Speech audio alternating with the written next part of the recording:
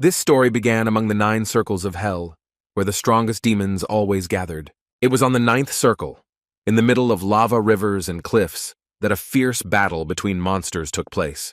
A hideous demon, with black skin and bright yellow veins on it, fiercely bared its teeth and reached out to its opponent.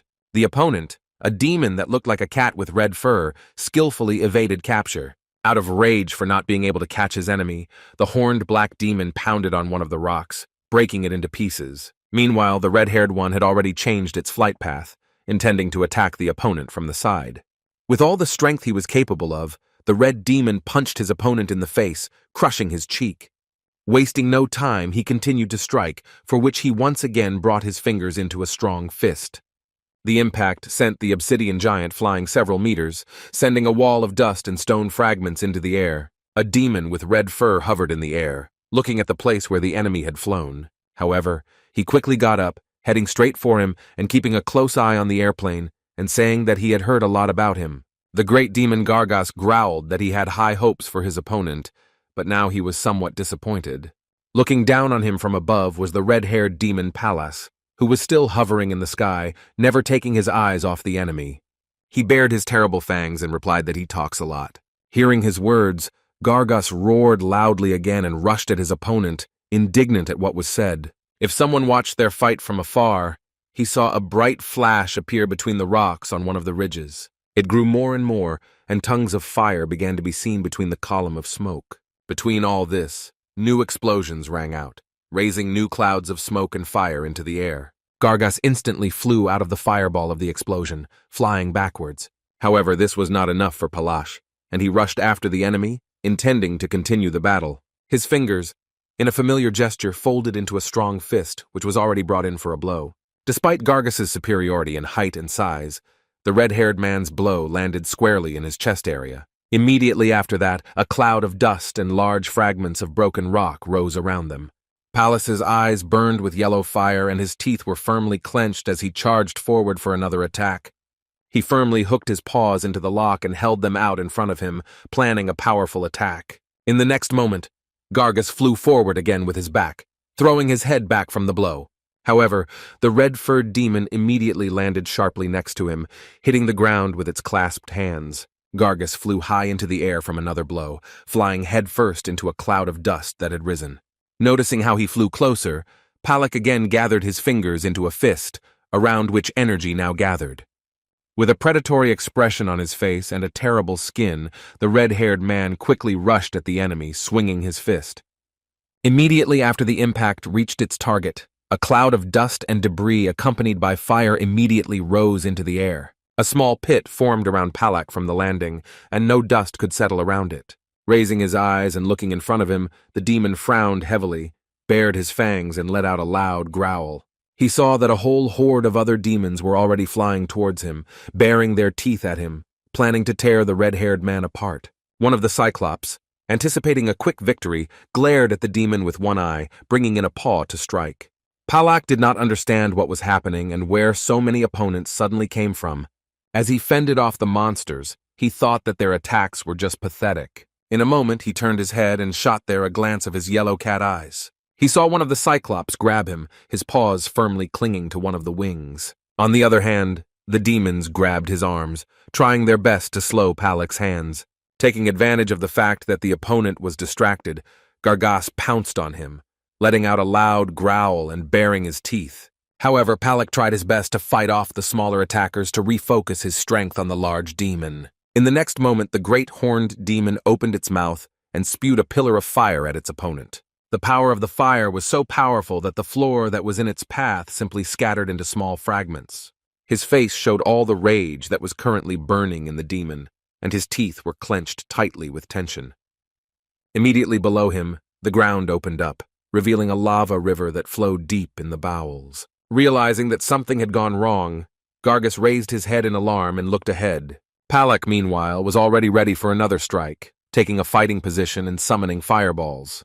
Raising his head and looking at his enemy, he growled viciously to finally stop fooling around. Immediately after that, the red-haired demon rushed at the opponent, lowering his head and putting his arms forward. Unwilling to give up no matter what, The horned great demon balled his fingers into a fist and clenched his teeth tightly, preparing to strike. Rushing at his enemy, the horned Gargus opened his mouth wide and snarled loudly, spraying saliva. Suddenly, a fireball flew into his hand, causing the demon to stop and look in the direction of his enemy in fear. Meanwhile, Palak was ready to throw a fireball at him again, carefully watching his opponent.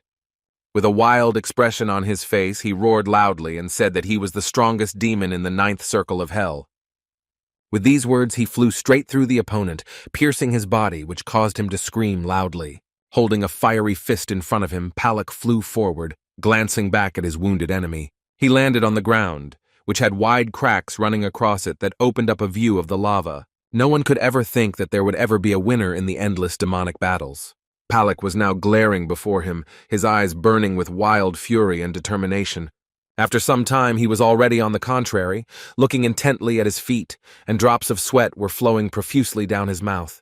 He was on his knees, head bowed meekly and waiting for further orders, while around him stood equally loyal demons, listening to the Lord's orders. Palak was in the castle of the Demon King, where the ruler himself sat on the throne, which was located under the large skull of a horned monster. He had a terrible face. A tall purple flame burned on his head instead of a crown, and his shoulder pads depicted 2 dogs' barks. It was Vladika who at one time defeated everyone in a great battle, which earned him a place on the throne. Palak, without even raising his head, asked the bishop why he was so eager to return, if all hell was at his feet here. However, the king only barked loudly to silence everyone, and silence reigned around again. Suddenly, the red-haired demon saw the Lord slowly approaching him, causing his body to visibly shake. Hearing his words that he was drawn by an endless thirst, the demon tensed up again, covering himself with sweat profusely. He knew very well that the Lord of his time absorbed one demon after another, absorbing their power. In addition, the king managed to defeat 7 princes who, because of their power, could not defeat each other, and so Vladika began to rule over everyone. The rest of the demons present, sweating profusely as well, could clearly see that their master was quite angry. While Palak pondered the words that the king could now absorb them all, the Lord himself sternly asked his subordinate what exactly was happening in his possessions. He raised his hand and growled, adding that he had spent 10,000 cursed years in the hellhole. In addition, he kept seeing the same scenery and did nothing all this time except kill other demons. Telling all of this to his subordinates, the Hell Lord took off his helmet, holding it in his hands while his face remained in shadow. Glancing at the demons again, Demon King O Kang Wu shouted loudly with a mad look that he no longer had any idea what could be conquered here. Trying to at least somehow appease the Lord, Palak rushed to inquire if he wanted to eat, ordering to bring him a treat. The red-haired demon said, as he pointed to the gift that the servants were carrying, that it may seem rather modest, but he asked to accept it. Palak tapped the orb with his clawed paw, emphasizing that it was presented exclusively for him.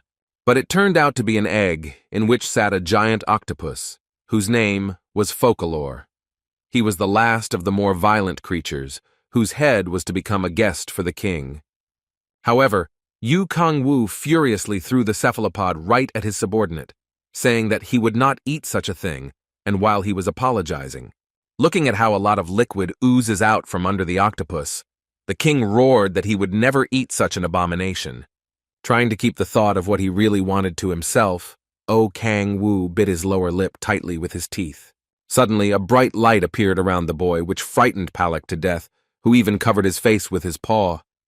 In front of the Lord of Hell's face at that moment was a bowl of steaming, appetizing kimchi stew, which he hadn't eaten in a long time, and which he now craved so much.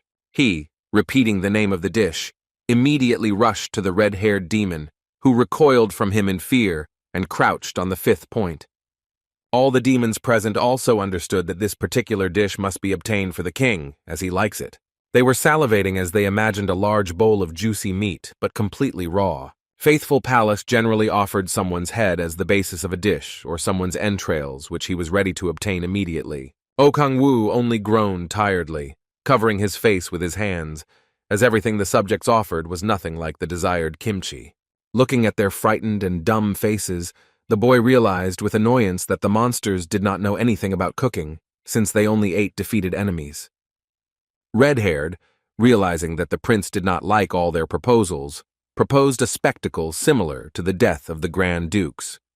However, O Kang-woo only shouted louder, trying to drown out the monster's shouts of approval so that they would bring him the manhwa and novellas. It was at this moment that Palak slammed his mighty fist into the floor with all the force he was capable of. This caused all the demons present to fall silent and prostrate themselves before the Lord again, as the red-haired one fought that he could not please him. Tears welled up in the demon's eyes as he offered the king some fun watching him die. Hearing the enraged roar of the Lord, who asked why he was listening to him, the demon continued to demand his death, bursting into tears. At that time, the bishop himself, leaning his elbow on the throne and resting his head on his hand, was thinking about where he could find a companion. Suddenly, O Kang-woo heard a voice in front of him, the owner of which asked him if she would take the role of his companion. Lilith skillfully rearranged her slender legs, heading straight for the ruler's throne. All the demons present were watching the succubus queen with rapt attention, as if their brains had turned to jelly. The first beauty in hell smiled, showing small fangs and putting a clawed paw to her chest, respectfully addressed the owner. She coquettishly bit the corner of her lower lip with her fang, wondering if her love was not enough for him. A creature with many eyes on its face and tentacles instead of hair, sprinkling tears, accused the Lord of cruelty. At her words, and even more at her suggestion, O Kang-woo froze, imagining himself as a stone statue for a moment. However, in the next moment, the boy was frightened and realized that he had to do something, so he ordered the creature not to approach him. Otherwise, he promised that she would regret it. From the way she extended her paw to him, calling him the Lord of the 9 circles of hell, the boy was squinted as if he had eaten a lemon.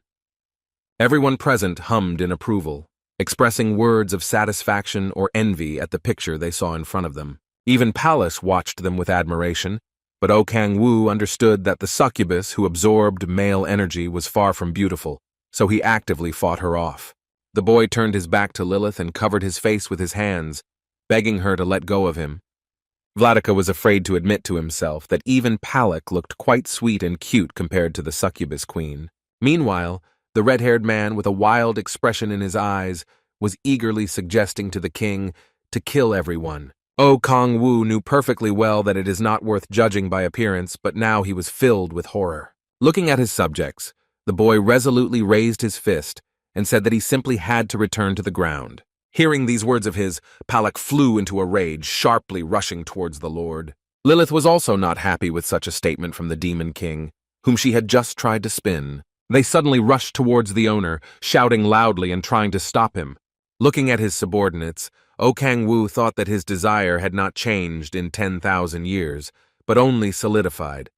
And just now, when so much time had passed and Baal, the last prince, had been defeated, the boy was ready to return, regardless of the beliefs of his subjects. He rested his hand firmly on the arm of his throne, rising from it and deciding that the time had come. Palak, with the hope that the owner would change his mind, looked in his direction, extending his hand forward. O Kang-woo, passing even Lilith, silently headed towards the bright light that shone near the exit from the throne room. Expecting that the 10,000 years would benefit him, the boy smiled and turned to Palak, ordering him to prepare for the rite. The red-haired one still tried to say something, but the bishop closed his eyes and called him by name, somewhat annoyed.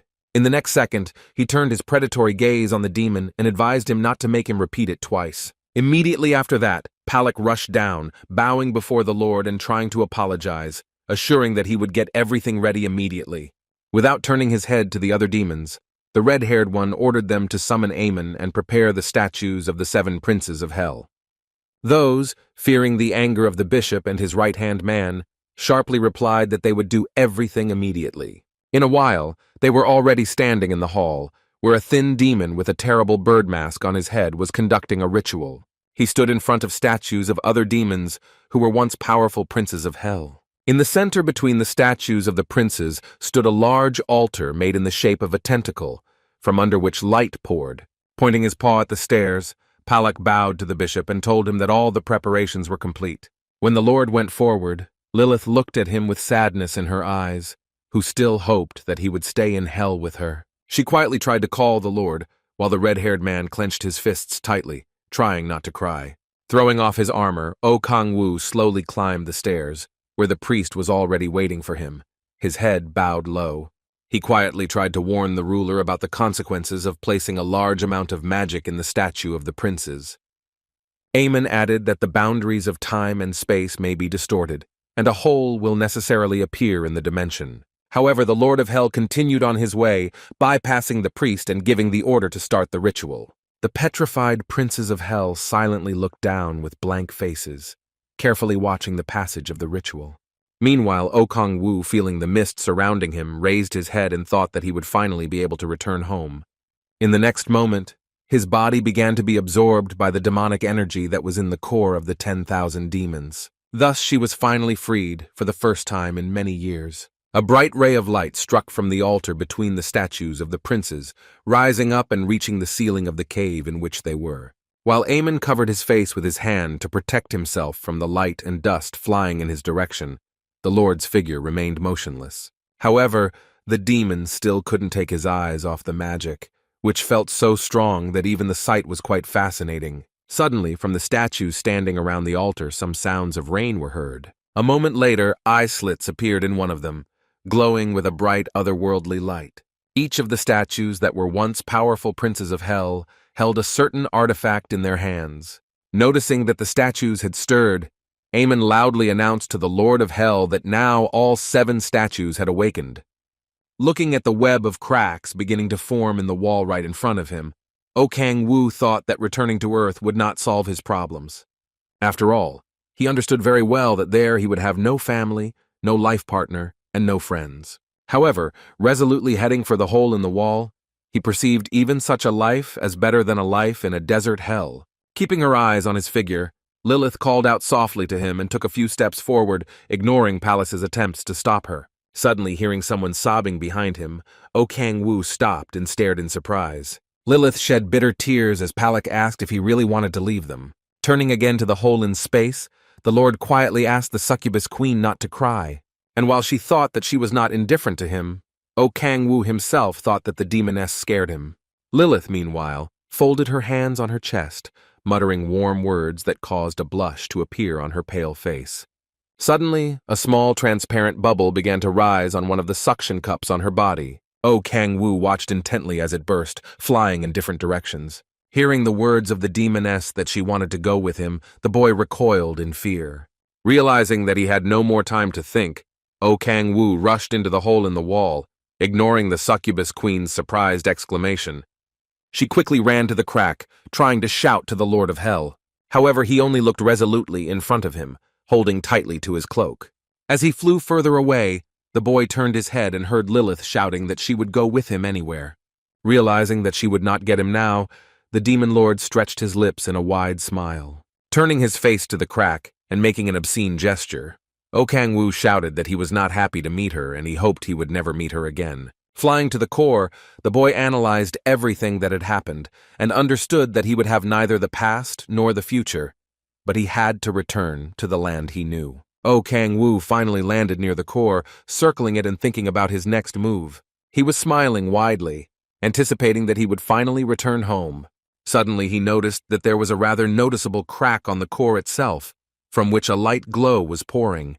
At this moment, a grid began to form around it, which meant that the dimension protection system was working properly. However, the Lord of Hell himself did not understand what was happening around him. Noticing that notifications of the core's strength exceeding the norm began to appear around him, Okang-Wu frantically tried to understand what had happened. After the notification that the system was overloaded, large currents ran through the red protective grid. As the lightning struck his body, the Lord of Hell let out a loud scream, throwing his head up. Immediately after that, the system sent a notification that it was impossible to remove all the cracks on the core. Okang-Wu clenched his teeth tightly with wild tension and let out a suppressed huff. Clinging his fingers to the wall in front of him, he tried to give an order to stop everything that was happening around him. His eyes filled with determination and anger as he tried to focus on the lightning bolts. The last thing he could do before his eyes rolled back and he passed out was curse himself mentally. When the boy opened his eyes again, he was already lying on fresh green grass. He thought that he could see a forest and sunlight in front of him, which could mean that he did get to Earth. Struggling to get up, Okang-Wu thought that he needed to check his body first. It was at this moment that a notification window appeared in front of him, displaying his characteristics. The boy carefully looked at his characteristics, not understanding why all his powers were sealed. Suddenly hearing some noise behind him, the boy looked around to assess the source of the sound. Oh Kang-woo cursed as he saw a pack of wild goblins baring their teeth and spitting saliva in front of him. They quickly rushed to the boy, swinging their clubs, shields, and swords. Raising his hand, Oh Kang-woo thought about the fact that there had never been a creature like this on the land where he lived. Taking his hand back, the boy wanted to get rid of the oncoming monsters with one blow. However, at the next moment, he froze in surprise, feeling that his hand did not concentrate the amount of energy required for a blow. Oh Kang-woo couldn't understand why the energy taken from 10,000 demons here was so weak. But the former Lord of Hell could not think about it for too long, because at that moment a pack of goblins flew at him. Realizing that there is no time to think, but something must be done, the boy tightly clenched his fingers into a fist. In the next moment he rushed at the monster, swinging his arm and cutting their bodies open. The physical strike proved to be quite strong as Oh Kang-woo used the power of the blade from the demon Shabnak. The boy's eyes burned with righteous fire as he foresaw a strong and fierce battle. Looking at the mouth of the next attacker, he received a notification that he had defeated an E-class goblin. Realizing that this would give him some experience points, Oh Kang-woo once again charged at the opponents. While the former demon lord was hacking away at the goblins, a new notification came in that he had been leveled up too. The moment the battle between them was finished, the boy stopped in the middle of the clearing and tried to understand where such monsters came from. In addition, he perfectly understood that the increase in level was not just a statistic, but he really felt that he had become stronger. Stopping, Oh Kang-woo turned his head and looked at the clearing littered with the bodies of defeated goblins. Looking carefully at this picture, the boy thought that it would be worthwhile to collect information about this place. In the next moment, he stretched his hand forward, using the power of the devourer and draining the energy from the opponent's bodies. However, mentally snickering, the boy realized that in this way, he managed to get information about the monsters themselves, but not about the world in which he was. However, in the next second, his attention was more drawn to the fact that he received 1 point of magic, due to which the boy looked at himself in surprise. Oh Kang-woo cursed in his mind, realizing that if there was a power here that was used in hell, then he was not on Earth. The boy grabbed his head, staring madly in front of him, because he had gone through all the circles of hell, because he knew that he would be able to return to Earth. Suddenly, he was distracted from his unhappy thoughts by a loud scream that could be heard not far from him. Oh Kang-woo raised his head and looked in the direction of the sound. The former Lord of Hell understood very well that he was not like some demon or monster. In the next moment, it suddenly dawned on the boy that it was a person who was shouting not far from him. Using the power of speed that once belonged to the demon Valifar, he rushed at the cry. At the same time, thoughts swirled in his head that for 10,000 years he had only seen monsters with tentacles. So now he hoped that the one who screamed had no tentacles. At the mention of tentacles, an image of Lilith appeared in front of the boy, looking at him with a loving look, which made his face crooked. Finally, Oh Kang-woo saw a purple-haired girl clinging to a tree where she was already surrounded by a gang of goblins. Looking at the female figure, the boy mentally begged for her to turn out to be a person. Flying even closer, he noticed with relief that she did have 2 eyes and 1 nose. However, what he liked most about the girl was precisely the absence of tentacles. At this sight, for the first time in a long time, Oh Kang-woo let out a loud cry, and tears streamed down his face. At the same time, he did not slow down his running pace, hurrying to save the stranger as quickly as possible. Noticing another person, the goblins turned their beaks in his direction, and one of them even swung his sword. The purple-haired girl almost didn't even scream anymore, curled up in a ball, and tears flooded through tightly closed eyes. Suddenly, she felt the goblin's shadow disappear, signifying that he had moved away from her. Realizing that the danger had receded a little, the girl timidly opened her tearful eyes to assess the situation. At that moment, she saw an unknown boy in front of her, who was harshly kneading the penis of one of the monsters. She still couldn't move, looking at the boy who rushed to her after defeating the monsters. The purple-haired girl kept her eyes on the male figure who was holding out his hand to help her up. Looking at him with a dazed look, the girl, barely uttering words, thanked him for saving her. As her hand rested in his, Oh Kang-woo also lashed out at the stranger, exhaling loudly. At that moment, he felt himself flying somewhere far away, as if his body weighed nothing. While the girl awkwardly lowered her head, not knowing how to thank her savior, He did not know how to start a conversation with the person. Finally, the girl raised her head and with a big smile thanked her again, introducing herself as Han Sol-ah. Noticing the next moment that her savior was shaking violently, she asked him if he was all right. Suddenly, the boy grabbed her arm and pulled her towards him, causing Han Sol-ah to let out a loud cry. Looking at her admiringly, Oh Kang-woo asked her to marry him with a big smile on his face. Not knowing how to respond to this offer, and puzzled by the expression on her new acquaintance's face, Han Sol-ah could only quietly question him. With an even crazier look, the boy repeated his offer to become his wife. He still did not let go of her hands, but noticing that she was scared, the former demon lord realized that he was too excited. Finally letting go of her hands, Oh Kang-woo smiled awkwardly as he apologized to his new acquaintance and introduced himself. After that, he asked her if she was badly hurt, to which Han Sol-ah tried to say with a smile that it wasn't bad, but immediately cried out in pain. Hearing her cry, the boy rushed to her in alarm, paying attention to a large gash on her knee. As the girl collapsed on top of him, Oh Kang-woo asked her in fear if she was okay. Seeing the object that flew out of her cloak, the boy stared at it in surprise. A modern smartphone was lying on the grass near them, which meant that the former bishop was really on the ground. Helping his new acquaintance to sit down, he carefully offered her to sit for a while he bandaged the wound himself. Reassuring the girl and assuring her that she cannot worry, mentally noting that she can freely communicate with her. Bandaging Han Sol-ah's leg, the former lord recalled how he had banned the language of demons in hell. In order not to forget his native language, he forced everyone, including Palak, to speak Korean, and now he was finally speaking his native language to a human. After finishing the bandaging of her leg, Oh Kang-woo said with a smile that it would be a little easier for her now. Picking up the phone from the grass, he handed it to its owner, replying to her thanks that it was not worth it. When Han Sol-ah took it, the phone screen lit up and a date appeared on it, seeing which the boy realized that he had gone to hell only 5 years ago.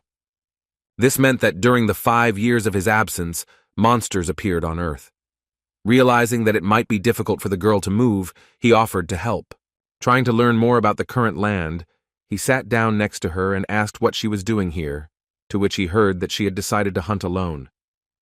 Without looking down, Han Sol-ah added that yesterday her power awakened and she became a player. Oh Kang-woo tried to understand what she said while simultaneously asking what her level was, to which he heard that she was level 6. To her question about what such a strong player like him is doing here, the former lord smiled awkwardly, saying that it just happened. Without stopping to smile, the boy perfectly understood why she decided that he had a high level. Han Sol-ah laughed, saying that she understood everything, while she and the boy were very close to each other. Realizing this, the girl's face was suddenly covered with a strong blush. At her suggestion to leave, Oh Kang-woo replied that they could sit a little longer, because the wound still hurt a lot. Han Sol-ah tried to stand up, but immediately let out a loud cry from the sharp pain in her leg. Feeling a new acquaintance take her hands to help, the embarrassed girl said that she shouldn't do it because she didn't want to be a burden. However, Oh Kang-woo assured her that nothing bad would happen, so he asked where exactly he needed to help her get to. He agreed to help her to the entrance, mentally glad that he could talk to a human for the first time in 10,000 years. Walking with a new acquaintance on the path, he was glad that she did not guess about his personality, so he was going to continue to get used to the company of people. Finally, they reached the entrance, which was immediately reported by Han Sol-ah.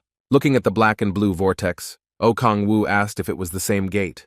Looking back and looking at the forest they had come from, the boy thought that the earth had never been moved with the help of rifts.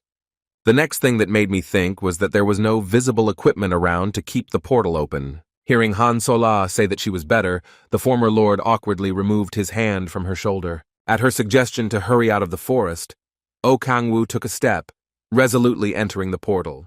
Passing through the space and not knowing what would meet him ahead, the boy tightly covered his eyes with his hands. Suddenly, he felt a bright light hitting his eyes, so he timidly began to take his hand away from his face. As he adjusted to the light and looked ahead, his eyes widened in surprise and shock. In front of him, Oh Kang-woo suddenly saw a man who called everyone to go to E-rank goblins, and he had 2 eyes. Not far from him were 2 more boys who were standing near the machine gun, carefully studying something. But what attracted attention was that they only had 1 nose each. Looking at 2 more boys, one of whom wanted to join the goblin group, O Kang-woo noticed that they had only one mouth and no tentacles. Looking at the avenue where people were walking everywhere, the former Lord of Hell noticed that there were many people in this world. Han Seol-ah looked at her new acquaintance in surprise, who started shaking noticeably again. Tears rolled down the boy's face as he realized that he had managed to return. At one point, Han Seol-ah looked at the former lord in surprise, realizing something that was disturbing her. The girl bowed, calling the boy's name, forcing him to pay attention to her. Without fixing a strand of hair, Han Seol-ah offered him to eat at her house, which made him blush profusely. Without even looking at him, she added that she was very uncomfortable, but she would like to thank him for saving her. The boy could not even answer these words of the girl, looking at his new acquaintance with an enthusiastic look. Pulling himself together, he answered that she did not leave him a choice, but he did not have time to finish, because someone was already calling them. The two soldiers who came up to them said that they had to check their player cards, which confused O Kang-woo a bit. Han Seol-ah immediately reached into her pocket, but the former Lord of Hell understood that he had nothing to gain. Pretending to reach into his pocket, O Kang-woo was already running through the plan of action that had just occurred to him. At that moment, he looked closely at the guard, and his eyes turned black, with bright green irises and vertical pupils. The guard standing in front of him froze, looking intently at what the boy was showing him. O Kang-woo distorted his vision by using the power of illusions from the demon Dantalion to make the soldier perceive his middle finger as a card. Under the influence of the power of the illusion, the boy looked ahead, reporting that he had checked the player's card. And while his partner tried to bring him back to reality, not understanding what had happened to him, O Kang-woo suggested that his friend go. After some time, they were already standing on the threshold of an old multi-story building. Without turning her head to her guest, Han Seol-ah said that there was no elevator in the building, so she would have to walk up. O Kang-woo himself looked at the house in fascination, thinking about how long it had been since he had seen the old houses. Climbing the narrow stairs, he remembered that almost forgotten feeling of a similar climb. The boy touched the cold railing with his fingers, happily noting the feel of the metal. Even the old dusty window, through which light entered the entrance itself, also pleased him. Finally, everything he saw before him felt real enough. And what the boy liked most was that of all possible people, he was going to Han Seol-ah right now, so he had a happy future ahead of him. While O Kang-woo was thinking about a good start to his future life, Han Seol-ah came to the door and loudly told her mother that she was back. Hearing this, the boy froze in fear and looked in front of him tensely, realizing that he was really only invited to dinner. Meanwhile, a woman approached the girl, grabbed her by the shoulders, and asked if she was injured anywhere. When Han Seol-ah introduced him to his mother, the boy bowed slightly and greeted the hostess.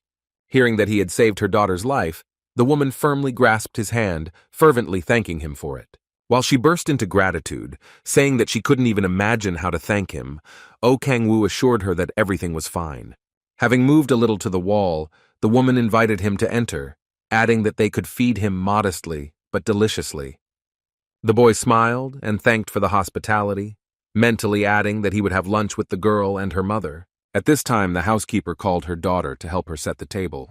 Pulling out her phone, Han Seol-ah noticed that she had received a message from her mother. O Kang-woo, meanwhile, thought he needed a smartphone to learn something about the world he found himself in. He asked his friend for permission to use her smartphone, arguing that he had lost his somewhere. The girl handed him a smartphone, having previously unlocked it. O Kang-woo thought about how in hell he really missed the tactile feedback of the phone, which was just a magical feeling right now. Taking off his jacket and hanging it on a nearby chair, the boy decided that now it was necessary to get down to business. Wasting no time, he started typing news searches on the keyboard, starting in 2018.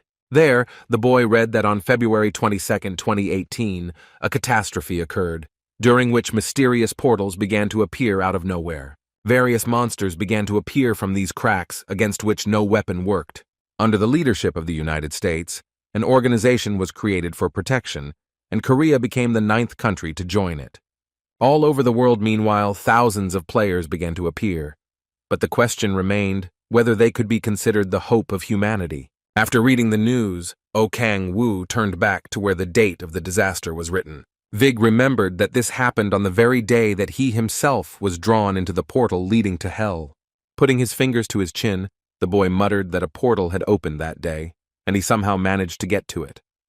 However, I immediately thought that anything could be written in the news, so it was worth looking for some more information. Suddenly hearing the words that dinner was ready, Oh Kang-woo raised his head and looked enthusiastically at the pot that the hostess had brought. Sensing the aroma of hot, ready-made food, the boy's pupils narrowed and practically turned into one thin line. On the table was a pot with such a long dreamed of kimchi stew, which was steaming, releasing incredible smells. Looking at the dazed boy, Han Sol-ah invited him to taste the dish. A drop of sweat rolled down Oh Kang-woo's face as he slowly raised a spoonful of stew to his mouth. Following this, he scooped up some food again, grabbing the soup and a piece of meat. Meanwhile, the hostess turned to her daughter, telling her to keep up with the guest and eat. Suddenly, Han Seol-ah's attention was drawn to the voice of a new acquaintance who was enthusiastically savoring the dish. Meanwhile, he sent a new portion of stew to his mouth. The women looked at him dumbfounded, not understanding such enthusiasm for an ordinary meal. Meanwhile, the guest sent another spoonful to his mouth, not particularly worrying about chewing. After that, he took a break, eating a mouth-watering stew with a portion of rice. None of the housewives sitting opposite had ever seen such an appetite. Oh Kang-woo thought about the fact that for 10,000 years he lived in hell, where he had to feed on demons and their energy. However, he remained human, and his tastes did not change. Demons were disgusting, so he was forced to eat and choke on them. Demons weren't just disgusting, in fact, as food it was downright vile. Therefore, every time after he ate demons, he felt quite sick. The boy burst into tears, surviving only thanks to his most cherished dream. And this dream was to be able to return home, back to Earth. And now, shoving the kimchi stew into his mouth, Oh Kang-woo sobbed again, thinking that he had indeed returned. Stunned, Han Sol-ah and her mother, not understanding such a reaction, asked him what happened. As he continued to stuff his stew, Oh Kang-woo quietly called out the name of his new girlfriend. Glancing down at his plate, he thanked her and her mother fervently for the invitation to dinner. Unsure of what to say, Han Sol-ah opened her mouth, choosing the right words, after which she looked down and awkwardly answered that she should thank him. Glancing at the table, the girl apologized that she couldn't offer him anything else. However, she was glad that he liked it. Without chewing his food well, Oh Kang-woo asked his friend for an extra portion. While the daughter was going to get the supplement for the guest, the girl's mother was smiling and happy that they were able to please the guest. Meanwhile, the boy himself continued to eat greedily, puffing out his cheeks and rejoicing at the homemade food. Meanwhile, Han Sol-ah was already on her way to the table, carrying a slow cooker with stew in her hands. And while Oh Kang-woo was pouncing on the food again, a loud rumble sounded behind him, and a wall of smoke rose into the air. A male figure appeared in the doorway and cursed loudly. Han Seol-ah and his mother stared dumbfounded at the dust and the guest who was cursing for the difficulty of breaking down the door. When the dust began to disperse a little, it became noticeable how the visitor entered the apartment, stepping on the brick. The tall blonde boy shouted loudly, summoning Han Seol-ah to him. He abruptly approached the frowning Han Sol-ah and asked who allowed her to enter the gate by herself. The girl did not answer, but only frowned harder and looked at the guest with a hateful look. Finally, managing at least some words, Han Sol-ah clearly ordered him to get out. Not expecting such an answer, the blonde frowned and asked if he had heard correctly. While her mother tried to stop her, Han Sol-ah loudly ordered the uninvited guest to get out. After hearing his sister's words that she was a complete gamer, Han Tae-hyun looked at her in surprise. At some point, he pulled his head into his shoulders and snorted loudly, which confused the girl a little. However, immediately after that, the boy laughed loudly, mocking her words about a full-fledged player. Slamming his fist into the wall, causing a web of cracks to spread, Han Tae-hyun asked how she could call herself a player. However, Han Sol-ah immediately rushed to cover her mother, shouting to the guest not to approach her. Han Tae-hyun looked at his sister in silence, measuring her and his mother with a contemptuous and fierce look. Noticing her son's gaze, the woman turned noticeably pale and trembled, not daring to say anything. Clucking his tongue with fury, the boy said that in addition to the quick death of their father, their mother was also a coward. At these words, Han Sol-ah couldn't stand it and shouted that they were in a bad situation because of them. However, in the next moment, Han Tae-hyun grabbed the girl's hand, pulling her towards the exit and telling her that she would join the Andras Guild. But she began to slap her brother on the back, stomping her feet on the floor and saying that she would not join the Scum Guild. Turning his head a little, the boy told his sister that he just wanted her to join a good group. With impotent rage, Han Sol-ah gritted her teeth as she pondered what to do next. In the next second, she dug her teeth into her older brother's hand. In pain, he waved his hand, hitting his sister hard in the face, which caused her to scream loudly. Noticing how her daughter fell to the floor from the blow, the girl's mother rushed to her in alarm. Grabbing his hand, Han Tae-hyun clenched his teeth tightly, through which he cursed loudly. He growled loudly that she would not be able to survive if she only did good deeds. Approaching his mother and sister, the boy ordered his sister to agree to be his offering, rather than calling himself a full-fledged player. Addressing the women, Han Tae-hyun suggested to his sister that they should fight so that she could prove her skill.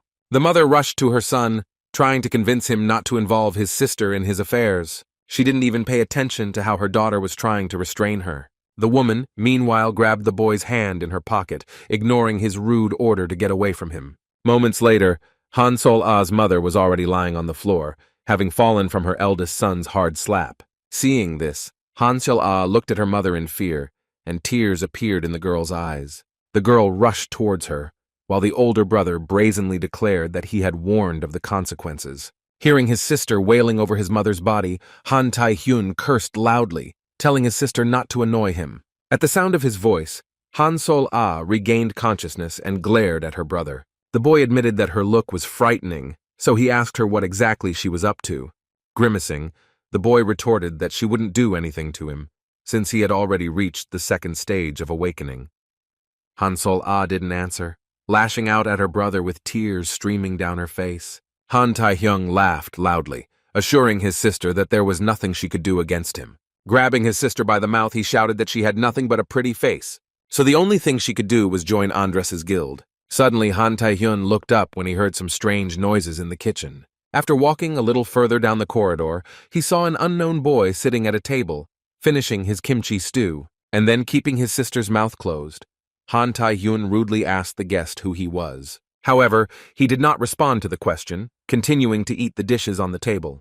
Pushing his sister away from him, the boy reminded that he was not in a restaurant. After hearing her brother's rude words, Han Sol-ah got up, quietly calling her new acquaintance by name. Oh Kang-woo ignored the blonde, completely oblivious to his rude words. Meanwhile, he had already come almost close, trying to reach out to the unknown. Seeing him continue to ignore him, slurping a spoonful of stew over and over again, Han Tae-hyun got angry. Moving away from the table a little, the boy scratched his head, thinking about his future actions. In the next second, he kicked the table with all his might, knocking it to the floor. Oh Kang-woo looked disappointed at the remnants of the stew flying past his face. Shocked by her older brother's action, Han Seola looked up in fear, covering her mouth with her hand.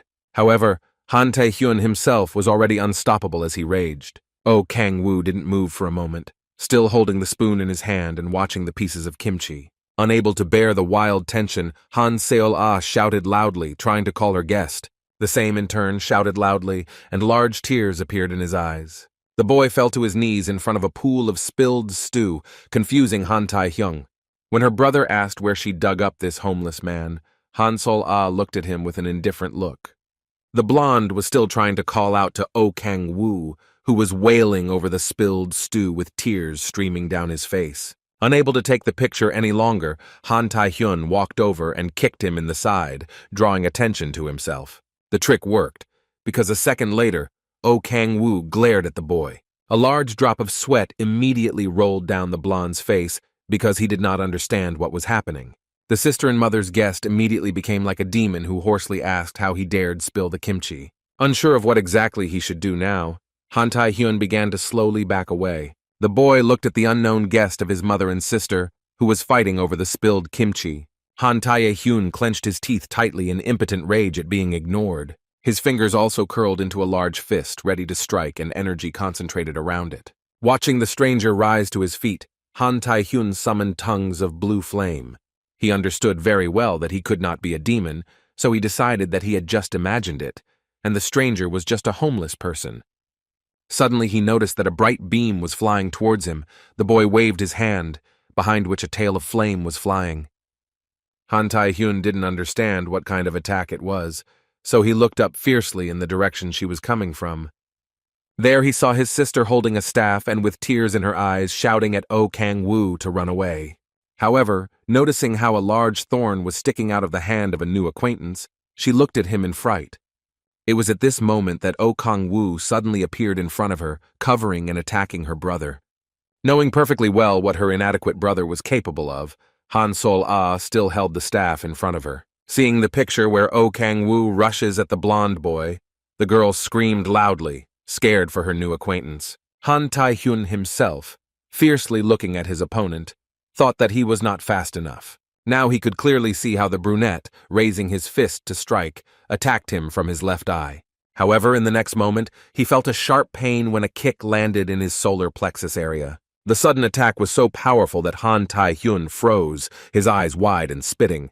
However, quickly coming to his senses, he again summoned a blue fire around his fist, swearing at the enemy on which the world stands. The boy tried to kick him again, but Han Tae-hyun grabbed him sharply, pinning his leg under his arm. Baring his teeth fiercely, the blond man saw through them that the blow was not too strong. In the next second, the boy pulled his opponent by the limb, trying to knock him off his feet. However, he gathered himself quickly enough, and standing on his feet, punched his opponent in the face with all his might. Jumping sharply behind him, O Kang-woo smacked him with his thorn, which was still sticking out of his hand. Turning in the direction where his opponent had jumped, Han Tae-hyun fiercely bared his bloody teeth. Noticing the stranger approaching and attacking again, he recoiled and cursed loudly. However, not wanting to give up, at one point he put his hand forward, launching a pillar of fire at the enemy. A second later, the blonde coughed loudly, spitting out saliva mixed with blood. He realized that the opponent had used a false swing, and now the blow landed right under his ribs. Due to the force of the unexpected attack, Han Tae-hyun was unable to stay on his feet and fell to the floor, his hands falling on her. O Kang-woo towered over him, measuring his opponent with a fierce gaze. The blond boy himself, holding tightly to his bruised ribs, mentally cursed and tried to understand who was standing in front of him. In the next moment, he felt his chin hit the floor with force, causing a strangled scream to escape from his mouth. O Kang-woo stood over the vanquished enemy with a spiked hand out to the side and his foot resting on his head. Han Tae-hyun tried to raise his head and stand up, cursing loudly as he did so. However, he stopped his opponent, and with the words that he was not done with him yet, stuck his thorn in his hand. Hearing a loud cry, the brunette leaned towards the enemy and said that he was crying like a little girl. He glared at the blonde with a half-crazy, red-eyed look, and promised that he would answer for the spilled stew. Raising his head slightly and giving the stranger a devastating look, Han Tae-hyun asked him why he was so mad about kimchi. Hearing how he disdains the food that was out of reach for so many years, the brunette grabbed the boy by the hair. He picked him up by his forehead and forced him to look straight into his face, questioning what he had just said. Realizing that something had to be done, Han Tae-hyun began to make excuses with tears streaming down his face. However, O Kang-woo slammed his face into the floor with force, continuing to rage. Unable to control his rage, he foolishly slammed the blonde's forehead to the floor several times. Realizing that he needed to get a hold of himself somehow, the brunette clenched his teeth tightly and growled softly. In the next moment, he let go of his opponent's hair, softly calling out to him. Leaning closer to him, the boy warned that when he commanded Odin, Odin would have to say kimchi. And on Team 2, he will say that this is the food of the gods. At the same time, O Kang-woo pricked his hand with a thorn, making him scream louder. That is why, hearing the command Odin, the blonde shouted the name of the dish as much as he could. However, this did not satisfy his opponent, so he forcefully drove the spike deep into his arm. Han Tae-hyun, covered in tears and blood, looked up at his opponent and let out a loud cry. O Kang-woo glared at him, giving Tu a stern command. Sobbing in pain, the blonde shouted at the top of his lungs that this was the food of the gods. However, even this answer did not satisfy the brunette. He did not take his red eyes off his opponent. He demanded that he shout louder, advising him to imagine that he was praying or making a proposal. Han Sol-ah watched in horror at the scene where someone managed to not only defeat her brother. The girl had no idea how to react to the fact that her brother was being bullied, so she just watched in silence. Meanwhile, O Kang-woo continued to demand from the blonde boy to shout, putting his whole soul into it. With no other options, Han Tae-hyun shouted loudly that kimchi is the food of the gods. Having gone wild, the brunette crouched down and with a completely crazy expression on his face, demanded an even louder scream. Finally, gathering all his strength and in great pain, the blonde again shouted what his opponent demanded. Immediately after that, he fell to the ground, and O Kang-woo was hovering over him, carefully drilling the back of the enemy's head with his gaze. In the next second, he said that he would agree, and yes, after which he pulled his spike from the hand of the attacker, which was accompanied by a loud gasp from the latter. For a second, O Kang-woo stood silently watching his opponent. He was lying at his feet, not having the strength to get up immediately because of the pain. Strictly drilling the blonde with a look of red eyes, the brunette ordered him not to defile the kimchi again. Han Tae-hyun, lying on the floor with tears in his eyes, thought that the stranger was just crazy. After some time, the apartment of Han Seol-ah and her mother already had a new clean door, and the broken furniture was collected. Debris and garbage that appeared as a result of Han Tae-hyun's visit were collected in boxes and bags and displayed separately. The owner of the apartment was lying on the sofa, walking away from the visits of her descendant, and her daughter was spinning her head. Han Sol-ah was worried about her mother, and it was evident in her frightened look and tense posture. After some time, she was just sitting silently on the chair next to her mother, casting alarmed glances at the kitchen. There, Han Tae-hyung was standing by the sink wearing pink gloves, scooping water into a pot. He managed to wash his face, but snot and blood still flowed a little. The boy thought about how he managed to get stuck like that. Standing in his mother's kitchen in his underwear, the boy felt the presence of an unknown opponent behind him. Meanwhile, Oh Kang-woo was sitting at the table with his feet on the table and reading the news on his phone while sipping coffee. Han Tae-hyun's face was swollen on one side so much that his eye couldn't even open. Looking at the water that filled the pot, the blonde thought that everything happened because of the kimchi. Throwing a fierce look in the direction of the enemy, however, so that it was not noticeable, the boy thought about why he should suffer. Hearing soft sobs, Oh Kang-woo loudly slammed his cup on the table, causing Han Tae-hyun to flinch and asked what the matter was. When he asked if he was angry that he had to suffer because of kimchi, the blonde loudly shouted that he was not. However, this answer did not satisfy the brunette, so he looked at his interlocutor with an indifferent look. Hearing him start to speak after a short pause, Han Tae-hyung gave him a worried look. Oh Kang-woo, remembering how he was forced to eat monsters, began to list all the benefits that the blonde had. He advised him to be grateful for what he has, what to eat and what to wear, and appreciate his life. Cursing the stranger in his head, Han Tae-hyung loudly assured that he understood everything that was said. He himself thought that he would only need to complain to Andras, and there would be no trace of the brunette. The next moment, Han Tae-hyun visibly twitched when a stranger called him over after washing the dishes. Oh Kang-woo got up from his chair and rested his hand on the table where a large hole was visible. After hearing his words that it was not beneficial to keep him alive, Han Tae-hyun paled noticeably. This reaction grew stronger when the brunette added that he would be of no use, and nothing good was expected of him. With these words, Oh Kang-woo firmly grabbed the blonde boy by the scruff of the neck and forcefully pulled him towards him. The boy looked at Han Tae-hyun with wide eyes and warned that he would not kill him, although he supposed that it would be better that way. Suddenly, the blonde felt something strange, and since this had never happened to him before, he did not understand what was happening. Oh Kang-woo summoned the horse-headed demon Ouroboros, who possessed the power of fear, to help him. He, anticipating the pleasure of a new victim, was already pulling his blue paws towards the blonde. Feeling the monster squeezing him, making him unable to breathe, Han Tae-hyun let out a loud snort, trying to utter a word. And while he was trying to ask not to do this, Ouroboros was already bringing his muzzle closer to the victim. The blonde had nowhere to turn, so he looked scared into the giant's eye, while the paws of fear were already rising up his back. With tears streaming down his face and feeling the roof wrap around him, Han Tae-hyun tried to cover his frightened face. From the outside, it looked like the blonde boy was lying on the floor, hiding from Oh Kang-woo himself. His frightened eyes looked at the brunette, who sternly ordered him to keep quiet about what happened in the apartment. The former bishop knew very well that Ouroboros turns a person into a frightened puppet, so he ordered the boy to get out of the apartment.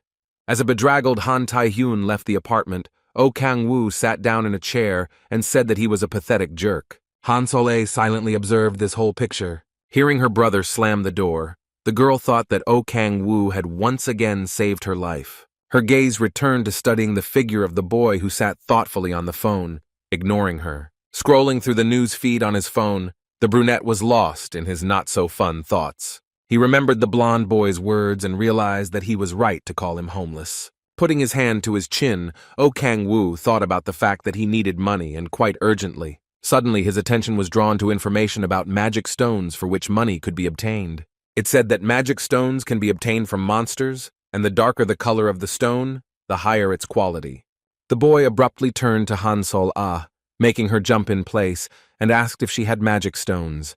She replied with a smile that she was fine and rushed to her bag to take out her loot. In a moment, the boy already had a diamond-shaped blue fireplace in his hands, which emitted a barely noticeable glow. Remembering the words that the darker the stone, the better it is, Kang-woo decided to test it. Han Seola watched his actions closely while he thought he didn't feel a single drop of mage. Taking a close look at the stone, the brunette realized that it had a slightly different power hidden in it. He remembered how after the battle with the goblins there in the forest, he had gained 1 mage point. It was this that led him to the idea that the magician is located right in the middle of the magic stones. However, in the stone that he held in his hands, one could feel the power not of a mage, but of magic. Placing his fingers to his chin, Kang-woo wondered where he could get the mage point from then. Smiling, the boy thanked and returned the stone to the owner, thinking that later he would find out everything, collect some stones, and sell them. However, in order to get them, it was necessary to enter the portals. At the same time, he remembered the soldiers checking the players' cards. When the boy asked about the nearest office of the management of player activities, Han Seol-ah replied that it was near Seoul Station. Hearing the offer to go there together, because she also wanted to go there, the guy was embarrassed and asked why she went there. The girl glanced at her sick mother and said that the situation in her family was not very good. That's why she went through the gate so thoughtlessly then, and only now did she realize how dangerous it was. Han Sol-ah thanked him again with a smile, adding that she would never forget this lesson. Kang-woo smiled as he replied that he didn't do anything special, he just wanted to help good people like her. Clenching her fingers into a fist, the girl looked at him determinedly and said that she wanted to learn the basics and move on to the second stage of awakening. And although the brunette advised his friend to try, he mentally admitted to himself that he would not help her now. Trying to change the subject, Kang-woo offered to go out, but the girl said she wanted to change clothes first. Watching his friend disappear behind the door of the room, the brunette thought that she was too weak and would slow him down. He knew very well that it was heartless, but it was all the truth. While Han Sol-ah was choosing an outfit, he thought that he should regain his strength first, and there should be no obstacles to that. Approaching the window, Kang-woo noted with satisfaction that he had managed to return to Earth after 10,000 years.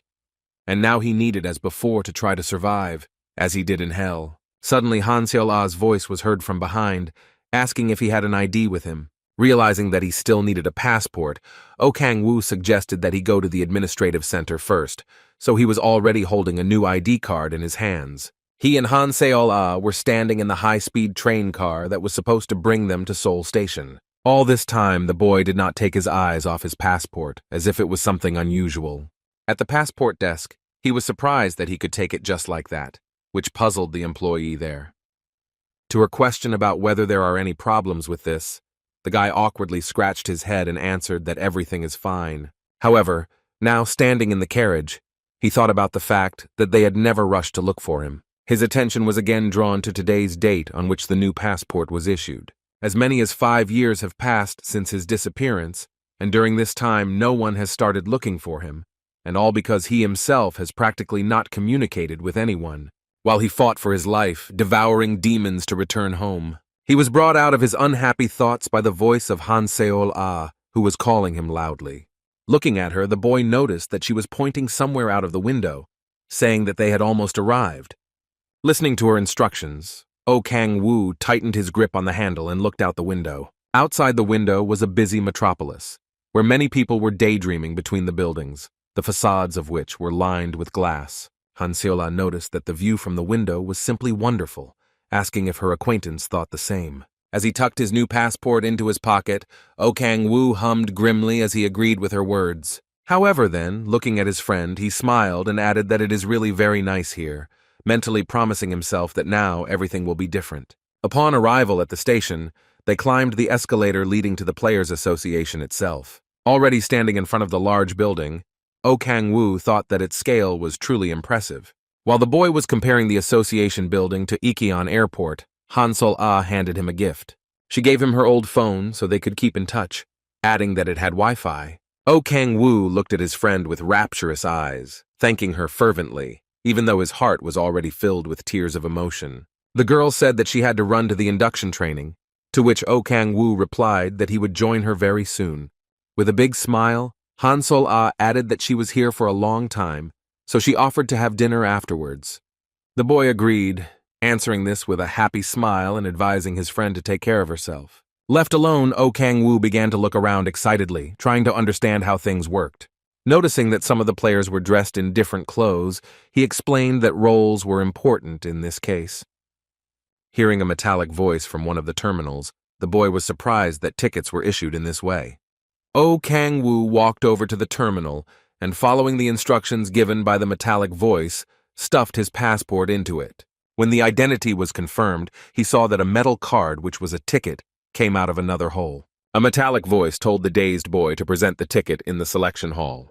Immediately after that, the metal card in his hands vibrated, making a faint sound. Right after that, Oh Kang-woo noticed that a bright blue line appeared on the floor under his feet, indicating the direction. Arriving in the selection hall, the boy sat down on a bench and waited for him to be called. Not far from him, the boy heard the conversation of two more men, who were discussing which of them had received which level. Standing just overhead in Oh Kang-woo, they switched to discussing popular players. Taking advantage of the fact that no attention is paid to him, the brunette actively started typing everything he heard into the search engine. First of all, he decided to find information about all 5 guilds and their leaders. A player named Kim Jae-hyun represented a guild called Mir. The girl who belonged to the Red Rose Guild was named Cha Young-ju. Bak Kang-hyun belonged to a guild called Hanul. The Samurai Guild was represented by a girl named Jung Hyun-ju, and the fame of the Onuri Guild was brought by a player named Cha Min-yuk. Placing his fingers on his chin, Oh Kang-woo thought that when he became stronger, he would have to face the 5 strongest warriors. The boy added in his mind that there was nothing he could do about the fact that he was strong. As he continued to look at his phone, Oh Kang-woo thought that he needed to regain his strength as soon as possible. Suddenly, the door next to him opened, and he heard his serial number being called inside. Rising to his feet, the boy took a step, as a result of which a stream of air surrounded his leg. However, one of the girls standing at the entrance asked him to go to her colleague, indicating the direction. When Oh Kang-woo sat down at the table, the girl looked at the computer and asked him to clarify the data. She showed him a globe that he should place his hand on to determine his level. Hearing that the darker the orb, the higher the level, the boy became upset as he did not want to reveal his level quickly. Covering the glowing ball with his hand, he calculated that it would be quite tall. Immediately after that, a bright light shone around, which filled the entire space around the table. Oh Kang-woo mentally reminded himself that now he would show off his full level perfectly. For a moment, the girl who determined his level froze, carefully waiting for the result. When the bright light faded, she looked at the orb in surprise, clearly not expecting such a result. Sitting with his eyes closed, Oh Kang-woo heard that his level was defined as F. Hearing this result, the brunette opened his eyes wide and glared at the girl, but she was already planning to tell him exactly what he should do, and what exactly he should know. However, Oh Kang-woo himself was listening to her with half an ear, staring at his reflection in the orb and thinking about how he could get an F rank. And while the girl was talking about the fact that he should now get a player's card, the brunette thought about whether the level could be displayed incorrectly. At her words that he needed a bodyguard to visit a higher-ranking gate, Oh Kang-woo imagined Palak's reaction to the suggestion. Realizing that the low level could be the result of an injury received in hell, the boy asked what he should do to increase his rank. Meanwhile, Han Seol-ah was sitting in a training class where the teacher was saying that everyone would be able to get a D rank after training. Having received a good incentive to finish her studies as soon as possible, the girl resolutely looked at the exam form. Oh Kang-woo listened with an indifferent expression on the fact that the level can be increased with the help of the magic stones found. Seeing that the boy stood up, the girl asked him to wait while she prepared his player card. To her offer to register him for training from the basic course, the boy only wearily replied that everything was fine. But she looked at the boy with sympathy, realizing that he was upset because of his own low level. She was so engrossed in the thought that players with such a rank had better give up right away that she did not notice the change in the ball. When the girl did pay attention to the change in color, she was almost completely black. The girl reached out to her, trying to understand what had happened and suspecting that the bullet had simply gone bad. However, as soon as she brought her hand to the ball, it split in half with a loud crack, releasing a cloud of steam into the air. The girl was sure that the boy had an F rank, so she did not understand what had just happened. She couldn't believe that a newbie could have a level higher than that same S-rank Baek Kang Yoon, so she asked for a replacement orb for her.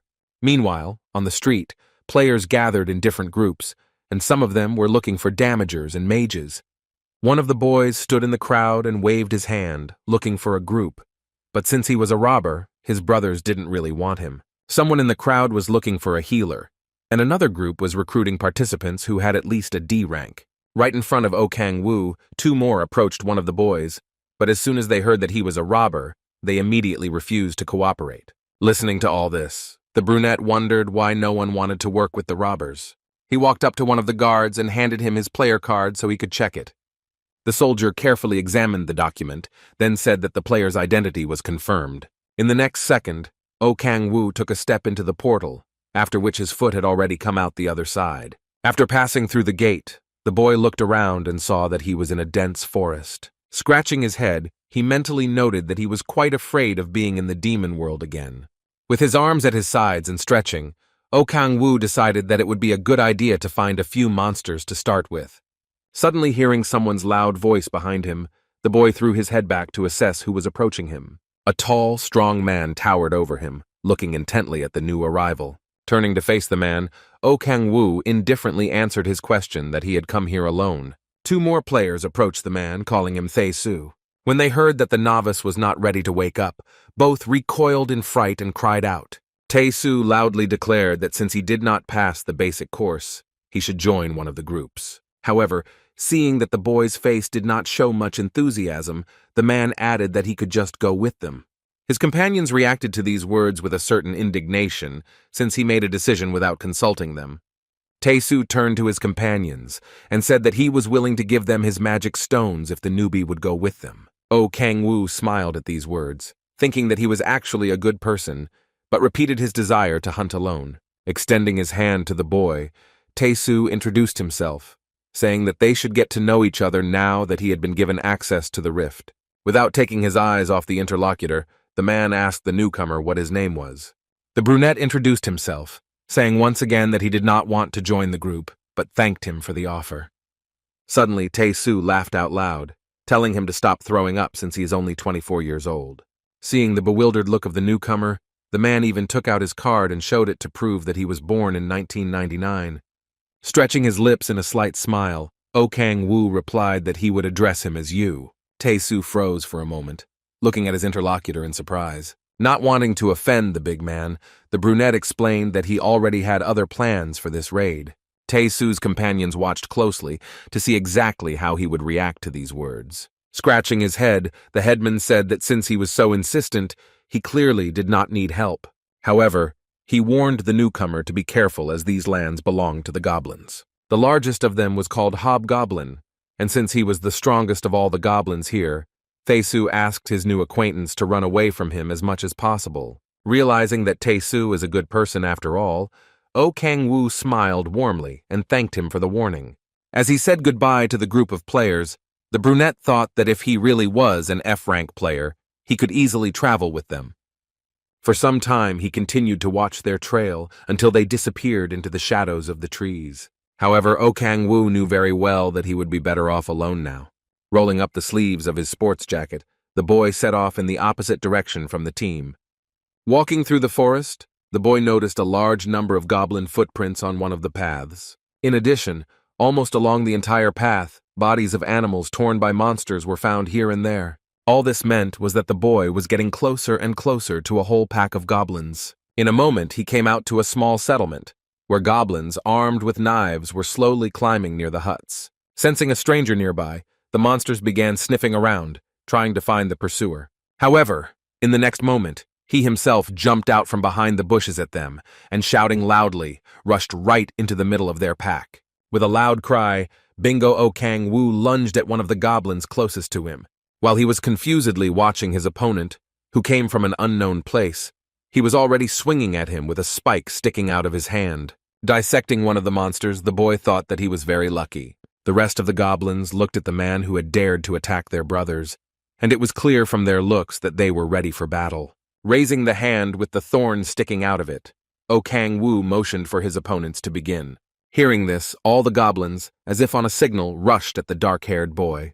However, he did not get lost, and with all the strength he was capable of, he slashed at the monster advancing on him. The next goblins who dared approach the former demon lord met the same fate as their predecessors. One of the monsters who rushed at the boy, swinging his axe, got a thorn right in his heart. O Kang-woo fended off yet another, cutting him in half with his weapon while he attacked from the side. At some point, the boy went down on one knee, in order to be at least a little taller than his enemies. His eyes burned with red fire as he charged forward, slashing absolutely every monster in his path. In a moment, one of the goblins, enraged by the loss of his brothers, rushed at his opponent, spraying saliva and swinging an axe. However, immediately afterwards, he abruptly said goodbye to his head, which the brunette cut off. The rest of the monsters also attacked the enemy, hoping to defeat him in numbers. However, defeat awaited them all, and as a result, their heads were cut off. O Kang-woo did not stop, slashing at the goblins, causing their bodies to fly in different directions. He didn't really care how many goblins were in front of him and what weapons they had in their hands. Some of the monsters even tried to cover themselves with their axes or swords. However, it didn't help when the boy did return a fierce look of red eyes at them. The guy went absolutely wild, swinging his weapon in all directions. Finally, the pack of goblins dwindled noticeably, causing those who remained to tremble in fear. O Kang-woo stared at the monster, thinking that there were still quite a few of them left, and blood dripping from its spike. Holding his weapon forward, the boy smiled, thanking the monsters for the hospitality. In the next moment, he swung his spike again, preparing for his next attack. After a while, O Kang-woo calmly put his weapon back as the battle was over. He exhaled tiredly and wiped his forehead until a large drop of sweat rolled down his face. After assessing the field of the recent battle, O Kang-woo thought that fighting alone against such a crowd was quite difficult. Suddenly, the player's attention was drawn by the sound of a notification coming from a sign that appeared next to him. His eyes widened in surprise as the boy saw that he could increase mages as he leveled up. He walked over to one of the dead goblins and grabbed him tightly by the spine. To begin with, O Kang-woo wanted to make sure that there really wasn't a single drop of mage in the magic stones. He used his devourer skill and a large purple wall formed around him. Closing his eyes and lowering his head, O Kang-woo thought about how he felt the mages quite strongly. However, looking in front of him, he realized that it was not coming from magic stones. The power came precisely from the bodies of the slain goblins, from which he was now drawing energy. Moreover, the amount of Manga depended precisely on the time of death, and the sooner it was taken after death, the greater the amount. O Kang-woo smiled as he thought that he could now sell magic stones in peace. At the same time, he was very pleased that he would still be able to raise his own mage level. He looked down at his feet, thinking that he would just have to remember to collect the stones before he left. In his mind, the boy was already calculating how many chickens he could buy us with the money he would get from the sale of artifacts. Taking the bright crystals, the boy imagined how he would eat the chicken, tearing the meat from the bones. The picture, where there were chicken parts in a crispy breading with an appetizing crust, made the player salivate. And there was a picture in front of his eyes of them having dinner together with Han Sola, and she would offer him a chicken leg. O Kang-woo had only time to think about how they would be served fried chicken in sweet and sour sauce, when suddenly a strong gust of wind hit him. For a moment the player froze, trying to understand what had just happened. Trying not to make sudden movements, the boy slowly turned his head to assess the situation. His gaze showed absolutely no emotion, but curiosity got the better of him and he turned back for more. In the shadows of the trees, the boy saw the massive figure of a goblin, guessing that it was exactly what Tae-soo had warned him about. When a horrible green foot with long black claws appeared in the sun, there was no doubt that it was a hobgoblin. The monster looked at the opponent with its small eyes, which shone with an otherworldly yellow light. The hobgoblin noticed a human standing in front of him, surrounded by the bones of other goblins. Realizing this, the creature roared loudly, emitting a bright blue light. Seeing this, O Kang-woo lashed out at his new enemy in surprise, not expecting such a turn of events. All he could think about as the hobgoblin's corpse charged at him was that the hobgoblin could use magic. Preparing for a powerful attack, O Kang-woo took a fighting stance, gathering energy around his hand and pulling out his spike. He understood very well that if the hobgoblin's magic had destructive power, then his own magic could surpass the monster's magic. However, the main problem still remained the difference in their complexions, which was on the side of the hobgoblin. The monster rushed at the opponent, baring its giant fangs and swinging its sword. However, in the next moment, his weapon simply crashed into the ground, from which the boy jumped sharply. But the hobgoblin didn't even think of giving up, so he swung at O Kang-woo again. But he quickly got his bearings and put two crossed spikes in front of him, trying to defend himself. It was at this moment that he was hit by an opponent's blow, which threw him back several steps forward. The monster continued to advance, catching up with its opponent in a few steps and swinging its sword at him again. In the next moment, the hobgoblin struck with all its might, sending a wall of dust and rock into the air. However, the boy quickly gathered himself into a pile and displayed crossed spikes, blocking the attack. He gritted his teeth, realizing that the creature he was fighting weighed a ton. Realizing that he would not be able to sustain the blow for long, O Kang-woo tried to direct the force of the blow away from him. The hobgoblin bared his teeth furiously, spraying his saliva from his mouth and lunged at his opponent. The next moment, O Kang-woo let out a loud yelp as one of his spikes went through the monster's armor. However, all that happened to the patch itself was a small scratch. Once again dodging the massive sword, the boy thought that he was still weak, and therefore the return from his blows was small. So the only hope of victory was to find the big hobgoblin's weak spot. The creature, wasting no time, rushed to attack again, while swinging its sword in different directions. His jaw jutted forward, exposing his fangs even more and making his face unencumbered by intelligence. Realizing that the man was evading the weapon, the goblin boss tried to catch him with his leg. However, O Kang-woo deftly leaned back, causing the monster to swing its limb too hard. Landing on the ground, the boy noticed that the hobgoblin had dropped to one knee. Immediately after that, the player realized that he had to run, because the monster was already turning. After increasing the distance between himself and his opponent, O Kang-woo mentally noticed that his fists were strong enough. Because of this, it was immediately noticeable that boss, since the guy killed ordinary goblins quite quickly. The former demon lord was well aware that there would be a completely different level of combat with this monster. As the enemy deflected his sword again, the hobgoblin accidentally cut down one of the nearby trees. It was at this moment that O Kang-woo was able to grab the skull of one of the goblins to distract his opponent. The boy knew perfectly well that the boss was furious, since his goblin squad was completely decimated. Throwing the skull at the creature, the player shouted at it that it was nothing more than its prey. Hearing the voice of his enemy, the hobgoblin turned in the direction from which it was coming. Suddenly, his attention was drawn to what was thrown at him, because he could not help but recognize the skull of his compatriot. The hobgoblin froze for a second, considering his next move. Who could help him? Meanwhile, O Kang-woo was already standing opposite, waiting for another attack and thinking that he now knew his weak point. He grinned widely as he thought that now the hobgoblin was definitely caught. The boy clenched his fist tightly, intending to unleash all the anger he was capable of on his opponent. O Kang-woo summoned the demon Crocell, who embodied the power of true rage. The boy put his hand forward, on which a spike was already ready to attack. He wanted to bring down the power of the demon, but this time not on himself, but on his opponent. The hobgoblin froze for a moment, growling softly and trying to understand what was happening to him. However, the next moment the monster growled loudly, and its eyes lit up with a mad yellow glow. Stomping loudly and spitting, the creature came closer and closer, pinning its opponent to the forest. A satisfied smile shone on the boy's face, as he understood that this was exactly what he wanted to achieve. The blade of the hobgoblin's sword suddenly burst into a bright blue flame as he swung it again. Regardless, the monster made a swing with its weapon, which O Kang-woo managed to duck in time. Behind him, meanwhile, all the trees that were in the nearest radius were cut down, leaving only stumps. But the creature had a sneeze at this. He continued to swing his weapon, not noticing anything around. O Kang-woo froze, looking at the wood chips that flew around from the old trees. Looking at the hobgoblin's maddened grin, the player knew perfectly well that the force he applied increased the damage of the blow. However, at the same time, it completely deprives the object of common sense. And now, as the monster swung its sword, sending a pile of debris, splinters, and dust into the air, it was quite noticeable. He exerted all the strength he was capable of, as a result of which the ground in front of him simply scattered stones all around. The snub-nosed hobgoblin, who wasn't particularly burdened with intelligence, looked downright feral right now, especially considering the drool that was constantly dripping from her. Oh Kang-woo stood in a fighting stance, ready to bounce back in any way if a blow came his way.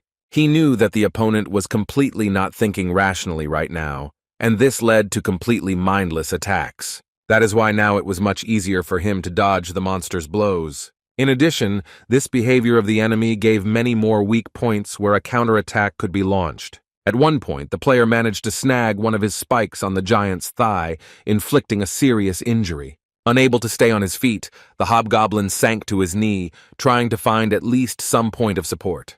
Realizing that this was a chance to deliver a decisive blow, Oh Kang-woo clenched his fingers into a fist. The monster was still taller than him, so he swung his sword at his opponent again. Still planning to win this duel, the hobgoblin struck the boy. However, it turned out to be the last for him, and noticing that the monster was no longer moving, the player breathed a sigh of relief. He walked over to the defeated opponent and looked at the wound on his head, thinking that it would be much easier if he had all his strength. He was just thinking about what he should do now, when a notification window appeared in front of his face. After reading that cleaning the rift on his own led to a second awakening, he clenched his fingers tightly into a fist. The boy thought that the new skill he got didn't look strong enough, but it allowed him to gain more mage. Glancing again at the hobgoblin's dead body, Oh Kang-woo thought that it would be worthwhile to try out new abilities. Placing his hand on his head, the boy quickly activated the Devourer's power. Immediately after that, a black and purple cloud began to form around the hobgoblin. Putting his hand forward, the player noticed that the smoke around it had become much thicker. Wasting no time, Oh Kang-woo activated the invincible hunger skill, which drew out much more Manga. The boy stretched his lips in a noticeable smile, thinking that the power absorption had become much more efficient. Now he was more concerned about how much stronger he had become. Closing his eyes, the boy tried to understand how his new power felt now. The next moment he frowned as he expected to feel twice as strong.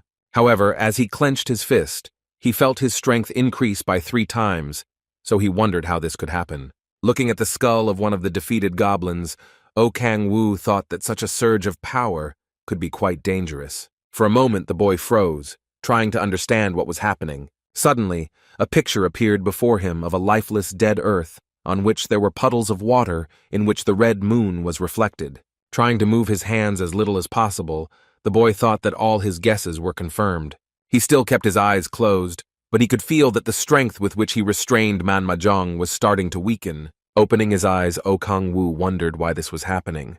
He looked at his stats again, thinking that the rank increase shouldn't affect anything much. Looking at the notification window, the player muttered that with each awakening, the seal that restrained Man Mahjong would weaken. A noticeable satisfied smile appeared on the boy's face. He understood that by simply raising his level, he could easily regain his former powers.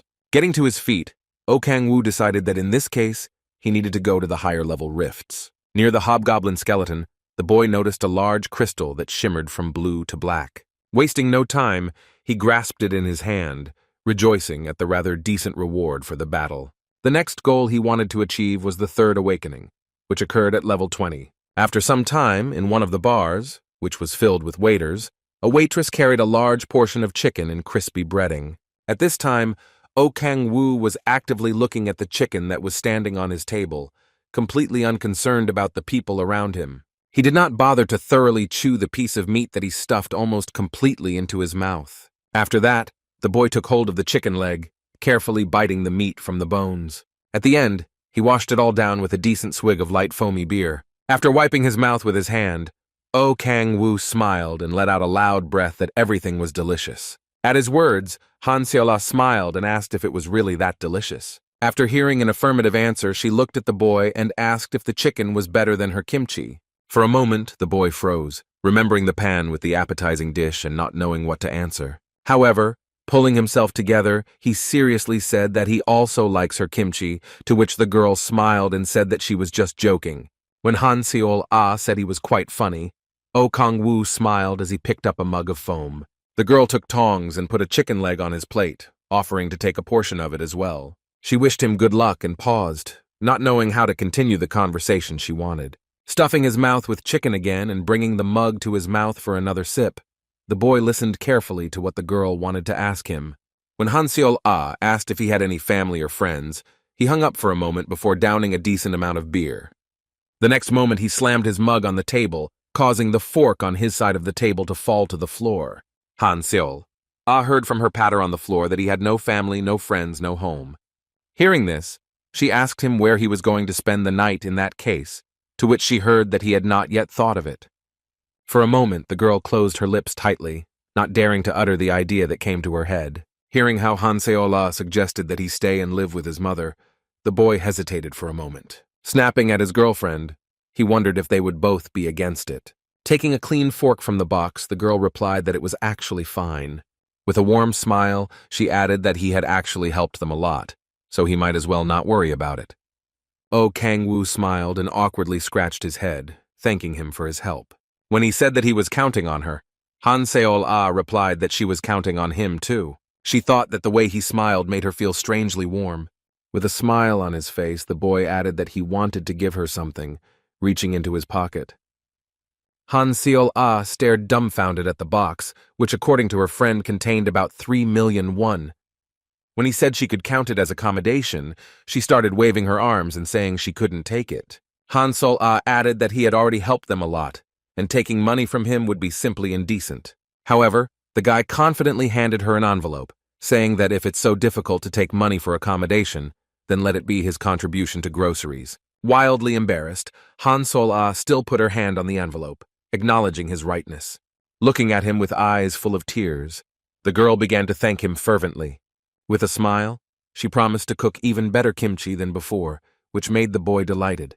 To him, she now looked like a real angel who would make him kimchi every day, so he was going to sell a lot of stones to make her happy. Suddenly remembering one thing that interested him, Oh Kang-woo asked his girlfriend if there was a D-rank gate nearby, to which I heard in response that there are some, but she herself did not go there, and according to rumors, real lizard people live there. Stuffing another piece of chicken into his mouth, the boy thought that it would be worth visiting that gate. Thinking that he had to fight strong monsters to level up faster, Oh Kang-woo rapidly destroyed the pieces of meat on his plate. Sticking another piece on his fork, the boy thought about how tasty the lizards would be. Upon returning home, Han Seol-ah gave the other room where her brother used to live. The boy sat on the bed and thanked her for her hospitality, saying that thanks to her, he would now be able to sleep peacefully. After wishing him peaceful dreams and hearing the same in return, the girl reached for the switch and turned off the light. Oh Kang-woo watched her with a smile as she closed the door to his room. As soon as Han Seol-ah left, the boy plopped down on the bed, exhaling contentedly. He lay on the bed and thought about the fact that he had not felt such comfort for a good 10,000 years. Back on his side, Oh Kang-woo felt the peace and comfort of sleep for the first time in a long time. Closing his eyes, the boy thought about how good it was to be back home. The next morning, quite a few players had already gathered near the D-rank rift, looking for teammates and teams.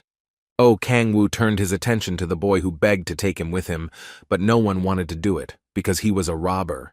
The boy himself approached the guards and handed them his tailor's card for verification. A moment later, he was already passing through the gate to find himself in a new dimension.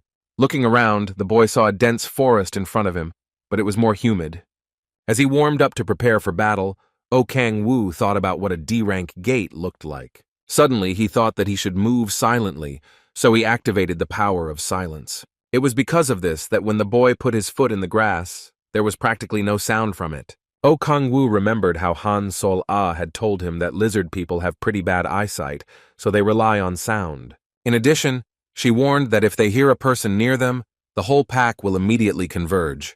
And now, having got into the fault, the boy immediately noticed 3 creatures that looked like blue and white monitor lizards. Looking at them with a careful gaze of red eyes, Oh Kang-woo was happy at such a quick search for opponents. The smiling face of Han Seol-ah appeared before his eyes again, warning that lizard men were afraid of fire. That is why there was no doubt that it would be necessary to summon the demon Andras. And now Oh Kang-woo was handling his opponents perfectly using the power of hellfire. Seeing the tongues of fire, the lizard men ran away, trying to get away from the one who carried the danger. They roared loudly, trying to find a way as quickly as possible that would lead them away. Suddenly one of them stopped, feeling fire touch his skin. In the next second, he was roaring loudly, completely engulfed in crimson tongues of flame. Trying to get rid of what was causing them pain, the lizard people rushed into one of the ponds. However, Oh Kang-woo knew very well that it was not so easy to get rid of the hellfire, and it was not realistic to make this water at all. It devoured the life energy, not the body, and could only be defeated with the help of a mage or magic. The boy reached out and grabbed onto the body of the dead lizard man, devouring it. While doing so, he suddenly remembered that Han Tai-hyun had said that he was in the Andros Guild. That's why he decided that if the blonde guy pissed him off again, he would just kill him. Suddenly, a loud noise was heard behind him, and the player turned his head there to assess what was happening.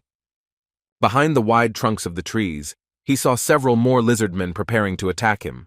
Their eyes burned with white light and their mouths were twisted with rage. Anticipating the battle ahead, Oh Kang-woo smiled as he slyly eyed his opponents. In the next second, he launched several fireballs at them, which caused the monsters to resound loudly. Rolling his eyes, the player thought about the fact that the lizard people were quite noisy, and when there were a lot of them, it was not so easy to cope.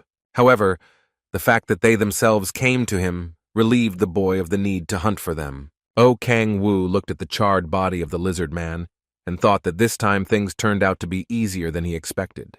Still holding the dead monster in his hands, the boy looked at his stat sheet. Seeing that the higher the level, the more power goes into pumping, he waved his hand and thought that this was not enough. Oh Kang-woo was thinking that maybe he should have found stronger opponents when he suddenly heard a voice behind him. Not understanding who could be calling him, the boy turned his head in the direction from where the sound was coming. On one of the shores stood a boy who could tell by his outfit that he belonged to the novices. At the offer to hunt with their guild, Oh Kang-woo gave the stranger an indifferent look. Looking at the group of players, he wondered exactly what their guild was called, to which the leader in the orange jacket smiled and replied that they belonged to the Andros Guild. It was at this moment that Oh Kang-woo's attention was drawn to the locket hanging around the boy's neck, which featured a symbol resembling a fire diamond. However, such a picture did not impress the player, and he continued to look at the group with an indifferent look. In the next moment, the boy turned away from the girl and confidently added that he was not interested in such an offer. After saying these words, Oh Kang-woo turned his back on the group and walked straight across the swamp, continuing on his way. The leader was furiously looking at him, swearing at the boy what the world was on, when a girl came up to him and asked what they should do now. Watching the figure of the novice walk away from them, he responded to her words that they would drag him half-beaten to the master. The other members of the team stretched their lips in hideous grins, anticipating the quick fun.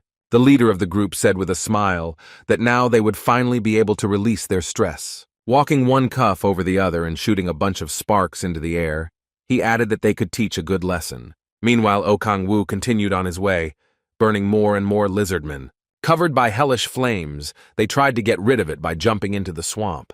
However, it did not help them, so the monsters ended up in the hands of the player who absorbed them. Looking at the remains of the lizardmen, Oh Kang-woo thought that he had apparently killed all the monstrosities that were nearby. He thought it would be right to play it safe and focus his efforts on leveling up as much as possible. Placing his fingers to his chin and looking at the smoke in his hand, Oh Kang-woo pondered what to do next. Suddenly his attention was drawn by a familiar voice calling him again, distracting him from his thoughts. Noticing the surprise in the newcomer's eyes, the group leader smiled and reminded him that he was a more experienced player. Crossing his arms over his chest, the boy added that he was watching him to gauge how well the rookie was hunting. Realizing that he likes to pick on those who are weaker than him, Oh Kang-woo pointed out that he was worried for nothing. However, the leader replied that all he could see was that no defeated monsters were visible around. To these words, the brunette replied that it was because he was resting at the moment. Ho-jun noticed that he was talking rather brazenly to his senior comrade. To which I heard in response that the delusion that he was spewing was already beginning to be decently tamed. These words made one of the boys clench his teeth tightly in rage and curse loudly. Oh Kang-woo's face remained calm and had a slight smile on it as he offered him a fight. The boy was ready to rush at the brunette, but the leader's hand stopped him. When he tried to get angry, Huo-jong confidently told him to calm down. Looking at how the newcomer calmly folded his hands and smiled condescendingly, the leader assured that he himself would be able to teach him to behave properly. Placing his hand over his heart, Ho-jong warned that he would soon regret meeting him. However, Oh Kang-woo only calmly replied that he was looking forward to this moment. In the next second, a sword appeared in Ho-jong's hand, the hilt of which he tightly gripped with his fingers. With a predatory smile, he said that he would see how long the newcomer could laugh while he ran the blade along the gauntlet.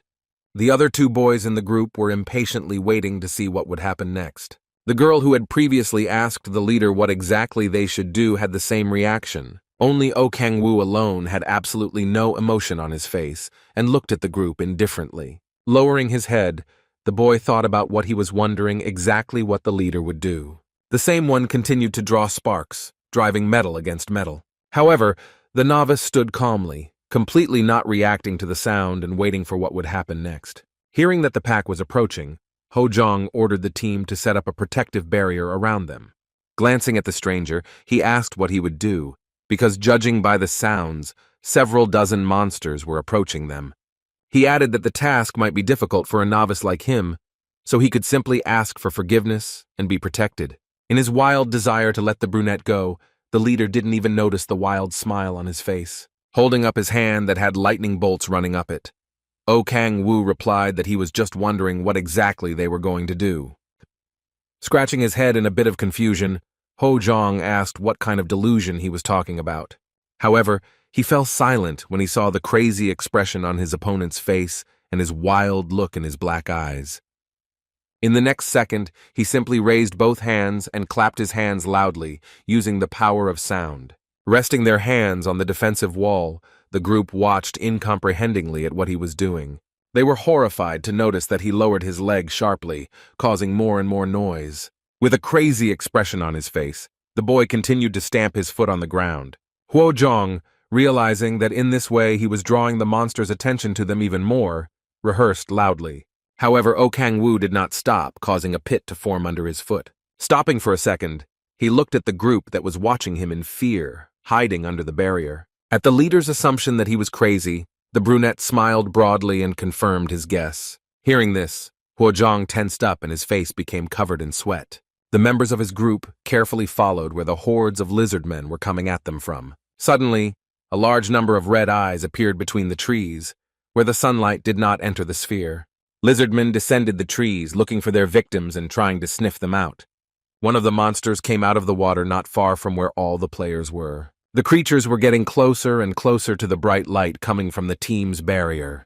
Looking at the hideous reptilians, Ho-jong once again called the newcomer a true psycho. The girl said that she had never seen so many lizardmen, to which the leader ordered to take control and expand the protective wall.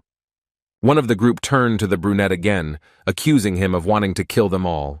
However, he just snorted and jumped up, landing on one of the branches. Ho-jong watched in horror as that brunette rose to his feet while on the branch. He recalled his words about the fact that pangolins respond exclusively to sound. Smiling broadly with a condescending smile, Oh Kang-woo said that he knew this very well. In the meantime, the monsters had almost approached the place where the players were. Suddenly, the group saw the wide-open face of one of the monsters, which was rushing towards the barrier. Ho-jong shouted that he was crazy for wanting to kill them all. However, Kang-woo calmly asked what he meant and explained that he was not actually going to die. Using the power of silence, he added with a condescending smile that only they would perish. At that moment, a large pangolins appeared near his shoulder, which paid absolutely no attention to the brunette.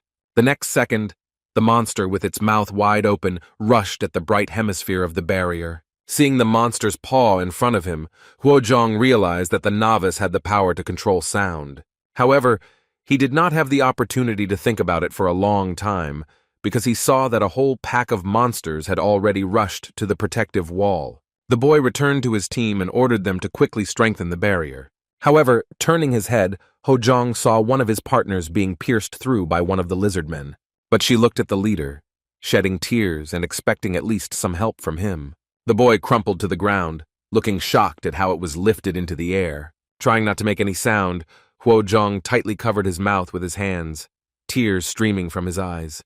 The next person he saw defeated was the boy who wanted to fight the brunette first.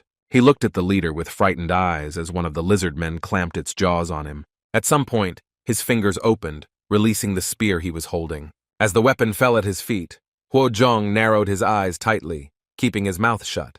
However, in the next moment he couldn't help himself and sobbed loudly, unable to control his emotions. The boy saw his last hope for salvation behind the lizards, where a newcomer was watching them on a tree branch. He reached out to him, begging for help and apologizing to him. Ho-jung talked about how he was wrong, trying to convince the brunette to save him. However, Oh Kang-woo's face remained completely indifferent as he watched this. Finally, he opened his mouth and quietly called the group leader by name. Spreading his lips wide in a smile, the boy raised his fist and wished the leader of the group luck. Realizing that he had no intention of helping him, Ho Jong cursed loudly. But in the next second, his wail was interrupted when one of the lizardmen grabbed his head. O Kang-woo calmly watched as the monsters attacked what was left of the group of players. He perfectly remembered the principle according to which it was fashionable to use even more evil to defeat evil. With a wide smile, the boy remembered the rule that killers won with more brutal kills. After some time, he was walking past the bodies of monsters that burned like torches. The boy carefully looked in different directions, trying not to miss any of the lizard men who were here. O Kang-woo finally let out a weary breath, realizing that all the replays that were possible had been defeated. Stretching his hand forward, he focused his energy, using the Devourer's power skill. Suddenly, the boy's attention was drawn to a bunch of new notifications he had received that said he couldn't absorb those protected by the system. The words about the Gaia system seemed familiar to him, and the brunette remembered hearing them when he was near the core. Looking at the defeated monsters and the dead players, he knew for sure that they were dead, but the players were protected by the system. He wondered if he could adopt the special skills that the team members had. Looking at Ho Jong, O Kang-woo noticed that there was a large blue stone near his head. Seeing him, the brunette smiled, thinking that acquiring special skills was no longer of such great importance. After all, the most important thing was the number of mage units that he would be able to get now. Clenching his hand into a fist, O Kang-woo noticed that his magi had increased significantly compared to last time, and it wasn't even so much the amount of power he was able to get as it was its power. Looking at the flames jumping in his hand, the boy noticed that the quality of the skill had increased significantly. Clenching his fingers into a fist, O Kang-woo thought that he was finally able to raise his level. Looking at the stone lying next to Ho Jong, the brunette thought to himself that he was looking forward to the third awakening. Picking up the stone from the ground, he thought about the fact that today he was able to hunt well, and there could soon be a third awakening. After collecting all the rewards he could, O Kang-woo headed for the gate, leaving the humans with the lizardmen. 3 days after the events that took place in the rift, the boy was sitting in the kitchen enjoying kimchi. He passionately praised the hostess who had prepared the dish, for which she embarrassedly thanked him. When she asked if he would go to the gate again, the boy put his hand to his chin and answered yes, adding that he would come all the way to dinner. After putting the kettle on, the girl asked if he would have any problems, since he had only been working for the last few days. As Han Seol-ah was pouring herself some tea, he asked her exactly when her classes were over. Looking at the 2 lemons in the cup, the girl added that they would probably be hunting goblins now. As she approached the table, Han Seol-ah said that she wasn't sure if anything would work out, but she was really looking forward to the second awakening. Looking up at his friend, O Kang-woo said he was sure she would be fine. She smiled and handed him a cup of tea, saying that he must be tired from work. Suddenly, the girl looked frightened at her interlocutor, remembering that she had to tell him something important. Han Seol-ah asked if he had heard the recent rumors about cow players hanging around the breach gates. Already in one of the rifts, O Kang-woo thought that the players, like the one his friend was talking about, were deliberately lowering their levels.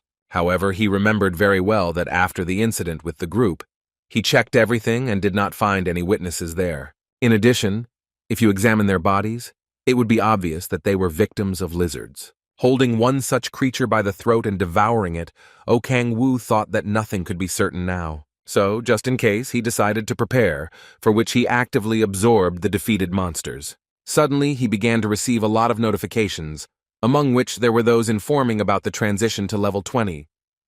The guy immediately decided to test what gives him an increase in his level, for which he summoned a hellish flame on his hand. In addition, his hypothesis that Man Mahjong's seal would weaken with each awakening also came true. Suddenly, O Kang-woo lowered his eyes and looked at the notification of obtaining a special skill that allowed him to draw power from magic stones. It was at this moment that the boy saw one of the magic stones, so he decided to check all the new things he had received. He concentrated the energy and directed it at the crystal, due to which he saw in a few seconds how it began to melt. Looking at the same result, the boy thought that there was about 1 monster in 1 energy stone. Taking on the new lizard man, O Kang-woo thought that now he would be able to regenerate his energy much faster. He was well aware that he could get some money for the magic stones, but at the moment he had enough of them. Unbuttoning his jacket, the boy noticed that he still had a lot of time, so he could test the new ability he had received. Besides, he thought that now was the time when he could stretch out a little After taking off his jacket, O Kang-woo let out a tired breath and raised his head, placing his face under the sunlight. Trying to stretch his legs, he squatted several times, resting his hands on his knees. The next moment he raised his head and looked ahead with a determined gaze of red eyes. Crossing his arms, O Kang-woo concentrated all his energy around his palms, trying to make the reception as strong as possible. In the next second, he spread his arms to the side, and several wings formed at his feet. Putting his hand to his eyes, the boy thought about the fact that he had not yet met the boss of the lizardmen. It was a little frustrating because given the high level of the gate, it should have a lot of energy. After a few minutes, O Kang-woo realized that he didn't have enough energy for the observer power skill. However, the next second he heard someone's voice shouting, trying to stop someone. Meanwhile, Tae-soo was roaring furiously at someone, baring his teeth at them, blood flowing from his lip. Opposite him stood two boys who said that he was very strong, and besides, he was stubborn. O Kang-woo carefully watched what was happening there, realizing that something serious had happened. Suddenly, he saw that a boy was lying on the ground unconscious and with a broken head, whom no one wanted to take with him because he was a robber. And in front of him stood Tae-soo, whom the brunette had met on the first day of work and who was now shouting at the boys. He angrily asked them why they were attacking their own, glaring at the boys. They began to get angry, because with such shouts the thug could call the lizardmen to them. O Kang-woo realized that these were the same cow players everyone was talking about, and it looked like they had tricked Tae-soo. Rolling his eyes, the boy thought that now he should not worry at all, since they were definitely not talking about him. Suddenly, one of the cow players swung his weapon and rushed at the big man with a predatory grin. However, he quickly oriented himself and put a shield in front of him, covering himself from the attack. Big drops of sweat ran down his face from the exertion, and his gaze expressed an extreme degree of readiness for battle. The boys exhaled, realizing that the man's defenses turned out to be strong enough, and they couldn't break through him just like that. Clinging tightly to the hilt of his shield, Tae-soo growled at them not to even dream of defeating him. He rested it on the ground to increase the strength of its static. A second later, a bright yellow light began to gather around the shield, indicating that the skill had been applied. The cow players slowly approached the man, saying that without the third awakening special ability, he would not be able to defeat them. Clenching his teeth tightly, Tae-soo watched his opponents intently, preparing for another attack from their side. The redhead smiled and said it was time for them to finish, but his partner reminded them that they couldn't kill anyone. O Kang-woo was quite interested in this dialogue, as such attitudes seemed very strange to him. He stared unblinkingly at the boys who were slowly advancing on Tae-soo. He wondered why the big man had gotten into a fight with two players, and what could have happened to make him so angry. The memory flashed back to the first day they met, and how kind Tae-soo had seemed then. So now the brunette was hesitant to step in and help him if he could handle it on his own. The red-haired cow player gave a crooked smile and told him to arm himself with a shield, as the attack would be painful. After thinking for a moment, O Kang-woo looked at them with wide eyes and mentally shouted in an attempt to stop them. After that, without even thinking, he got up and went to the side of the clearing where the other players were. The redhead didn't understand where another guy came from, but O Kang-woo was more worried about his weapon. The blue haze around the axe indicated the use of mage, but he did not understand where it could have come from a human. For a moment, everyone froze, analyzing the situation that had developed, each from his side. The redhead asked O Kang-woo what he was doing, assuming he was out for a walk. His partner added that today he was very unlucky to run into them. Tae-soo grimaced, trying to remember where he had seen this boy before and why he seemed familiar. It suddenly dawned on him that this was the same guy he had met a few days ago. Meanwhile, the redhead stretched his lips in a smile and asked his partner if they needed the brunette alive, to which he replied, looking at the robber and Tae-soo, that thanks to them they fulfilled their norm. So one thing can be decided. Hearing his partner's words, the redhead bared his teeth, stretching his lips into a wide smile. O Kang-woo, meanwhile, kept his eyes on his axe, which was shrouded in blue smoke around the magicians. When the opponent exhaled, preparing to attack, not a single muscle on the boy's face twitched. Instead of him, Tae-soo began to worry, who screamed loudly, scared for his acquaintance. Meanwhile, the red-haired man had already approached the brunette almost head-to-head, swinging his axe and smiling wildly. However, O Kang-woo only had to whip him once on the squeal as he immediately changed his flight path. The red-haired man's partner, holding his sword on his shoulder, looked dumbfounded at how the unknown easily repelled the attack. The red-haired man fell to the ground from the blow, but his opponent's face remained motionless. Another cow player approached his partner sitting on the grass and asked him what the hell was going on. When he turned his head to reply that he himself was in shock, Oh Kang-woo snapped his fingers around his mouth. The next moment he was slapped again, causing his head to lurch to one side again. Tae-soo watched intently as the rookie he had met a few days ago was handing out to the two powerful warriors. Looking at how the brunette was handing out the red-haired bream one after another, the healthy man wondered in his mind. The voice of another cow player was heard from behind, cursing loudly as he charged. However, Oh Kang-woo was already prepared for such a turn, so he raised his head and looked at the attacker with an indifferent gaze. Having deviated a little when he came almost to the shelter, the brunette was already ready to strike back. In the next second, he slammed his hand into the solar plexus area, using the power of a destructive void. From such an attack, the cow player flew several steps backwards, crashing into a tree. His breathing hitched and he coughed loudly, sputtering and gasping for air. Oh Kang-woo calmly watched as he fell to the ground, releasing his sword from his hands. His partner was in no better shape, lying on the grass with his face crushed and bleeding. Suddenly, he felt someone grab him by the hair and start to lift him to his feet. Bringing the redhead's face close to his, Oh Kang-woo sternly ordered him to answer quickly and specifically. The brunette wondered where they had gotten the weapon that allowed them to use mages, meaning a power that only demons could use. However, instead of answering, he only heard how the opponent cursed and asked how he knew about it. Without explaining anything, the boy forcefully whispered the cow player's head to the grass on which he was lying. Picking it up again and looking into the redhead's eyes, Oh Kang-woo warned that in this situation he would be the one asking the question.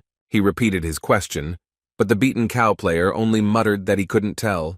However, the brunette used the power of fear, while saying that he wanted to tell him everything. At that moment, the red-haired man saw that the horse's face of Orobas appeared in front of him. He pulled his fingers towards him and cupped his face with his clawed fingers. The red-haired man's eyes immediately filled with tears and were filled with real terror. The boy fell to the ground, trying to hide from the stranger's attentive gaze. Oh Kang-woo was listening intently to what the redhead was saying, when suddenly his partner's voice was heard telling him to shut up. He stood by the tree, holding his ribs and yelling at Seo Tai-ho not to tell anything. He was drooling and glaring at his partner and the unknown player. However, Oh Kang-woo would not put up with this, so he was already concentrating his energy into a bright orb. In the next second, he threw it towards another cow player, attacking him. From a strong blow, he threw his head back, spitting blood profusely. Immediately after that, the brunette returned to Seo Tai-ho and continued the interrogation, interested in the words about the founder of the guild. Now he was interested in which guild he was talking about, to which he heard in response that he was talking about Andras's guild. The redhead explained that their leader had performed a ritual and given him the power the brunette was asking about. Oh Kang-woo narrowed his eyes and asked what kind of ritual their guild leader was performing. He stammered, covered in blood and tears, and hesitating whether it was really worth telling anything about the ritual. Oh Kang-woo grabbed his face and growled at him to tell him everything immediately. To Seo Tai-ho himself, it looked as if the mare-headed monster brought one of its eyes closer to him. Unable to withstand such pressure, the red-haired man slowly began to talk about the ritual, barely able to squeeze out the words. However, almost immediately after that, his body was covered with large, swollen veins, and foam came from his mouth. The same thing happened to his eyes, which turned red and began to roll. In the next second, Oh Kang-woo watched as Seo Tai-ho simply ripped open, releasing a fountain of blood. Realizing what had happened, the boy clenched his teeth tightly and hissed loudly. He looked at the dead redhead, realizing that they must have used the chip that kills the talk of the ritual. Suddenly, Tae-soo's voice was heard behind him, slowly approaching, asking if it was really him. The robber, who had been lying unconscious until then, had already regained consciousness and was trying to understand what was happening around him. Hearing his voice, the health rushed to him, rejoicing that he had come to his senses. Tae-soo pointed a finger at the brunette and informed the robber that he was their savior. At the greeting that he thought he was only at the E-rank gate, Oh Kang-woo let out a heavy breath. However, he quickly found an excuse and said that he was there on an errand. Thinking back to their first meeting, Tae-soo said that he now understood that he was not a newbie, which explained why he was here. Zdrovan thanked them for the rescue, adding that they almost died because of those two. While they were shaking hands, the robber awkwardly scratched his head and thanked him for saving him. Meanwhile, Jardilo was smiling, saying that he would never have thought that they would meet under such circumstances. At his words that he was now in his debt, the brunette laughed quietly and awkwardly. With his hands at his sides, Tae-soo said that there could be a lot of trouble from the brutes from Andras. Looking at their dead bodies, the big man added that he couldn't even think that they would turn out to be cow players. Taking out his phone, he said that he should report this and notify the patients. To the brunette's question about who the Varvans are, Tae-soo explained that they are a unit of players who work for the board. Hearing that they would immediately start an investigation if they heard that there were any cow players in the Andras Guild, the boy thought about it. He asked the big man not to tell anyone anything yet, which puzzled him a little. However, noticing the bewilderment of the players, Oh Kang-woo explained that he would deal with this guild himself. Tae-soo froze for a moment, wondering how to respond to such a request.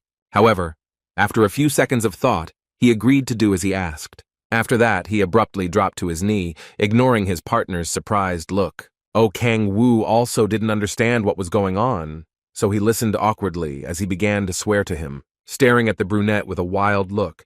Tae-soo said he would help him on his journey. He added with a big smile on his face that he would help him punish the Andras Guild with his own strength. Pointing to the dead cow players, the big man said that Oh Kang-woo had already started doing this. Zarivalo breathed heavily and said that all this reminded him of a movie he liked very much. Pounding his fist on the ground and picking up a pile of stones, he added that he was overcome by Oh Kang-woo's sense of justice. That is why he wanted to join him on his journey and repay the rescue. Oh Kang-woo stretched his lips in a strained smile, keeping his eyes on the big man. At the same time, in front of the brunette's eyes, stood the feline face of Palak, who now resembled Tae-soo extremely strongly. Suddenly, their conversation was interrupted by Tae-hyun, who bowed and said that he also wanted to repay the rescue. Closing his eyes tightly, the boy added that he understood his worthlessness, but promised to do everything in his power. Oh Kang-woo thought about the fact that no one wanted to take the boy into the group, since the robbers were not good at causing damage. Without raising his head and without looking at his savior, the robber with tears in his eyes said that this was his fate. However, Tae-soo suddenly put his hand on his shoulder and suggested that they organize their group right now. Hearing this, Tae-hyung's face flushed profusely, and his eyes welled up again with tears. He clenched his fingers tightly into a fist, saying that he truly appreciated the offer. However, looking at Tae-soo, he replied that he was very worthless and turned into a burden for him. That was why he desperately wanted him to be much stronger the next time they met. Confused, Oh Kang-woo watched as the big man convinced the boy that his words sounded chivalrous enough. Seeing how the robber bowed with the words that it was time for him, the brunette raised his hand to say goodbye. He thought that having people who owed you sounded pretty tempting. However, despite the fact that the robber had already left, the question remained as to what to do with Tae-soo now. Crossing his arms over his chest, Oh Kang-woo looked at him intently and asked what level he was now. Resting his shield on the ground, the burly man replied that he was currently level 12 and had only recently achieved his second awakening. He added that his first special ability was C rank, and he increased his level by hunting. Placing a hand to his chin in surprise, the brunette asked him what rank his awakening special ability 2 had. After hearing that his power was A rank, Oh Kang-woo thought that Tae-soo had much more potential than he thought from the beginning. The boy wondered why he didn't join a guild if he had the opportunity to join any. At his words that he was considering such an option, but there was no need to do so now. The brunette looked at the big man in surprise. Pointing his finger at himself, Tae-soo explained that he now decided he would follow Oh Kang-woo. Looking at the cheerful thug, the brunette thought that his data was actually quite good.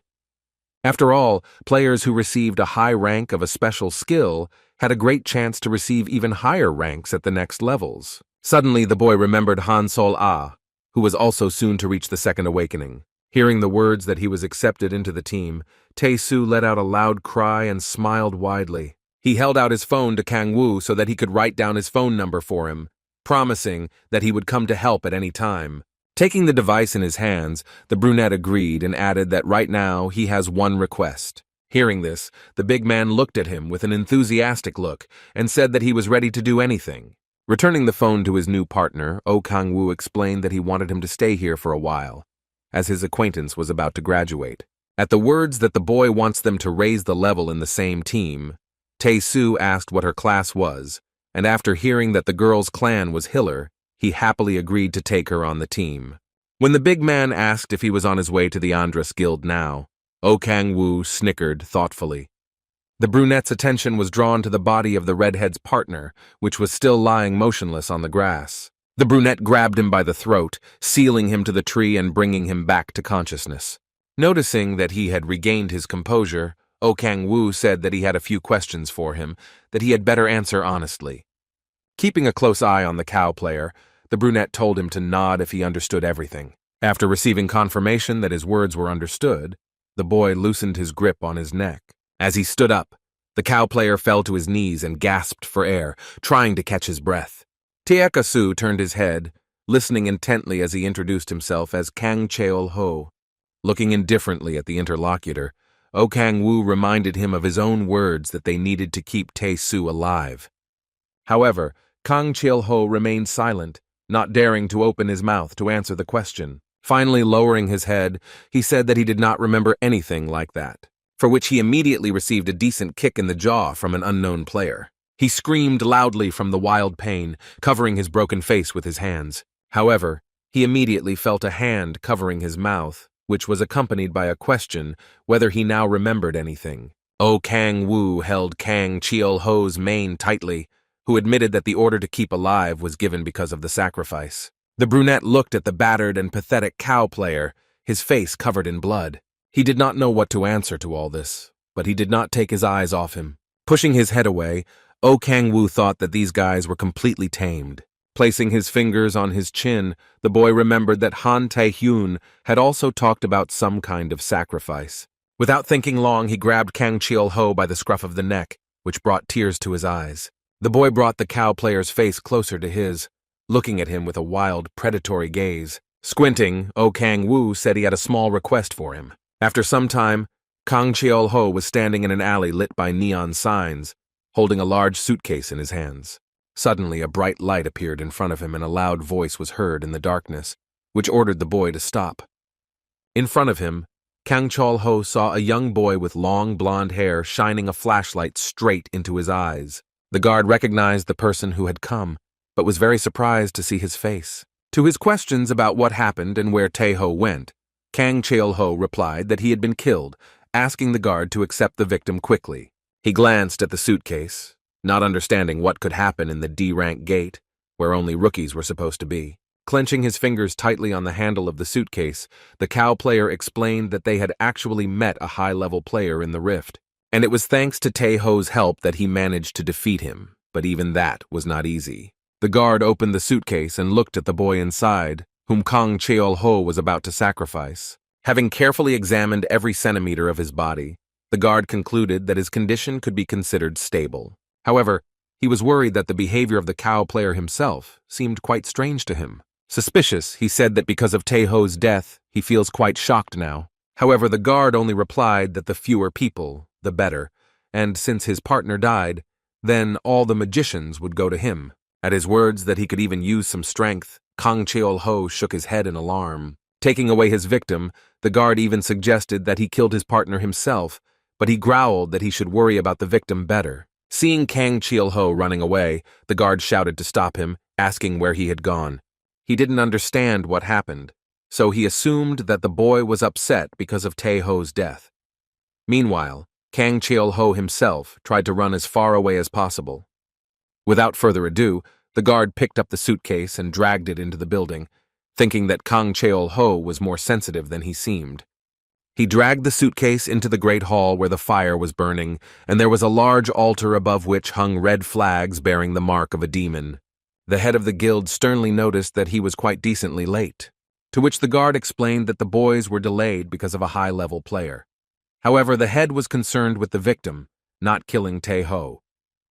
Hearing that the victim had been obtained, he ordered to bring it to the altar, since they did not have much time left.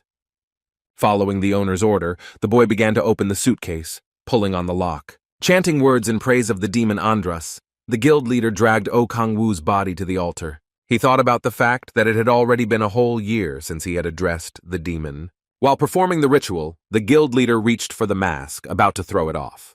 The boy glanced around the hall, thinking that his followers were growing in number. He knew that every player who got the power once would want it again.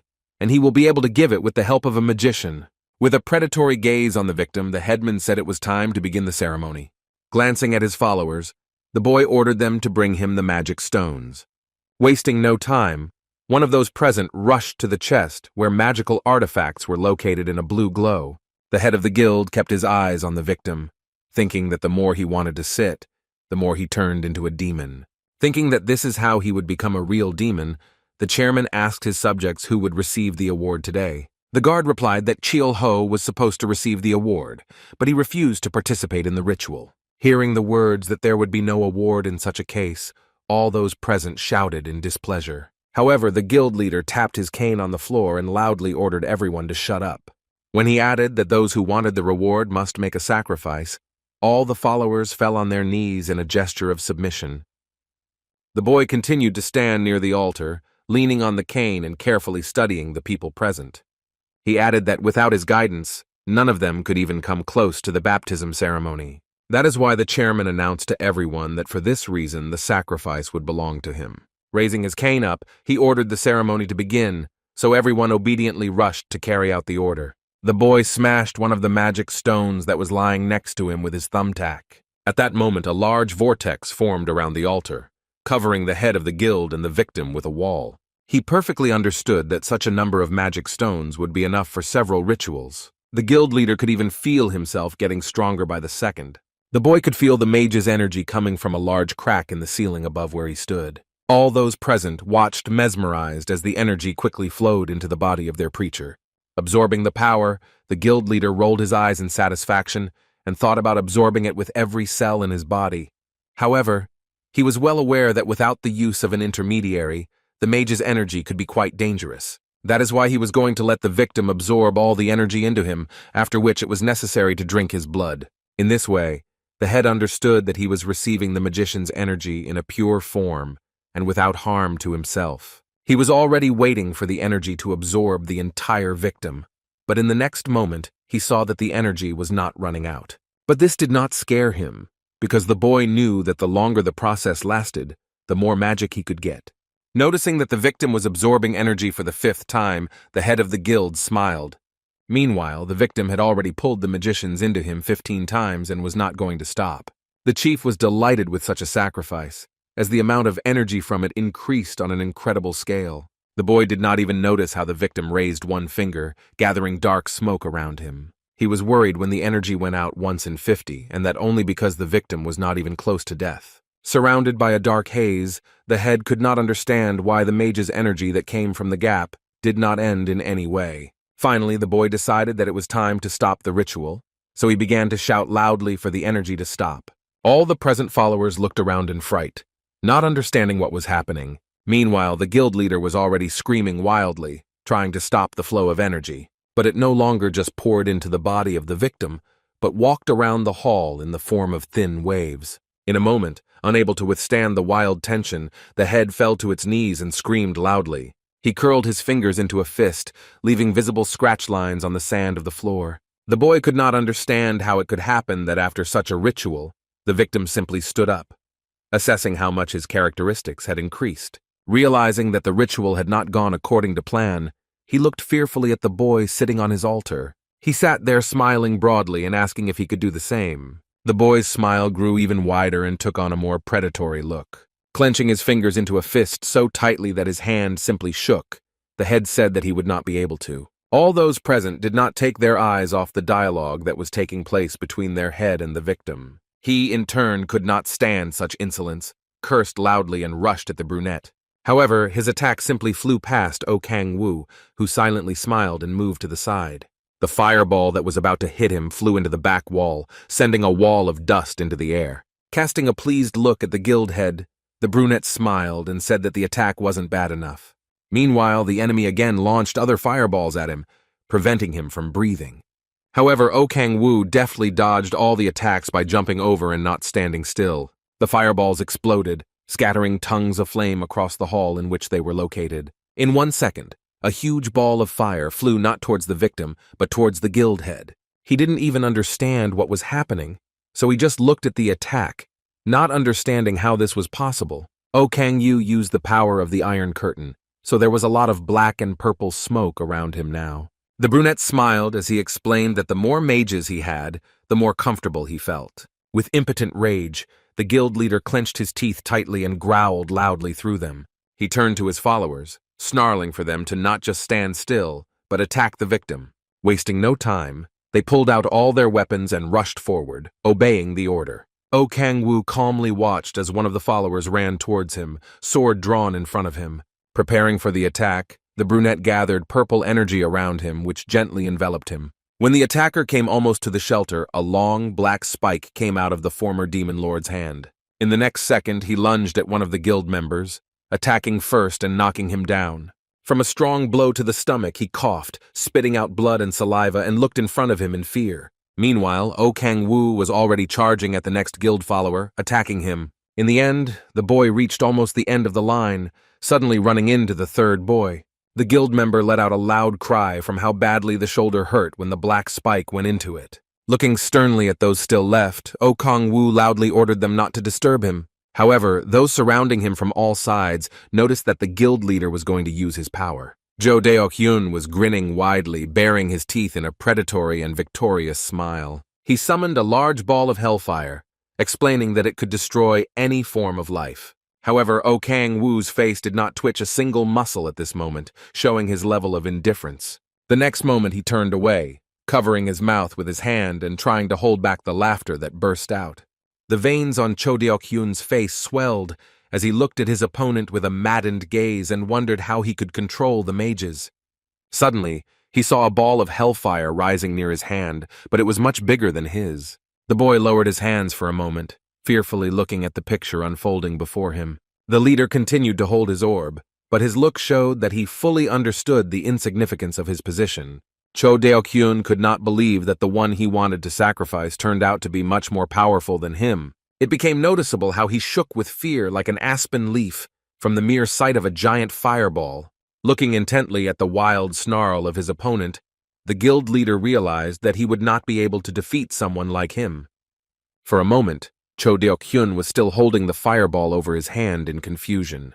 However, after quickly orienting himself, he quickly folded it, tightly curling his fingers into a fist. O Kang-woo watched in surprise as the guild leader suddenly fell to his knees in front of him. Squinting his eyes, the former demon lord tried to understand what the head was up to. Meanwhile, he, raising his hands up, loudly rehearsed, calling the opponent the real incarnation of Andras. Unsure of how to react to this, O Kang-woo lashed out in embarrassment at the fanatic who bowed before him. Clasping his hands in a gesture of prayer, he shouted that they had waited long enough for him to appear, calling him their king. The rest of the followers watched in bewilderment, as their leader crouched in front of the boy he wanted to sacrifice. Noticing that they were doing nothing, Cho Deok-hyun growled at them to bow their heads before the Lord. Looking at how they rushed to carry out his order, O Kang-woo thought that they were all real idiots, but they could think quickly. The brunette calmly watched as everyone quickly fell to their knees in homage. Bursting with snorts, Cho Deok-hyun said that he recognized him immediately, adding that they had been waiting a long time for him to come to them. Shaking his hands, the boy called his name, saying that his heart was just bursting with emotion. O Kang-woo thought that the guild head is not such a fool, now that he understands his position and bows down to him. Not wanting to miss such an opportunity, the former Lord of Hell spread his arms and activated the power of the heavens, opening his wings. Seeing this, Cho Deok-hyun froze in awe as he watched the metamorphoses. Looking at his blissful face, O Kang-woo let out a loud laugh as they finally recognized him. With a wide, predatory grin on his face, he introduced himself as Andras, known as the Hellfire King. Holding his head up, the boy added that he was the Lord of Hell and all demons, which caused an enthusiastic roar in his honor. Glancing at the leader, he ordered him to let his followers go as he had something to discuss with him. Sitting down on the altar after all the other guild members had left, O Kang-woo said he had a few questions first. When Jo Deok-hyun rushed to praise him again, the boy, somewhat annoyed, ordered him to stop it. When he said that he knew perfectly well that he was not Andras, the guild leader paused for a moment, looking away in embarrassment. When he did decide to ask who was sitting in front of him, the brunette sharply ordered him to shut up. Grabbing him by the scruff of the neck, O Kang-woo warned that he would ask the questions here, and the leader would have to answer them all. Looking carefully at him, The boy decided to start with information about the rite, namely about who told about the possibility of opening a split with the help of magic. Jo Deok-hyun's cheeks shook visibly as he bleated that he was taught to do this. He said that once a stranger in the mask of a demon approached him and said that he would grant immortality for following him. Throwing the guild leader away from him, the former Lord of Hell called him a psycho because he didn't even know who he was talking to. Lying on the floor, Cho Do-hyuk explained that he went after the stranger because he was stronger than him. The stranger slaughtered their guild with a single rite, giving them a choice between following him and dying. Then, on the brink of death, they had no choice but to accept and follow the stranger's orders. When asked where this unknown person is now, the guild leader replied that he did not know, since he had not appeared since that day. Oh Kang-woo put a cane to his head and noticed that he was still following him firmly, at which he heard that the unknown person was quite strong. Resting his hand on his cheek, the brunette thought that at first he could really be forced to do such an activity. However, later, obeying the desire for power, he began to perform such ceremonies of his own free will. Scratching his chin, Oh Kang-woo raised his head and began to think about who might be hiding behind the mask. The religion of demons was like another cult, but these fools knew how to get to hell, and it was not worth turning a blind eye to. He asked Jo Deok-hyun for the letters with the orders given by the stranger, to which the boy handed him an envelope. Noticing the surprise, the guild leader assured that there was exactly one letter, so the brunette began to open the envelope. Oh Kang-woo began to carefully read the words written in the letter, which said that the head should convert as many people as possible and absorb mages. Finally, clutching the piece of paper tightly in his hand, the former Hell Lord pursed his lips tightly and snorted. When asked if he was the only one who received such an order, Cho Deok-hyun replied that he did not know. As he climbed down from the altar, Oh Kang-woo thought that he couldn't be the only one, since only a fool could entrust the matter to Jo Deok-hyun. Realizing he had to do something, the brunette grabbed the guild leader's robes and pulled him towards him. Enraged that someone was trying to turn the land into hell, Oh Kang-woo looked at the leader carefully and ordered him to listen carefully. Orobus's horse face appeared in front of Cho Deok-hyun's face as the brunette ordered him to stop performing any more rituals and learn more about the stranger. He screamed in fright, bursting into tears, and shouted that he understood everything and would keep what happened a secret. Looking at the guild leader kicking his heels, Oh Kang-woo thought that the boys had enough time to get angry. After all, he perfectly understood that they performed not one rite, and not even two, but in fact there were many more of them. And if the government comes out on them now, they can come out on him while he investigates this case. However, the boy didn't worry about that, as Cho Deok-hyun would not have said anything about him anyway, due to using the power of fear. As he warmed up to relieve the tension in his muscles, Oh Kang-woo thought that he had had quite a tough day. After some time, when he came home, he loudly announced this to his friend with a broad smile. However, the boy did not expect that the alarmed Han Sol-ah would rush at him with an inquiry about where he was and why there was no communication with him. Pulling out his phone, Oh Kang-woo saw a notification of 22 missed calls on the screen. Scratching his head in no way, he apologized, explaining that he had to deal with certain matters, but assured that everything was fine with him. Casting a gentle glance at the girl and smiling warmly, Oh Kang-woo thanked her for worrying about him. Han Sol-ah blushed and said that she remembered his words that he would warn her next time. Turning towards the kitchen, the girl asked him what exactly he wanted for dinner, to which she heard that he wanted kimchi. Oh Kang-woo opened his mouth wide when he heard that she had already started cooking the kimchi stew. With tears in his eyes, he bowed to the girl and thanked her for what she prepares for him every day. Han Sol-ah suddenly announced that she managed to achieve her second awakening today, so she should start working as soon as possible.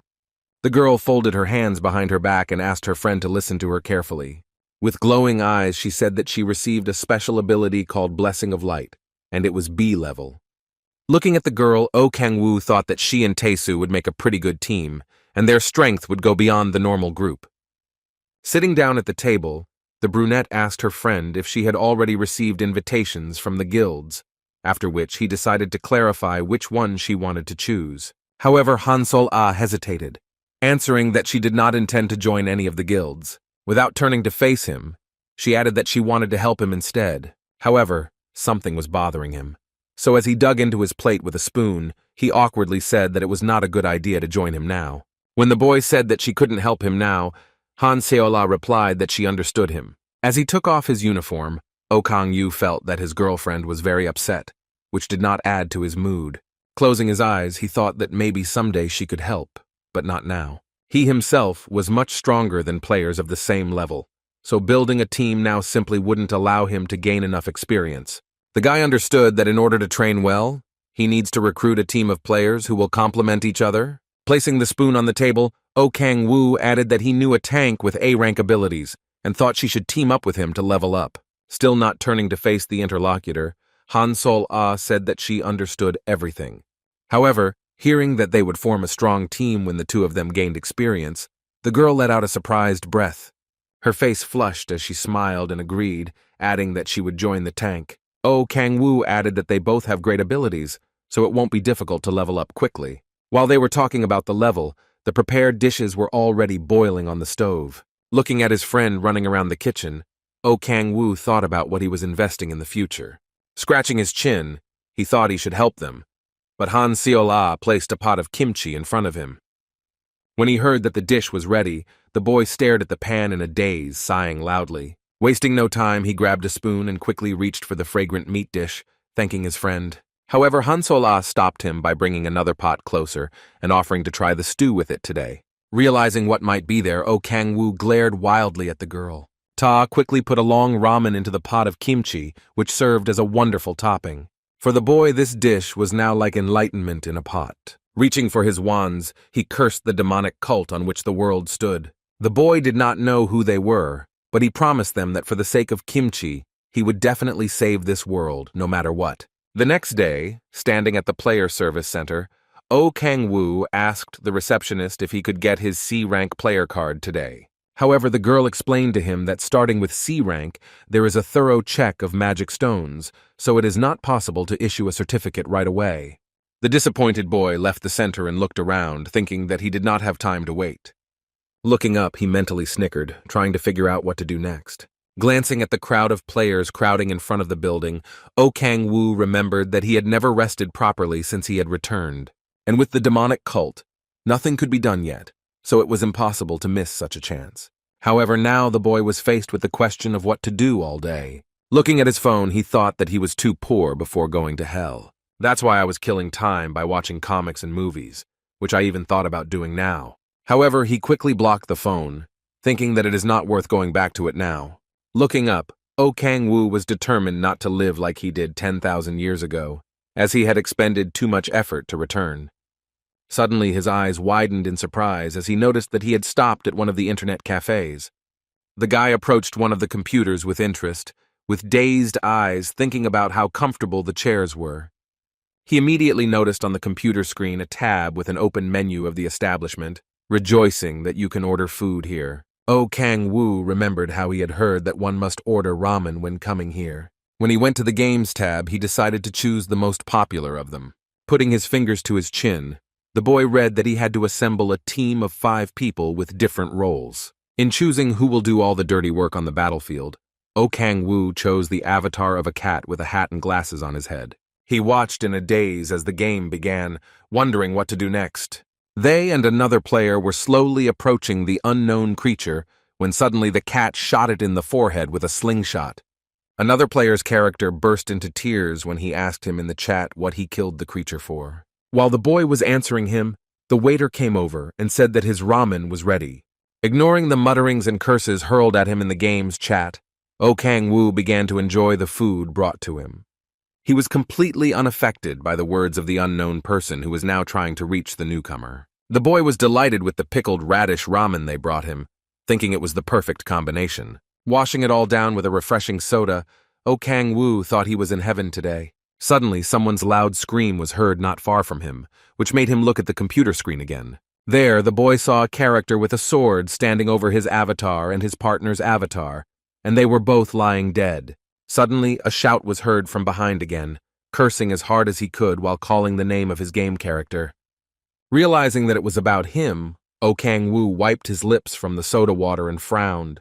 Not understanding what was happening, he turned to see who was talking so loudly. At the opposite table, the boy saw a girl with a short red square and a black cap. She looked disappointedly at her screen, but noticing a careful look on her, She told the boy not to touch her now. Suddenly, her attention was drawn to the screen of an unknown boy, on which the same game as hers was displayed. The girl turned her attention to the boy again, thinking that a strange coincidence had happened. However, it was not yet clear whether this was a joy or a great misfortune.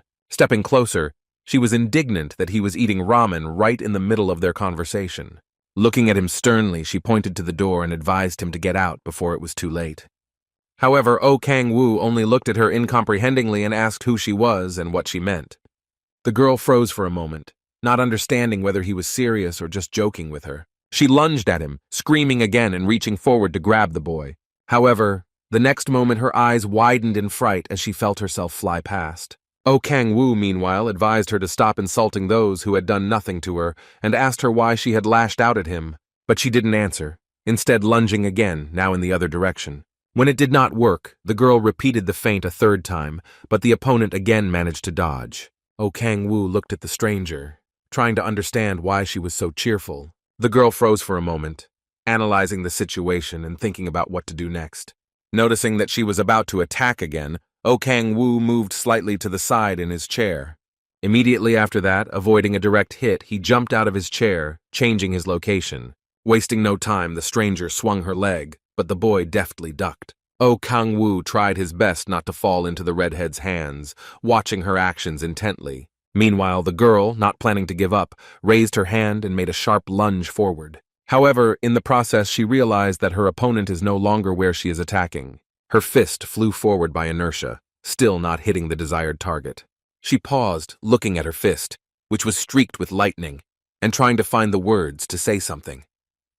Looking at the boy, the girl asked him who he was, suspecting that he had been sent by the Mir Guild. After mentioning that the said guild was one of the strongest, Oh Kang-woo replied that he didn't understand what she was talking about. However, the girl curled her fingers into a fist and resented his lies, wondering how someone like him could not be in the guild. When he asked which guild she was in, the stranger smiled defiantly and said that she was a member of one of the best guilds. However, she immediately realized that she could burn herself, so she fell silent, mentally instructing herself to calm down.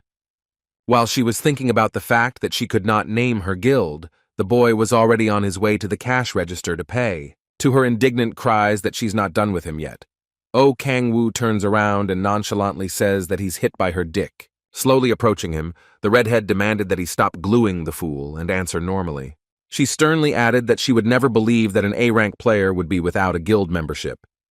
But the boy responded by taking out his ID card, poking it practically in the girl's face. Stunned, the stranger read on the card that her opponent's rank was defined as D. At her surprised words that he really is a newbie, Oh Kang-woo replied that he even almost died recently.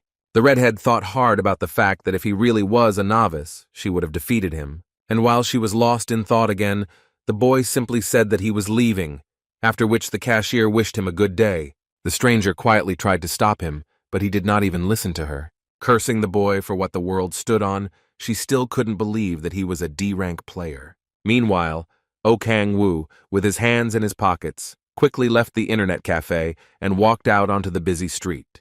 He was lost in thought about what had just happened between him and the red-haired stranger.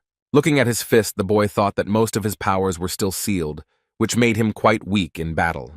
However, he could not have thought that he would soon meet a player who would have the same power as him. The boy remembered his fight with the redhead in the internet cafe and her movement at the very end. It was he who seemed very familiar to him and was the most unexpected, because at that moment the girl practically disappeared from his sight for a few seconds. The boy came to his senses only when the stranger's hand was practically near his face. Taking a deep breath and exhaling loudly, Oh Kang-woo tried to figure out who the unknown girl was. Suddenly, an unknown sound caught his attention, causing him to look down in search of its source. Meanwhile, not far from where he was standing, a window opened in one of the houses. In the next moment, the red-haired woman's familiar white sneakers appeared on the windowsill. A second later, the girl suddenly jumped down from the window. Pulling the cap over her eyes, she pursed her lips tightly and looked around to make sure there were no witnesses.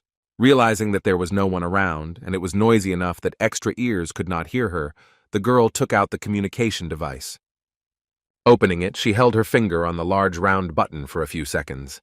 Hearing the voice of the operator of the strategic division of the Red Rose on the other end of the wire, Cha Yongju asked to be connected to the head of the Human Resources Department. Waiting for a connection with him, the girl nervously clenched her fists in her jacket pocket. Suddenly, a young man, Park Hyun-woo, who introduced himself as the head of the Human Resources Department, picked up the phone on the other end and asked what had happened. Cha Yongju replied to his question that she needed him to conduct one very important investigation. When asked if it was a demonic cult, she added that she wasn't sure, but it was possible. The girl said that she saw the player's card, but she was quite suspicious, as was the boy himself. Cha Yongju said the player's name is Oh Kang-woo, and the map says he has a D rank. Park Hyun-woo replied that since he only had a D rank, it was much easier to forge an ID than for other ranks. However, if he really has the specified rank, then he can only kill equals or lower in level.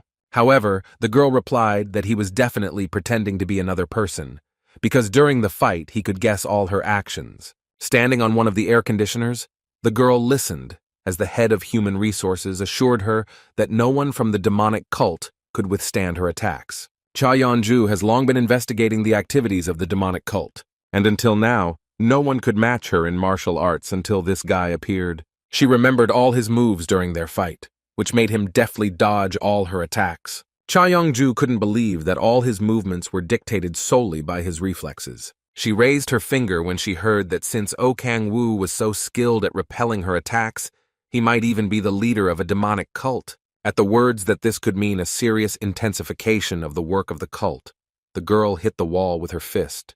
After hearing her order to find as much information as possible about the player, the head of the personnel department said that he would do everything, after which the girl hung up. Cha Yongju raised her fisted hand and thought about the fact that there was currently no definite information about the boy's cult affiliation. However, looking at his button that she had torn off during the battle, she was sure of one thing. While the girl was thinking about this, Oh Kang-woo also noticed that a button was missing from his jacket. He looked carefully under his feet, guessing where exactly his jacket might have torn. Meanwhile, Cha Yongju couldn't get the player she had recently met out of her mind. She was well aware of the fact that Oh Kang-woo was much stronger than her. The same man, holding on to his torn jacket, was mentally preparing for new encounters with the redhead, realizing that the ions would definitely happen. Thinking about the boy, Cha Yongju's fingers clenched tightly into a fist, clutching his button. She understood that his abilities at this rank could be a talent, and in that case, she would not be able to defeat him. Meanwhile, Oh Kang-woo himself, walking down the street, thought with annoyance that he had expected to rest normally. But tomorrow, as soon as he received his certificate, he was going to go to the C-rank gate. In fact, in Cha Yongju's eyes, the boy was a threat to her position as a high-ranking player, which she wanted to maintain. After some time, the girl returned to the internet cafe, sternly answering the cashier that the break was over. Returning to her computer, she was glad that Oh Kang-woo had already left. Bracing her fist on the table, Cha Yongju looked intently at her monitor. In the next moment, true rage and hatred from what she saw flashed in her eyes. A notification flashed on the screen that her rank had been downgraded to bronze. The button she was clutching in her fist shattered into tiny pieces from the strain, as she mentally vowed to find the boy and destroy him.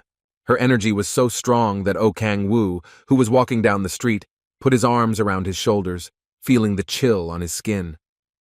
The next day, the boy was already standing at the C-rank gate, surrounded by heavy security and many players. The pamphlet he kept with his ID said that there were trolls in this schism. He wanted to enter the middle, but the guards stopped him, warning that C-rank players in a team of 5 people could enter. To his surprised question, one of the soldiers explained that the boss of the trolls had appeared, so it is forbidden to enter alone. Answering that everything is clear, the boy thought about the fact that as soon as he gets a license, monsters immediately appear. He huffed as he looked at the players dreaming around and thought about how he should assemble the team. Oh Kang-woo felt that the C-rank gate had a completely different atmosphere than the lower rank gate. Looking at the players' weapons, he noticed that they were much better than what he had seen before. However, a more rigorous check was something he didn't like, as the boy wanted to enter the rift alone. Suddenly, 2 boys were heard talking from behind that they wanted to beat the boss and get 1,000,001. 2 others also discussed a plan of action to move into the middle of the split. There was doubt, panic, and uncertainty all around the crowd of players as no one knew what to do. The boy gave a predatory grin, intending to add some anger as a seasoning to all the emotions he was feeling.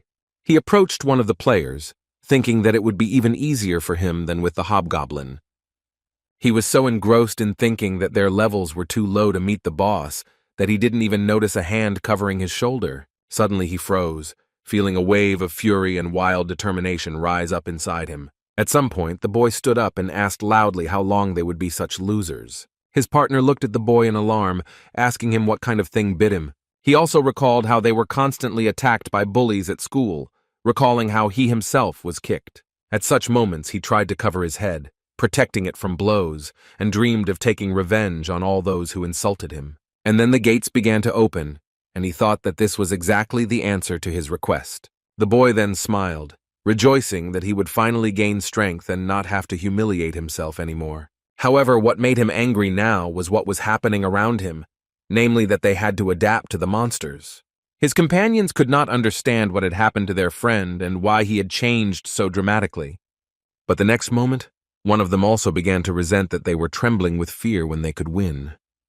One of the girls standing nearby shouted that she would never forgive those who killed her brother. One of the players was watching what was happening and could not explain all this in any way. Suddenly, a voice appeared in his head saying that one shouldn't be hanging around the low-level gate all the time, causing him to clench his teeth tightly in rage. Suddenly he shouted that they were right, and he would take revenge on anyone who humiliated him even once in his life, no matter if it was a monster or not. All the players present began to shout wildly, advocating to go to the split immediately. The soldiers who were standing at the gate did not understand what had happened and why such a noise suddenly arose. The boy Okang-woo touched first approached them almost close and ordered the gate to be opened. Behind him was already a whole crowd of angry players who wanted the same thing as him.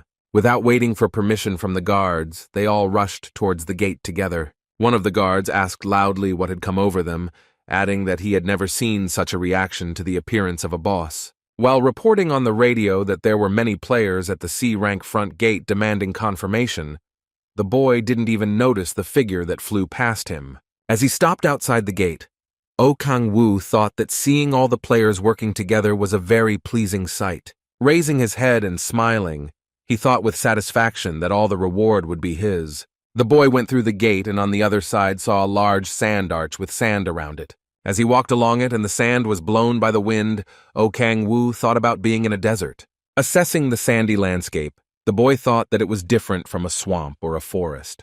Putting a hand to his eyes to protect them from the sun's rays, the boy began to see his boss, realizing that it would not be easy to do so. Suddenly, his attention was drawn to something below, where he glanced, thinking to use the power of the heavens. Without thinking for a long time, the boy made one big jump, instantly finding himself on the nearby hill. He landed sharply, resting his hands on the hot sand.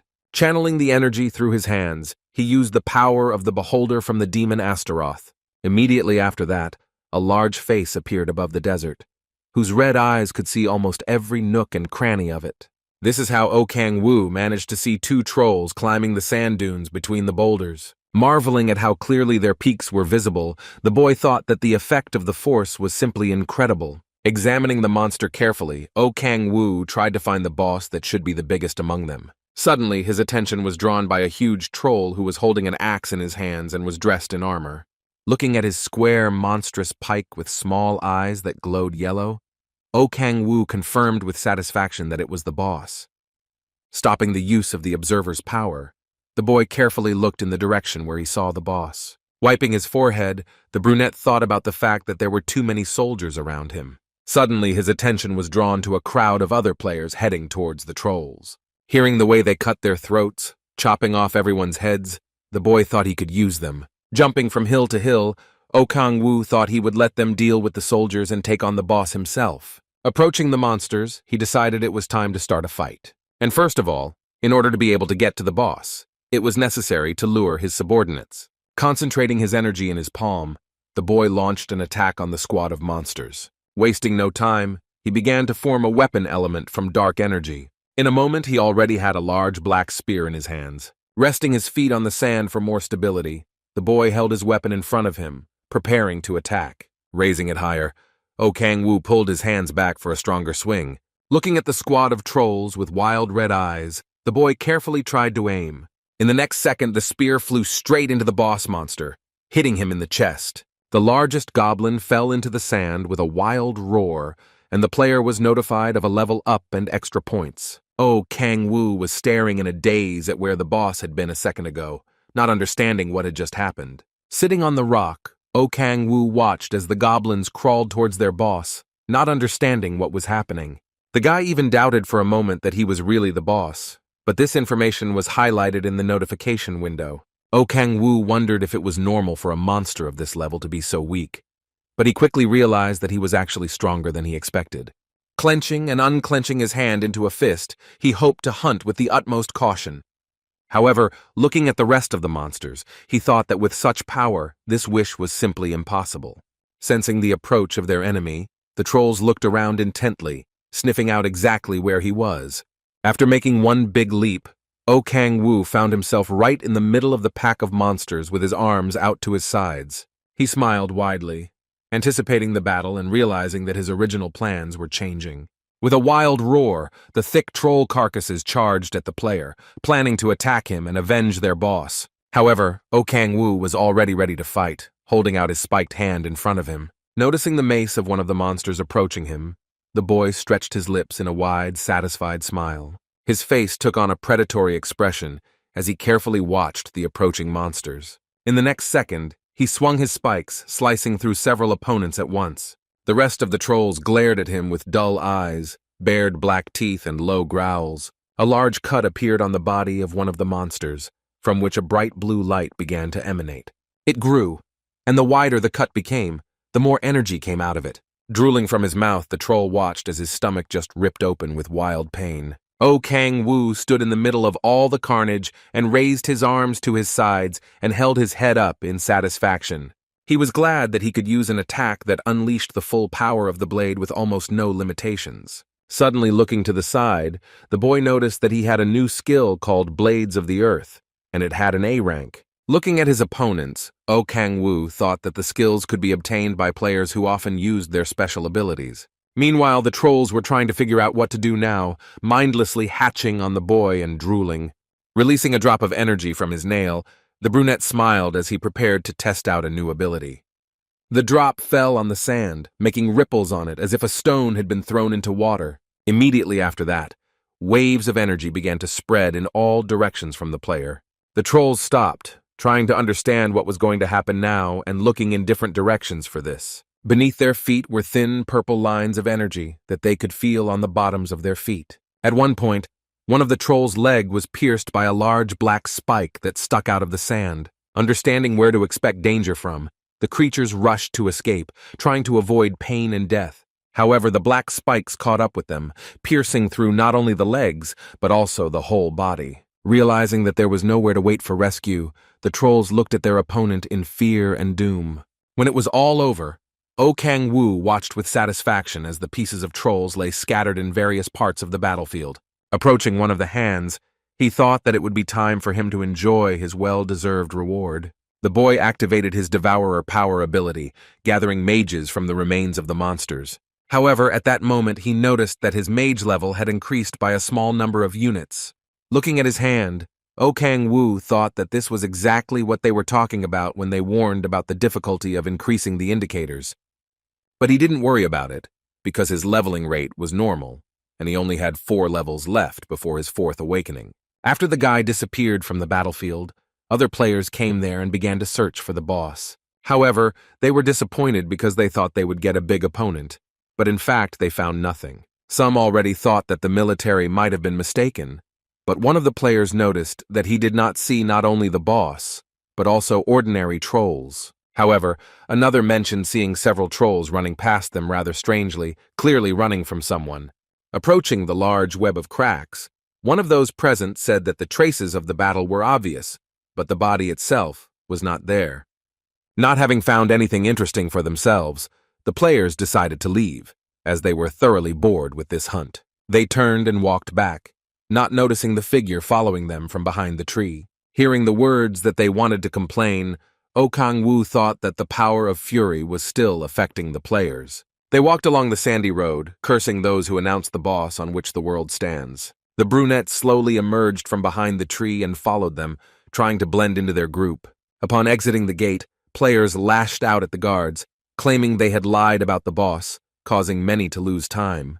Looking around and trying to be as inconspicuous as possible, O Kang-woo thought that everything was going according to plan. Suddenly, someone barked loudly to silence everyone, and the boy looked with a dazed look to where the voice was coming from.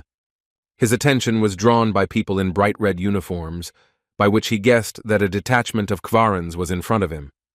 Everyone present began to whisper about why the Kvarans had come here, building assumptions that someone had beaten the guards. O Kang-woo also wondered why they had come so suddenly, and what could have happened. Some of the players already wanted to go home, arguing that it was just a waste of time to hang out here. Suddenly, their attention was drawn by a figure who was quickly approaching the gate with a confident gait. The white-haired girl's name was Baek Hwa-yong, and she was the commander of the 3rd Squad of Hwarans.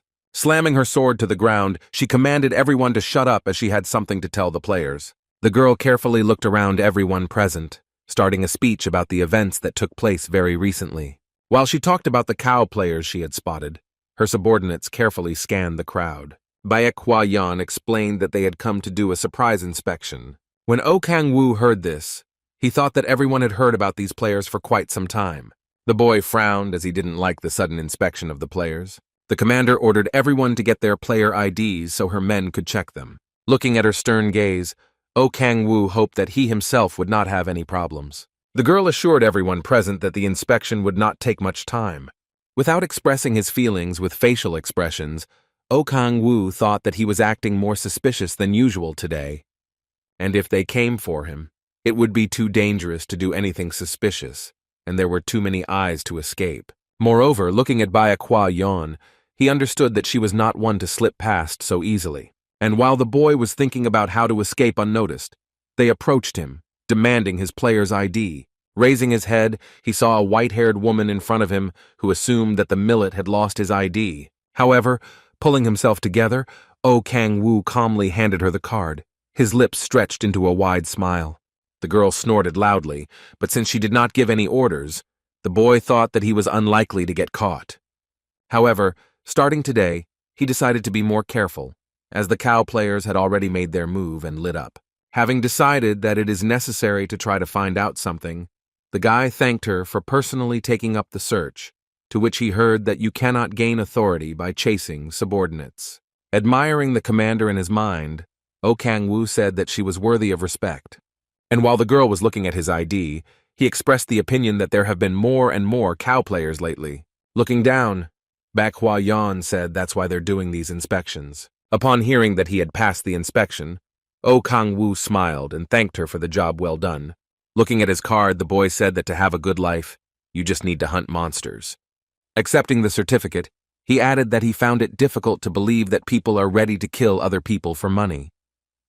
Looking at the interlocutor through narrowed eyes, the boy thought that she should know that cow players are not after money, and he also thought that the government should definitely know about the activities of the demonic cult. At his words about which cow players they were looking for, so that he would let him know if he saw them, the girl narrowed her eye and looked at the boy. However, after a short pause, she calmly answered that he should leave the Central Security Service to them. The girl added that the safety of the players was actually their job, causing O Kang-woo to thank him with a short laugh. Baek Hwa-yeon warned him that it would be safer to level up in the D-rank gates. At the same time, she added that there are very few good people like him in their world, and she hopes that there will be more of them. To which O Kang-woo mentally replied with a wide smile that if there were more people like him, the world would be a disaster. Immediately after that, looking at the commander's trail, the boy thought about whether her investigation was secret. Deciding that while the government investigates the demons, it would be better for him to wait at home, he dialed Tae-soo's number and offered to meet. A few days later, he and Han Sol-ah were waiting for a greeting outside a cafe. He was the first to extend his hand to the girl, glad to meet the healer he had heard so much about. O Kang-woo awkwardly watched as his friend held out his hand to the big man while smiling broadly. He was troubled by the way Tae-soo looked at Han Sol-ah with a rapturous gaze while complimenting her looks. As they sat down at the table, the brunette announced that he wanted them to train together to level up. To which the healer replied that he agreed, since everyone would want a healer with B-rank ability on their team. When he called her daughter-in-law, asking if that was her only ability, Han Seola was surprised and blushed. However, he added that there was nothing to be ashamed of, so he asked to tell more about her powers. The girl said that in addition to treatment, she can buff strength, health, and dexterity. Hearing these words, Tae-soo looked at her in surprise, not expecting her to be able to both heal and buff. And when he heard that she could also use her skills to attack, the man said that she was really incredible. He added that it is quite difficult to find such a healer, and she will be accepted even by high-level guilds, which shocked Oh Kang-woo quite a bit, who lashed out at his friend. And while Han Sol-ah was explaining that she didn't want to join the guild, the guy noticed that Tae-soo called her daughter-in-law, and she didn't object. Taking a big gulp of soda, the big man replied that he also wanted to become a legend among the players along with Oh Kang-woo. To his question about whether Americano is not the best drink, the brunette answered that he praises it like some kind of soup. Looking carefully at his companion, the boy asked if he had already found someone for the role of damager. To which Tae-soo replied that he had 2 examples that were so talented that he immediately wondered why they weren't still in the guild. Hearing that he had an incredible sense of people, Oh Kang-woo squinted, reminding him of the cow players, forcing him to admit that sometimes he was wrong. Cheers said that he would like to introduce these players because he trusts them completely, so Oh Kang-woo asked Han Seol-ah's opinion. She replied that she didn't mind, as she wanted to level up as soon as possible to be able to help him. Without lowering his gaze, the boy told her not to hurry, because the most important thing for him is her safety. Looking at them, Tae-soo said that they look very cute and nice to look at. When they finished their lunch, the hunk suggested that they meet tomorrow in the Incheon area, which surprised the brunette a bit. However, hearing that there was a D-rank gate with trolls in it, the boy looked at his partner in surprise. He knew perfectly well that such a split would be much better, since trolls are stronger than lizard men, and there is no need to keep quiet with them. Recognizing that he was smarter than he first thought, Oh Kang-woo praised him for his good idea. Hearing his wish to meet tomorrow, Tae-soo looked at his companion in surprise, asking if he was leaving already. His reply that he still had some business to do didn't convince the big man, so his expression didn't change. To his question, Oh Kang-woo replied, kneading his hands, that he wanted to raise his level a little. He didn't have much time left until his 4th awakening, since he was already level 29, so it was better to level him up sooner. Returning to the rift, he once again used the power of the beholder to find opponents. Immediately after that, the boy saw a pack of trolls mindlessly wandering around in a circle. When they heard the approach of the enemy, they raised their heads to notice him faster. The next moment, the player quickly dashed past the monsters, exposing a spike in front of him.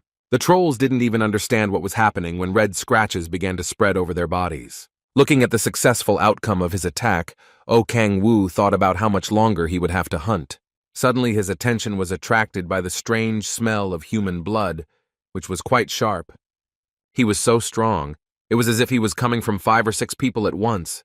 Going there, the boy thought about the fact that a group of players could have died in the rift, even though there was no boss here.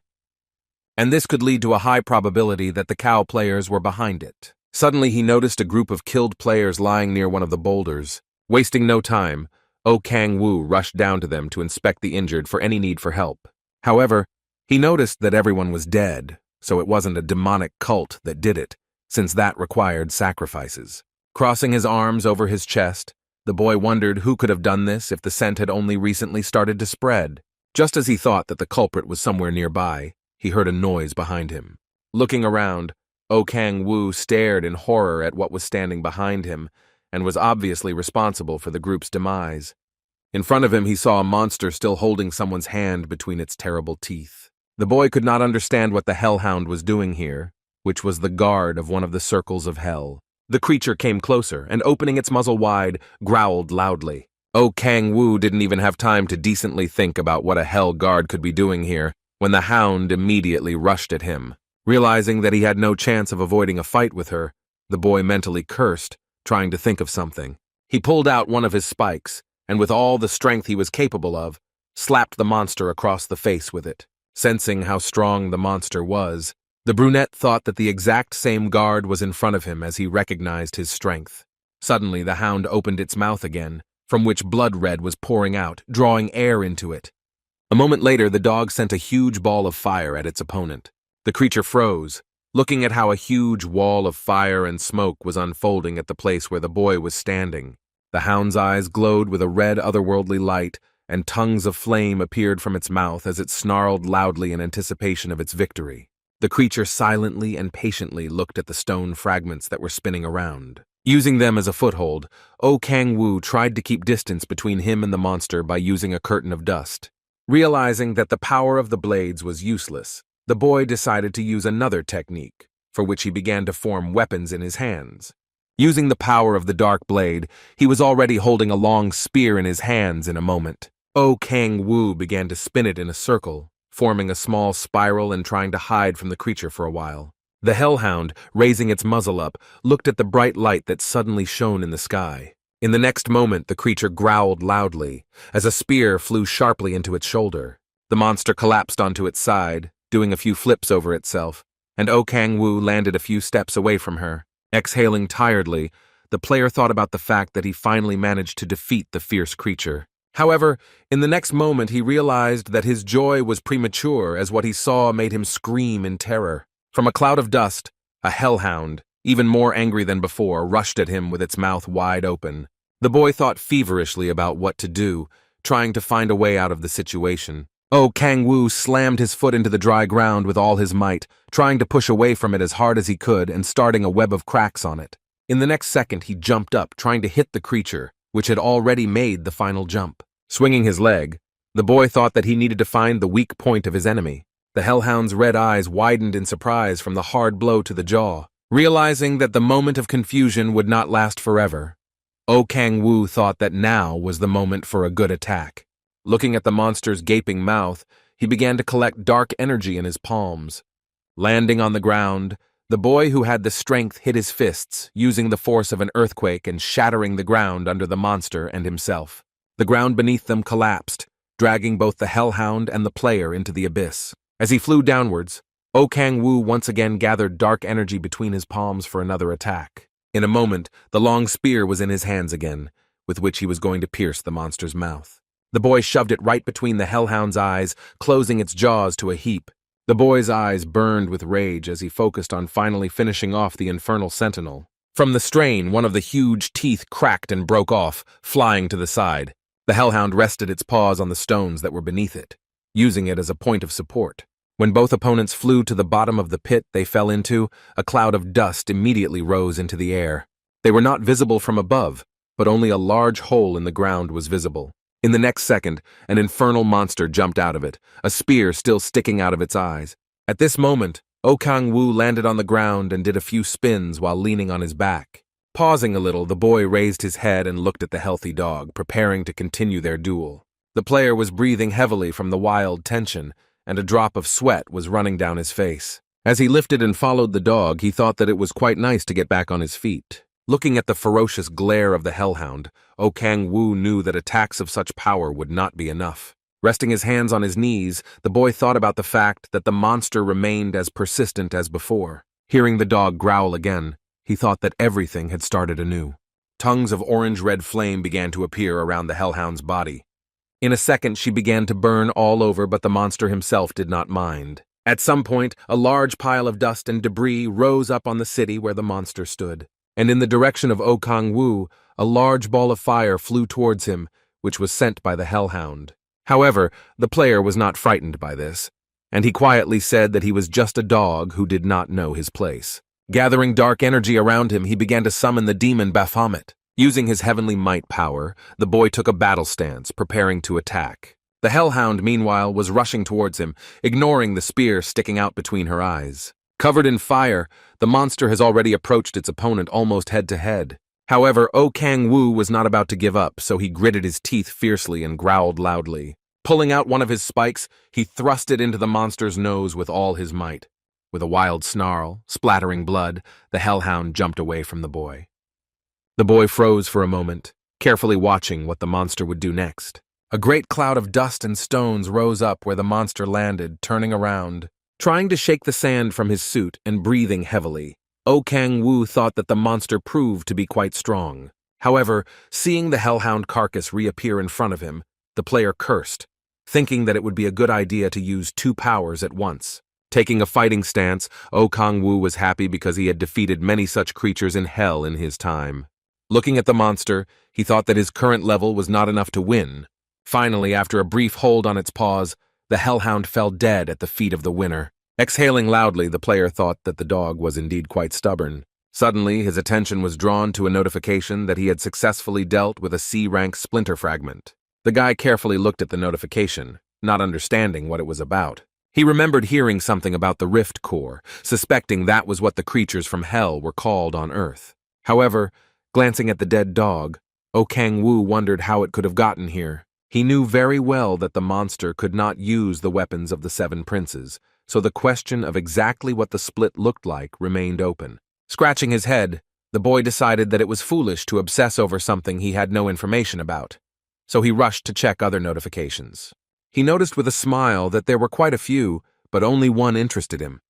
O Kang-woo smiled, thinking though that after receiving the 4 awakenings, he could no longer worry about the little things. With these words, the boy used his devourer power on the hellhound. With a wide, predatory smile, O Kang-woo thought that very soon he would be able to obtain Manma Jung's full power and become stronger than Hell. Watching the black smoke devour the monster's body, he thought that leveling up was the right decision. Kneading his body, the boy walked out of the rift gate with a noticeable smile on his face. He walked down the street with a big smile, thinking that there might still be kimchi waiting for him at home. Suddenly, the boy heard someone say hello to him, which made him stop in surprise. Standing before him was the same red-haired girl he had met at the internet cafe. Casting a stern look at the boy from under her cap, Cha Yeon-ju said that they had not seen each other for a long time. Realizing that she couldn't just die, O Kang-woo squinted and let out a loud sigh. He sternly added that they weren't close enough to greet each other very bluntly, adding that they decided to still be at the cafe. However, when the girl introduced herself, he thought about hearing her name in the player support center. The boy feverishly began to recall all the guilds that were in the top 5.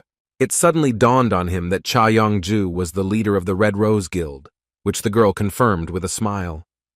Now it wasn't surprising that she was so strong during their duel, so with a smile, O Kang-woo asked what she wanted from him. In the next second, he was looking in a daze at the girl who was telling his entire biography. She added that he had not been heard from for the past 5 years, but had recently registered as a player. When she asked if she was right, O Kang-woo replied that he had no idea what she was doing all this for. But everything was right. Looking at his device, Cha Yeon-ju said that he had registered as a player about 3 weeks ago. The girl also said that when tested, his results showed abilities slightly higher than F rank, but in her opinion, they are incorrect. Adding that since he disappeared for 5 years and then started hunting C-rank gates, at first she thought he just faked his ID. However, his fingerprints and face matched the database. Upon hearing this, O Kang-woo asked how she managed to get his prints. Without even looking at him, Cha Yeon-ju reminded him that they were taken during check-in. And while the boy thought about the fact that the guild heads had more power than he had hoped, the girl said that this convinced her of his authenticity as a player. And this meant that he was a player with great talent, who could even surpass her. At the same time, O Kang-woo could even be stronger than Baek Kang-hyun himself, which the boy himself accepted without enthusiasm. He thanked her for the high rating, after which he asked what exactly she wanted from him. The girl froze for a moment, crossing her arms over her chest and choosing her words. After that, she said that she was informing him that they wanted to sponsor him as the head of the guild. She was surprised at his admission that he expected to hear something different. O Kang-woo smiled and said that he thought she was going to convince him to join her guild. Cha Yeon-ju smiled and asked how she could summon a player hiding behind an F rank into the guild.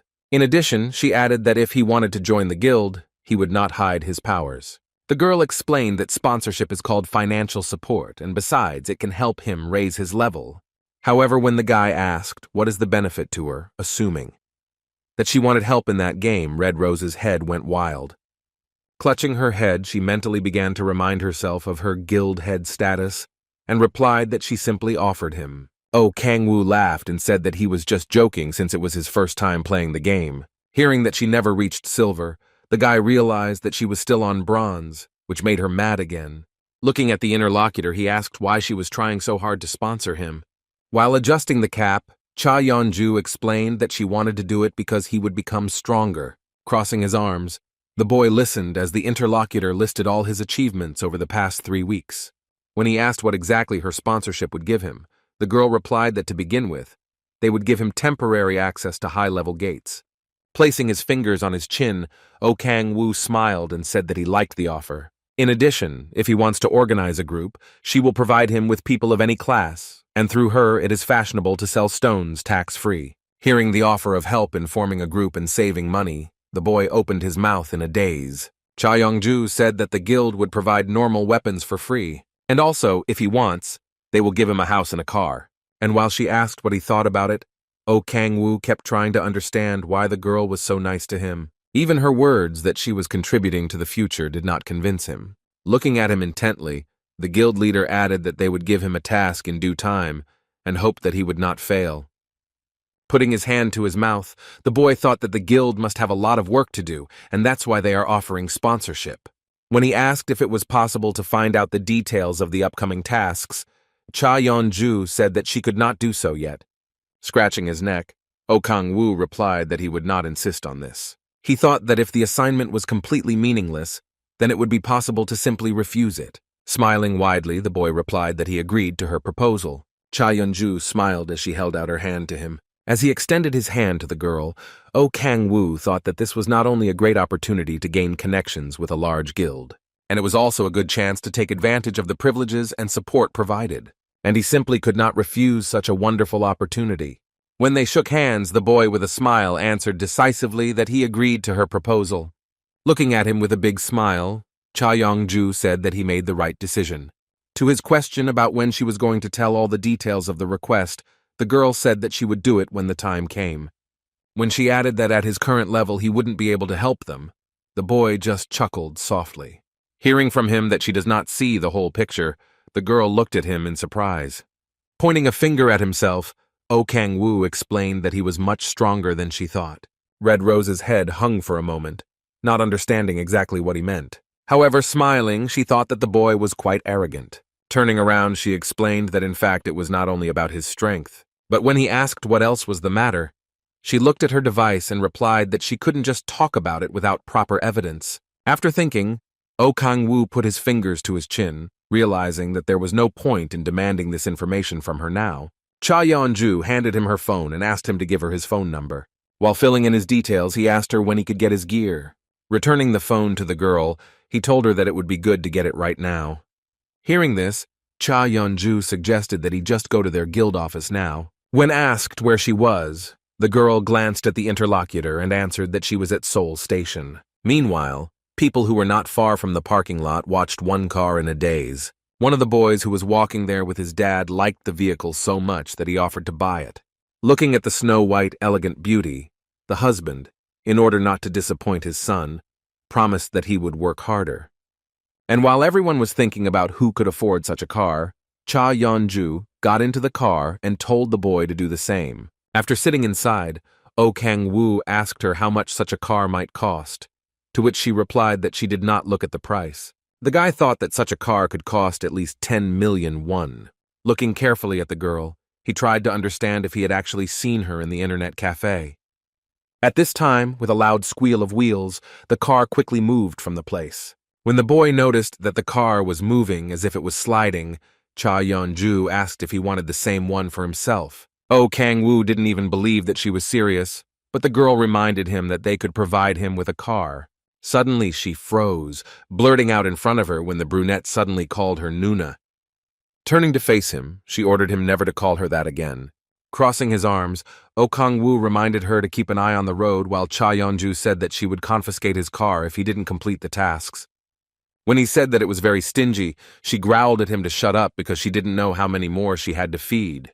Conciliatorily adjusting the seatbelt, he smiled and again advised to follow the road. After some time, the car stopped near a large red and gray building where they were already waiting. When Cha Yeon-ju said that this was their office, the boy thought that it was quite big. Looking at the shiny Red Rose Guild sign on the facade, he thought that the building was not inferior in size to the player support center.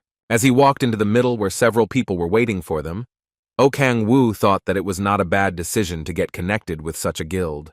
The head of the personnel department approached him and held out his hand, saying that he had heard about him from the head. Park Hyun-woo smiled and introduced himself, holding a folder in front of him. The boy introduced himself, but the next moment something else caught his attention. Standing next to the head of personnel was the man who was the commander-in-chief of the task force, Moon Yong-ho. Oh Kang-woo wondered why the commander-in-chief was looking at him so intently. Park Hyun-woo added with a smile that since the boy is here, the conversation with the head went well, so he is grateful for the accepted offer. Oh Kang-woo replied with a smile that with such conditions he would not be averse to giving up the poison. When the head of the Human Resources Department offered to escort him to the warehouse with weapons, Cha Yeon-ju replied that she would do it herself. He bowed and agreed, but Moon Yong-ho sternly added that he would go with them. Putting her hands to her sides, the head of the Red Rose asked what it was for, to which the big man replied that he wanted to see with his own eyes what the newcomer was capable of. After the redhead said that they had better become friends, since they would be seeing each other often, Oh Kang-woo gave a predatory smile. Having climbed to the 15th floor, the girl pointed with her finger to the place where their warehouse was located.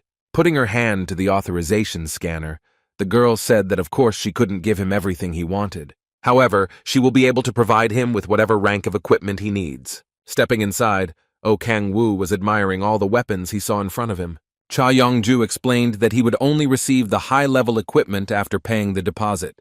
To his enthusiastic question about whether there were any legendary or mythical items here, the girl replied that they would use it themselves. Thinking that this sounded quite logical, Oh Kang-woo turned to face her and asked about the high-level equipment. To his question about what deposit he should make, the chairperson replied that it was 50 million won, and seeing his bewildered look, she added that it was already with a discount. Turning again to contemplate the weapon behind the glass, the boy replied that he understood everything, deciding that he could not afford it. As he asked the girl, calling her Nuna again, if he could look at the middle-class weapon, heavy footsteps sounded from behind. The head of the Red Rose Guild and the rookie watched Moon Yon-ho as he slowly approached. Finally, the commander-in-chief stopped and glared fiercely at the boy standing in front of him. Clenching his teeth, he growled at him, asking where his manners were. However, he was not frightened, but only looked at him with an indifferent look and asked what he meant. Zdrovan growled that he should address the head with respect as she was higher in status than him. The commander-in-chief's face was contorted with rage. His veins swelled and the capillaries in his eyes burst. Seeing his reaction like this, Oh Kang-woo stretched his lips into a noticeable smile. In a moment, it widened even more, giving her face a predatory expression as the boy replied that he didn't want to do that. For a moment, the boys looked intently at each other, while the commander-in-chief looked at the newcomer with fierce hatred in his eyes. Zdrovilo couldn't even find the words to properly answer the brunette, so he immediately began to draw his sword. However, Oh Kang-woo didn't care at all, so he watched with a condescending smile and waited for what would happen next. Hearing Cha Yeon-ju's voice yelling at the boy to stop, the player's lips stretched into a slight smile. The girl held her cap with her hands, hiding her angry face, and trying to stop the commander-in-chief of the task force. Coming closer to him, it sternly asked him what he was doing, to which he could not find an answer. Still, raising a fierce look at the thugs, Cha Yeon-ju cursed, drawing attention to herself. Not restraining herself from fury and not listening to the bleating of her subordinate, she harshly asked if he would continue to be silent like this. Oh Kang-woo listened as the big man tried to draw attention to his inappropriate behavior, but the guild head said it was none of his business. When Moon Yong-ho said he understood and took the sword away from his face, the brunette mentally let out a loud breath. Pointing a finger at him, the pink-haired girl told him to be more careful with his expressions as well, because if the health does break, he will become a cripple. The boy himself thought that Moon Yon-ho was quite a loyal soldier, and this meant that the guild was quite reliable, and his attention was drawn to the sword that the opponent wanted to use to attack him, so he again turned to the pink-haired girl, who harshly asked what he wanted. Smiling slyly and rubbing his hands greedily, the boy asked her if he could get equipment instead of a foreign car. When the guild head replied that she could only do such a thing after discussing the matter in a meeting, Oh Kang-woo suddenly felt a strong blow above his head. Gritting his teeth fiercely, Moon Yong-ho noticed that the brunette called the pink-haired Nuna again. Cheers quickly fell on the newcomer, roaring how dare he call the guild head that. He reached for his sword again, shouting loudly and spitting everywhere. A moment later, Moon Yon-ho was charging at the brunette again with a fight, hitting the floor where he was standing and sending a pile of dust and small debris into the air. Zdrovan was just shaking with rage, trying to make him fear him and respect the head of the guild. However, Oh Kang-woo was standing right in front of him, his hand out to his side and smiling widely, rejoicing at his loss. And right in front of Moon Yeonho was Cha Yeonju, who was holding her sword tightly and looking at him with big blue eyes. After hearing the words that she could consider his actions as disobedience to her orders, the newbie smiled even wider. Not knowing what to say, the commander-in-chief of the operational group began to apologize tensely, and a large drop of sweat rolled down his face. However, without even waiting for his apology, the pink-haired girl forcefully pushed his sword down, piercing the floor. Oh Kang-woo watched with a smile as the girl chased her subordinate away, ordering him to get out of here. Looking sternly at the big man, the girl said that if he threw something like that away again, she would have to take drastic measures at his expense. After reminding him of the important role he played as commander-in-chief of the Red Rose, the boy looked down and said his deepest apologies. Grabbing his head again with her signature gesture, Cha Yeonju apologized to the newcomer, assuring that she would see to it that the big man was properly punished. Hiding his sword behind his back, Moon Yeonho heard that he wanted a chest armor that was convenient to move around. The brunette added that he wanted one with good features if possible, while the girl tried to remember if they had any. Suddenly, she stared in front of her in fear as she heard Moon Yeonho's voice also talking about the armor while addressing the newbie. Coming closer, the big man offered a deal that, if the brunette could defeat him in a fight, he would give him his armor. Oh Kang-woo listened intently to the fact that it was a high-level armor with very excellent performance in battle. Realizing that she had to step in and do something, Cha Yeonju clenched her fist tightly and called out the name of the man again. Blue lightning flashed in her eyes as she reminded him of her order to get the hell out of here. The commander-in-chief retreated slowly, not daring to engage in a fight with the head of the Red Rose Guild. However, the next moment the girl stopped, seeing Oh Kang-woo's hand in front of her, who asked her to stop.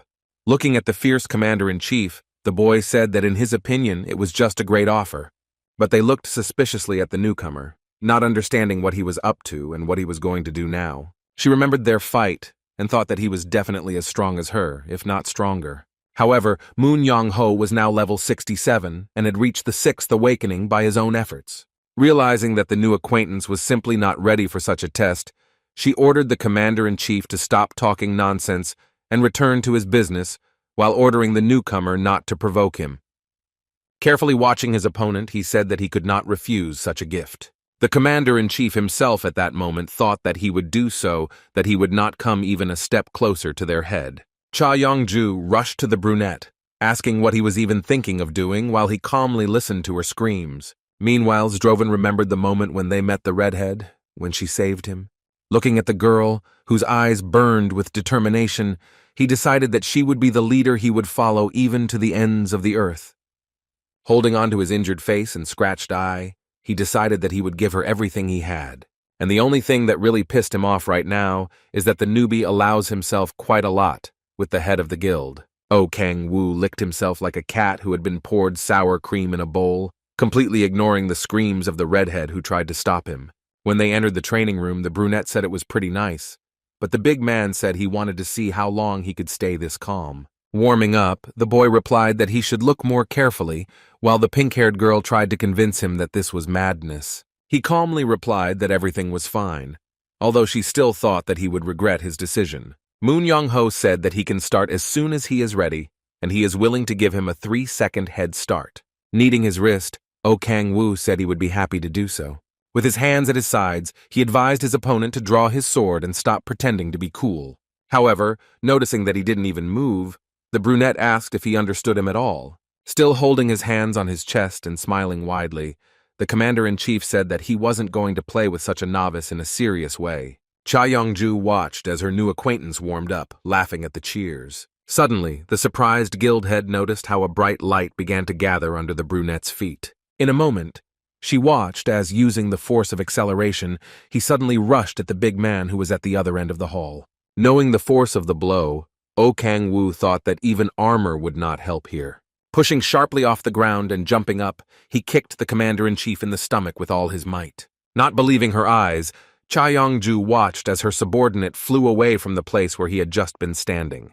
The commander-in-chief, in turn, flew with his back forward, after which, crashing into the wall, he raised a new cloud of dust and debris. The boy screamed loudly, opening his mouth wide and spraying his saliva everywhere. By the time Oh Kang-woo landed on the ground, The big man was already on his knees, resting his palms on the floor. Hearing rather unpleasant physiological sounds, the redhead tried to understand what had just happened literally before her eyes. Moon Yan-ho raised his head and looked at the dust, in which the silhouette of his opponent loomed. The commander-in-chief of the task force perfectly understood that if he had not been wearing gargoyle armor, then everything would have been over between them a long time ago. Thinking that this was impossible, he raised his hand and reached for the hilt of his sword. Pulling out the massive weapon element, he slammed it down on the floor, sending a web of cracks and debris up. He couldn't believe that his opponent had only been a player for 3 weeks, but he asked with a smile where his 3-second handicap had gone. Zdrovan slowly stood up, leaning on his sword and clutching his stomach, trying to figure out what it was. However, Oh Kang-woo put his hands to his sides and calmly replied that he was simply stronger than him. To the indignation of the commander-in-chief, the brunette answered that now he could see how absurd his words about the handicap of 3 seconds sounded, which made him look down at his feet in shame. Covering his mouth slightly with his hand, the newcomer laughed quietly, saying that he was showing off a lot because he thought he was a weakling.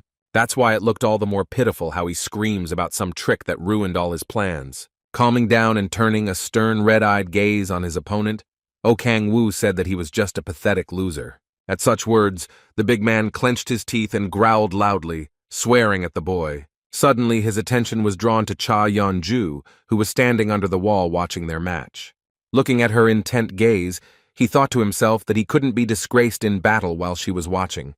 Realizing this, Moon Yang-ho raised his sword, around which orange waves of energy ran. Using his special skill, which was called the Killing Heaven Sword, he released a large pillar of fire into the air. Despite the great strain, he looked at his opponent, letting out a very loud breath, and a large drop of sweat rolled down his face. However, Oh Kang-woo stood in front of him, covering his mouth and smiling broadly, asking if it was necessary to shout out such a poor technique name. Squinting and keeping his eyes on his opponent, he asked if he really thought it sounded that good. Moon Young-H stood still, continuing to hold the sword above his head. Meanwhile, the veins on his face began to swell from the tension. The only thing he wanted at this moment was for the insolent rookie to shut up abruptly.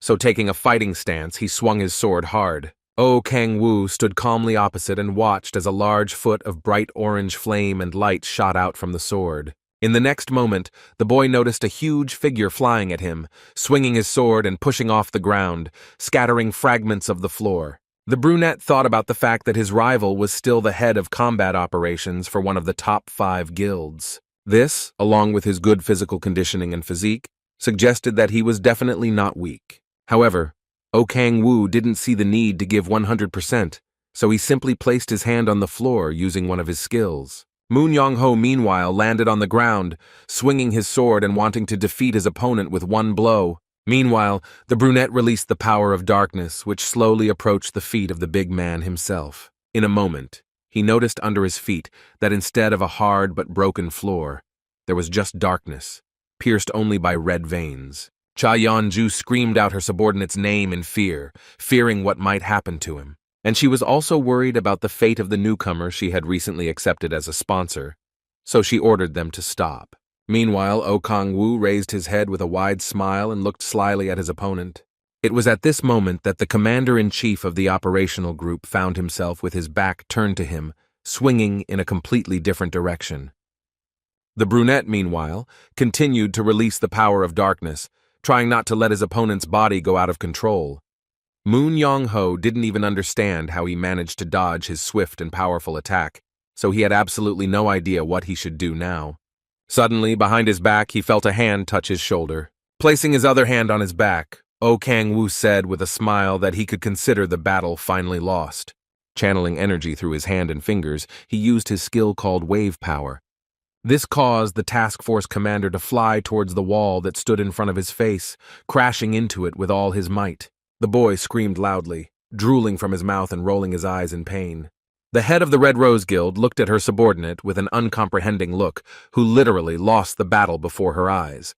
Following this, she looked at the rookie who had emerged victorious in the same battle, looking even more suspicious. Noticing her attentive gaze, the boy calmly reminded her that he had said that he was much stronger than she thought. His look showed pride in his achievements, and his face always shone with the light smile of a winner. A few minutes later, Medics appeared in the battle hall, carrying first aid kits and carriers for the victim.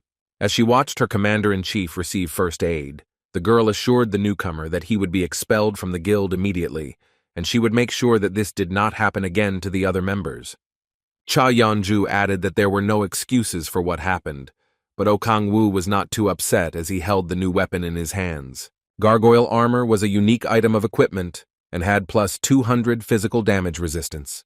The brunette was smiling widely, happy that he had finally managed to get hold of a unique weapon that had a pretty good special effect.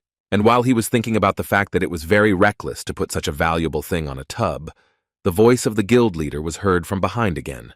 While the girl was gathering her thoughts, what should she say to the fact that the big man went even against the order of his leader, thanks to which he gave him the opportunity to get a beautiful armor? Lying on the carrier face down, Moon Yan-ho burst into tears, realizing that he had lost not only in the eyes of his captain, but also in the dear heart of the girl. Turning to face Cha Yong-ju, the brunette warned that this could happen once, but if it happened again, he would have to reconsider their relationship.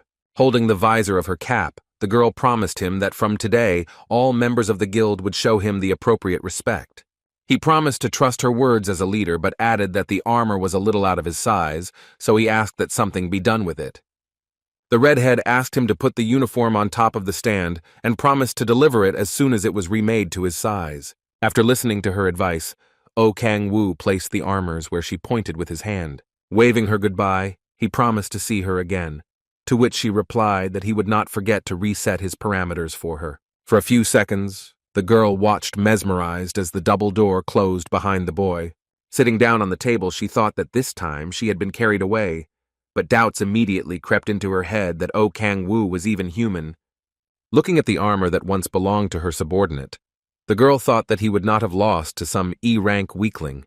Thinking about it, she came to the point that a world-class ranker could appear in Korea. The 8 strongest players, who were not only in one country, but also on the whole planet, were called world-level rankers.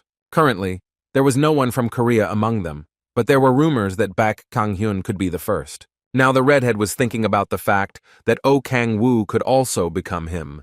But the voice of the head of the Human Resources Department pulled her out of her thoughts. Hearing that the rookie had left and that the armor belonged to him, Park Hyun-woo let out a breath, saying that he had already heard about this match. The head of the guild informed him that a disciplinary interview was planned, after which the commander-in-chief would be expelled from the guild and asked to inform all the participants that they must appear. Hearing that his colleague would be kicked out of the guild, Park Hyun-woo closed his eyes and lowered his head glumly. Getting up from the table, Cha Yong-ju ordered her not to make such a face, as everything that had happened was entirely Moon Yok-ho's fault. Hearing that there were several aspects he would like to inform her about, the girl turned her head towards him in interest. Hearing the words that the government had successfully pushed its spy into the devil's cult, she lashed out at her subordinate in surprise. He added that if everything goes according to plan, there is a high probability that they will end up in their trap. The head of the Red Rose Guild took off her cap and scratched her head and asked to tell about it in more detail. In the evening, standing in the middle of the street, Oh Kang-woo looked at the window that displayed his characteristics. Placing a hand to his chin, he thought about the mage stacking up with the other characteristics. He couldn't say that strength, survivability, and physical abilities didn't play a role in his characteristics at all. However, the boy understood that if he strengthened the body with the help of other characteristics, he could significantly reduce the expenditure of the mage. Wringing his hands, the player thought that the main problem now was that he could not achieve the desired score.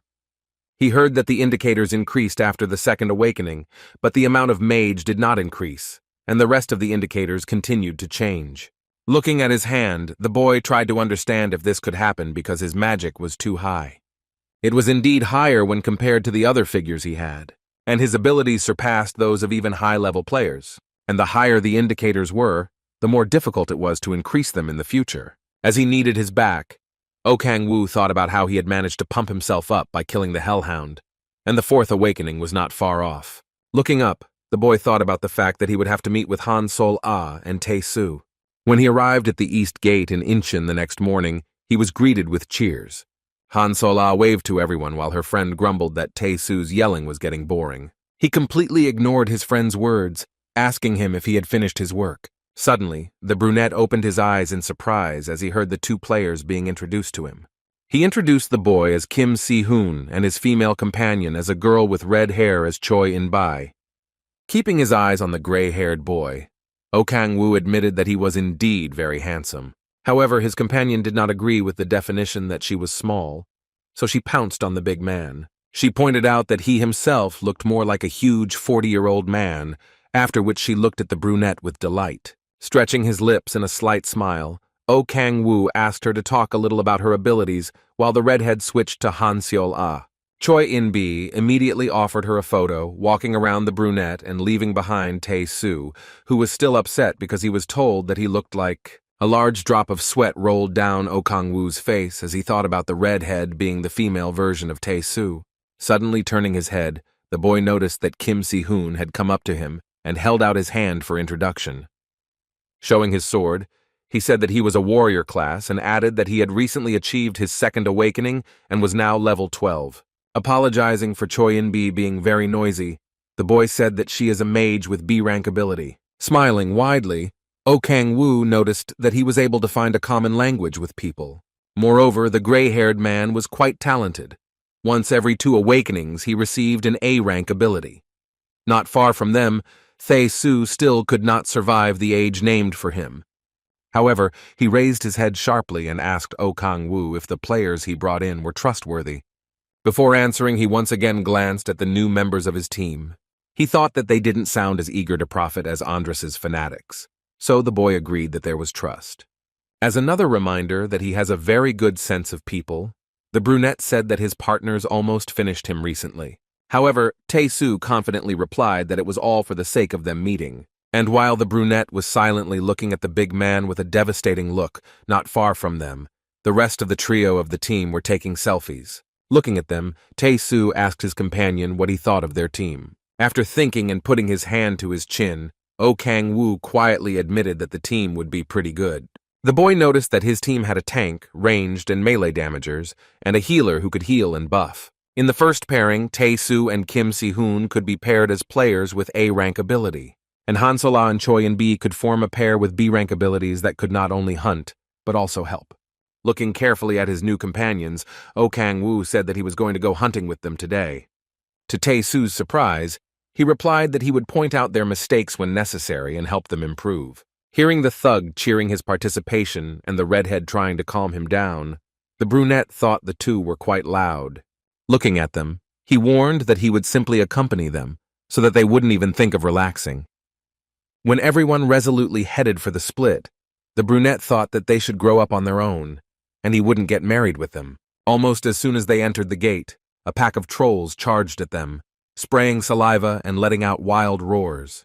They rushed forward between the trees of the forest and swung their clubs, which were held in their clawed paws. The monsters looked at the newcomers, baring their crooked teeth and glaring at them with fierce eyes. However, at some point, the Tupney ran into a large shield that Tae-soo had placed in front of him. He held back the onslaught of monsters with all his might, trying to push them back even a little. With one strong push of the big men, he forced them to fall onto their backs, rearing their legs up. Noticing his small victory, he laughed loudly and asked if they liked it. The trolls trembled, lying on the ground and not daring to rise to their feet for the next attack. Meanwhile, Choi In-bi had already approached Tae-soo, displaying a staff in front of her and using her light shock ability. At that moment, she glanced at the big man, loudly trying to call him. Behind her ran a whole crowd of trolls who let out a thick roar, chasing the victim. She looked behind her and shouted that there were more than 5 monsters behind her. Wasting no time, Tae-soo rushed to her aid, trying to cover the girl from the monsters. Zdrovan, in an attempt to take a more advantageous position for defense, pounded his foot on the ground with all his might. Immediately after that, a bright blue light fell on the trolls, blinding them. Tae-soo watched as they closed their mouths, trying to protect themselves at least a little from the light attack. Holding his hand, he asked Han Seol-ah to give him a little buff. Without wasting time, she directed her hands in his direction, using the light blessing skill. Bright yellow light began to envelop the figure of the big man everywhere. In a moment, his muscles increased several times and veins began to show on his skin. Feeling his strength increase, he smiled with satisfaction as he thanked the girl and once again called her his daughter-in-law. Meanwhile, Han-Sol-Ah herself was already launching a bright arrow of light into the crowd of trolls. However, it flew past the head of the monster that was closest to them. But the girl did not give up, so the next arrow was accompanied by a joyful scream from Choi In-bi. Meanwhile, Tae-Soo was already rushing at the group of trolls, trying to push them as far away from the companions as possible. Passion was burning in his eyes, and a happy winner's smile was burning on his face. Sweeping everything in his path, the giant literally nailed and scattered his opponents with his shield. However, the monsters, even bleeding and injured, continued to attack the player team. Kim Si-hoon, meanwhile, also did not miss the opportunity to defeat as many monsters as possible by swinging his sword. He did not stop for a moment, interrupting some trolls and immediately pouncing on others. In a moment he stopped, noticing that there was only the forest in front of him, and all the monsters were left behind. The gray-haired man looked around to assess how effective his teamwork was. He was approached by Tae-Soo, who asked if he had trained in kendo before becoming a player, to which he replied that it was a hobby. However, looking at the severed troll limbs, the big man exclaimed that his skill level was much higher than just a hobby. Lifting his head to where Oh Kang-woo was sitting on a branch, Tae-Soo asked him how he felt about all that he saw. He put his hand to his chin, thinking about what he should answer now. All those present were anxiously waiting for him to answer the question of greeting at least something. Jumping down and approaching the team, the boy said there were a few things he would like to fix. Oh Kang-woo looked sternly at his companions, choosing his words well. They looked at him questioningly, waiting for his verdict on their battle with the trolls. Approaching his team, the boy said that he would like to start with the fighting technique used by Tae-Soo. The brunette explained that he has good eyesight, but the problem is that he uses too much energy during the fight. Oh Kang-woo explained that from the very beginning, he scattered a lot of trolls, but what would he do if a boss appeared after that? When the healer heard that he and his class could simply withstand the attack and retreat, he said he understood. After that, Oh Kang-woo proceeded to dissect Han Seol-ah's technique, causing her to lash out at him in fear. With a proud smile, the boy said that it was a good decision to cast a buff on Tae-Soo, thus increasing his power. However, he added that it was not necessary to start self-defense with light arrows after that. Listening to the explanation of why she shouldn't attack, the girl lowered her head and apologized. After promising that they would work on the mistakes, Oh Kang-woo switched to the redhead who was already ready to listen to the remarks. He explained that when she decided to finish off the monsters, she used quite powerful fire magic. However, when she was finishing off 3 monsters, she was attacked by 5 more, and the girl got scared and panicked. Hearing that she had to help their main damager, Kim Si-hoon, caused the girl to readily raise her fist. At the end, the brunette left the breakdown of the fight, which was conducted by Kim Si-hoon himself, which caused a drop of sweat to flow down his face. Oh Kang-woo was silent for a moment, looking at the warrior of his team with a serious look. Placing his hand on his shoulder, the brunette told him that there was nothing to fix as he was doing everything right. Glancing at the warrior, Oh Kang-woo thought that the boy's technique was simply incredible. Everyone present began to praise Kim Si-hoon, causing the boy to scratch his cheek awkwardly, thinking about the fact that he cannot even imagine how strong he will become in the future. When asked if they were going any further, Tae-Soo assured him that they would do much better this time. With a condescending smile, Oh Kang-woo snapped, adding that they should work on their mistakes. After some time going deeper into the forest, Tae-Soo was already repelling the attack of the trolls they met. Following the brunette's advice, Choi In-bi was now using a slightly weaker lightning attack.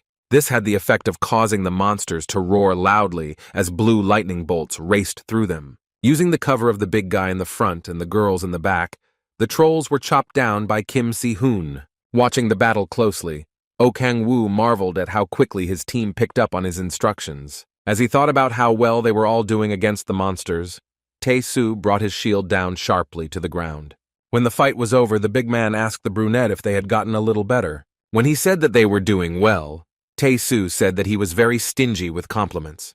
However, he thanked them for the fact that thanks to him, they learned quickly. Suddenly, the black-haired man's attention was drawn by a sound coming from the bushes. Frightened, he rushed to the place where the sound came from, knowing perfectly well who could get out of there now. Suddenly, a large white wolf with a pair of sharp horns on its head flew out of the bushes at the group of players. The team froze in bewilderment watching the monster and not understanding what it was. However, Oh Kang-woo knew perfectly well, looking into the monster's red eyes, that he was a demonic wolf. Tae-soo first reflexively picked up his shield, holding it out in front of him to attack. However, the closer the unknown creature ran to him, the more fearful his face became. At one point, the demonic wolf jumped at him, about to attack. Choi In-bi and the rest of the team stood behind the big man, trying to hide. Pulling out one of his spikes, Oh Kang-woo cursed loudly as he realized that he was once again a demon. However, just as he was about to jump down to take part in the battle, the boy froze in surprise and rushed down. There he saw that Kim Si-hoon had taken out his sword and slashed at the monster that was attacking him.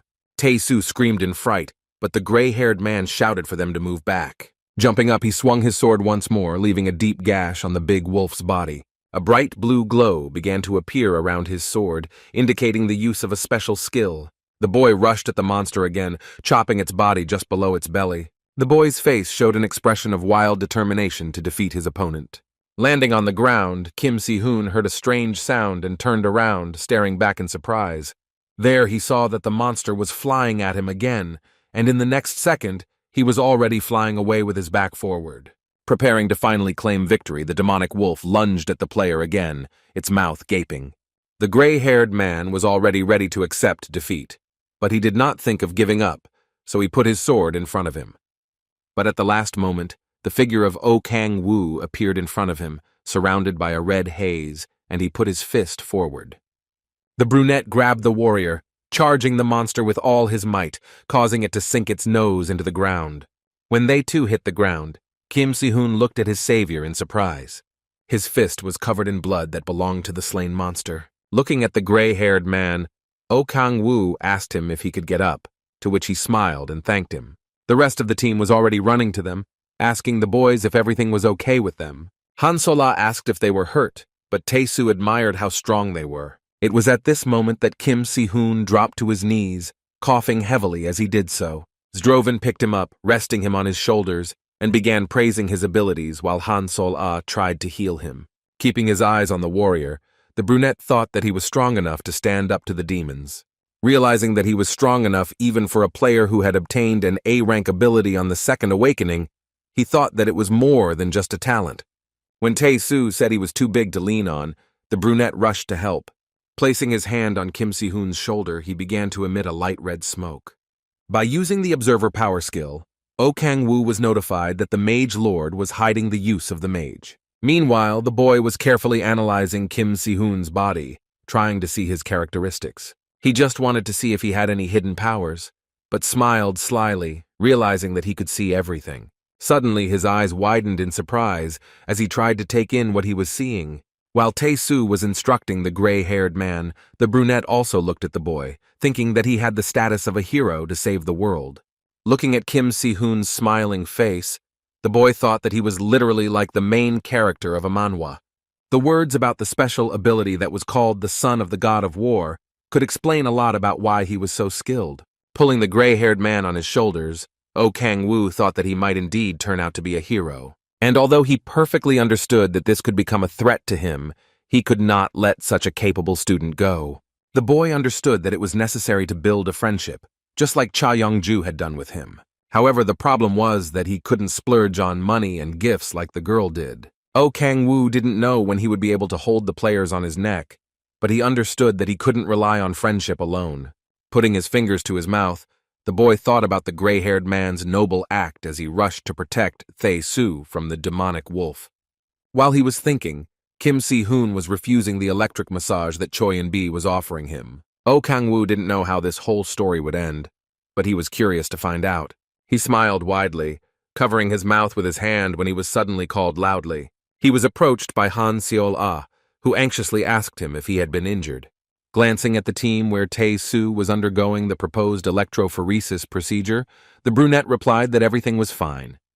Carefully examining the body of the dead wolf, the whole team tried to figure out why he appeared here, and Tae-soo said that if it wasn't for Oh Kang-woo, they would have been in trouble. However, he laughed, saying that Kim Si-hoon also contributed his share. When the brunette asked how he was feeling, the girl answered that everything was fine. She added that he should not make sudden movements for a certain time, and he should also rest. Walking up to the gray-haired man, Oh Kang-woo asked him if he was okay, to which he replied that everything was fine thanks to Han Seol-ah. He smiled when Kim Si-hoon added that if it wasn't for him, he wouldn't have had a good time. Gazing at the brunette in awe, the warrior said that he had heard from Tae-Soo about his strength. Zdrovan pointed out that he had never seen a player as strong as Oh Kang-woo, but the brunette himself thought that the team was quite strange. Tae-Soo crossed his arms and said that it's better not to joke with Kim Si-hoon since it was the first time he saw someone like that in the Second Awakening.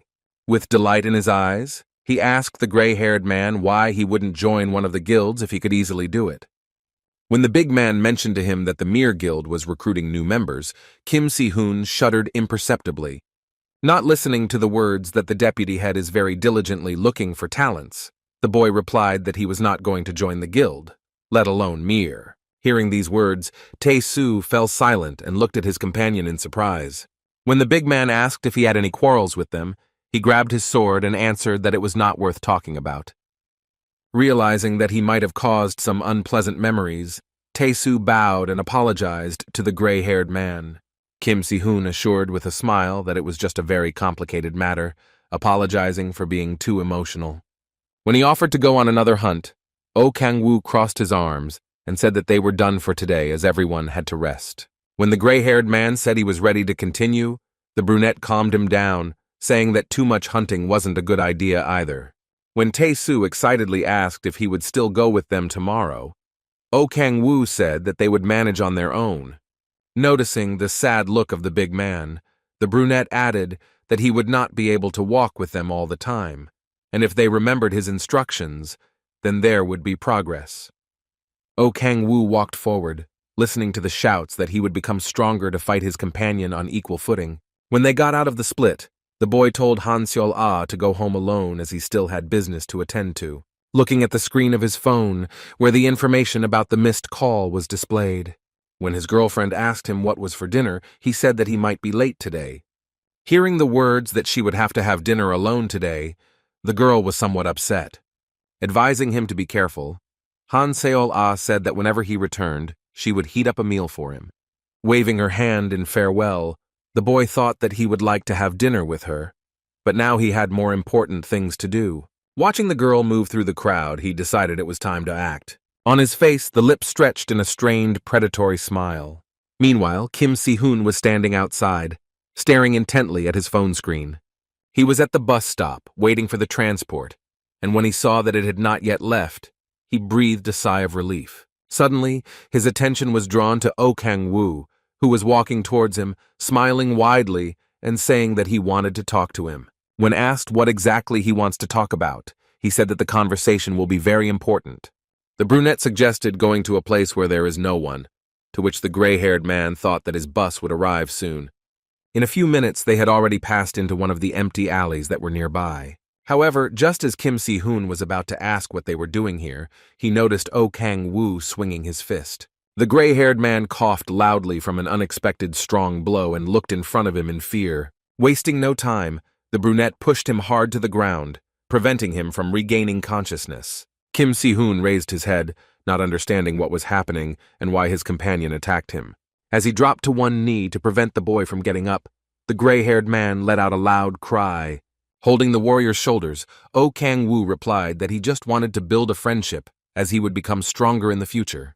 Bringing his face closer with a wide smile, the black-haired man said that he wanted to become very close friends with him. For a moment, the gray-haired man froze, trying to understand what was happening. However, Kim Si-hoon said that he chose a rather strange way to make friends. Shoving his hand into the boy's chest, Oh Kang-woo said he just wanted to play it safe. Having firmly grasped the gray-haired man's heart, the brunette applied the power of subjugation to him. Holding the organ tightly in his hands, he said that it would forget everything that had happened here, and after that he would hunt monsters again like before. With a big smile on his face, the boy said that if they pumped up, they would be a strong team. He held out his hand and said that if he became his familiar, he could use some of his abilities. As Kim Si-hoon lay barely conscious, trying to get a word out of him, Oh Kang-woo said that there was nothing to worry about. With a big predatory grin, the black-haired man said that they would make a great team. After some time, he opened his eyes sharply and sighed loudly from the sudden awakening. The boy slowly started to stand up, leaning on his trembling hands. Trying to remember what happened to him, he slowly put his hand on his chest. Kim Si-hoon looked around and tried to figure out what he was doing here if the last thing he remembered was waiting for the bus. Taking out his phone, the boy saw that the clock showed 8 o'clock. The gray-haired man remembered exactly how he wanted to get on the bus, but it was an hour ago. He raised his hand, straining his memory, and trying to remember what had happened since he had come to the stop. However, since nothing came to mind, Kim Si-hoon assumed that he had simply passed out. Remembering his fight with the demonic wolf, the boy thought that the consequences could have been any, but he did not believe that he could pass out. Clenching his teeth tightly, Kim Si-hoon thought that he was still too weak. Slowly getting up, leaning against the wall, he understood that he had to become even stronger. Memories of the famous Mir Guild and its head appeared in his head again, but the face of the vice chairman, Kim Yong-hoon, came to mind the most. Still leaning against the wall, Kim Si-hoon said that once he became stronger, he would definitely get his sword to his neck. Watching carefully as the boy slowly walked towards the stop, leaning against the wall, Oh Kang-woo was glad that his plan had succeeded.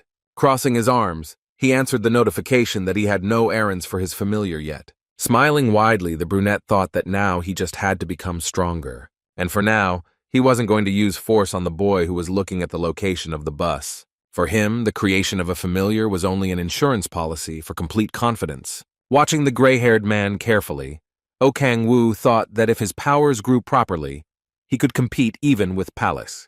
The black-haired man knew very well that he would have to face the devil cult in the future, and for this he simply needed the existence of such a character as Kim Si-hoon. After all, you never knew when a new monster would appear at the gate. That is why the boy with the fanatical expression on his face promised to provide all possible support to his new companion. Suddenly, his attention was drawn to the phone, which began to beep, notifying of a call.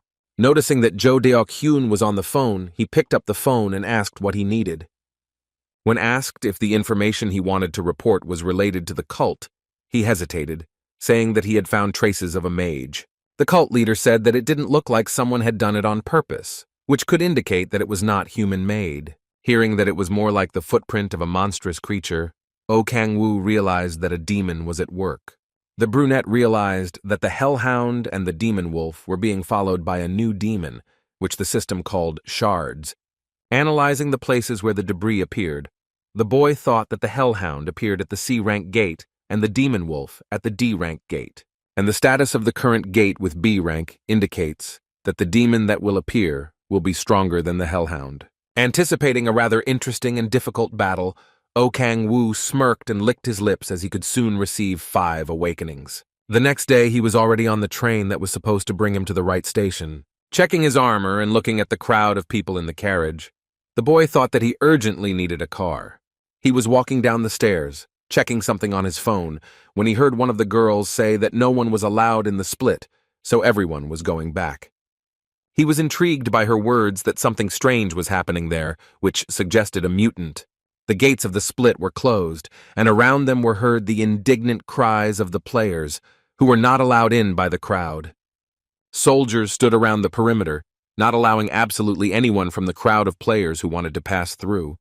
And while one of the soldiers tried to explain the motivation, the reporters filmed all this on camera. Suddenly, their quarrel was interrupted by a voice on the loudspeaker, which announced the presence of a mutant monster that had already killed 10 people. Hearing this, the crowd buzzed as they discussed so many players being killed in one rift. Listening to everything the others were saying, Oh Kang-woo wondered what kind of mutant monster could be in the rift. Although the government considered the monster to be a mutant, he knew very well that it was a complete demon. Looking at the soldiers blocking the entrance, the boy tried to understand who his opponent would be this time. One of the journalists approached the security guard, who tried to convince her that they did not have accurate information.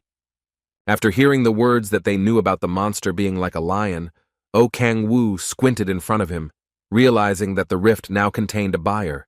In the second circle of hell, he was practically the strongest predator. It was a monster that looked like a lion, but had as many as 5 paws. In addition, he had one feature that distinguished him from other demons. He would hunt 5 times a day, after which saturation would activate, making him not attack until he was attacked. The boy immediately regretted that he remembered how he sometimes came to the first circle of hell to find a victim, which he used to terrify the other demons. Thinking that there were 10 victims, Oh Kang-woo concluded that the monster appeared about 2 days ago. Scratching his chin and pulling out his phone, the boy thought about throwing 5 monsters at him and then attacking him. He glanced at the players who were loitering by the goal. not knowing what to do next. Placing the receiver to his ear, Oh Kang-woo greeted Cha Yeon-ju, who didn't recognize him at first. She was actually in the gym training when he said he wanted to enter the B-rank gate, but the government barred entry. When the girl finally realized where he was now, Oh Kang-woo asked her if she could help him. Hearing something buzzing on the other end of the wire, the boy smiled as he heard the guild head ask if he needed to go there urgently. When he said he had urgent business there, Cha Yeon-ju warned that it would cost him dearly. However, Oh Kang-woo promised to repay her in full, after which she asked to give his phone to the guard.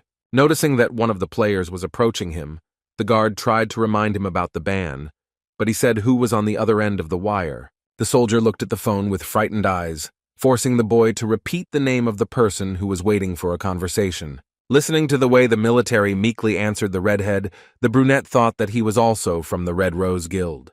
When the conversation was over, the soldier exhaled noisily, thinking about what had just happened. Glancing at the player, he unenthusiastically ordered him to access the rift. He warned that in case of victory over the monster, he is obliged to provide information to the government. All the reporters suddenly rushed to the boy to film the one who was given access to the gate. However, the next moment, hearing someone shout loudly for him to stop, Oh Kang-woo turned around in interest. Behind him, he saw a group of players scrutinizing him, and their leader noticed that they too could enter. Looking at the boy with bright blue hair, the crowd whispered that he was a rookie promoted by the Mir Guild. Oh Kang-woo looked at the team leader who walked up to him, asking if it was the Red Rose Guild that was supporting him now. Noting his armor, the boy said that his armor only confirmed that assumption. He laughed at the words that his guild was weakened by sending one player and said that he always works alone. The blue-haired man's team listened with smiles as the leader mentioned that he had recently been to a C-rank gate and surely expected this one to be the same. Coming closer, the boy noticed with a wide smile that such idiots as him do not live long. He assumed that the brunette wanted to kill the monster to glorify his name, though it surprised him that a player of the Fourth Awakening would do such a thing. The boy was interested in why he was silent, because of which he assumed that he was simply afraid of him. He didn't even pay attention to the fact that the black-haired man's gaze was completely indifferent. Placing his hand on his shoulder, the boy invited Oh Kang-woo to join their group, or else he might not return. Hearing his words that he would pass for a representative of the rogue class, the brunette stretched his lips in a slight smile. Approaching the interlocutor almost close, he said that he did not even know how to repay him for his kindness, as he himself was afraid of going into a split. Oh Kang-woo looked hopefully at the blue-haired man, asking if they would really go together, and while the rest of the team was trying to understand what was happening, the brunette was already mentally counting the number of people who would join him in the split. With a happy expression on his face, he calculated that he would have enough victims for the buyer, and one would even manage to survive. A few minutes before, the boy had reported to the deputy of the Mir Guild that the boy who had been taken in by the Red Rose had come to a split.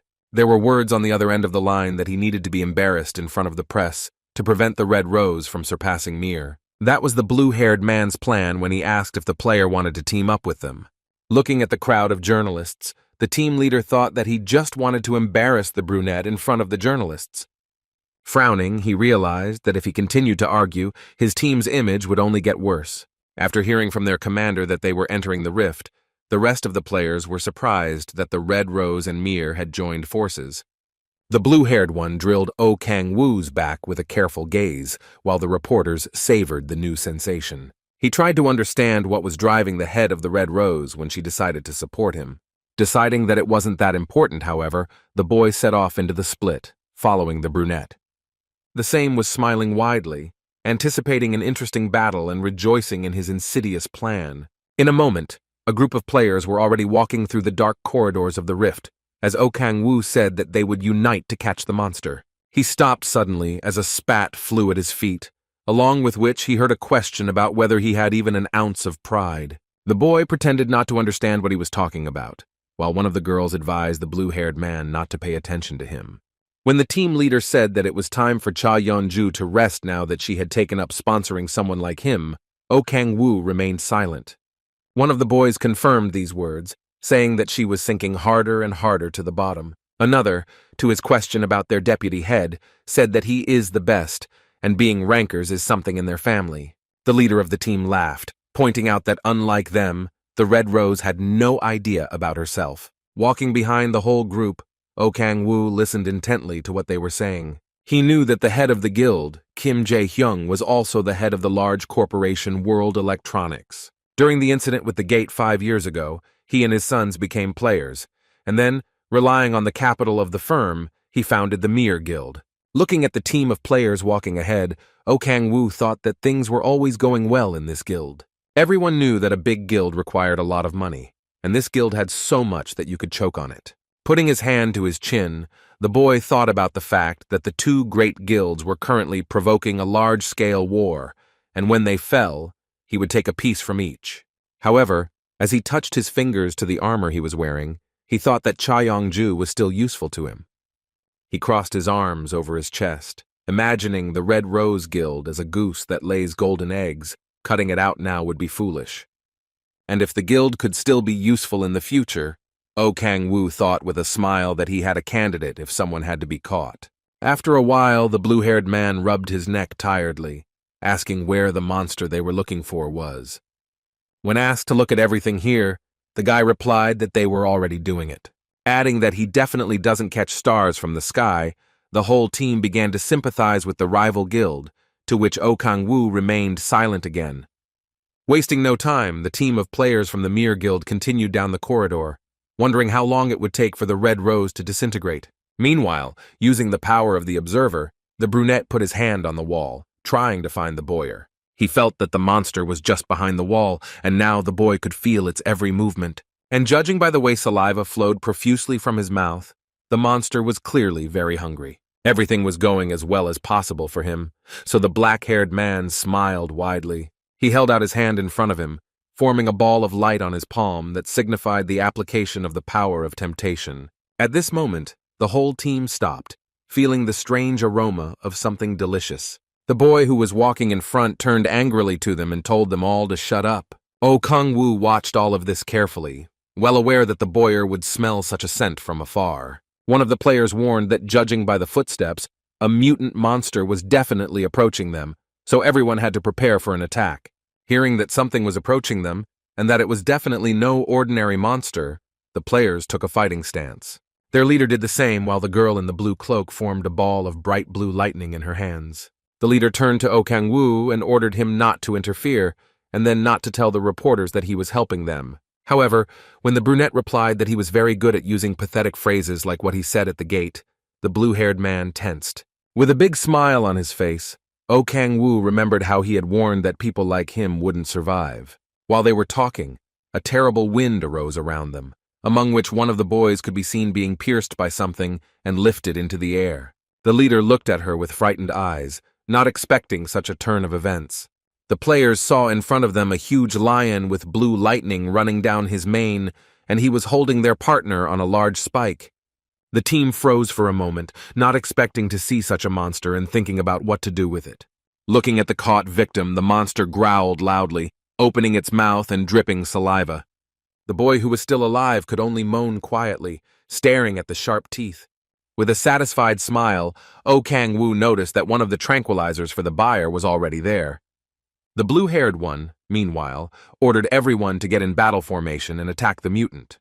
Meanwhile, the buyer, having swallowed his prey, carefully looked at the players, looking for the next victim.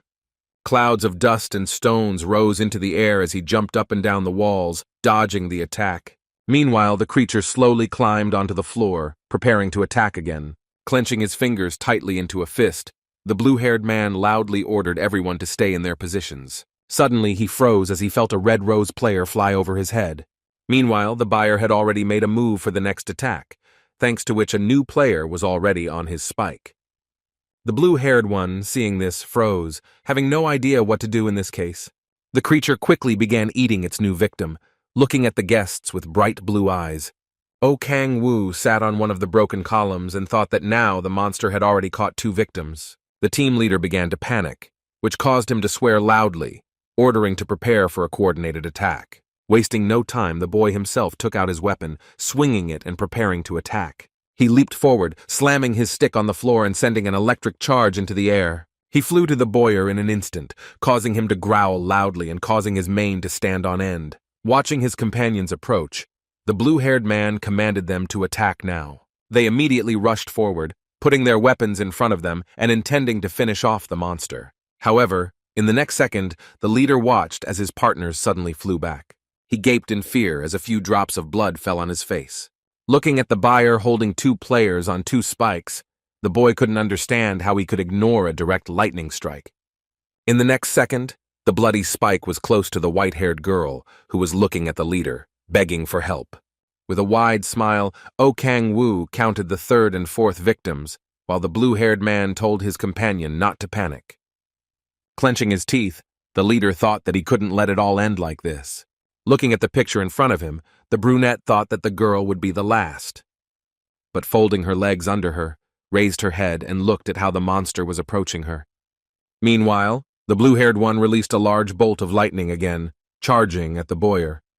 However, the monster completely ignored the player, targeting a new victim. He had a wild look on his face that showed he wasn't about to give up. However, he was about to get close when the monster growled loudly and swung its paw hard, throwing the opponent against the wall. Throwing his head down, the blue-haired man let out a loud groan, unable to move. In the next moment, a huge spike of an unknown monster swept in front of him. The boy stood before him, sighing loudly, and tears appeared in his eyes. Oh Kang-woo, meanwhile, stretched his lips in a wide smile, realizing that now all the sacrifices had been made. Meanwhile, the boyer was greedily eating the body of the white-haired girl, closely following the team leader.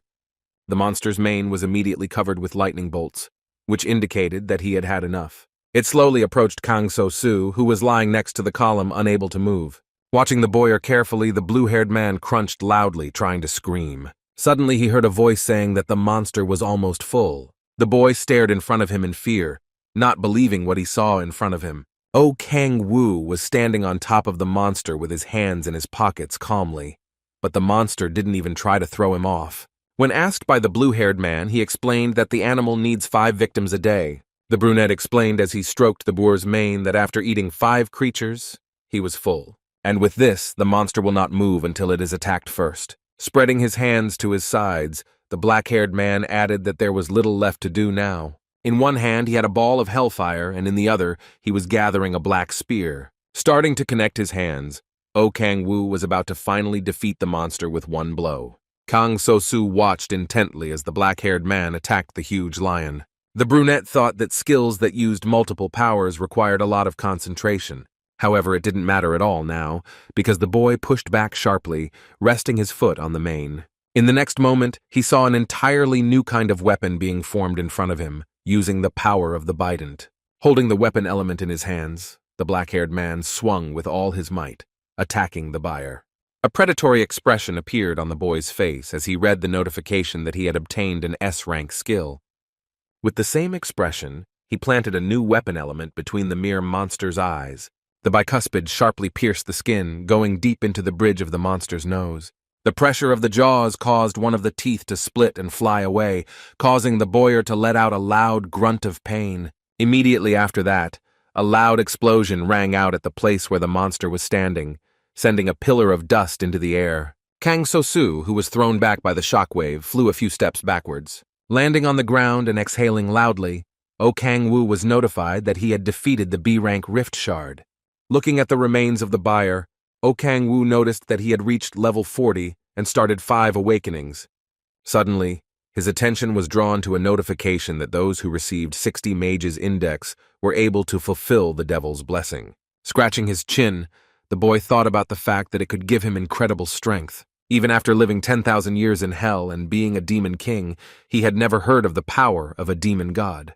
Turning to face the column, Oh Kang-woo thought that by increasing his level and characteristics, he would become more powerful than when he was king.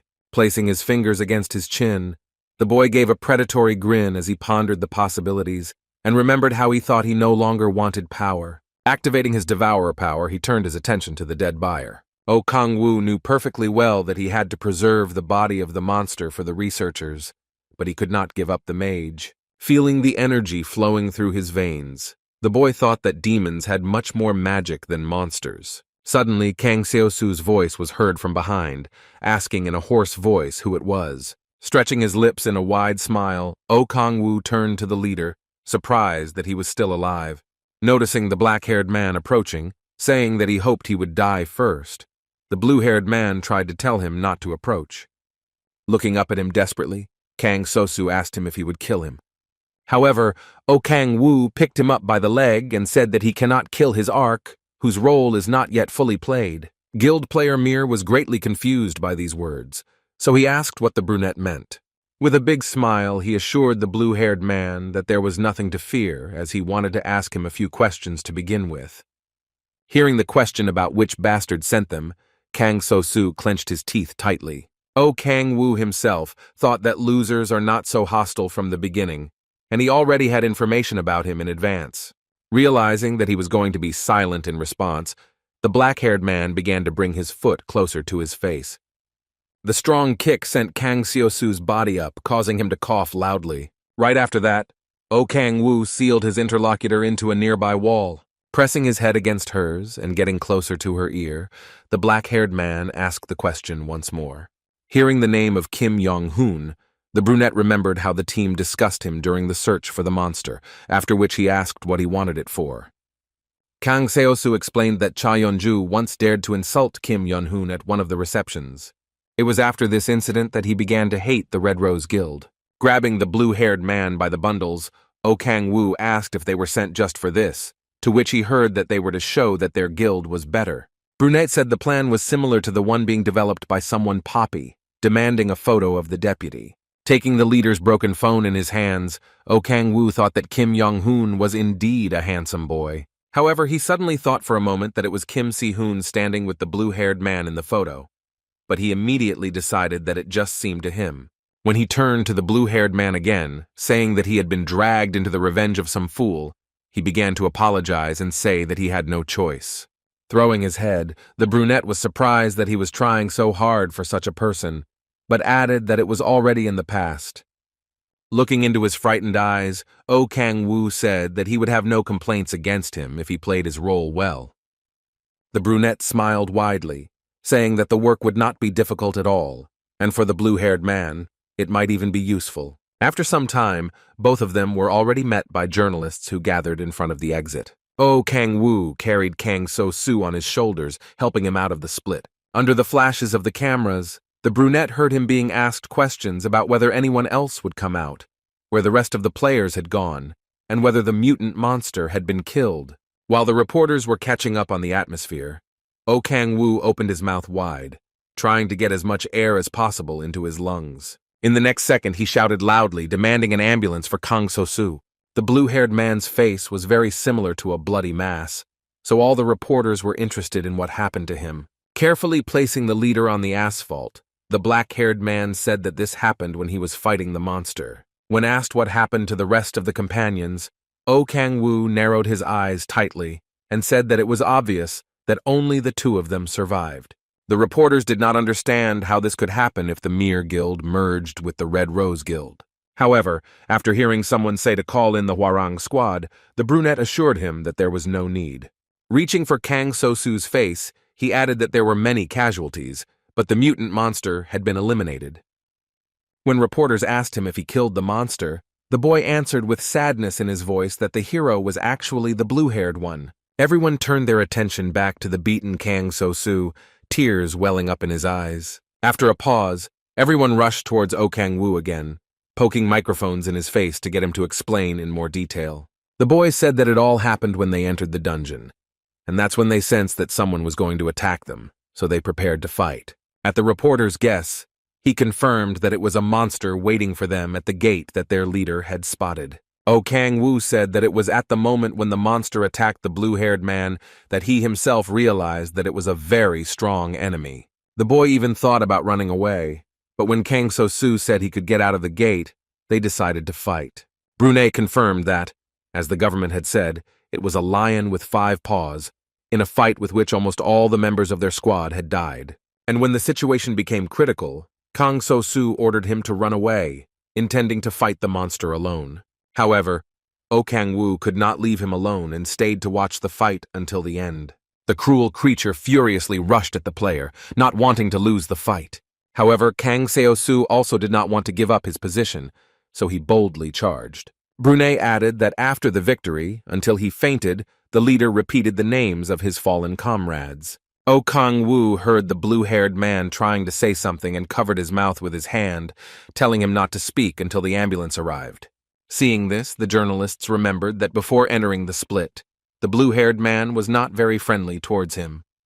One of the reporters asked what he could say about the altercation that had taken place before the entrance. O Kang-woo explained that he was worried about him, so he behaved in such a way that he would not lose his vigilance. When the brunette called Kang Seo-soo his hero, 2 trails of tears ran from his eyes. At the words that he is the true hero of their time, tears ran down the half-conscious Kang So-soo's cheeks. Looking at the news feed, which was filled with articles about the plight of the hero Kang So-soo, the head of the Red Rose Guild knew that a monster could not have done this. He had clearly been beaten by another person, so it remained to be seen what exactly O Kang-woo was up to. And while the girl thought that all this was reminiscent of raising a tiger cub, the girl opposite noticed that the newcomer, whom she took in, showed himself well. Jong Hyun-ju added that he is very good at acting in front of the camera, so she asked where she found him.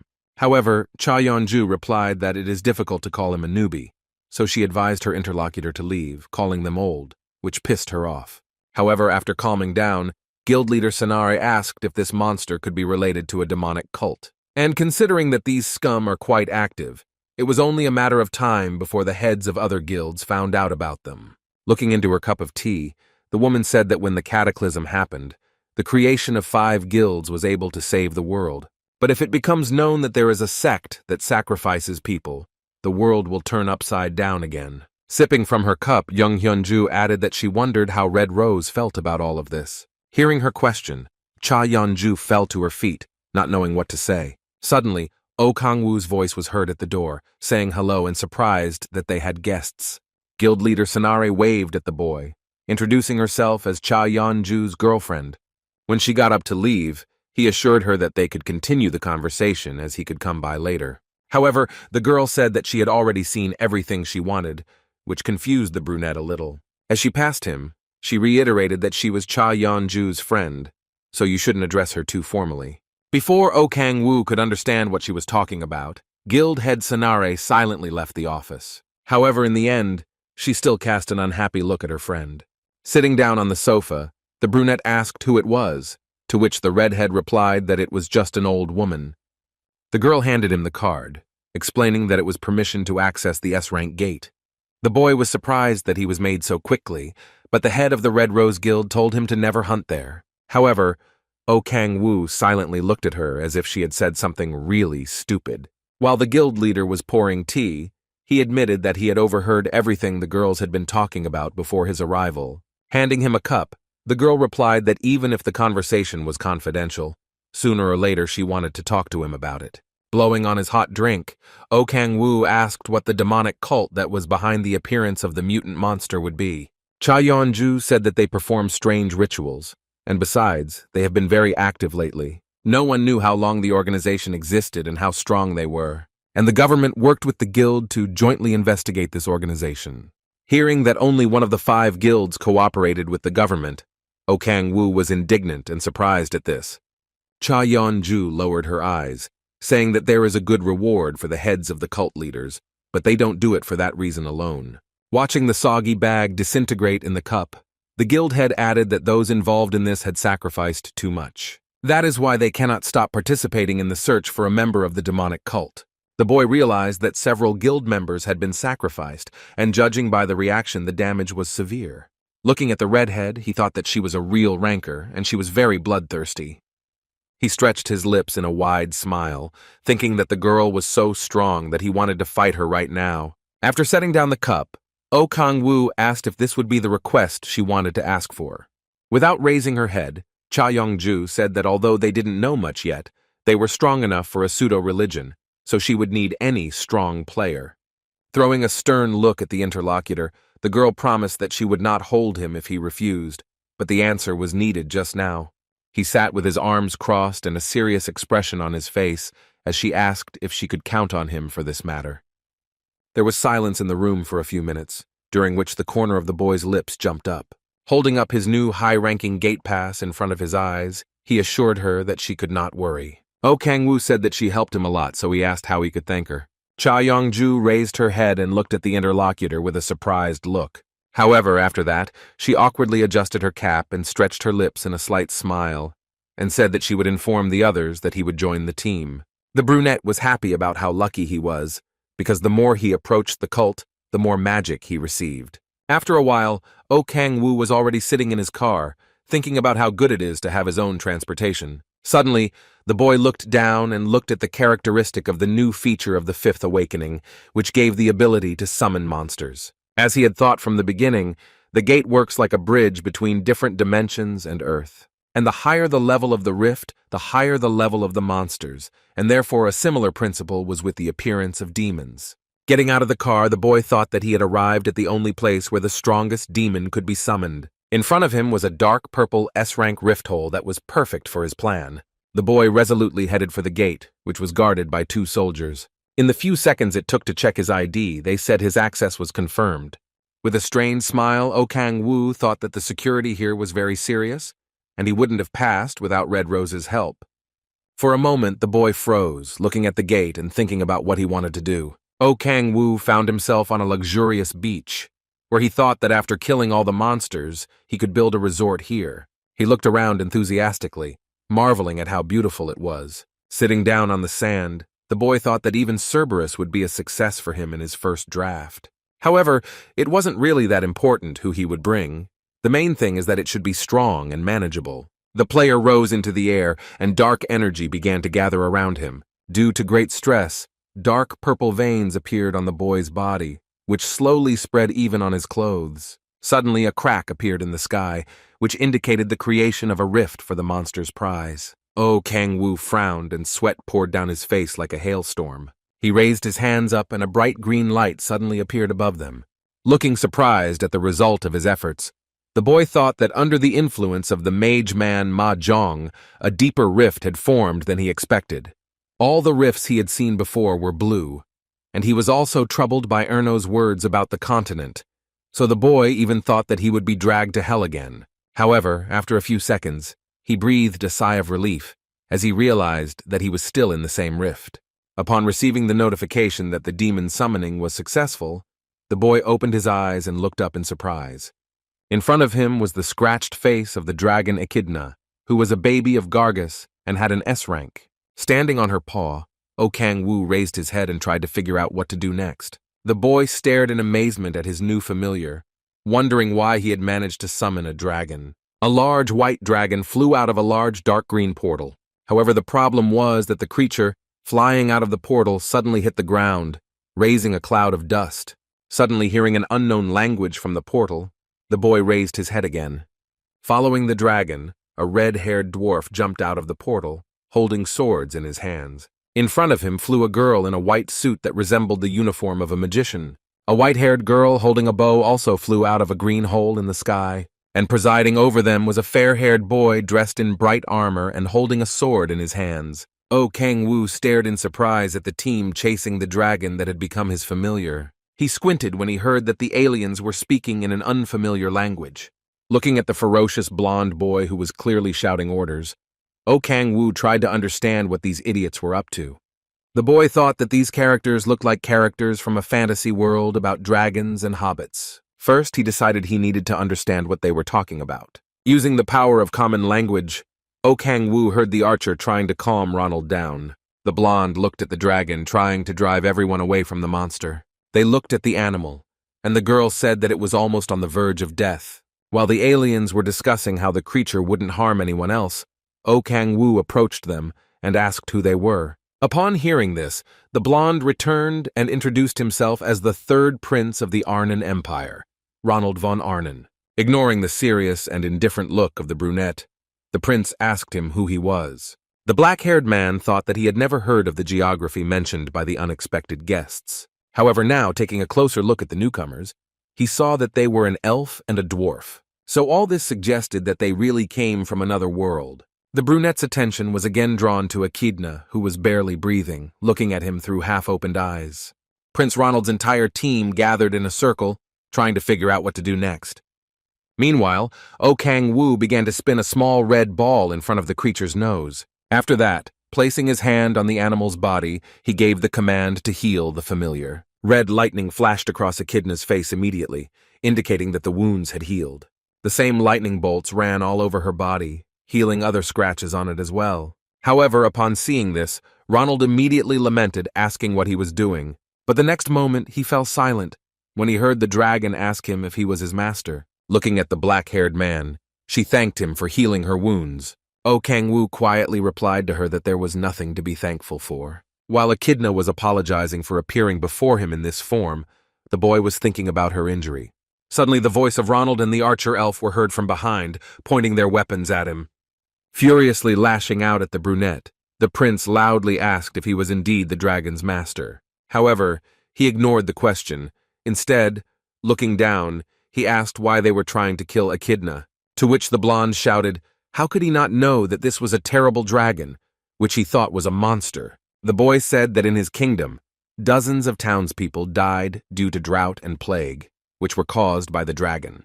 However, Echidna herself squinted and repeated her words that she didn't do that, and O Kang-woo stood by his familiar. Hearing his words that if the dragon could influence the weather, then she would be a deity and would not have received such wounds, the prince froze. However, when the blonde lamented that there was no other explanation than the dragon's involvement, O Kang-woo thought that he didn't hear him at all. That is why his team was going to kill the dragon to save the people of his kingdom. However, the brunette was already pushing the prince's sword away from his neck, preparing to fight them. As he held out his hand to stop Ronald, he thought about the fact that he was still going forward without listening to anyone. Due to how strong the explosion was, the prince's team was pushed back several steps. Looking at the blonde's fierce face, the player said that he could very well be right, and the dragon was indeed guilty of everything he listed. The prince's team was already rushing into battle, ignoring the unknown boy's words. Addressing the newcomers, O Kang-woo added that it didn't matter at all, since he was now his familiar. From his words that he will not abandon the creature he summoned, tears appeared in Echidna's eyes. Angry at the brunette, Ronald told him that he was just a devil. However, O Kang-woo simply stretched his lips in a smile and said that all his words were correct. Hearing this, Ronald shouted that he had suspected that he was evil from the beginning. Raising his sword, the prince shouted that he would execute him with his own hands for the sake of the people of his kingdom. And while O Kang-woo was thinking that they were asking for trouble, Echidna warned him to be careful. Swinging his sword at the player, Ronald ordered his subordinates to grab him. Immediately after repelling the attack, a large cloud of dust swirled behind him. Pulling out his spike, O Kang-woo was glad that he had put on his gear today, as it was impossible to simply repel such an attack. In the next moment, he was already crouching down, firmly resting his feet on the ground for greater stability. In the next second, the boy clenched his fingers tightly into a fist and hit the ground with all his might. The entire team of Prince Ronald immediately jumped into the air, trying to take cover from the debris. The blonde himself held a sword in front of him, ready to rush into battle at any moment. Meanwhile, O Kang-woo raised his hands up, trying to channel the force of his punch. By applying the explosion skill adjustment, he tried to make it hit as many opponents as possible. Trying to direct the blow as accurately as possible, the black-haired man crossed his arms. Following this, O Kang-woo directed the melting rain skill at the dragon hunter team. Looking at the paths of fire running in front of him, the brunette guided them in the right direction. One of the light-haired subordinates suddenly rushed forward, using the iron wall skill. He used it to cover himself from a fireball thrown at him by a dragon lord they didn't know. In a moment, he turned around, feeling the heat behind him and not expecting the attack from behind. Prince Ronald, meanwhile, watched in a daze as a large explosion rang out before his eyes. However, in the next moment, he noticed that O Kang-woo was flying towards him, holding out his hand with a spike. Not expecting this at all, the blonde clenched his teeth tightly and sighed loudly. A girl from his team, who was dressed in a magician's uniform, created a barrier around her to protect herself from the debris. Meanwhile, O Kang-woo continued his fierce battle with the prince to protect his new familiar. In a moment, the boys landed, which caused the prince to stop sharply with his foot on the grass. Watching as Ronald kept attacking him, swinging his sword, the brunette thought that he was trying to knock him to sleep. Waving his weapon in different directions, the prince said that he had first place in swordsmanship and a lightning blade. However, O Kang-woo was not confused and activated one of his skills, which caused smoke to envelop him just before the eyes of his confused opponent. In the next second, he hit Ronald, throwing him several steps away from him. The black-haired man himself thought about why everyone was rushing into battle, while shouting the name of the technique that would be used, although it helped him perfectly. Suddenly his attention was drawn by the voice of someone from Ronald's team, who was giving the prince an order.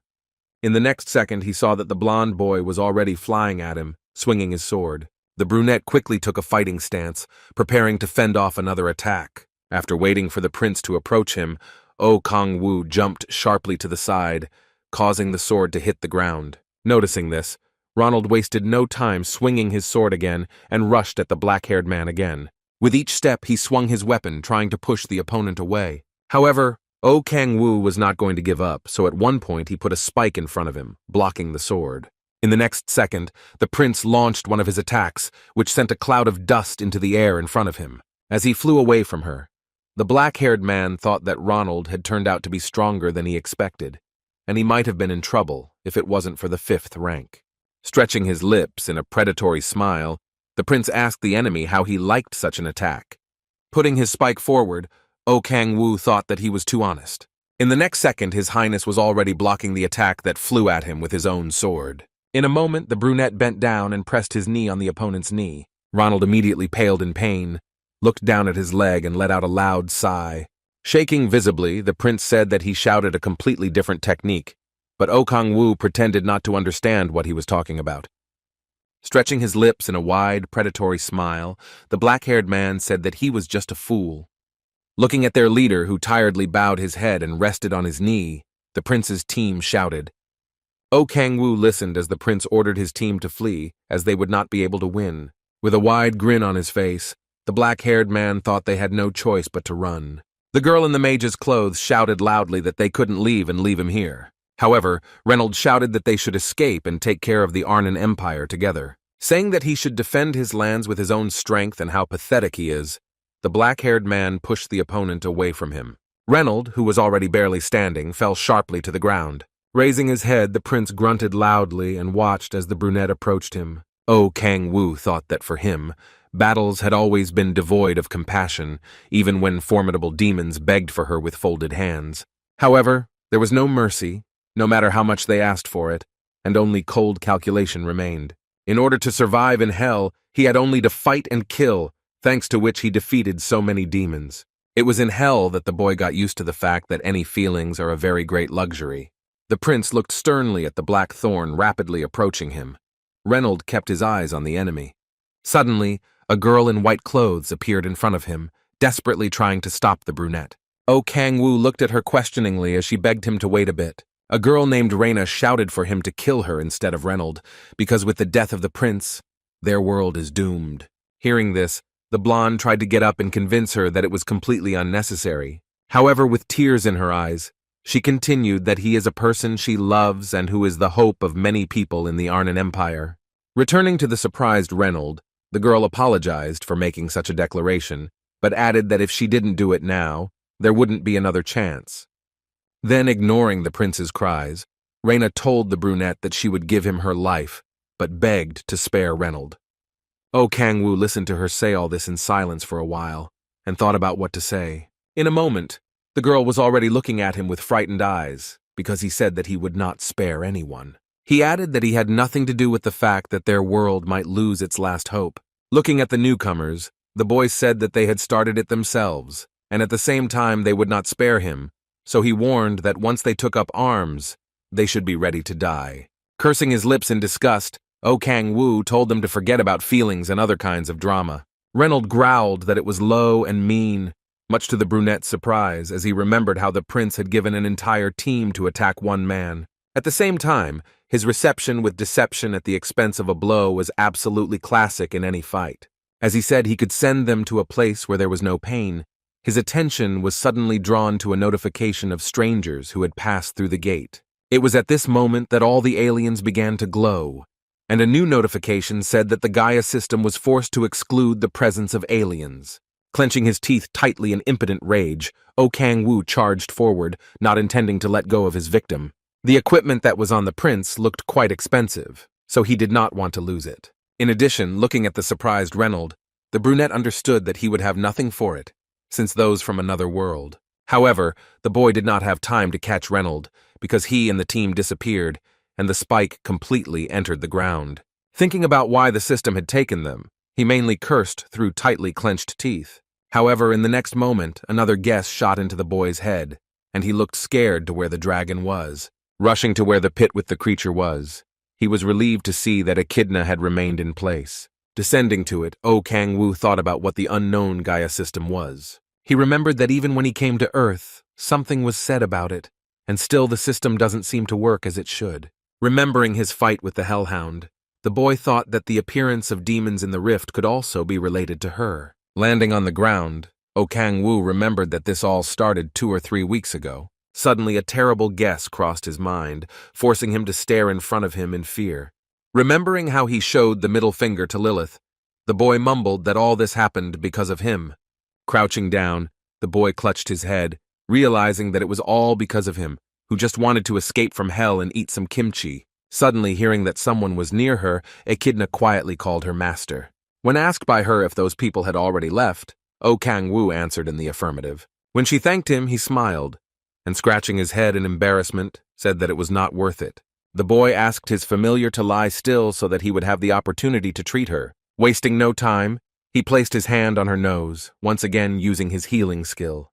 After a few minutes, the boy asked if she could resize to be a little smaller, as he had no idea where to put the dragon. He was also interested in information about the continent of Erno, where, according to Echidna, the largest country was the Arnon Empire, where magic and swords were used, and there were also fairies, monsters, and dragons. After some time, little Echidna was looking out the car window with interest. While they were wondering where they were going, Kang-woo thought that all the monsters except the demons could have come from Erno, which made sense. He wanted to say that they were going home, but hesitated, causing the dragon to ask if they were going to his nest. At these words, the black-haired man smiled awkwardly, imagining himself and Han Sol-ah. Lying on his leg, Echidna thanked him for the fact that he invited her to his place, since she had not been in it with anyone for a long time. Keeping his eyes on the road, Kang-woo asked her if she was always alone, to which he got an affirmative answer. Echidna explained that at first she lived with her father, but then he disappeared and she was left alone. Hearing that after that she sat and read books, the boy assumed that she was very lonely. The familiar remembered that one fine day someone came to her library, and judging by the voice, Kang-woo assumed that it was Reynold. For a moment the creature lay in his lap, trying to continue its story. Suddenly he felt a tear fall on his knee when Echidna said that she did not cause drought or spread plague. Kang-woo could feel the familiar shaking as she explained how she tried to convince everyone.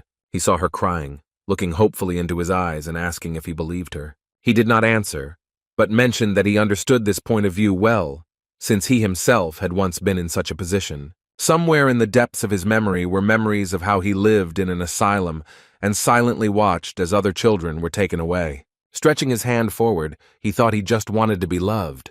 And I also wanted to be worried about him, and for someone to recognize his existence. That is why the boy once refused such feelings, but now he stretched his lips in a slight smile. After stroking Echidna's head, he said that even if the whole world was against her, he would still believe in her. With his thumb, he carefully wiped away the large beads of tears that flowed down her cheeks. The boy looked at his familiar for a few seconds, then smiled and turned back to the road. All the way, Echidna promised to remember his name, but when Han Sol-a took her in his arms upon arrival, it escaped the creature's lips by itself. While her friend hugged the animal, and she said that she could not resist such cuteness, Kang-woo ordered dinner, surprised by such a reaction from the monster. The girl leaned against the back of the animal, saying that she really wanted to be friends with it. However, in the next moment, Echidna simply let out a small discharge, and breaking out of the embrace, rushed to Kang-woo. He suddenly realized that depending on her size, the power of her powers would also change. When he asked how things were going with their hunt, Han Seol-ah replied that their levels were increasing rapidly. Hearing that it was all thanks to him, the boy raised his eyes to her and chuckled in surprise with a stuffed mouth. Without looking down, Han Sol-ah thanked for meeting good people, because without him, she would not have achieved this. Stuffing his cheeks with a new portion of food, Kang-woo silently looked at his satisfied friend. Now he understood the feeling of being loved, and he liked it, so he replied that he should thank her. When the girl asked if Echidna could sleep with her, he thought that he would be jealous of the familiar. The next morning, Oh Kang-woo woke up completely broken. He had absolutely no energy, despite the fact that he had slept all night. Barely opening his eyes, he thought about how he felt squeezed like a lemon. Han Seol-ah, who was setting the table, said hello, and noticing the look in which the boy came out into the kitchen, noticed that he had woken up later than usual. When he said he was tired and had no energy, the girl asked him if he was in pain. Stretching, the boy answered that everything was fine, when suddenly he heard someone asking him if he slept well. Oh Kang-woo felt so tired that he didn't even pay attention to the person who was praising the food that Han Seol-ah had prepared from the side. However, when he heard the girl calling the little girl Echidna, he recoiled in fright, lashing out at the familiar. Noticing his surprised look, Han Seol-ah asked if he was unaware that the Echidna could transform into a human, to which the familiar explained that she herself did not know this. But tonight, she felt a strange energy, and when she woke up, she was already in the form of a little girl with long white hair. Watching Echidna gobble up a new batch of cereal, the boy hoped that she would be able to get back into the dragon's head. Realizing that it would be a problem if her powers were blocked as well, he asked her if she could become a dragon again. With a low hum, she stretched, increasing in size, and her body was suddenly surrounded by a green light. Trying to make sure that the owner did not doubt her, the girl looked sternly in front of her, turning into a dragon. Oh Kang-woo watched in a daze as his familiar grew, transforming into just an apartment. When the girl jumped up on the table, spreading her wings, the boy realized that it was a mistake to ask her about this in the house. He tried to yell at her to stop, but she had already opened her mouth wide and screamed, showing her sharp teeth. Because of how loud she screamed, even the glass was blown out of the windows in the apartment. After that, Echidna got upset and apologized. Han Seol-ah tried to calm her down, and Oh Kang-woo wondered if she had any problems with her transformation. When the familiar promised not to do that again, he warned her that she now had to get used to human life. Echidna looked at Han Seol-ah and asked if she should bring some stones to repair their nest. Oh Kang-woo, meanwhile, thought that she would really need the use of human language when he took her with him. The situation was diffused by Han Seol-ah, who said that they had summoned the masters, and now it was time to go shopping for clothes. She explained to the surprised boy that her children's things were already worn out, so she should buy something Echidna. They suggested that Oh Kang-woo go with them, but he replied that it would not be so easy to do. The girl assumed that he was going hunting again, so she offered to rest, and Echidna wanted to go with him. He smiled, assuring that he was not going hunting, but he had to look at one place. When he was already sitting in the office, the girl, stirring tea, asked him about the events in the vault. She was surprised to be asked to issue an identity card to the summoned dragon, since he was now in human form. In the next second, she was outraged by the boy's words that his request reached her very quickly. However, all the boy's attention was focused on the photo that Han Seol-ah sent him, and where Echidna was standing in the pajamas of a baby dragon. Even the dialogue continued by the head of the guild did not help him to distract himself from looking at the photo. A warm smile blossomed on Oh Kang-woo's face at how cute his girls looked in the photo. When asked by Cha Yeon-ji about who he is, the guy, answering on the phone to his friend, said that it was a little late to ask about it. He was more concerned about whether she would be able to fulfill his request for the documents, to which he asked him to take down the photo of the dragon. Hearing that he had one more request, Cha Yeon-ju mentally replied that he was just taking advantage of her kindness. Suddenly, the boy's attention was drawn by the familiar voice of someone who entered the office. Baek Hwa-yeon glanced at the head of the Red Rose Guild and sternly added that they needed to talk. And while the commander was worried that there was a visitor, Oh Kang-woo thought about what the leader of the Hwaran squad could be doing here. When she paid attention to him, the boy realized that he was always rather creepy in her presence. Cha Yeon-ju replied that even though he is not in the guild, they sponsor him, after which Baek Hwa-yeon shook his hand. Smiling, the girl remembered that they had once met in front of the S-Rank gate. Hearing that they had already met, the guild leader assumed that he had beaten up the local guards, but Baek Hwa-yeon assured her that everything was fine. The memory of the beaten Kang So-soo immediately flashed into Cha Yeon-ju's mind, and she was very surprised at the words about the righteous Oh Kang-woo. Realizing that he was just brainwashing the squad leader, the redhead grabbed his head and asked what he wanted to ask. Upon hearing that he wanted to get an official S-rank pass, both girls looked at him in surprise. They did not understand why he had such a calm face, so they practically asked in unison what he wanted. To a desperate question about why he wanted to hunt in this gate so much, The boy replied that there would be no problems with the summoned beast. Without looking up at him, Cha Yongju asked if he knew exactly what was going on in that split. Holding out several fingers in front of him, O Kang-woo replied with a smile that he knew. The first thing he was aware of was the existence of wyverns, which were similar in appearance to dragons. Even there you could meet mountain giants that resembled walking rock massifs. And finally, it was quite realistic to meet giant ogres in the rift, whose eyes shone with purple light. However, Cha Yongju reminded him that the most terrifying creature was El Cuero. So she warned him that if he was going to hunt, he should not come close to the lake. He smiled, saying that he remembered everything, but Baek Hwa-yeon was indignant that she decided to give him permission. She remembered that the boy had been hunting in a gate that had a C-rank status just recently. However, Cha Yongju assured her that this boy's powers could be trusted. Looking at the smiling boy, the commander thought that he might have tried to hide his identity last time. To her words that she caught a good player, the head of the guild replied that it is still unknown who caught whom. Taking the phone, O Kang-woo said that he was leaving, and to his question, the girl answered that he would be able to hunt in that gate tomorrow. She asked him to be careful, as it was a very dangerous place for him. He looked at her, smiled, and replied that he understood everything. The guild leader and squad leader waited in silence for O Kang-woo to come out of the office. Finally, the redhead asked Baek Hwa-yeon why she had come to see her. When she asked if they managed to catch someone from the devil's cult, the commander gave her a stern look. She closed her eyes and exhaled loudly and said that it was far from that. The redhead let out a breath and asked what exactly she wanted from her, to which Baek Hwa-yeon added that she should expect something soon. Grasping her cap with her fingers, Cha Yongju asked what exactly to expect. The commander of the squad said that the spy sent to the cult found important video evidence, which he will pass on during the secret meeting. Looking at the white-haired woman, Cha Yongju asked her where exactly this meeting would take place. Hearing that the meeting would be held near Suwon Station, the guild leader thought that it was not far from where O Kang-woo would be hunting. The next day, when they were going to split, a joyful echidna asked the boy if he liked her suit. He replied with a smile that it was very nice, asking if it was the one he and Han Seol-ae bought yesterday. To her words of thanks, the girl replied to the acquaintance that she is very beautiful, and therefore everything she wears will suit her. As they put on their shoes, Han Sol-ah wished them to be careful when hunting. While the boy was instructing the echidna on how to behave, the girl was thinking about how good it would be to hunt with O Kang-woo. She also wanted to go with them, but she still needed to reach his level. When the boy called her and asked if she was going to work today, Han Sol-ah looked up at him happily.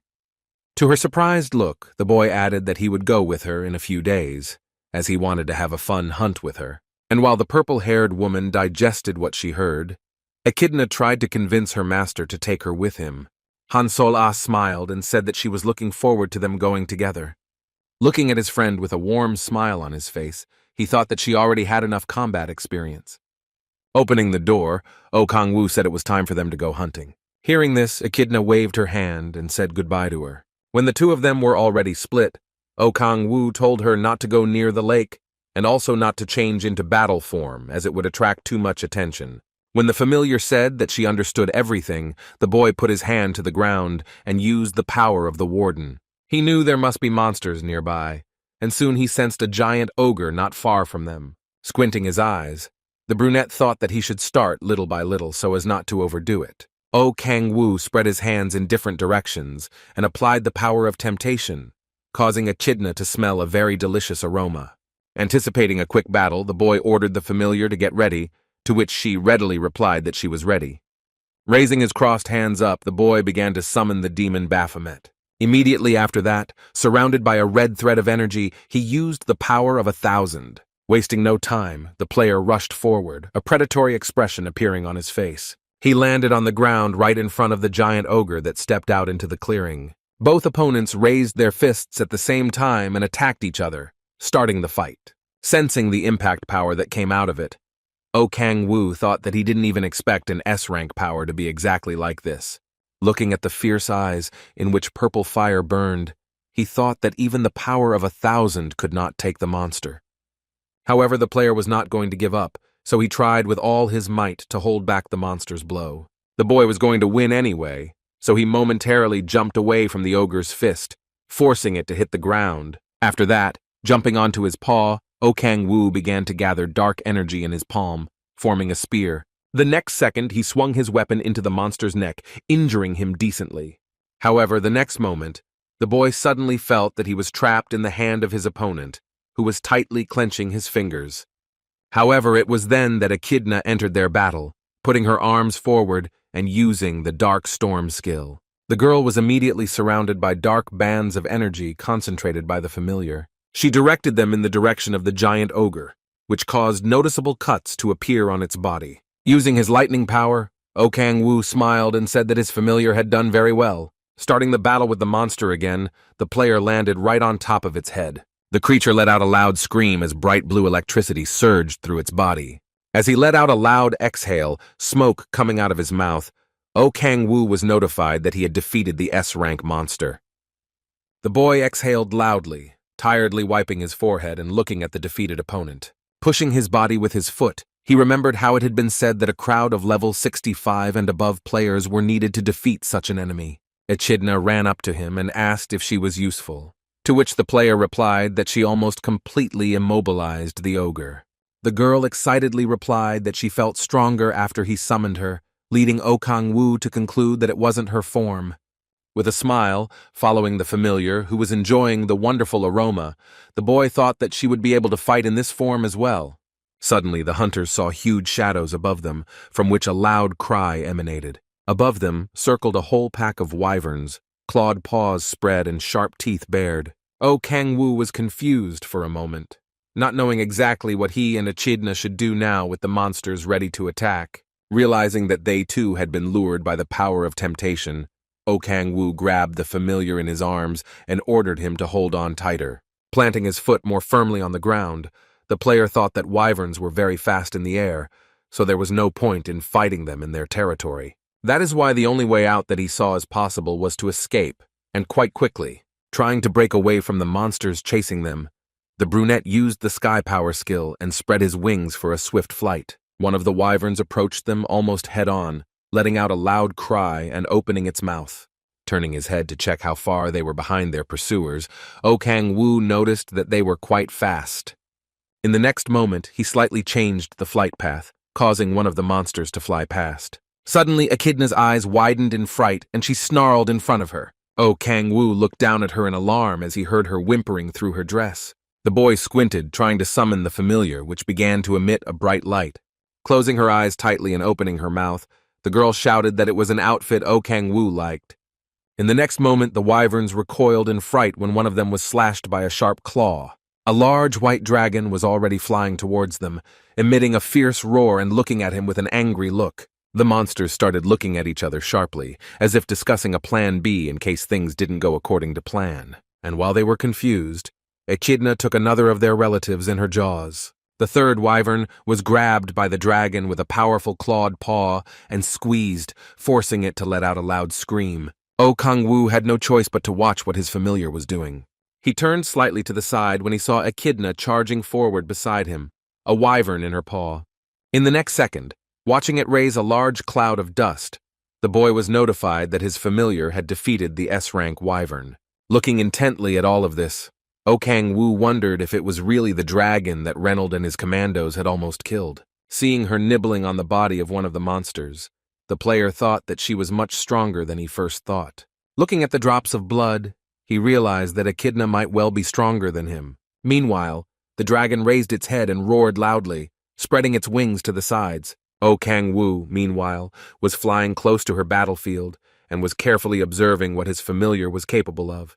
After some time, Echidna, whom the boy was carrying in his arms, wrapped in his jacket, finally came to his senses. She asked him where they were, what was she waiting for, that they were still in the middle of the gate. Instead, the player asked if she was in pain. Grasping his shoulders tightly, the familiar said that she was completely exhausted, but she was not in any pain. Remembering how the dragon tossed the wyvern around, O Kang-woo assumed that she had expended too much energy on it. He told her that right after the transformation she passed out and he barely managed to catch her. When Echidna started whining again about the ruined dress, the player assured her that they would go and buy a new one later. She looked up at him and said with tears in her eyes that it was the clothes he had complimented. However, the girl did not have time to finish, because she saw the stern expression on the face of the host, who expressed the hope that such transformations would not happen again. He added that he really dislikes people who cannot stop their anger and calm down quickly. Averting her eyes, full of tears, Echidna quietly said that she had not changed on purpose. When she started talking about how it wouldn't happen again and asked her not to quit, O Kang-woo pursed his lips tightly, not knowing what to say. The next moment he hugged her tightly and began stroking her hair, telling her to put such thoughts out of her head. At his words that they could go back and buy new clothes, the girl sobbed and grunted softly. O Kang-woo, meanwhile, thought that this kind of loss of control could become a big problem, so something had to be thought of to stop it from happening again. He understood very well that Echidna was quite strong in her true form. However, he could not even assume that she would cope with all the wyverns on her own. Clenching his hand into a fist, the boy realized that she had used his magic to fight. He then understood that Echidna was able to become a human, and became much stronger because she took his magic. And the more he uses energy, the stronger his familiar will become. Accordingly, he will be able to use mages more if he increases their number, but this will be a great burden on Echidna's body. Suddenly a sound was heard nearby, which caused the boy's eyes to widen in fright. He realized that giant ogres were approaching him, and judging by the sounds right away. After placing the Echidna under the tree, O Kang-woo thought how difficult it would be to defeat 2 ogres at once without the Echidna. Turning to face the direction his opponents were coming from, he thought that although he wanted to go home, now it was his turn to train. In the next second, O Kang-woo saw a strong, tanned boy pounce on one of the ogres, clawing at the monster's head. The other was taken over by his partner, who cut his throat with one clear movement. The tanned boy had a wild expression on his face that indicated that he would be happy to continue the fight. But the face of his companion remained completely calm, and one might even say indifferent. Unsure of how to respond to this, O Kang-woo silently stared at the boys who had taken his booty. The tanned boy immediately reached out, saying that it was quite dangerous, but he suddenly realized that the brunette wanted to kill the ogres himself. And while they discussed how tired he looked, O Kang-woo thought he knew these guys. The tanned boy was the head of the Hanul Guild, Baek Kang-hyun, and his partner was the head of the Onuri Guild, Cha Min-hyuk. Looking at the blonde's smile, O Kang-woo thought about how unlucky he was to face 2 guild heads at once. Looking at the black-haired man and the Echidna who were sleeping under the tree, Baek Kang-hyun said that they looked like 2 newbies who walked in, having just received their permit. Placing a hand on his shoulder, the guild leader Hanul assured him that he was lucky to meet them, and they would be able to guide him to the exit. Glancing at the peacefully sleeping Echidna, the boy assumed that she was also tired enough. Listening to him say that they will manage themselves, Cha Min-hyuk noticed that he was rather boring. Suddenly something caught his attention, and he lowered his eyes to get a better look at it. Baek Kang-hyun kept convincing the black-haired man that he was not bad at all, and that he was with a child, so he would definitely need help. Cha Min-hyuk clenched his fist tightly, the blood of the recently defeated ogre dripping from his fingers. Scratching his head in no uncertain terms, O Kang-woo smiled and said that they had already helped them enough. They didn't even notice guild leader Onuri looking at them. Having no more arguments, the head of the guild Hanul agreed to let them handle it themselves. Completely ignoring Cha Min-hyuk's careful gaze, the black-haired man thanked him for his understanding. After some time, Echidna opened her eyes, hearing a voice persistently calling her. O Kang-woo carried her in his arms, telling her that they had already left, and it was time for her to wake up if they still planned to go get clothes. Pulling out his phone, the boy thought that today had seemed a bit crazy. Having entered the coordinates of the shopping center into the navigator, he saw that the shortest way lay through a narrow, dark alley. Looking in front of him, O Kang-woo thought that he looked quite strange. Looking into the dark void of the unlit alley for a moment, the boy noticed that there weren't many people around the S-Rank gate. Suddenly his attention was drawn by Echidna, who quietly called him. Running into the alley and pointing there with her finger, the girl said that there was a smell of blood. Without removing her finger, she added that it smelled like human blood. Meanwhile, one secret agent recalled how he managed to sneak into a demonic cult and pass himself off as a follower. As a result, he found out that all this was just some kind of madness that the guild did not even count on. Avoiding internal control, he managed to shoot a video where simply shocking information was recorded. Looking at the chip that stored all the information he had acquired, he thought about how to send it to his head, bypassing the information lock. As a result, he did manage to contact the headquarters, but unfortunately, the surveillance system intensified. So at one fine moment, the boy realized that he was able to be tracked down by other members of the cult. And now, bloodied and breathing hard, the boy tried to break away from his pursuers to meet the head of the guild. Sweat was pouring down his face in great hail, and the boy felt that he could no longer run. However, clutching the information chip in his hand, he understood that there was no way he could afford to get caught. Running around another corner, the boy thought that he must, under any circumstances, hand over the chip to the commander of the Kvaran detachment. However, at one point his strength ran out, and he fell to one knee with a loud groan. Standing on his knees and visibly shaking, the boy thought that he could no longer move. Looking at his bloody hands, he thought that there was no way he could afford to give up. Bloody traces remained from his hands, and in his mind it was spinning that there was only one step left to the exit. Realizing that he was just a step away from the gate where the Varan squad was located, the boy clenched his teeth and looked in front of him. Suddenly, a dark-haired boy came out from around the corner and looked at the bloodied stranger in a daze. Next to him was a little girl, judging by whose words they were both looking for him. He looked up at his saviors and panted heavily, trying to force a word out of him. O Kang-woo stared in surprise at the unknown boy whose face was covered in blood. He suddenly, in one moment, firmly grabbed his hand and turned his palm upwards. Putting up his fist, the boy asked to hand over something. O Kang-woo stared dumbfounded at what the stranger had thrown into his hand, and a drop of sweat rolled down his face. He saw a small chip, but he didn't have time to ask anything about it, because the stranger immediately turned off. The brunette bent over the unconscious body and tried to shout to him to wake up. He screamed desperately, keeping him awake and trying to get an answer. O Kang-woo had absolutely no idea what he was supposed to do with this chip and what exactly was stored on it.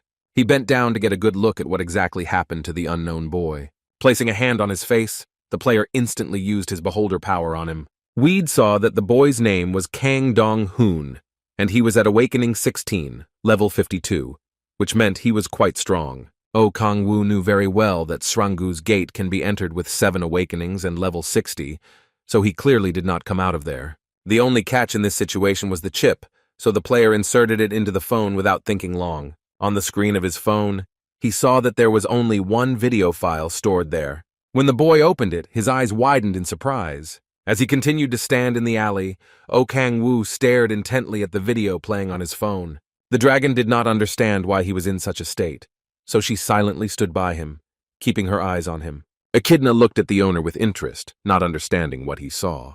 Meanwhile, the boy was getting redder every second, and drops of sweat were running down his face. Shaking his whole body, O Kang-woo tried to understand what the hell the unknown was so protective of this video. Thinking that he might have missed something important during the first viewing, the boy played the video again. However, his face again became beet-colored, which indicated a high degree of discomfort in this situation. For a moment, he thought he was seeing a candid video for the first time in the last 10,000 years. Hearing the voice of Echidna, who finally couldn't stand it and asked him what he was looking at, the player shuddered in fright. After thinking for a while, he replied tensely that he was just trying to understand what exactly had happened to the boy. Suddenly, a strange sound caught his attention, and he turned his head in the direction from which it was coming. People in terrible red masks, behind which it was impossible to make out their faces, ran from there. They were fast approaching O Kang-woo and Echidna, who didn't know where to turn. The unknown came down from the walls, forming a formation and approaching the player with a firm gait. Meanwhile, the brunette kept his eyes on the squad, taking a fighting stance and preparing for battle. The one who, judging by his behavior, was the leader, cursed loudly, realizing that the black-haired man had already seen the compromising material. O Kang-woo guessed that he was talking about the video on the chip, but he didn't understand why it was such a big deal. However, what finally shocked him was that the leader drew his blade and said that they could not leave them alive. The player did not understand what he meant when he said that he or pretended not to realize the value of what he saw. Hiding his phone in his pocket, O Kang-woo thought that there was no way he would give it to his rivals. No matter what, he wasn't going to give his first candid video in 10,000 years to someone. Having lashed out at his opponents, the boy loudly said that he would not return him under any circumstances. The leader laughed at these words and said that he had finally shown his true face. Immediately after that, the man ordered his subordinates to attack, causing them to rush forward. O Kang-woo also wasted no time and rushed to meet them, using the power of the Iron Curtain. In the next moment, his fist slammed into the chest of one of the attackers with all his might. Using his acceleration power, the black-haired man jumped from one opponent to another, taking them out of the fight. Their cardinal, ignoring the attempts of one of his soldiers to warn them of the danger, ordered the force to be released. And although he didn't know where this player came from, he knew very well that if they didn't do something, they would all die. Oh Kang-woo, meanwhile, engaged another cultist, smashing his mask right in the face with one clear move. Suddenly he froze, staring in front of him in surprise and seeing a purple haze of energy. Noticing that something was wrong, Echidna asked him what happened, to which he said that he noticed energy. His opponents quite skillfully used magicians in the battle against him, which he could not help but recognize. Using this energy meant that all of these people could belong to the devil cult, and had already begun to transform into demons. Oh Kang-woo wanted to give the poor people peace so they wouldn't suffer anymore, but Echidna quietly warned them that they were quite dangerous. She wanted to help him, but the boy stopped her, putting his hand forward. Clenching his fingers tightly into a fist, he pulled out his spike, preparing to attack. Meanwhile, the followers of the demonic cult have already approached the player almost up close. However, not wanting to give up, Oh Kang-woo himself ran towards the crowd of opponents, waving his hand. One of them suddenly rushed at the black-haired man, gaping his mouth and baring his fangs, which were dripping with saliva. After driving his spike into him, Oh Kang-woo thought that defeating him was simple. The cultist coughed loudly, and a web of veins stood out prominently on his face. The player understood that he had to push harder because it had the demon's regenerative abilities. In the next second, Oh Kang-woo pushed his opponent back without stopping the attack. At this moment, another cultist was already flying at him, his teeth clenched tightly in rage. The brunette turned to him, withdrawing his hand again for another attack. This time, the blow of his spike landed right between the opponent's eyes, shattering his mask. The third approached the boy, intending to attack him from the side, which caused a predatory vortex to appear on his face. However, Oh Kang-woo deftly ducked, avoiding the fatal blow from the enemy. In the next second, the boy wasted no time swinging his hand and stuck a spike into his enemy. He pushed it so deep into the cultist's body that he even caught it with his fist. The leader of the attackers watched in shock as his warriors were disabled one by a single player. The half-human, half-demon roared loudly, not wanting to give up and planning new attacks on the enemy. However, when he also began to emit a large amount of magic, they quickly ran away. At the same time, the one whom everyone called the Cardinal ran ahead, uttering a loud lamentation. Scraping the magicians to the ground, Oh Kang-woo gave a predatory smile, saying that it was too late to run away. Feeling the currents of energy under his feet, the leader of the attackers shouted even louder. Behind him, in the meantime, his subordinates were already striking each other with large spikes, sticking out of the ground. Veins stood out on the Cardinal's face, and tears rolled down his cheeks as he realized that he had lost this battle. Oh Kang-woo raised his hands and folded them one above the other. After some time, he was already returning to Echidna, looking at the dead cultists, the sight of which made him chuckle with interest. Pulling out his phone and returning to the video, the boy wondered what the hell Satanists needed a fairly candid video for. Oh Kang-woo blushed as he thought about whether he should seize the moment. Suddenly, Cha Yeon-ju began to descend from above, and Baek Hwa-yeon's voice could be heard next to her. Hearing the voice of the head of the Red Rose Guild, the boy looked up in front of him in fear, and his hair stood on end. The black-haired man raised a frightened look at the girl, not knowing exactly what she had managed to see. Red-haired, coming down from the roof of the neighboring house, looked at him in surprise, not expecting to hear him here. Drenched in sweat, Oh Kang-woo stared at the wall where the guild head had been just a second ago. He wondered if she had seen anything, but Cha Yeon-ju was more concerned about what he was doing here. While they were fighting, Baek Hwa-yeon looked down and was surprised to see a brunette there. Her face was covered with sweat, and the girl herself was squinted when she saw what was happening in the alley. To his question, Cha Yeon-ju replied that she came on business, while Oh Kang-woo said that a few minutes ago there were strange people leaving here. The commander of the Varan squad suddenly ran up to them, asking the boy if he had seen the chip from the video. Seeing the boy take it out of his phone, the head of the Red Rose Guild confirmed that it was him. When she held out her hand to him and asked him to hand over the chip, as it was very important, the brunette frowned. Adjusting her cap and exhaling loudly, Cha Yeon-ju said that they had to see it right away. The boy's cheeks suddenly turned a noticeable blush as he thought about why he was watching this just now. When he asked again if she needed it right now, the guild head angrily asked how many more times he would have to repeat it. Putting his hand to his mouth, the boy coughed, pondering what exactly was on the video. Looking at her interested look, the player thought about why she needed a spicy video so urgently. When she suggested he watch the video together because she thought he needed to see it, he tensed up a bit. Inserting the chip into her phone, the redhead asked how the exiled agent was now. Approaching the unknown boy, Hua Yon-ah replied that he was dead. Reaching out, she reached for his face and closed his eyes.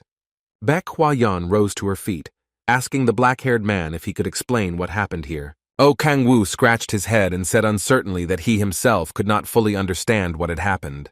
He explained that they attacked him as soon as he got the chip, but other than that he had nothing more to say. From his story, the commander concluded that he got into this story completely by accident. Paying attention to the fact that the head of the guild was approaching them, the girl added that they would be able to get an explanation from the video.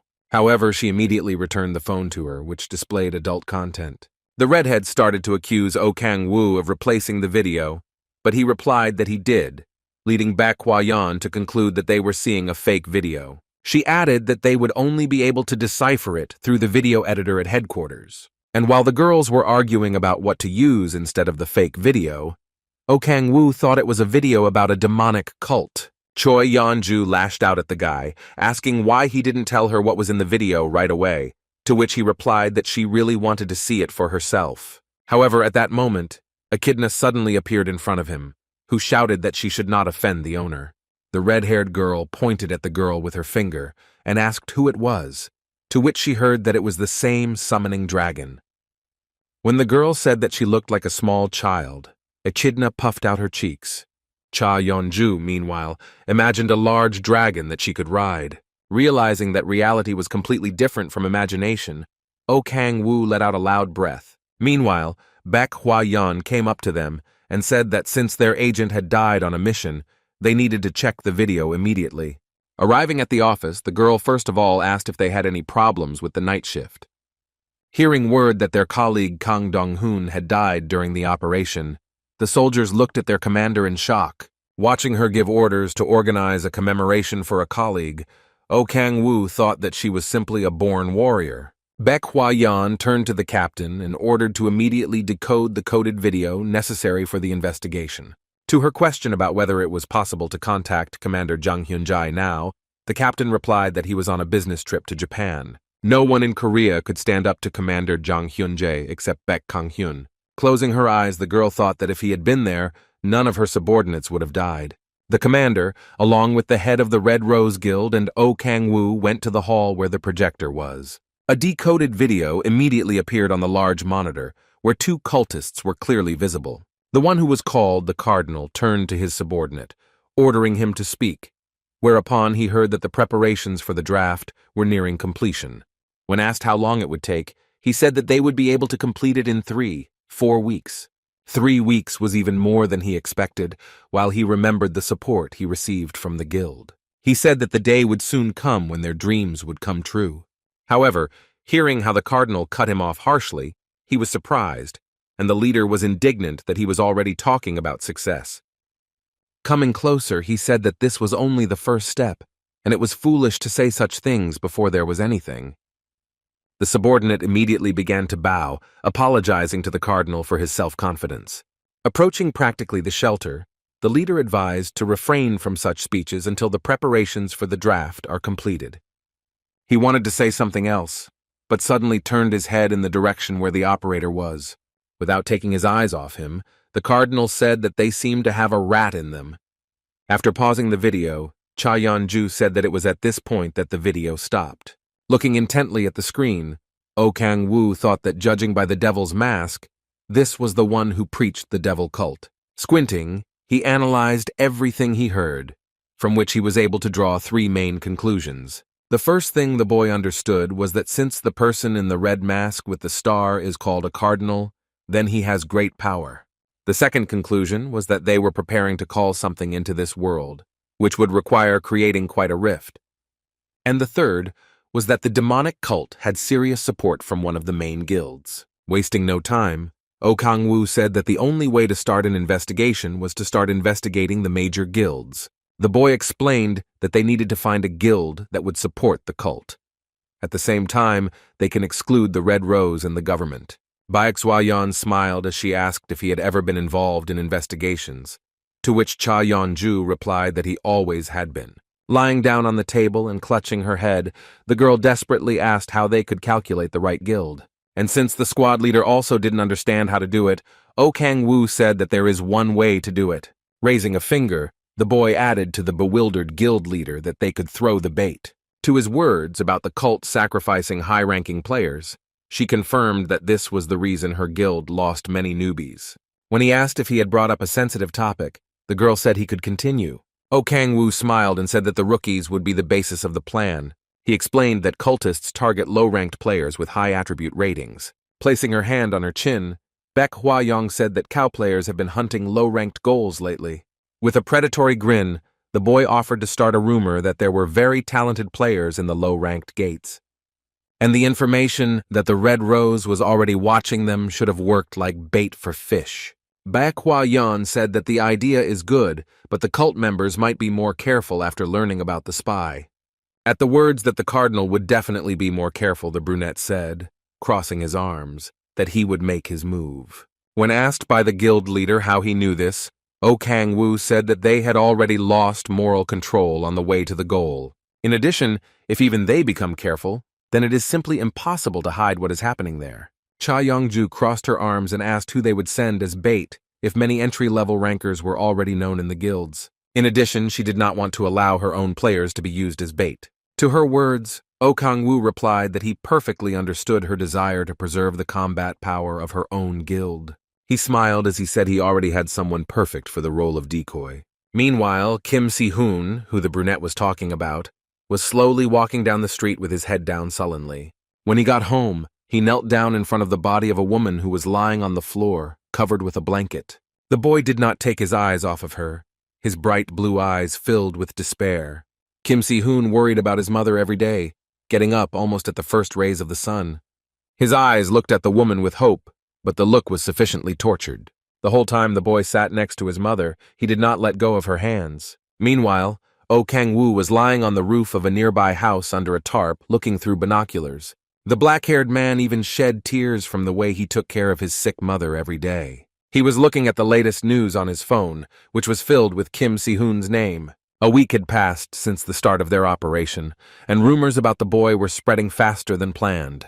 However, at the same time, they did not attract too much attention, which gave an ideal speed of distribution. Park Hyun-woo tried his best to throw in as much information as possible about Kim Si-hoon, but in moderation. He had nowhere to go as Baek Hwa-yeon was too old-fashioned for such a job, and Cha Yeon-ju was giving out orders. Finally, Oh Kang-woo saw the ward coming out of his house. Looking at the gray-haired man, he thought that he himself also needed to move. A team was already waiting for him at the gate, who greeted him with joy, glad that he had come. They didn't even notice the player, dressed in medieval armor, who was watching them intently. Meanwhile, Kim Si-hoon noticed that Han Sol-ah looked quite pale, so he assumed that she was not well. While the girl was answering, another one approached the player in armor, calling him to his team, but he refused. Han Seol-ah explained that Oh Kang-woo had not been home for a week, although they texted and called each other every day. The gray-haired man immediately blurted out that it had nothing to do with the gate, but the girl added that he did not want to tell anything. The team tried to convince her that the boy would return soon, but Han Sol-ah was not convinced. Choi In-bi frowned in surprise at the suggestion that he was fed up with her cooking. However, Han Sol-ah was already thinking that the reason why Oh Kang-woo isn't coming home could be that or that he found another girl. The redhead approached her friend and assured her that it was impossible to find someone more beautiful than her, but the opposite could be the case. She explained that it might just be important for a black-haired man to be in the same apartment with a beautiful girl. However, she was interrupted by Kim Si-hoon, who asked her not to pay attention to her partner's words. The boy explained that there might be a really important reason in Oh Kang-woo, because unlike them, he had a high rank. With a wide smile, the gray-haired man said that the only thing they could do was to get on the same level as Oh Kang-woo sooner. Looking at her sad face, he added that for this they need to work hard and try their best. Hearing his words, Han Sol-ah raised her head and looked determinedly at her companions. In a moment, the knight in armor watched as the entire team entered the gate where their training was supposed to take place. Oh Kang-woo looked proudly at the disciples who had already received their third awakening and were developing quite quickly. He himself really didn't like that he hadn't seen Han Sola for a whole week. He couldn't do anything about the fact that he had a job, but now he personally experienced how difficult it was for her. In addition, the boy understood that it was difficult not only for her, but also for Yekidna, who was now staying with the girl's mother. For a dragon, he was generally the only person she could count on. Grasping his head, Oh Kang-woo thought that he himself wanted to finish this task as soon as possible. Meanwhile, in the rift itself, a giant troll extending its clawed hand rushed at the players. Tae-soo shielded himself from him, making frantic efforts, trying not to overdo it. Raising his mace, the monster hit the shield with all his might, attacking the man. He just laughed out loud and said that he was rather ill-mannered but strong. However, this was not enough, and in a moment, raising his shield, he hit the troll hard on the leg. The monster immediately growled loudly in pain, raising its wounded leg but quickly lost its balance. Tae-soo, meanwhile, shouted to his gray-haired companion that it was time to advance. Behind Kim Si-hoon was Han Sol-ah, who immediately gave the boy reinforcements. She held her staff in front of her, doing her best to support the other players on her team. Tae-soo, meanwhile, stepped aside to give Ki Si-hoon a chance to maneuver. The gray-haired man, holding a sword in front of him, around which was the silhouette of a wolf, rushed at the troll. In the next second, the monster opened its yellow eyes and coughed up blood profusely. However, immediately after that, the monster clenched its jaws with crooked teeth and growled. Disregarding the outstretched paw, Kim Si-hoon rushed at the opponent, swinging his sword. Returning to the defeated troll, the boy watched as he fell with a wild cry. Thick gray smoke poured out of the monster's gaping, crooked-toothed mouth, and blue lightning flashed across its body. A moment later, the monster fell to the ground, causing visible cracks to run across the dry soil. Looking at this, Tae-soo wondered aloud if he was really dead. However, Choi In-bi told him not to say such things sooner than necessary. However, Kim Si-hoon calmed the redhead down as he approached the troll and said that he had received experience points. Holding on to her hat, Choi In-bi sternly said that they should be more careful even if they only have one opponent. While his colleagues discussed the danger of the opponents, the gray-haired man scratched his head and noticed that they had trained well. When Tae-soo said it was because of him, the boy scratched his head awkwardly, replying that he was exaggerating. Turning to the redhead, Kim Si-hoon said that her magic was also pretty good. After his suggestion to start collecting artifacts, the players as a whole team flew at the troll's body, disassembling it into its components. From one of the rocks, Oh Kang-woo watched them intently, lying on his stomach.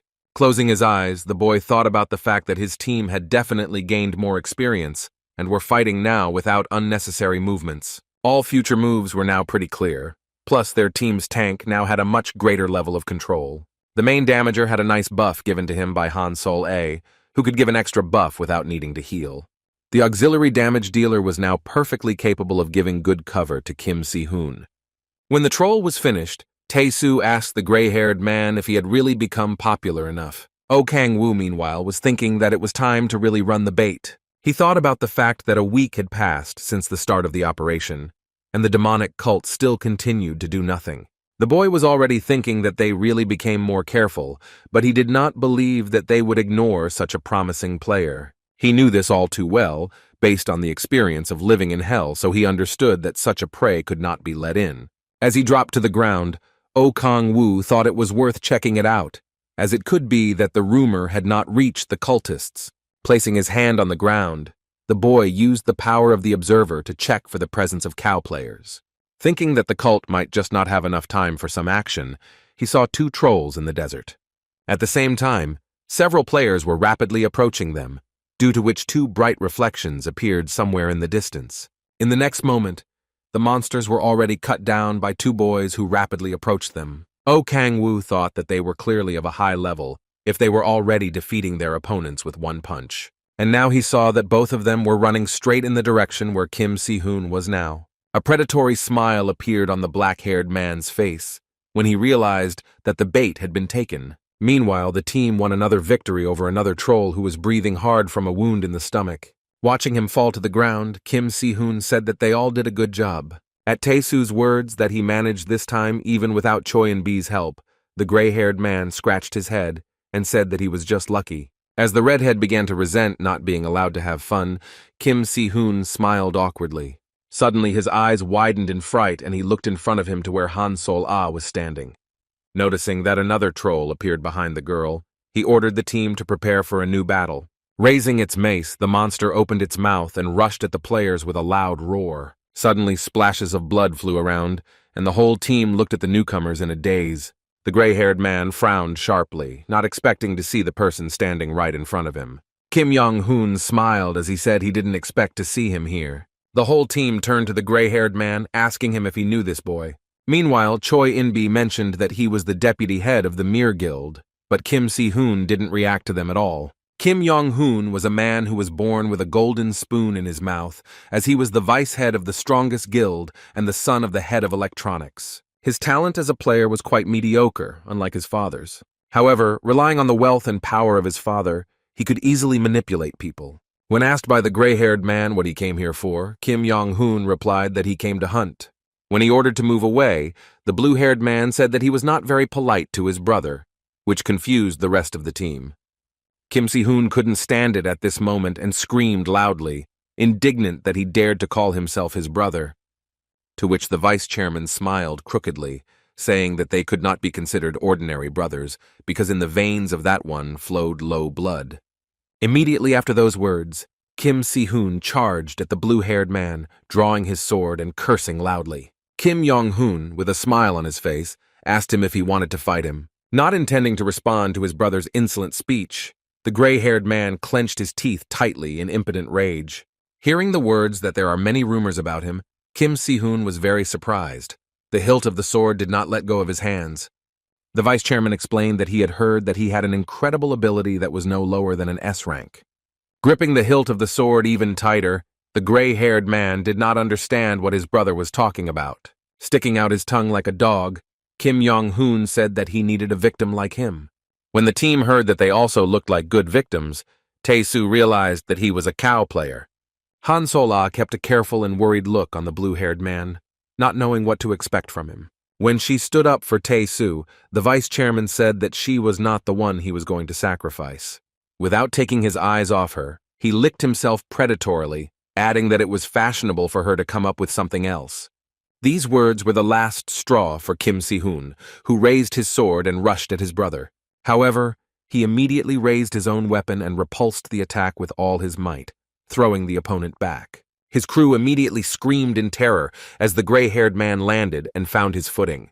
Looking fiercely at the enemy, the boy could not understand how he managed to counterattack from such a short distance.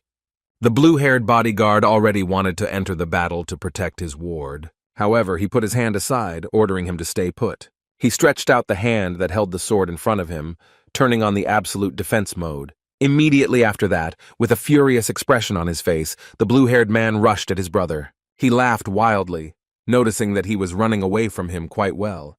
The blue-haired man bombarded Kim Si-hoon with a hail of blows, which he deflected quite skillfully, but at the same time retreating back. At some point, the gray-haired man changed his trajectory and retreated to the side, due to which the opponent's blow went almost past him. However, Kim Yong-hoon found his way around quite skillfully and attacked his brother again, glaring at him. At one point, he swung his sword hard, forcing his brother to raise his hands with the sword in the air. In a moment, Kim Si-hoon clenched his teeth tightly and felt a rather powerful blow to his stomach. The kick was so strong that the gray-haired man flew into the nearby rocks, sending a pile of dust into the air. His team, seeing this, shouted loudly, trying to call their partner. Squinting one eye and looking at the vice-chairman, Kim Si-hoon thought that now he understood everything. Looking at his opponent's weapon, the boy thought that all the blue-haired man's movements were not dictated by him. And while Kim Yong-hoon was saying something about low blood, the gray-haired man kept thinking about his weapon. He knew that it was a special system that was attached to the equipment and caught the enemy's attacks. Suddenly, Kim Yong-hoon turned red and said that since he is just an insect, he should just lie on the ground. Immediately after that, the boy rushed at his brother, withdrawing his hand with the sword to strike. However, at the last moment, Tae-soo appeared in front of him, who deftly put a shield in front of him. The vice head of the guild had a condescending expression on his face as he began to insult the big man. However, he did not give up, and continued to hold the defense, pressing with all his might on his shield. Clenching his teeth tightly in tension, Tae-soo said he had no idea what had happened between the boys. Putting his foot on the ground, he added that under no circumstances would he allow Kim Si-hoon to be harmed. Wasting no time, he rushed to push the blue-haired man away from the rocks. Kim Si-hoon sat on the rocks trying to regain consciousness. Tae-soo clenched his teeth tightly due to wild tension, and sweat dripped profusely down his face. Suddenly, something surprised him, forcing him to raise his head and look in front of him. He did not understand what was happening, so he asked his enemy about it. He stood with his sword relaxed over his shoulder and surrounded by a light blue barrier. The blue-haired man had a cheeky grin on his face as he questioned how dare he attack him. At some point, Tae-soo noticed that he was beginning to use the mage's energy. A second later, an unknown force picked up the big man and threw him over the back of the blue-haired man. After hearing him gasp, Kim Yong-hoon said that even if he hadn't intervened, he would have finished him off after his confrontation with his brother. Returning his attention to the gray-haired man, the vice-chairman suddenly froze, not knowing how to react to what he saw. Kim Si-hoon stood in front of him on both legs, surrounded by blue energy, with Han Seol-ah behind him, giving him reinforcements. The blue-haired man stood numbly, silently watching his brother's teamwork. In the next moment, the gray-haired man charged at the vice-head, using an enhanced dragon shockwave technique. Han Seol-ah tried her best to strengthen her partner's attack as much as possible. Using the wind dragon technique, Kim Si-hoon slashed and swung at the blue-haired man. Watching his brother use the dragon shockwave technique, the vice president froze for a moment with wide eyes. Raising his hand or slightly covering his face from the strong wind, the boy cursed loudly, but did not retreat. Meanwhile, Kim Si-hoon rushed at his brother, who, trying to defend himself from his blow, put his sword in front of him. Meanwhile, the blue-haired man also did not want to give up, so he looked at his brother with clenched teeth. However, the moment his sword began to swing back and the sleeve of his jacket was torn, something akin to fear appeared on the vice president's face. With a swing of his sword, Kim Si-hoon launched a large shockwave towards where his brother was standing.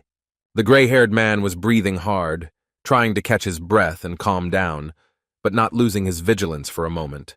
Han Seol-ah and Choi In-bai watched the fight furiously, ready to step in and help their partner at any moment. Sweat was pouring down the boy's face as he remembered an important detail that had slipped his mind. However, Kim Yong-hoon, looking at his clothes, replied that he had always been like this. When the gray-haired man saw him kicking the unconscious Tae-soo, he let out a loud cry. Baring his teeth, he growled at the blue-haired man that he never knew how to lose decently. This was evident when they were still studying together at the same school, where when Kim Si-hoon won awards, his brother was jealous of him. While they were both playing basketball on different teams, the gray-haired one was doing much better than Kim Yok-hoon. And even when they became players, it was Kim Si-hoon who had more talent and ability. At some point, the vice-chairman interrupted him, showing his sword in front of him and telling him to sneeze. In his opinion, he had enough influence and money to control people. The gray-haired man's face twisted in incomprehension when his brother told him that he could easily crush his talent. Finishing copying the gray-haired man's attack, the boy charged forward, swinging his sword. With a wild expression on his face, he ordered his opponent to try to parry his own attack. Blocking his next strike, Kim Si-hoon brought his sword out in front of him, making a ringing sound. He stared with a dazed look at how bright blue sparks flew in all directions from the friction of metal against metal. In a moment, the tension reached its maximum, and Kim Yong-hoon threw his brother to the nearby rocks, sending a cloud of dust into the air. Looking at the fragments of stones that were flying in different directions, the boy began to loudly call his brother. While he was happy that this was his limit, Han Seol-ah rushed to the companion and began to treat him. Meanwhile, Choi In-bai tried to distract the blue-haired man by casting spells over a large red orb.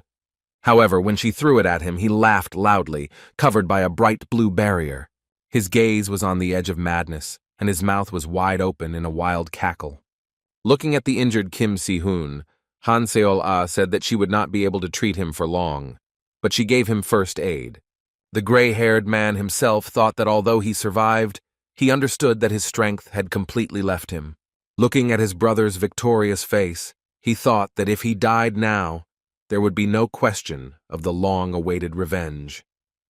Han Seol-ah and Choi In-bai tried their best to draw the blue-haired man's attention away from them. Tae-soo lay on the ground unconscious, and Kim Si-hoon thought that he couldn't even protect the people dear to him. Biting his lower lip, the gray-haired man thought that all this was happening because of his weakness. Suddenly a voice sounded in his head, which said that he was quite pathetic, but offered to become stronger. Meanwhile, the brothers' struggle was watched by O Kong Wu, lying nearby on top of a cliff. He kept his eyes on the blue-haired man, understanding who Kang Sosu was talking about then. With a wide, predatory grin on his face, the boy thought that the guild working with the cult was Mir himself. Now he understood why Kim Si-hoon looked so much like the vice head of the guild. But he couldn't even imagine that the gray-haired man would turn out to be the illegitimate son of the guild head. O Kang-woo began to stand up, thinking that he could now begin to put his plan into action. Suddenly his attention was drawn by Kim Si-hoon's loud cry saying that he needed strength. With her help, the gray-haired man was going to defeat all his enemies and take revenge on them. His white teeth were tightly clenched as large and bright blue lightning appeared around him, and he also wanted to get the strength to finally protect the people who were dear to him. Suddenly, O Kang-woo received a notification that his familiar had received the power of Cheon Tai Hwan's god. He read with wide-eyed surprise that he could not take all the power, but he had already mastered a new art.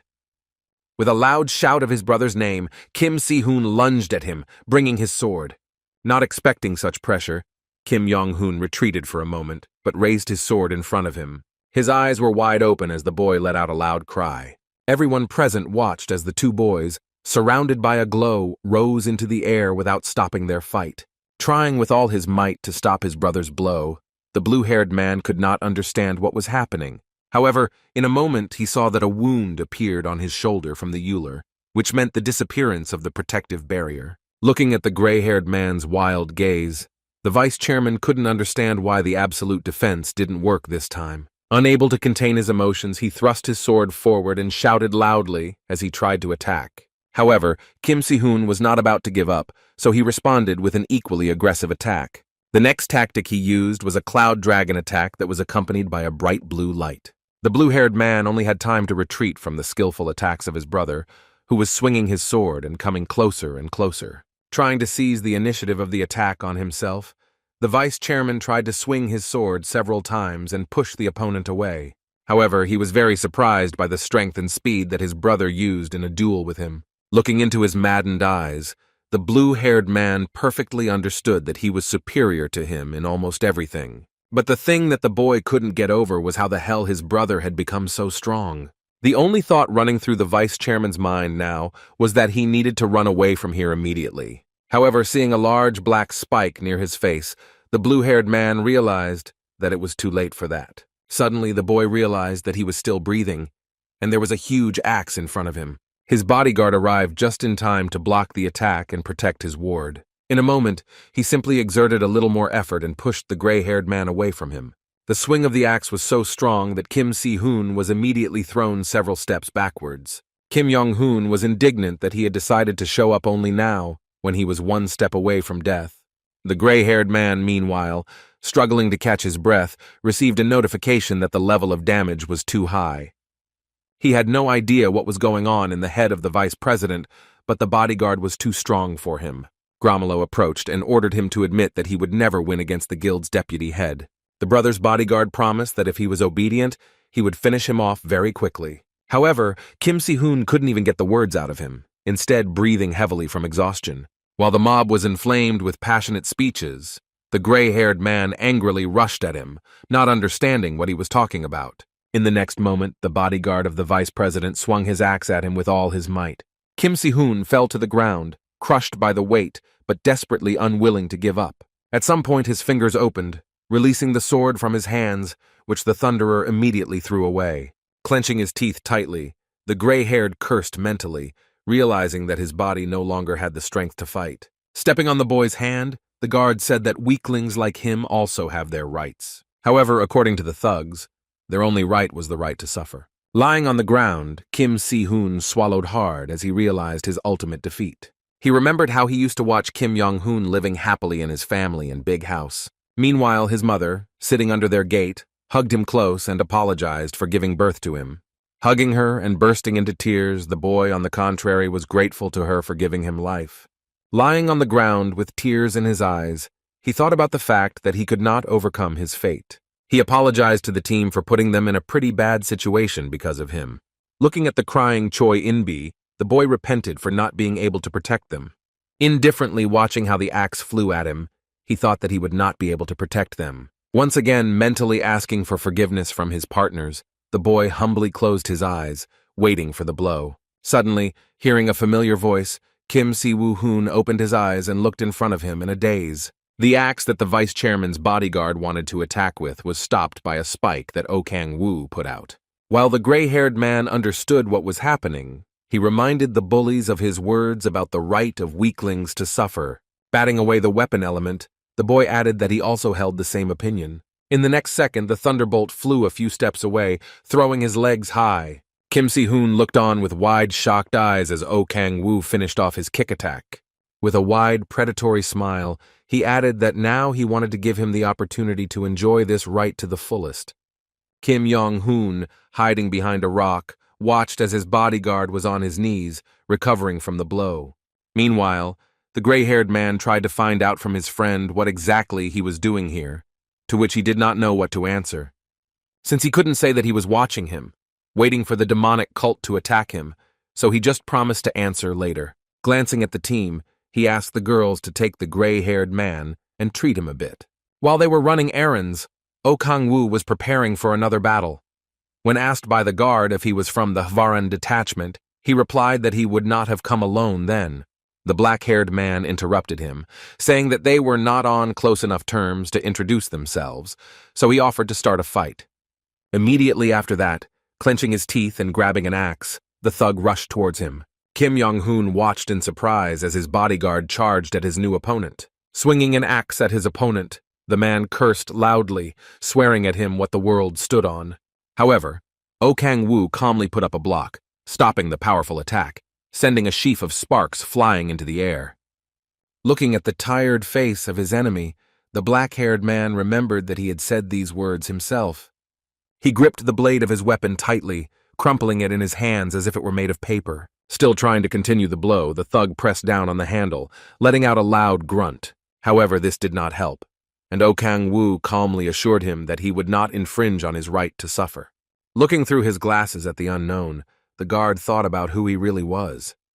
Appearing from his hiding place, Kim Yong-hoon shouted at him to finally use the mage's power. Hearing from the boy that this was an order, the man pressed his lips tightly together, thinking about his actions. However, when he ordered to use mages to sacrifice himself for the sake of the Mir Guild, he sharply squeezed the fingers that held the axe. The guard put his hand to his chest and said that he understood the order. Oh Kang-woo stood calmly in front of him, waiting to see what his opponent would do next. Suddenly his hand tensed up, and visible lines of veins appeared all over its area. Looking at how the red rays of energy began to spread from the man, the black-haired man just let out a low growl.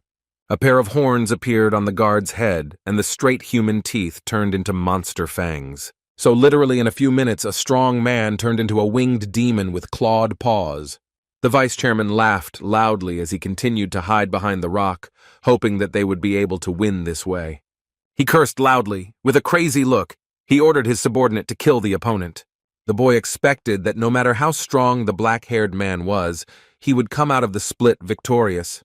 Using the power of the Iron Curtain, Oh Kang-woo smiled and said that of all the people he had met since his return, this one looked the most like a demon. Using the power of 1,000, the black-haired man punched the guard in the stomach with all his might, causing his glasses to jump up onto his forehead. The demi-demon lunged in front of him and coughed loudly, spitting out a clot of blood. Watching this, Kim Yong-hoon turned pale, realizing that he had finally and irrevocably lost. In a second, he was already lying on the ground, not breathing, and one of his horns was knocked off. After finishing off the bodyguard, Oh Kang-woo turned to face where the blue-haired man was standing, scaring him enough. Looking at the wild, smiling face, the vice chairman tried to understand how he could win. Wasting no time, Kim Yong-hoon realized that he had to run, so he turned around and ran away as fast as he could. Pulling a communication bullet from his pocket while in the middle of the split, the boy thought about contacting his father. However, just as he dialed it, the face of a black-haired man appeared nearby and asked him where he was going. He grabbed the vice president by the shoulder and pushed him so hard that he fell to the ground. Breathing heavily, Kim Yong-hoon looked up at his opponent and asked him who he was. However, he didn't even have time to finish normally when the boy's leg came down sharply on his head. Oh Kang-woo indignantly asked why they were all asking him such a question at such a critical moment. Paying attention to the object in his hand, the black-haired man guessed that he wanted to contact his father. When he started to make excuses, the opponent himself asked him to do it. Kim Jae-hyun was sitting in his office when suddenly his orb lit up with a bright light. He touched her with his finger, knowing that his son was calling, and asked what happened. However, suddenly he heard on the other end the voice not of his son at all, but of someone else. When asked who he was, the unknown man replied that he was only the one holding his son hostage. The man listened without any emotion to the sounds of the boy being beaten, after which the unknown man asked him if he had raised his offspring well.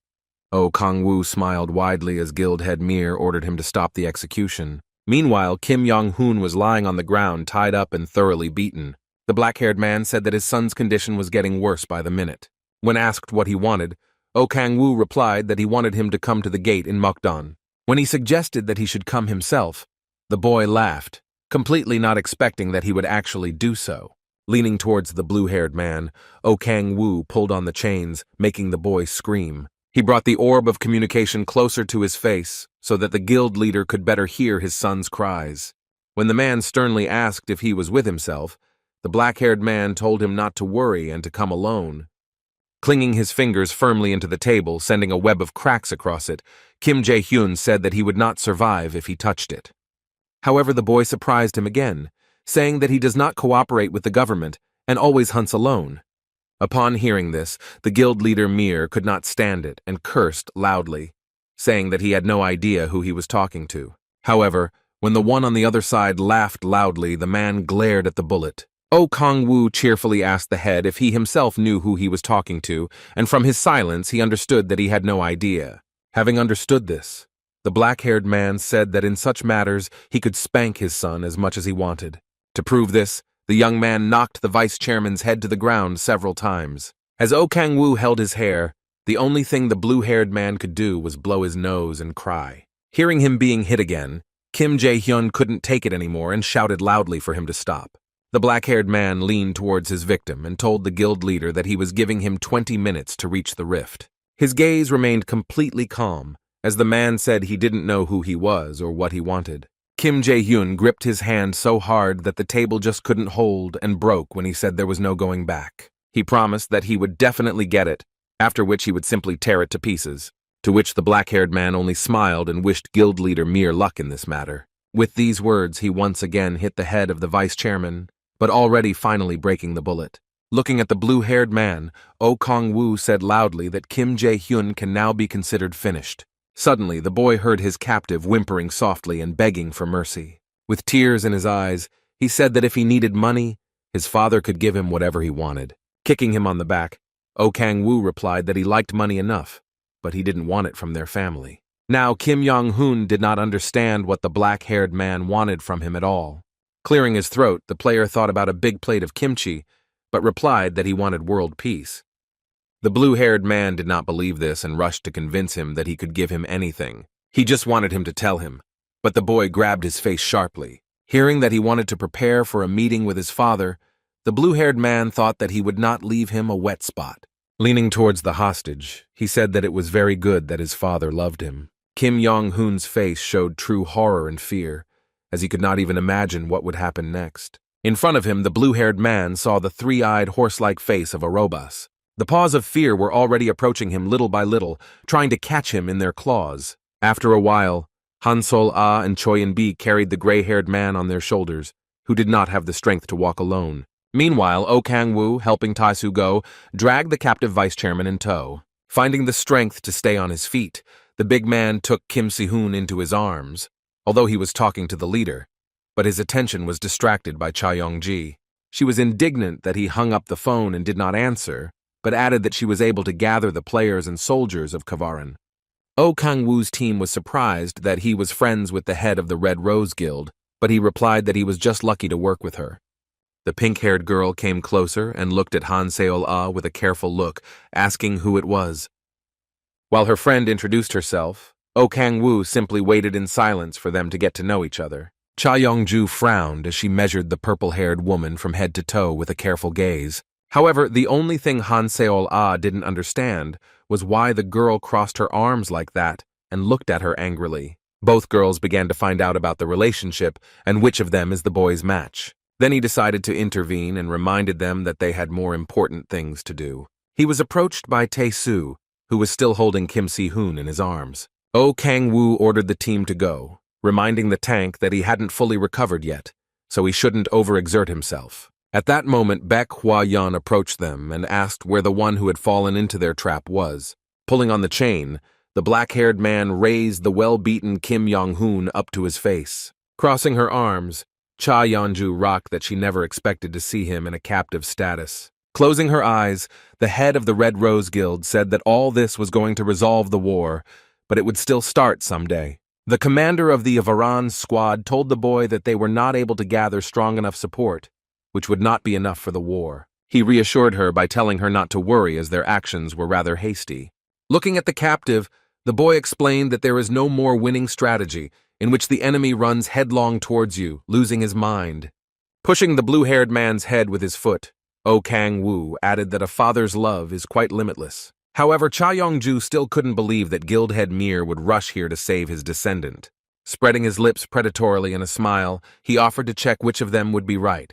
It was at this moment that many black trucks drove up to the split, which practically flooded the parking lot. The players and warriors of the Varan squad stood straight, waiting for a command from their leaders. Baek Hwa-yeon and Cha Yeon-ju also didn't understand what was going on, but they took their fighting stances and were ready. Oh Kang-woo alone was quite calm, fully aware that everything was happening as he expected. As he got out of the car, the guild leader Mair said that he was quite sure that the Varans and the Red Rose were involved in this matter. He carefully looked at the aggressive girls and the boy standing behind them.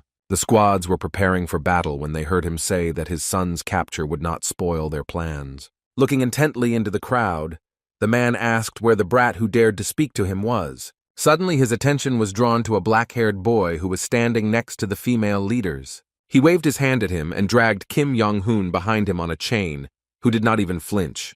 Clenching his teeth, Kim Jae-hyun blurted out that he was just an upper-class animal. While the man was thanking him for not running away, Oh Kang-woo threw the half-conscious vice-chairman in his direction. Guild leader Mir didn't even understand what was going on, so he just lashed out at him. Meanwhile, his guards tried to stir up the young man and bring him to his senses. Seeing this, Cha Yeon-ju let out a loud cry, outraged that he had given up their hostage. Listening to her lash out at him, Kim Yong-hoon asked him what the trap was. However, Oh Kang-woo replied with a smile that he just wanted to give them a chance to be alone so that the old man wouldn't worry. The man held his son by the shoulders, glaring at the brunette, who prompted him to hug his offspring. However, at one point he fell silent, after which he loudly called the boy's name. The head of the guild, Mir, immediately began to shake him by the shoulders, trying to get at least some kind of answer from him. The man anxiously looked into his son's face, asking him if everything was all right with him. There was genuine anxiety in his eyes as he demanded that he say something. Suddenly, the blue-haired man spoke, asking the guild leader who he was and not recognizing him as his father. A shadow immediately fell on Kim Jae-hyun's face when he realized that his own son did not recognize him. The man squeezed the boy's shoulder tightly, assuring him that he was his father. However, he only shouted loudly, demanding to be released. Seeing this, the head's bodyguards decided to intervene in the situation. Kim Jae-hyun lashed out at his son, not knowing what to do, but knowing exactly who was to blame. And while Kim Yong-yoon was fighting him off with tears streaming down his face, the culprit was smiling widely behind him. Unable to contain his anger and despair, the man rushed at him, at the same time not choosing words in swearing. Noticing how furious the owner was, the guards did not even try to calm him down, only covering their faces with their hands. However, Oh Kang-woo was completely undeterred and stood opposite him, calmly stuffing his hands into his pockets. Suddenly, the figure of Cha Yeon-ju loomed in front of him, ordering everyone to move back so as not to fall under the hot hand. Furious, Guild Head Mir growled a question about what the black-haired man had done to his son. A bright light immediately emanated from him, from which one of the guards tried to cover the young vice-chairman. Meanwhile, the head of the Red Rose Guild was also preparing for battle, releasing her energy.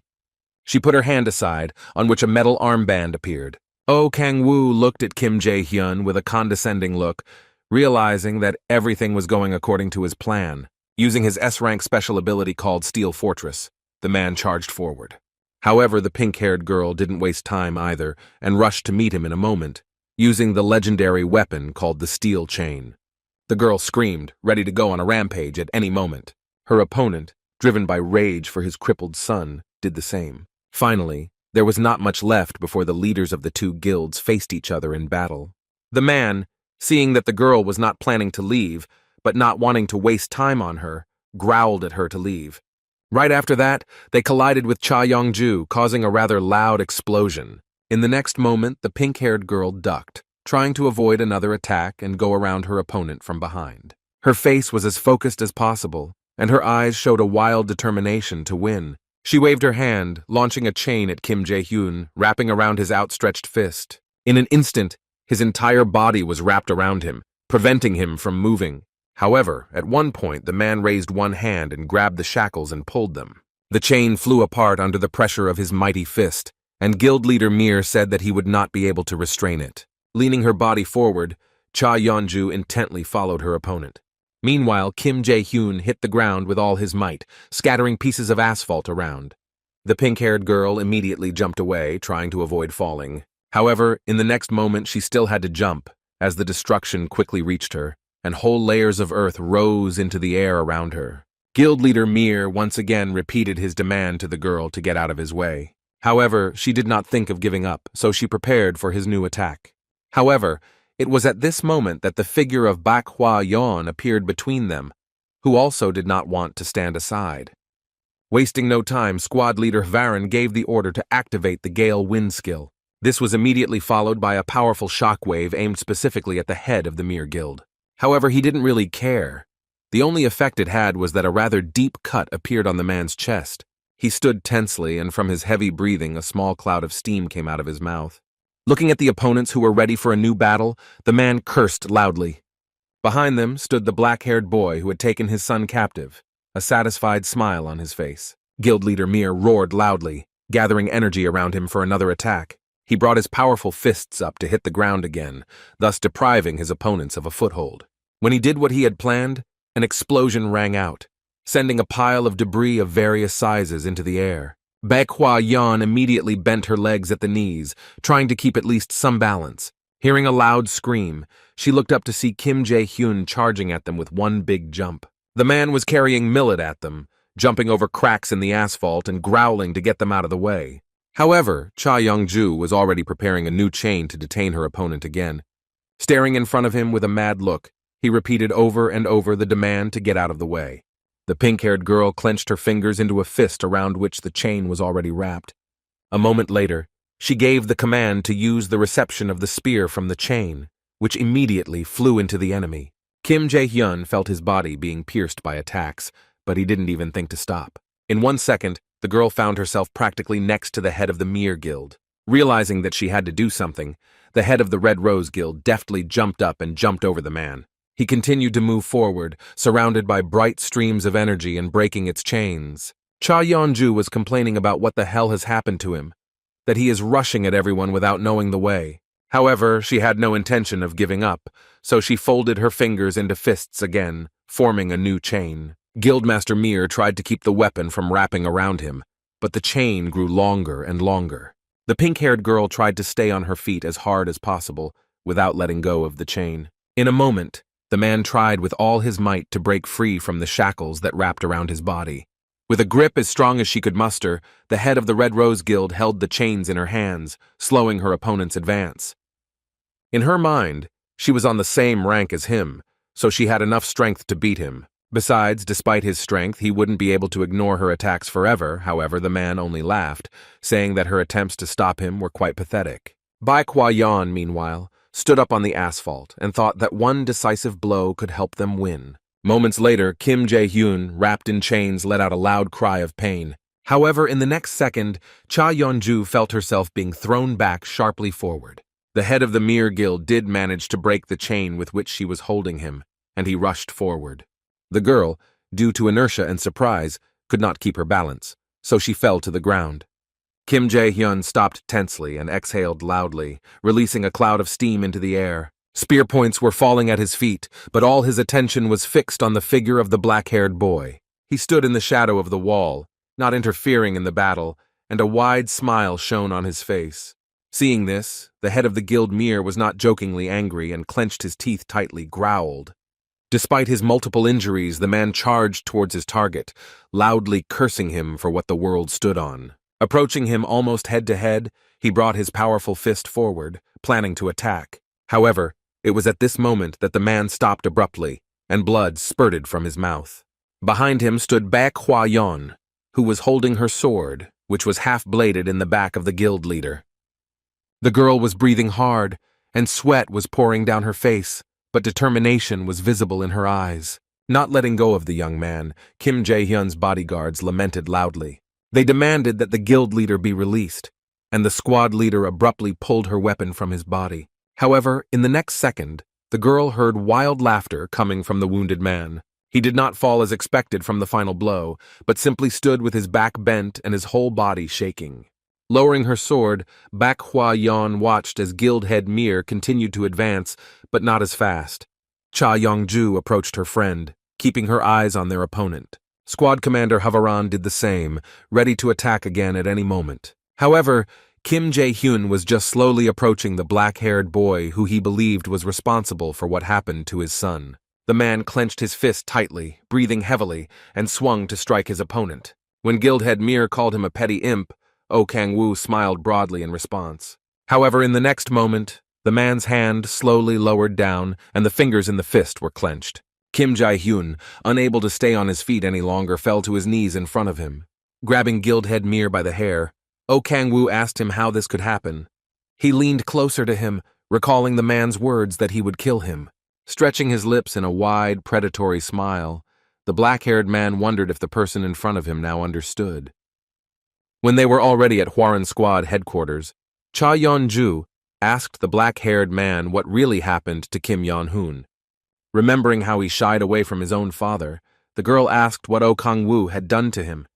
Hearing that he played a little with his memory, the pink-haired girl was surprised that he had such an ability. Frowning, she added that it wasn't just a matter of talent, and now she was wondering who he really was. Putting his hand on her shoulder, the boy said that she did not need to know everything, and even more so to try to understand. He added tensely that she helps him quite a bit, but in return he does exactly the same. When the guy said that the ultimate goal of their cooperation is to disperse the demonic cult, because of which she lost many dear people, the girl tightly clenched her fingers into a fist. With a wide smile on his face, Oh Kang-woo asked the guild head if it wasn't enough for her. The brunette held out his hand to her, offering to keep trying for the greater good. Cha Yeon-ju herself thought that now the boy resembled a real tiger who held her tightly with his claws. She smiled, realizing that it was too late to back off, so she agreed with his words. They shook hands, deciding that they should work on the case together. Kim Jae-hyun sat in the interrogation room, his body shackled in a straitjacket. The subordinates watched with interest as Baek Hwa Yeon interrogated him on the subject of when the man began collaborating with the demonic cult. Oh Kang and Chae Young-ju were also present when she extracted the information. The commander of the Havaran detachment was interested in everything, namely what the draft meant and who was hiding behind the mask of the Red Devil. To all her questions, guild leader Mir only stretched his lips in a wide, mocking smile. Suddenly, someone's hand fell on the table in front of him, sending a web of small cracks across the surface. Baek Hwa Yeon, whose nerves were beginning to give way, demanded answers to her questions from her husband. Baek Ju-hyun shook his head when he heard that he was no longer the head of the guild, but just a criminal helping the crazy cultists. Finally, the man looked ahead and asked with a smile if they were really waiting for him to tell them something. The squad leader grimaced when he said they were just government dogs who did what they were told regardless of their power. Ex-guild head Mir looked up at the girl and said he had quite a few connections. Suddenly, the commander's attention shifted to the chain that Cha Yong-ju was pulling. The chain around his neck tightened as the girl said she would now interrogate him herself. Kim Ju-hyun let out a loud snort, trying to loosen the chain's grip, but he couldn't. The pink-haired girl approached him and, pressing her foot on his chest, began to demand an answer. However, she was immediately pulled away by Baek Hwa Yeon, who warned that they would be in serious trouble if she killed him.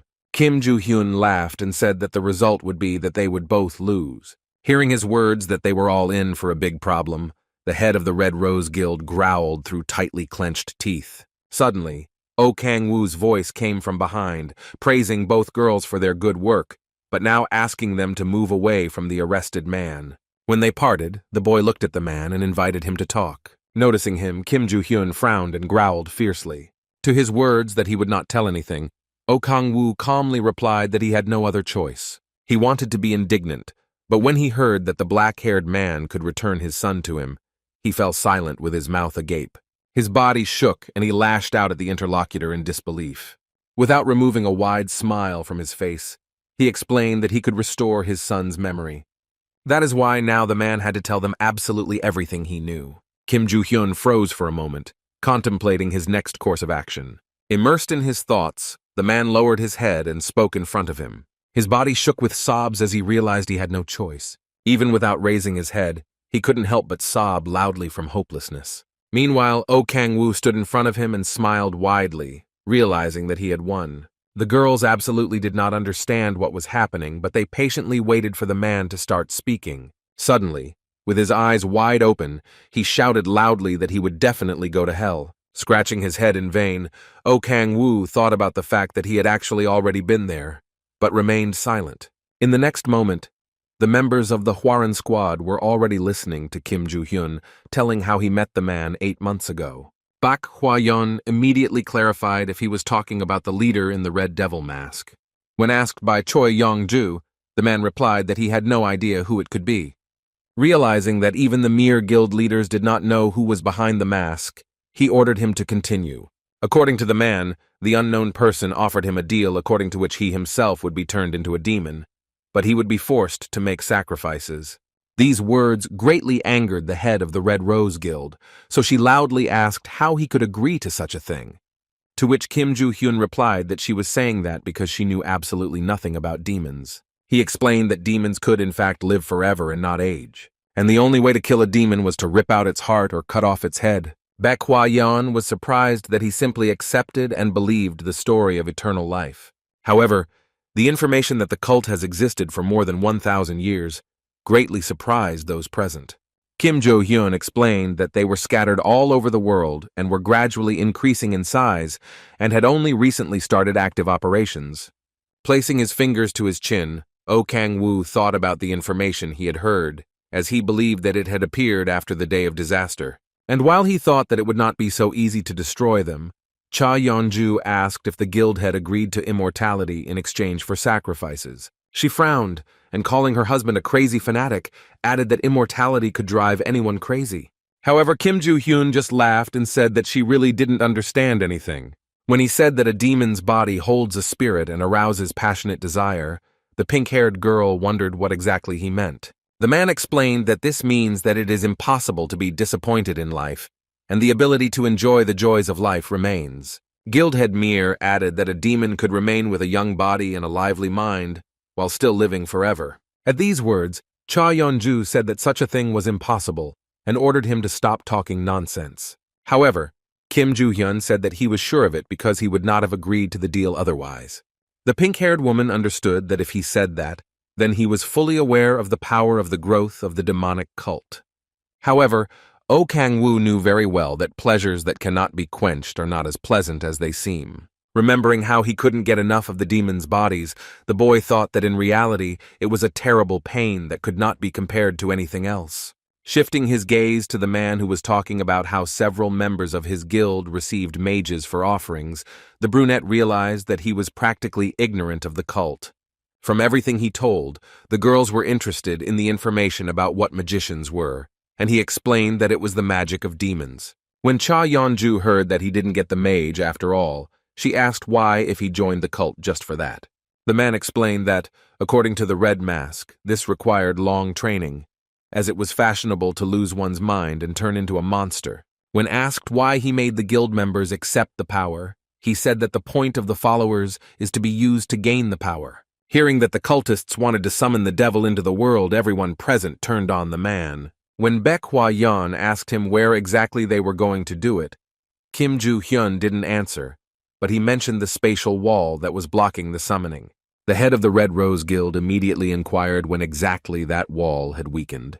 Hearing that this had happened about a month ago, Oh Kang-woo tensed up and his face became covered in sweat. He stares blankly in front of him, thinking that all this happened because of him. From everything he had heard, the cult had gone into action when he returned to Earth and corrupted the Gaia system. Then it turned out that everything that was happening happened precisely because of his fault. Looking at his face, Cha Yong-ju tried to understand what he was thinking right now. While the boy hoped that the wall would repair itself, Kim Joo-hyun warned that it might even get thinner and thinner. Oh Kang-woo hoped that the demons would unite with the monsters to completely destroy humanity. And taking into account the fact that there were still idiots from the Erno continent, it was possible to go completely crazy. However, deciding that his thoughts would not help matters, the boy asked where the cult's headquarters were located in Korea and if the masked man could be found there. But the man replied that it did not matter, since the cult could already be in a completely different place. To the boy's surprise, the man added that it is quite likely that the preparations for the draft have already been completed. These words surprised Cha Yong-ju quite a bit, who thought that the victims should not be enough since they wanted to catch Kim Si-hoon. However, when he said he didn't know the answer to that question, the girl reminded him that his guild provided sacrifices, so he couldn't help but know that. Guildmaster Mir looked up at her and said that they were just one part of the system. Glancing at the black-haired man, Cha Yong-ju asked him what he meant. Placing his hand on his chin, Oh Kang-woo replied that they were not the only ones involved in this matter, and this meant that the demonic cult had the support of not only his guild, but others as well. Hearing this, the girls frowned and looked sternly at the boy, realizing that the matter was not over. Meanwhile, the leader in the demonic mask sat at his desk and informed his followers that the Mir guild leader had been captured. The rest of the cultists sat on their knees in front of him, listening intently to his every word. He added that he wanted to help, but Kim Joo-hyun revealed himself in a too silly and worthless way. His followers replied that they had received sacrifices from another guild, so nothing would hinder their plan. But the leader in the demonic mask was more worried about why guild leader Mir had behaved so rashly. Staring into his magic ball, he thought that the black-haired boy could be the one to blame. After thinking and looking at the boy's wide smile, the leader remembered that his name was Oh Kang-woo. Putting his feet up on the table, he asked about how the additional support from the order went, to which he heard that everything had arrived. They replied that a demonic crystal with a high concentration of mage should be enough to increase the cardinal's power. When asked whether there were any additional instructions from the order, subordinates replied that there were none. The cardinal leaned his cheek on his hand and thought about the fact that they wanted them to deal with everything on their own. The leader wanted to follow the planned plan, and he was going to start with El Cuero, who lived in a schism. At the same time, Hwaran Cha Yeon-ju, leaving the squad headquarters, said that they were back at the beginning and would have to look for another guild. Trying to calm her friend down, Baek Hwa-yeon turned to the boy at the same time, assuring him that he would be able to receive compensation. To his surprised look, she explained that he had helped them catch the Mir Guild. After all, he neutralized Kim Yong-hun, so their achievements today are also his merit. At the boy's words about the hope that this is not just a certificate of commendation, the commander smiled and said that she would contact him later. Smiling back, Oh Kang-woo thought that since Baek Hwa-yeon was talking about it, he would definitely get his reward. When he came home, Echidna and Hansol-A were already meeting him at the doorstep. The guy slowly entered the apartment, keeping his eyes on his girls. The dragon's eyes filled with tears as she asked him where he had been all this time. Looking down at her, the boy apologized and explained that he had very important things to do. Coming closer, Echidna asked him if she had ever done him anything bad. She promised that she would make amends if she did something wrong, and therefore asked her not to abandon her. Rushing to the girl, Oh Kang-woo tried to convince her that she had done nothing wrong. The guy hugged her and hugged her close, assuring her that he would never leave her alone. Looking at her, the black-haired man chastised himself for not worrying about the child who had recently escaped from loneliness all week. Suddenly, they were approached by Han Seol-ah, who asked him if he had finished all his chores. At his apology that he could not tell her anything yet, the girl looked down and said that everything is fine. Hearing that she understood his concern for them, Oh Kang-woo looked at his friend with incredible tenderness. However, when Han Seol-ah said that she made kimchi, the boy's eyes lit up with incredible excitement. Sitting at the table and looking at the fragrant, steaming dish, the boy thought that his girlfriend was just an angel. The next day, The whole team sat in the ward where Kim Si-hoon was lying, trying to figure out what had happened. He wondered where the rumors about him came from, to which Oh Kang-woo replied that the world of players is quite tight, especially the players who stand out. In his mind, the black-haired man added that even if he had not spread the rumor, someone else would have done it. Suddenly his attention was drawn to Han Sol-ah, who quietly asked, so that he would warn in advance next time. Lowering her head, she added that she suspected the brunette had secrets, but it wasn't the first time he was hiding something. Folding her hands on her knees, the girl added that she was worried about the gulf that appears between them due to secrets. Suddenly, the girl blurted out to herself in surprise as Oh Kang-woo quietly apologized to her for making her worry. When Han Seol-ah tried to convince him that she just blurted out without thinking, he added that she was right. The boy regretted that he had made his family members worry about him, which surprised the girl. Her hands shook as he said that he couldn't guarantee it wouldn't happen again, but he would do his best to make sure she and Echidna didn't worry. Oh Kang-yu waited impatiently for her friend to say what she was going to say. However, she sharply turned her face to him and asked him to speak freely with her. Pointing her finger at the boy, the girl explained that she wanted him to talk to Ni, like he talked to Cha Yeon-ju. While they were figuring out their relationship, the whole team kept a close eye on them. Kim Si-hoon smiled silently, while Tae-soo and Choi In-bi wore 3D glasses and popped popcorn as if they were watching a romantic comedy. Oh Kang-woo and Han Seol-ah slowly put their hands towards each other. However, the boy was interested in the question of why she herself does not talk to him so freely, to which the girl replied that it was simply more convenient for her. Suddenly, they heard the voice of Echidna, who was sitting on her back and holding an orange in front of her. Throwing herself on the sofa between them, the girl, with a serious expression on her face, handed the boy a citrus fruit and ordered him to clean it. Without changing her facial expressions, the girl asked him to clean the white part as well. Kim Si-hoon, meanwhile, wanted to ask a question that had been bothering him, and it really gnawed at him that he had to do it in such a good setting. Clutching the blanket tightly in his fists, the boy asked what would happen to his father and brother now. Stretching his lips in a wide smile, Oh Kang-woo announced that they would rot in prison for the rest of their lives. He assured his friend that he could not worry about the two of them ever being released.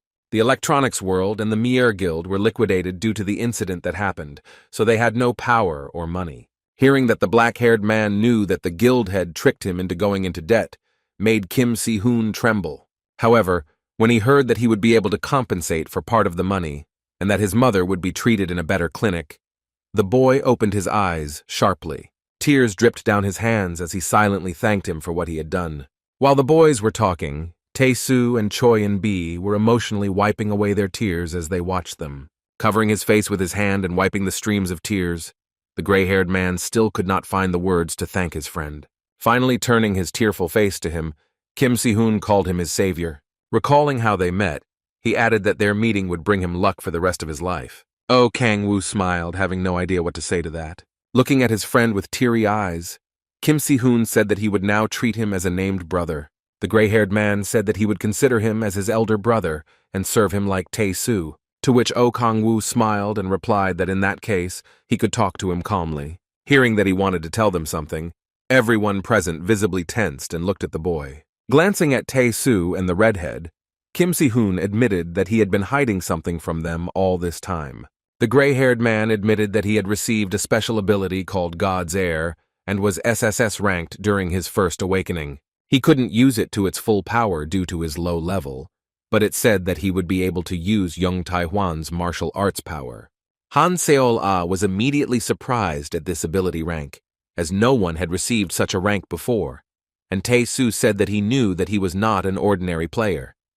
While everyone was asking the details of how he managed to become the descendant of a martial arts god, Oh Kang-woo was disappointed to think that this was what he wanted to talk about. However, hearing that the gray-haired man was chosen by the system as a defender, the boy tensed up and began to listen more carefully. He thought that even Cha Yeon-ju knew nothing about the Gaia system, and Kim Si-hoon had just mentioned it. Stepping closer to the bed, Oh Kang-woo asked him exactly when he woke up as a player. Hearing that it happened on May 22nd, Han Seol-ah remembered that this was the day she met the black-haired man. All this meant was that he was awakened when Oh Kang-woo brought him back to Earth, and if he was chosen as a protector, he could be the key to fixing the system. The redhead immediately assumed that Kim Si-hoon was someone like a hero, which made her feel quite uncomfortable. Putting his hand to his chin, the black-haired man thought about the fact that his friend was already similar to the main character, but now it became clear that he was even more important. Smiling widely, he thought about what he had done very well in subduing the gray-haired man. Standing up, Oh Kang-woo said he didn't want to disturb his rest, much to Tae-soo's surprise. Having said that it was time for him to go, the boy started for the door, but suddenly someone's hand grabbed his jacket. Oh Kang-woo paused, thinking about what was going on as everyone tried to stop him. He wondered why Kim Si-hoon was looking at him with such hope, asking him to stay for a while. Suddenly, a thought popped into his head that could explain such behavior. He looked at Echidna, who also wanted to go with him, and remembered that familiars usually have a very strong attraction to their masters. However, he absolutely did not expect that the same attitude would be from Kim Si-hoon's side. Saying that he had to go urgently, Oh Kang-woo jumped out of the window unexpectedly for everyone. After some time, he and Echidna were already fighting monsters in one of the splits. The dragon gathered energy around her palms to attack the oncoming monsters. With her hands at her sides, she gave the command to use the Dark Storm skill. Immediately after that, a black haze of energy appeared around the monsters, preventing them from moving. Letting out a loud roar of pain, they rushed across the lawn, not knowing where to go. At this time, Oh Kang-woo was already running towards them, swinging a large black axe at the monsters. Giving the host a chance to attack, Echidna jumped over him, avoiding his axe. To make the blow more powerful, the boy gripped the handle of his weapon in his hand more firmly. Jumping high, he flew towards the monsters, swinging his axe and attacking them. His eyes glowed with an otherworldly blue glow as he focused his gaze on his opponents. In the next moment, he cut down one of the monsters with one clear blow, which growled loudly. This was followed by an attack on the second monster, which also received its axe blow. The next moment, as he landed on the ground next to Echidna, he heard a wall of ice fly apart behind him. After wiping his forehead and looking at the notification of obtaining level 50, the boy thought that it was not easy. Dragging his finger on one of the notifications, Oh Kang-woo was happy that he had reached the 6th awakening and gained a new ability. However, noticing that her features were blocked, he tiredly sat down and lowered his head. But when Echidna came to him and asked anxiously if he was tired, the boy raised his head and smiled. Suddenly, a communication ball lit up in his pocket, which meant that someone was calling him. Taking it out of his pocket, the boy heard Han Sol-ah's voice on the other end asking if he was busy. To his question about how the preparations for the move are going, the girl replied that they have almost finished packing. She added that Mom wanted to clean up first, so she would come a little later. When Han Sol-ah walked into their new apartment, she doubted that they could move in. However, he calmly replied that since they are a family, he would like them to live with him in this apartment. When she asked how he and his mother could live in the house he bought, Oh Kang-woo replied that Red Rose bought it, which angered the girl a little. She tried to show that she wasn't upset when she heard that the house was actually bought by Cha Yeon-ju. Han Sol-ah looked out the panoramic window, thinking that the pink-haired girl could afford to buy such an expensive house. She couldn't deny that the difference in their levels was too great, and the thought that her house was not far from here was still running through her mind. Suddenly, Han Sol-ah heard Echidna asking the boy if he had any plans for tomorrow. Putting her fingers together, the girl awkwardly wanted to ask him for something, but still did not dare. Patting her on the head, Oh Kang-woo reminded her that she wanted to play with him, so he suggested going somewhere tomorrow, which made the little girl very happy.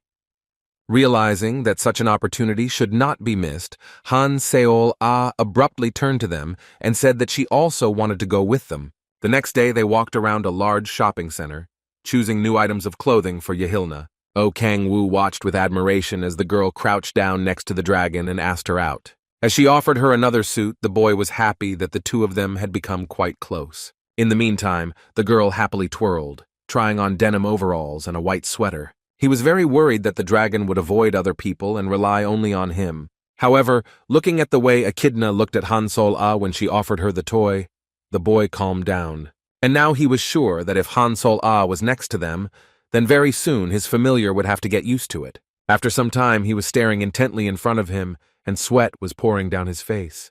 The guy was walking along the corridors of the shopping center, completely covered with bags of things. And while he was thinking about how much more they would buy, the girls were completely unconcerned. Suddenly something caught the boy's attention, which made him stop and open his mouth wide, from which saliva was dripping. Looking at the cafe in front of him, he asked his friend if he could eat whatever he wanted here.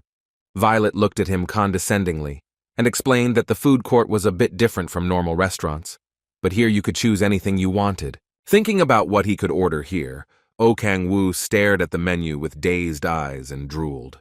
The memory of how he fed on demons in hell so as not to die of hunger flashed back into his memory, and now he completely forgot the reason why he wanted to return to Earth so much, namely because he wanted to have fun. After some time, all three were sitting at the tables, which were simply breaking from the dishes ordered by the boy, and he was going to start with a delicious rich soup, which had a very bright color and a pleasant aroma. Shoving a spoonful of broth into his mouth, the boy thought to himself that he was a little worse than Han Sol-a's. However, grabbing a piece of pizza, he thought that the mediocre taste could well be compensated by the great variety. Watching him stuff the pizza into the broth, the girl looked at him in surprise. However, his eyes were wide with delight, as he thought that the dishes were much tastier that way. Hearing Echidna ask if she should eat like this, Han Seol-ah covered her eyes with her palm. While the girl advised the dragon not to learn bad things, Oh Kang-woo silently tipped the bowl of broth.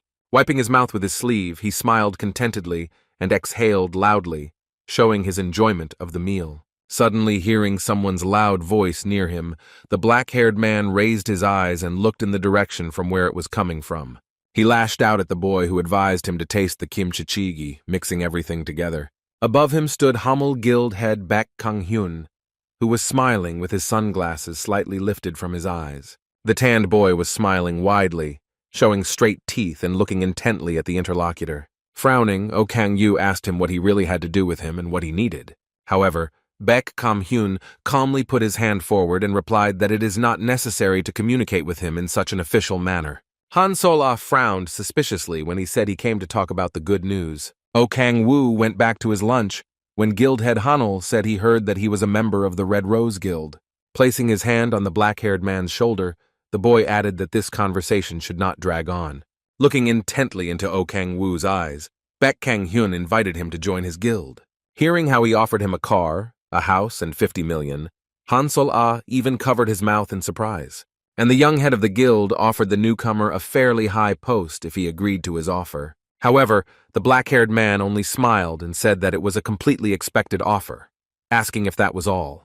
Baek Kang-hyun froze for a moment, watching in shock as he took a large swig of cola from the can.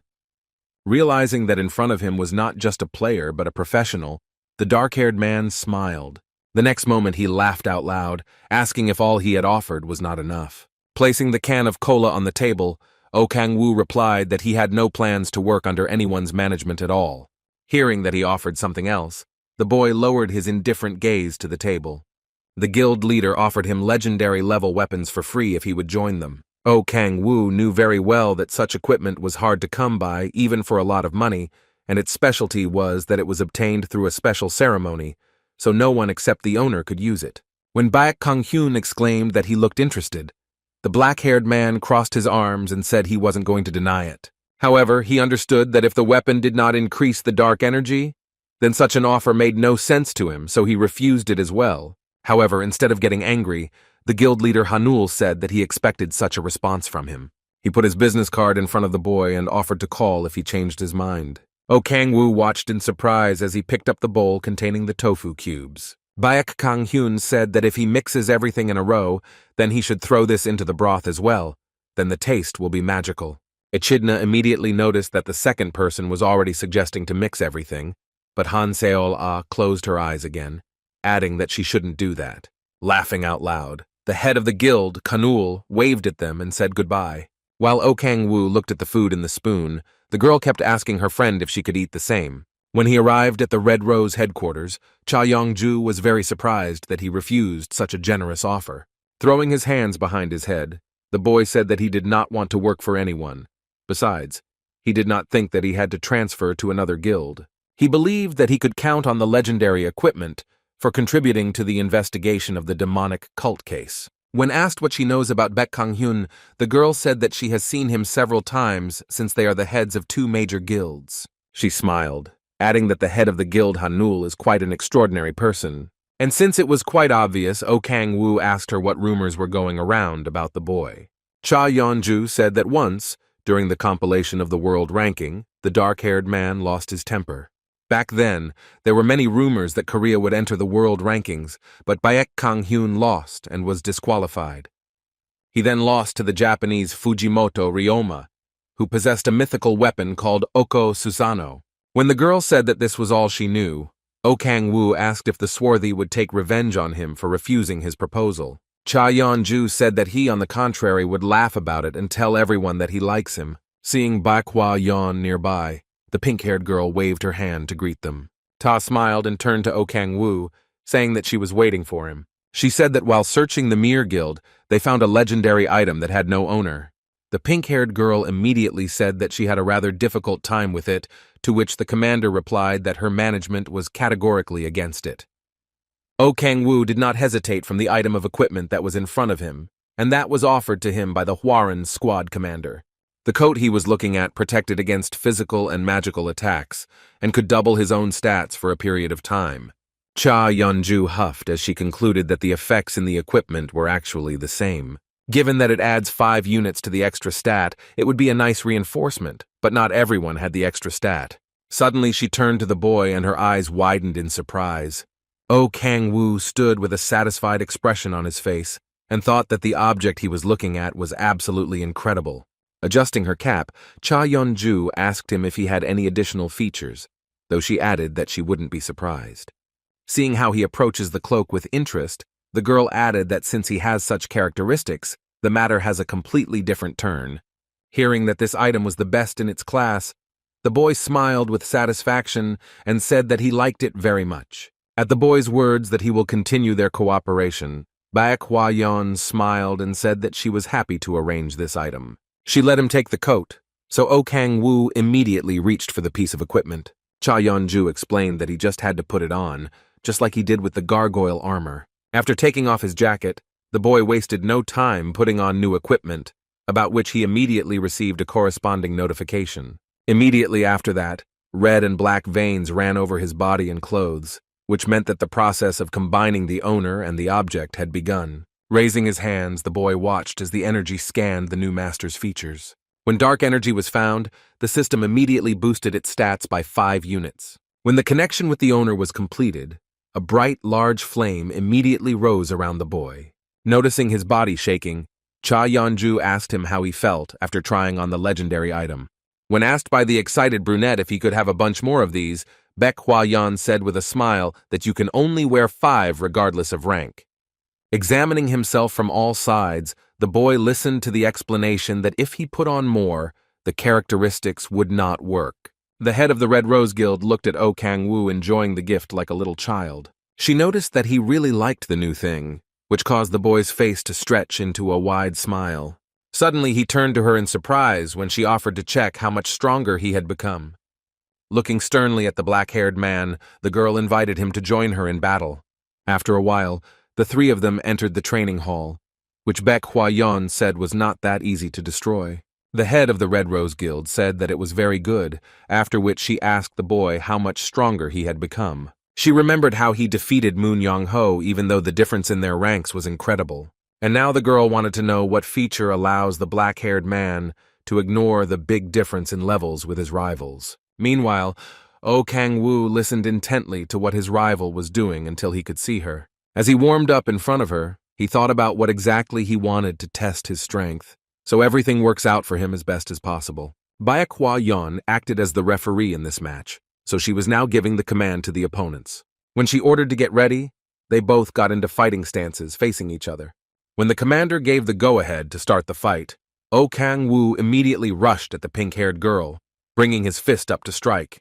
However, the next moment she turned away in time, so the blow passed by her, which surprised the boy a little. It was at this moment that he noticed that Cha Yeon-ju reached out and brought her hand in to hit him. However, the boy was also not confused, and slightly deflected the body back, avoiding a blow. The pink-haired girl was not going to give up, so she folded her fingers into a fist again and attacked. Oh Kang-woo watched sternly as her fist came rushing towards his face. He raised his hand to block, and her blow landed squarely on his forearm. The boy thought that her punches were quite solid, but not that deadly, which meant he wanted to start with melee.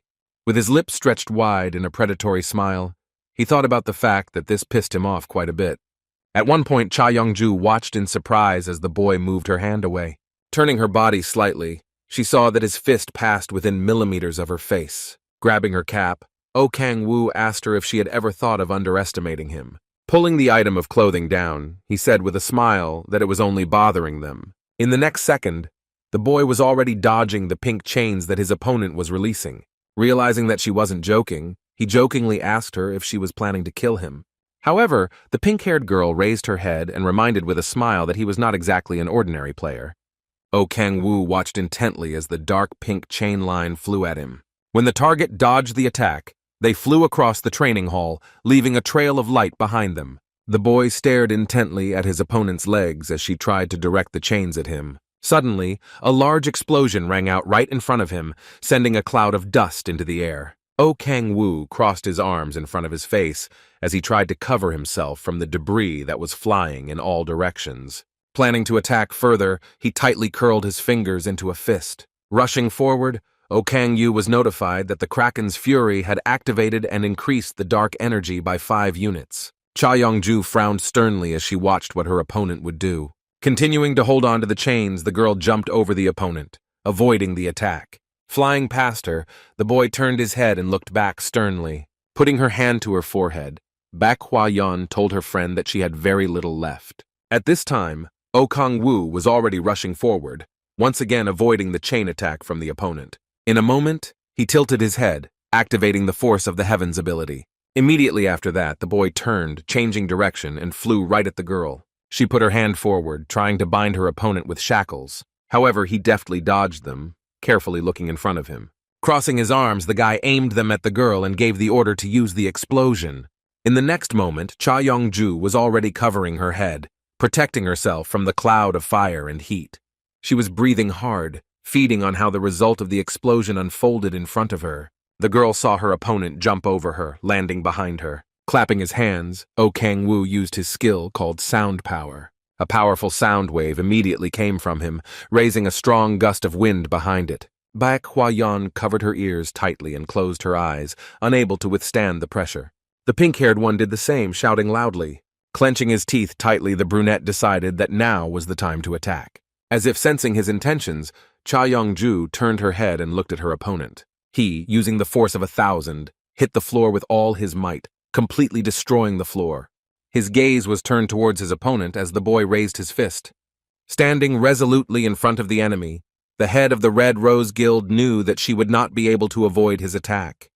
However, pulling out her chains, the girl was not going to give up and prepared for defense. However, Oh Kang-woo had no plans to back down either and continued to attack her. Ja Yeonju was swinging at the chains, trying to fend off the black-haired man's attack on her. When she saw that he was going to strike, the pink-haired woman suddenly stepped aside, crossing her arms to shield herself from the stone fragments that were flying in different directions. Baek Hwa-yeon frowned and looked towards where the battle was taking place. Oh Kang-woo froze for a moment, his fist raised as he struck. Ja Youngju sat on the ground trying to catch her breath and looked at her opponent with a wide smile. Looking at the hole in the wall behind her, the girl concluded that it was just a monster. There was a lot of dust around, and large webs of cracks were visible all around the perimeter. As he clenched his fist, he thought about the fact that the Fury Kraken's skill was simply incredible. Now it dawned on him why people wanted legendary gear so much, as it made the player much stronger with it. Looking at the girl who was laughing while sitting on the floor, the boy understood that he had defeated her in almost 1 minute. Extending his hand to help her up, he explained to her that it was all because of the legendary gear. Grasping his palm firmly in hers, the head of the Red Rose Guild reminded her that she also had equipment of no lower rank. Looking at his wide, predatory smile, the pink-haired girl asked if he was definitely human. Oh Kang-woo asked her with a smile if she was glad he wasn't playing the other side, to which she replied that he was still suspicious. Suddenly, both of them turned their heads towards Baek Hwa-yeon, who shouted loudly, reminding her of the cost of this hall. Squad Commander Hwaran angrily informed them that the training hall cost several $1,000,000. The opponents did not even know what to answer, so they just listened to her in silence, choosing words. They tried to apologize, but Baek Hwa-yeon loudly asked if either of them had ever heard of self-control.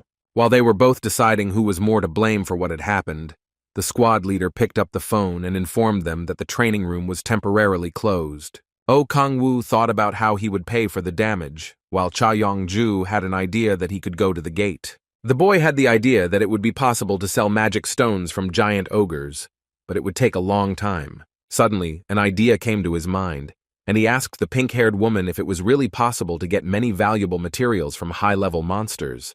Confirmed, the boy suggested they hunt El Cuero, which made the girls look at him in bewilderment.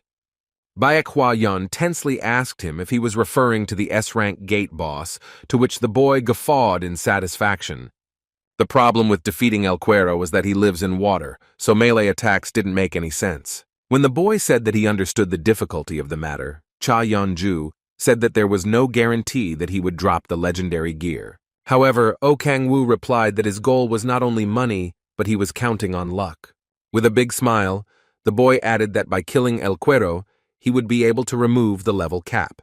He was well aware that when leveling up, all players had an effort limit of level 59 and a talent limit of level 89. And usually, in order to overcome these limits, players started hunting stronger monsters that could exceed their limits. Placing her fingers to her chin, Cha Yong-ju thought that she had also hit the limit of her talent, so maybe it was worth trying his version. Giving the boy a suspicious look, the pink-haired thought that her level 89 lost to his level 59. Grabbing her head, she agreed to help him, so she asked what his plan was. The head of the Red Rose Guild said that the two of them couldn't defeat the monster, but Oh Kang-woo kept his eyes on the commander and said that he had an idea. Realizing what he meant, Baek Hwa-yeon smiled and said that she would also participate. She added that she had entrusted the room to them herself, so its destruction was partly her fault. However, the girl wondered what the black-haired man's plan was if he needed a melee player to hunt. When the pink-haired girl asked if they would only go with the three of them, Oh Kang-woo replied that Echidna would also go with them. Putting his fingers to his chin, the brunette thought that they wouldn't mind another close friend, but Kim and Hoon were still too low level. Suddenly, his attention was drawn to Baek Hwa-yeon, who quietly called his name. If he needed another melee player, she was a good example. After some time, they were already in the S-Rank Rift, where Oh Kang-woo was once again defeating the giant ogre. Echidna, meanwhile, was already running to his aid, ready to enter battle at any moment. The black-haired man flew at the body of the monster, throwing it sharply to the ground and preventing it from attacking. Looking at the notification that he had defeated a high-level monster, the boy let out a tired and loud breath. After reading in one of the notifications that he had a level cap activated, he snickered that he had it too. The girls approached him and Cha Yong-ju asked if he was tired yet since they hadn't started their hunt yet. Climbing off the vanquished monster, the brunette assured them that he hadn't strained much during the fight with him. Baek Hwa-yeon introduced him to a blonde boy who turned out to be the commander of Hwaran Squad 2. The black-haired man shook his hand, thinking that Gu Hyun-mo should be on the same level as the girl.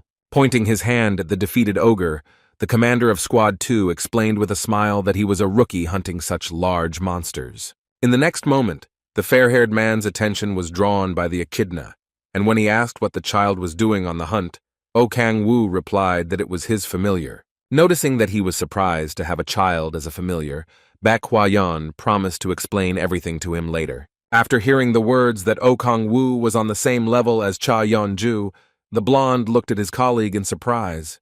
He didn't understand how a rookie could match up with one of the best players in Korea, but he understood that the captain wouldn't lie to him. And as he stood there with a shocked expression on his face, the black-haired man said that he was quite happy with the support, as attracting such a warrior would be difficult. Suddenly, the blonde approached him almost close and said that he wanted to ask the boy one question. Leaning closer to the brunette, Gu Hyun-mo asked him what his relationship with Baek Hwa-yeon was. Oh Kang-woo was confused at first, but after seeing how the blonde jumped up when the commander called him, he realized that he liked it. Cha Yeon-ju offered to leave the love drama for later and focus on El Cuero, but the brunette said they were already there. The pink-haired girl turned to him and surprisingly reminded them that they were now in the territory of the stone giants. However, Oh Kang-woo explained that they are not very aggressive, so using them as bait will not work. Crossing his arms and smiling widely, the black-haired man said that he would explain everything to them now. After some time, the group began to prepare for the implementation of the plan, due to which chains with a hook were lying on the sand. After finishing his preparations, Gu Hyun-mo shouted to the brunette that he had already prepared the chains. As he entered the water, O Kang-woo said that he understood everything, thinking that he should also start. Staring in front of him, he suddenly realized that he was now participating in the first hunt for El Cuero. Kicking his foot on the water, the boy used a skill about the will of sound waves. A moment later, a dark shadow of a giant monster appeared in the depths of the water. O Kang-woo stood ankle-deep in the water, not even thinking of retreating. Seeing how waves of water begin to rise nearby, the boy took a fighting position. He stood tensely in the water, patiently waiting for the monster to approach him. El Cuero, meanwhile, flew at full speed to where he felt the presence of a new victim. Keeping his eyes on the monster, O Kang-woo shouted to his companions that it was approaching. After hearing the order for everyone to get ready, Baek Hwang-yeon and Gu Hyun-mo frowned as they held chains with hooks in their hands. Echidna also took a fighting stance, putting her arms forward and firmly planting her feet on the ground. Meanwhile, the black-haired man was looking at how a big wave of blue water was rising in front of him. Suddenly, a giant El Cuero flew out of the water, looking at the players with a big red eye. O Kang-woo froze for a moment, staring at the long tail rising from the foam of the sea. The monster clicked its claws, preparing for a fierce battle with its enemies. El Cuero flew high into the air, trying to cover as much territory as possible with his eyes. Between the plates on his wings, red, poisonous spikes suddenly began to appear, with which the monster was going to attack. Turning towards the players, the monster sharply tilted its body and launched spikes at the opponents. Returning to the team, O Kang-woo shouted to them to warn them of the exact type of attack the monster was using. Realizing what needs to be done, Echidna immediately put her hands forward, forming a large green barrier in front of the players. Looking at the girl's tense face, O Kang-woo asked her to hold on a little longer. Following this, he turned to the commanders of the Kvaran units, to which they immediately responded. They looked at each other after hearing their own names. The black-haired man grabbed them and used the power of heaven to lift all three of them into the air. Watching El Cuero carefully, he ordered his companions to hold on tighter. Meanwhile, the monster, after one attack, sank into the depths of the water again, trying to take a break. Gu Hyun-mo tried to keep his eyes wide, but due to the high speed of the wind, his eyes filled with tears. Realizing that they were approaching their goal, he began to spread his arms where the chains hung from his shoulders. In the next moment, the squad commanders were already flying down, dragging chains behind them. Following them, O Kang-woo himself flew with his spikes outstretched, his arms extended forward. They were rapidly approaching El Cuero, whose giant eye was closely following them. Players flew past the monster's back, trying to grab onto its skin with hooks. Gu Hyun-mo grimaced and loudly remarked that El Cuero was quite slippery, causing O Kang-woo to conclude that more chains were needed. Turning back to his companions, he shouted for the blonde boy to take the right side of the monster and Baek Hwa-yeon to the left, adding that they should do it before the monster dived. Feeling a sharp pain, El Cuero let out a loud growl, a large red eye bulging in front of him. They took turns driving their hooks into the monster's body, leaving wounds on the surface. Gu Hyun-mo also tried to drive the hook as deep as possible into the monster's body and not fly off it. All three watched El Cuero's actions intently, trying not to miss the moment when he wanted to go under the water. Meanwhile, the monster began to writhe in the water extremely violently, as if trying to throw off those who were on its back.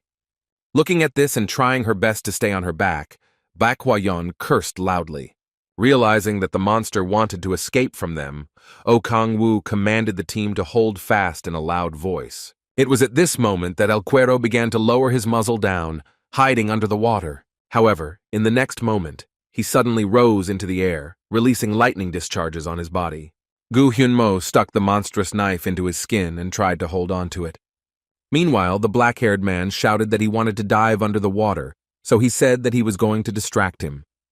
At the same time, he ordered his partners to deal with the rest of the chains according to their plan. Meanwhile, the monster turned around in the air, aiming its muzzle at the water column. O Kang-woo, meanwhile, dived under the water, hoping that the monster would pay attention to him. Using the power of destruction, the boy clenched his fist tightly under the water, preparing to attack. His eyes burned with red fire as the player decided to use the power of 1,000 as well. El Cuero, meanwhile, brought his face closer to the water, looking at the waves that were beginning to form on the surface. When the water began to part a little to the sides, the figure of a boy appeared in the water, aiming his fist at him. The commanders of the Havaran squads watched carefully what was happening, squinting their eyes from the splashes of water. Realizing that underwater his blow was too weak, The black-haired man gave a loud hiss. His punch only managed to throw the monster into the air, pushing it away from the water. As he rose slightly above the water, O Kang-woo reflected that he had hoped for a slightly different outcome. Suddenly, one of the black veins, which was not far from the monster's eye, caught his attention. Using the sky power skill, the black-haired man spread 3 pairs of wings behind his back. In the next moment, he quickly rushed towards the monster, believing that he had found its weak spot. El Cuero let out a loud growl in excruciating pain and his eyes shot up. O Kang-woo, meanwhile, watched sternly as the monster's blood splattered around him. Glancing at the yellow bolts of lightning that began to fly around, the boy frowned and pulled his spike forward. The commanders of the Hwaran units were also surprised because currents began to run around them. Looking down at the monster's body, Baek Hwa-yeon realized that the current was coming from him. The echidna, meanwhile, watched intently as the monster tried to fend off the attack. Frightened for her master, the girl screamed loudly, and a green glow began to appear around her. Baek Hwa-yeon turned to Gu Hyun-mo and asked if all the chains were in place, and when she heard the answer was yes, she said that they had to get out. She added that O Kang-woo would be able to handle himself from now on, and it would be better if they didn't bother him. They jumped at the last moment just before the electric current ran through the monster's body. Commander 3 flew head down, crossing her arms in front of her and glancing at her partner. Looking at the monster, the girl wondered if the black-haired man had managed to get inside. Meanwhile, O Kang-woo stood in the monster's body, surrounded by a large green barrier dome. The boy smiled, understanding who tried to protect him and being happy that Echidna immediately felt the danger for the host. Trying to hold the barrier as long as possible and protect its master, the dragon stretched its arms forward and tightly closed its eyes. The black-haired man clenched his fingers tightly into a fist, thinking that the girl had helped him quite a lot. Meanwhile, electric currents continued to run through El Cuerto's body, pierced by many hooks. Suddenly, a small hole appeared on the surface of the skin, from which blood poured. Finally, a player made his way from the middle, thinking that his strength had finally returned to him. Feeling sharp pain, the monster landed sharply on the surface of the water, raising a large splash. Wasting no time, O Kang-woo wrapped himself in chains and climbed onto El Cuero from above. Raising his head, the boy gave a loud shout as he commanded Cha Yeon-ju. But she stood on the rock and looked at the body of the big monster, from where she could hear the voice of her partner saying that everything was ready. Under her feet and on the way to the beach stood large stone giants wrapped in chains. Looking down at them, the girl held her chain in her hands and asked them loudly why they were not moving. The one she was standing on snarled menacingly, flashing its yellow eyes. Stretching her lips in a wide smile, the girl ordered them to move faster. Seeing that everything was going as planned, the pink-haired girl laughed loudly, baring her teeth.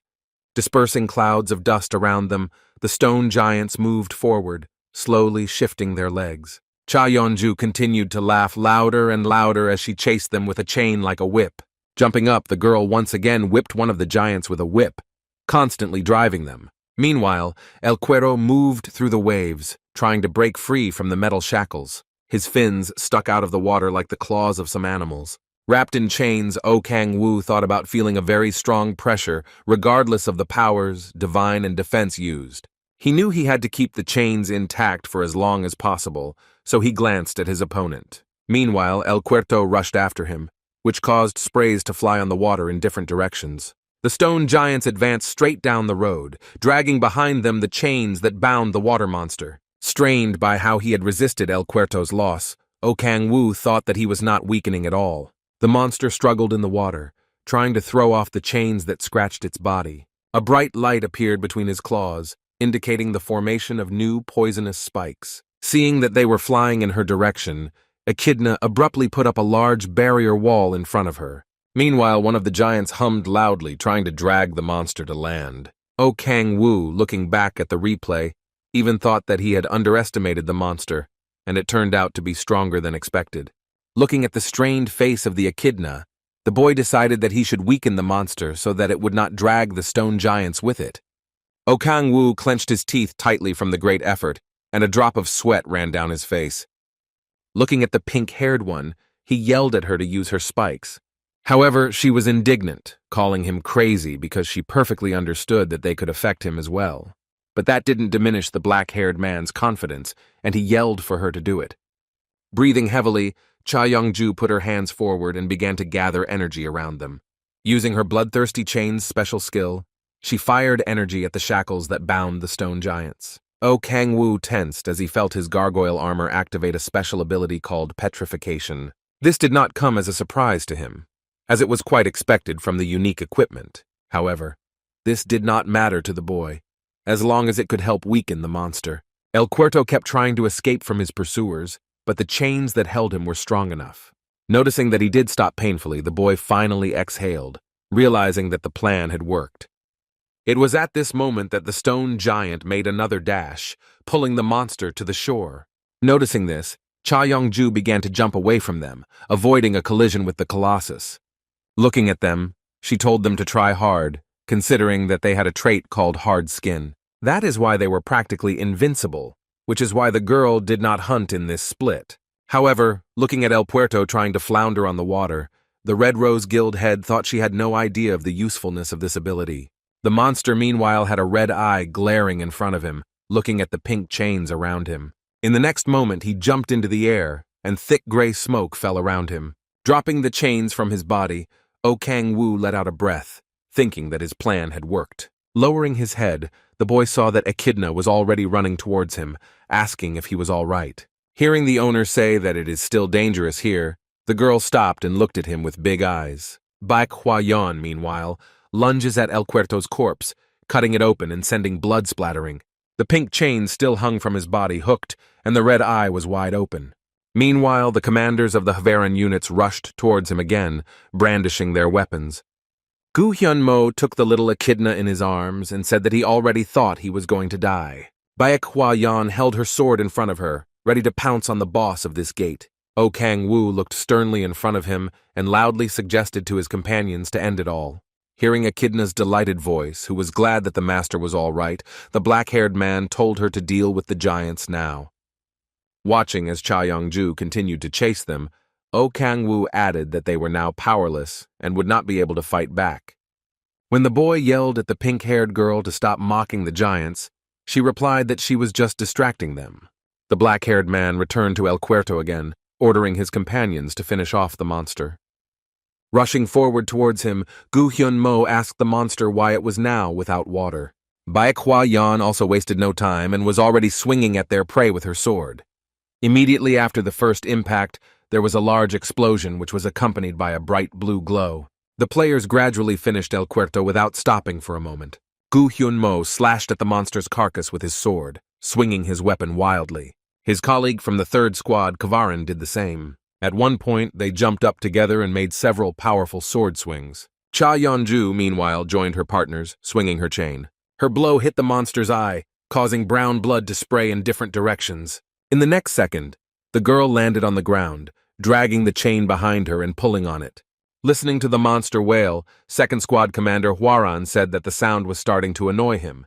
Oh Kang-woo, watching the fight, thought that even though they moved it to land, it didn't get any easier because of what happened to the split boss. Realizing that he now had only one path left, the boy moved into Manmajong's dimension. He looked up and looked around, assessing the situation. In front of him, the black-haired man saw 3 wooden doors on which an eye was carved. Turning his back to them, he thought that he could not go there just yet. Scooping water in the palm of his hand, the boy decided that this would be quite enough for him for the time being. Right after that, Oh Kang-woo clenched his fingers tightly into a fist, feeling his body become much stronger. His face acquired a demonic expression, and his lips stretched into a predatory skin. Looking ahead, he thought he had very little left when he saw the power of the Kraken's fury being used. A spear immediately formed in his hands, around which he tightly clenched his fingers. Smiling widely, the boy began swinging the weapon above his head, feeling the power. In the next second, Oh Kang-woo was notified that he had acquired a new skill called Death Spear. Cha Young-ju was intently watching what the black-haired man was doing. As he ordered the team to dodge, the rest also turned in his direction. With a predatory expression on his face, Oh Kang-woo rushed forward, preparing to attack the monster. Light streams of energy flew around him as El Cuerto prepared to repel the attack on himself. The black-haired man immediately began to gather lightning discharges around him, which indicated that he was ready to strike. The monster looked at the opponent with a big red eye, carefully watching his actions. In the next moment, a ball of energy flew into the monster, illuminating everything around with a bright glow.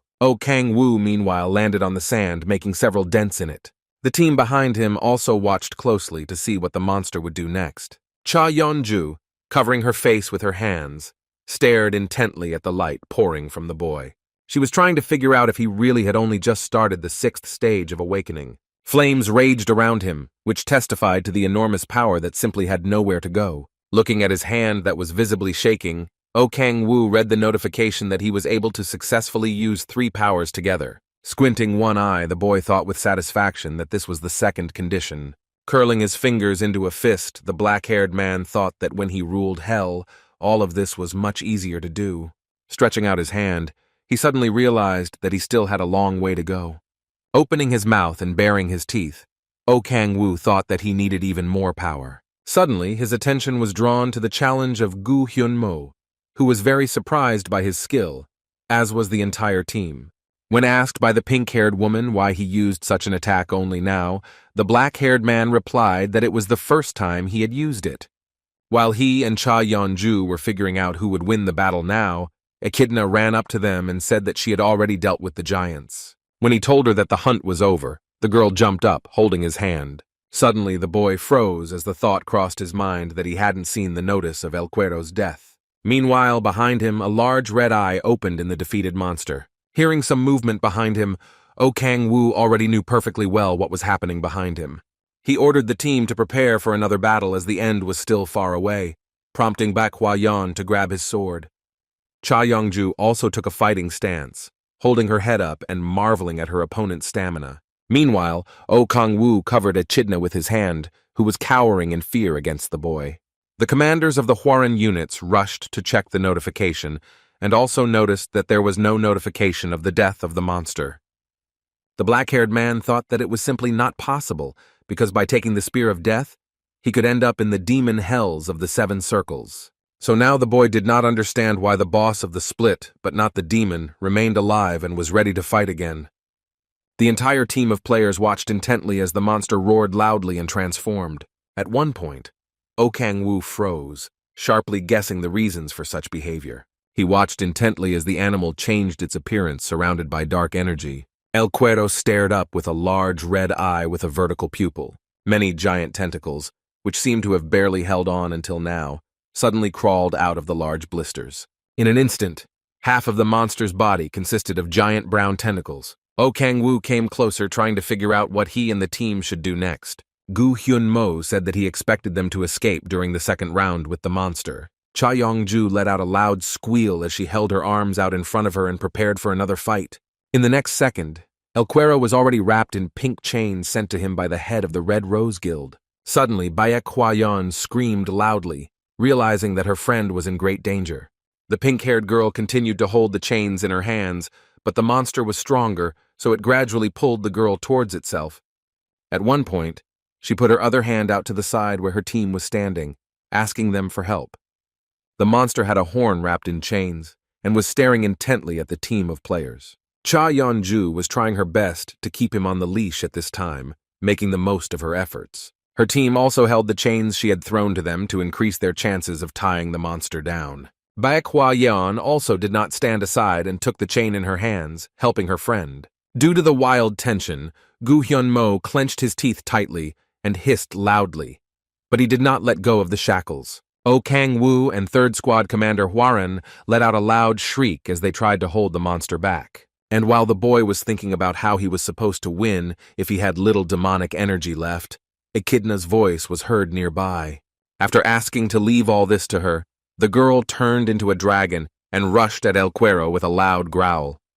Cha Yeonju continued to tensely hold the chains, trying to prevent the monster from moving. The rest of the team did the same, helping their friend and little Echidna. Suddenly, everyone raised their heads in unison and were afraid that they had a new monster. But when they heard that it was Echidna, everyone was surprised. Meanwhile, the dragon again rushed at the monster, which was trying to escape. She sent El Cuero to the ground with one powerful blow, hitting him on the head. The monster stared at her with a large red eye, trying to get up and attack back.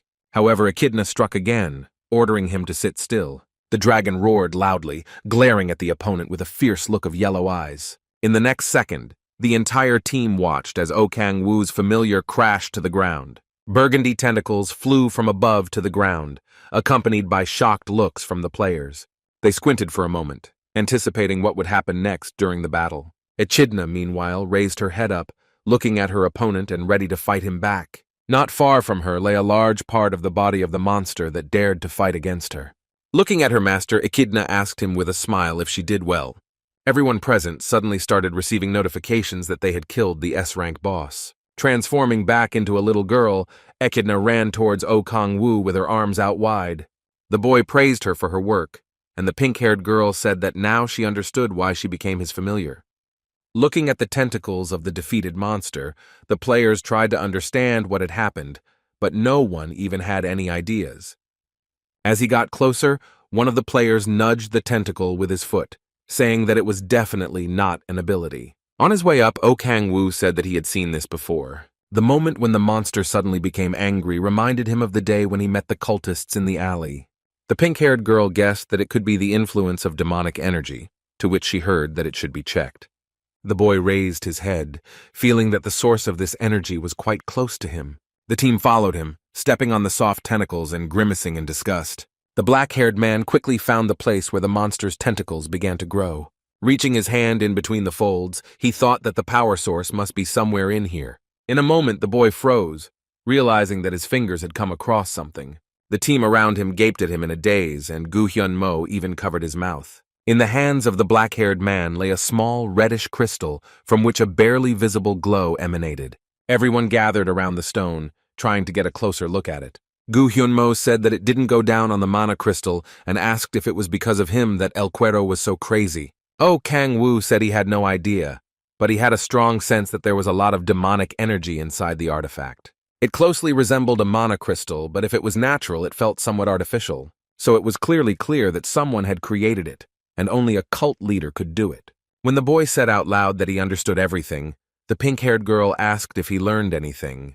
The words that this could be the work of a demonic cult. The girl frowned angrily. Okang Wu explained that the crystal had a rather filigree shape and was not buried deep enough. That is why it was possible to conclude that someone put him in El Cuero, and because of the demonic energy of the artifact, he got rabies. The only one who could create something like this and use it for a similar purpose was a demonic cult. Baek Hwa Yan entered the discussion, saying that she did not know who could be capable of such a thing. While the black-haired man examined the crystal, the girl asked Gu Hyun-mo to follow the demonic cult in Pohang a little.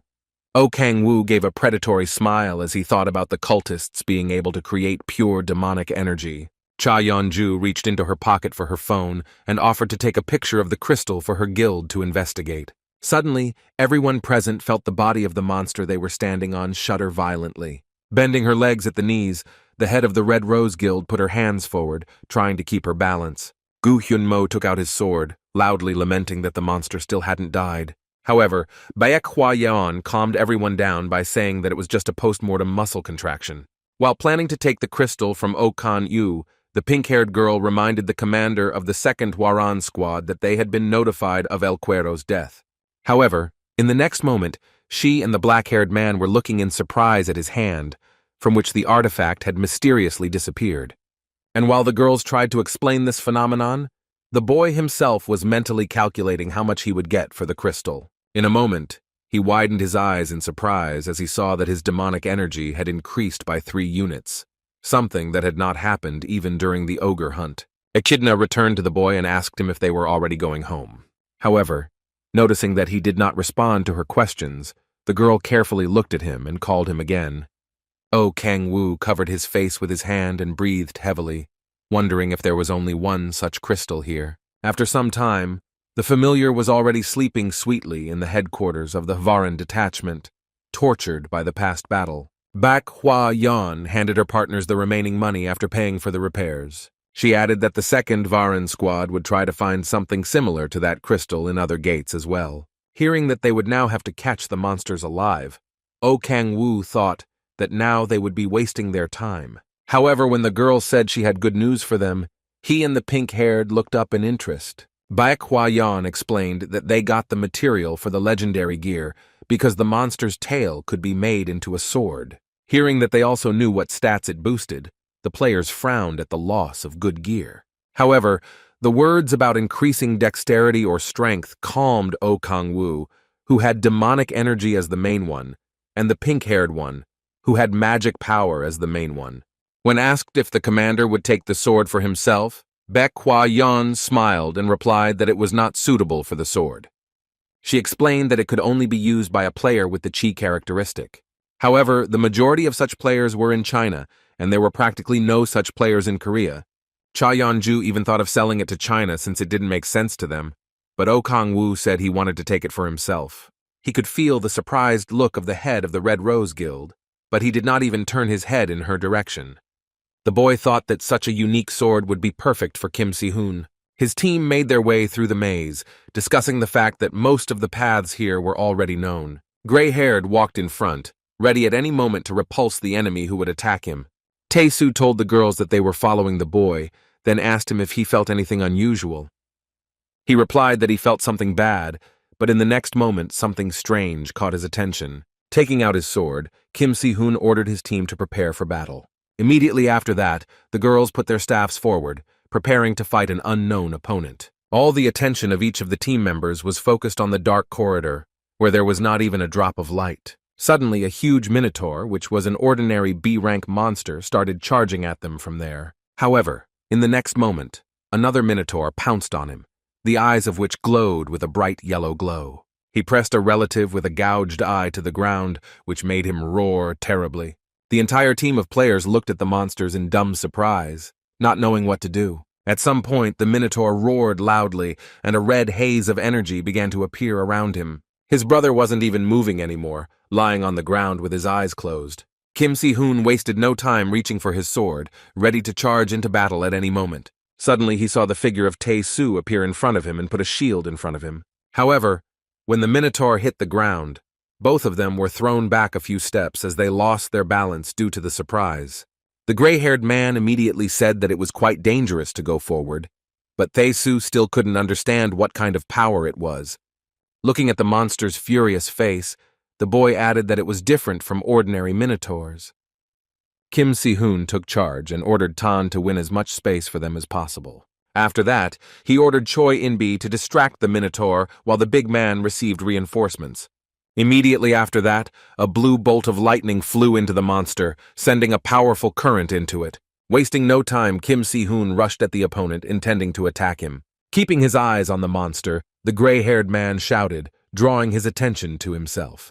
The minotaur looked at the boy, eyes narrowed and fangs bared. Hanseol.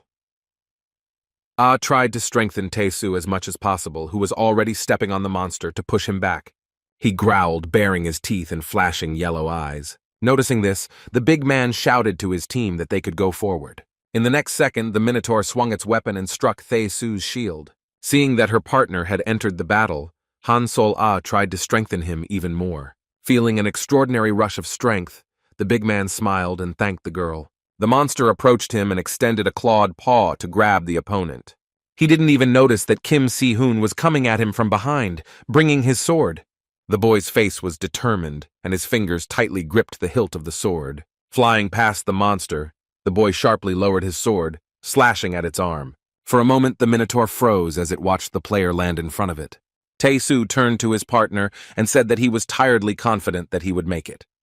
Choi In-bi enthusiastically told the gray-haired man that he was fully qualified for the title of Protector of the World. Returning to the monster, the boy noted that it was much more aggressive than the other minotaurs. Suddenly he froze and stared at himself in surprise. He stared unblinkingly at the carcass of the monster he had just defeated. A small red light was visible inside the chopped-up minotaur, which shone brightly. 2 weeks later, Oh Kang-woo was already standing at the headquarters of the Hwaran detachment, holding a crafted sword in his hands. When asked by Baek Hwa-yeon if he liked the gun, the boy said that it was quite good, and if he could, he would use it himself. Returning to the girl, he was surprised that the legendary equipment could be made so quickly. The squad commander explained that the most difficult thing was to find the materials, and since everything was ready, 2 weeks was even too much. When the pink-haired girl asked if it was difficult for her, the girl answered that these two do a lot for safety. The players immediately smiled awkwardly, and Oh Kang-woo mentally added that he just wanted to take away all the demonic energy. Hearing Baek Hwa-yeon calling him, The boy turned to face her with interest. The commander of the third squad, Havarin, asked him if he didn't think they could already talk informally enough. To his surprise, she explained that he was quite informal with Cha Yongju, so she was quite uncomfortable. Ignoring the pink-haired woman's question as to why he was talking to her off the record, Oh Kang-woo pondered.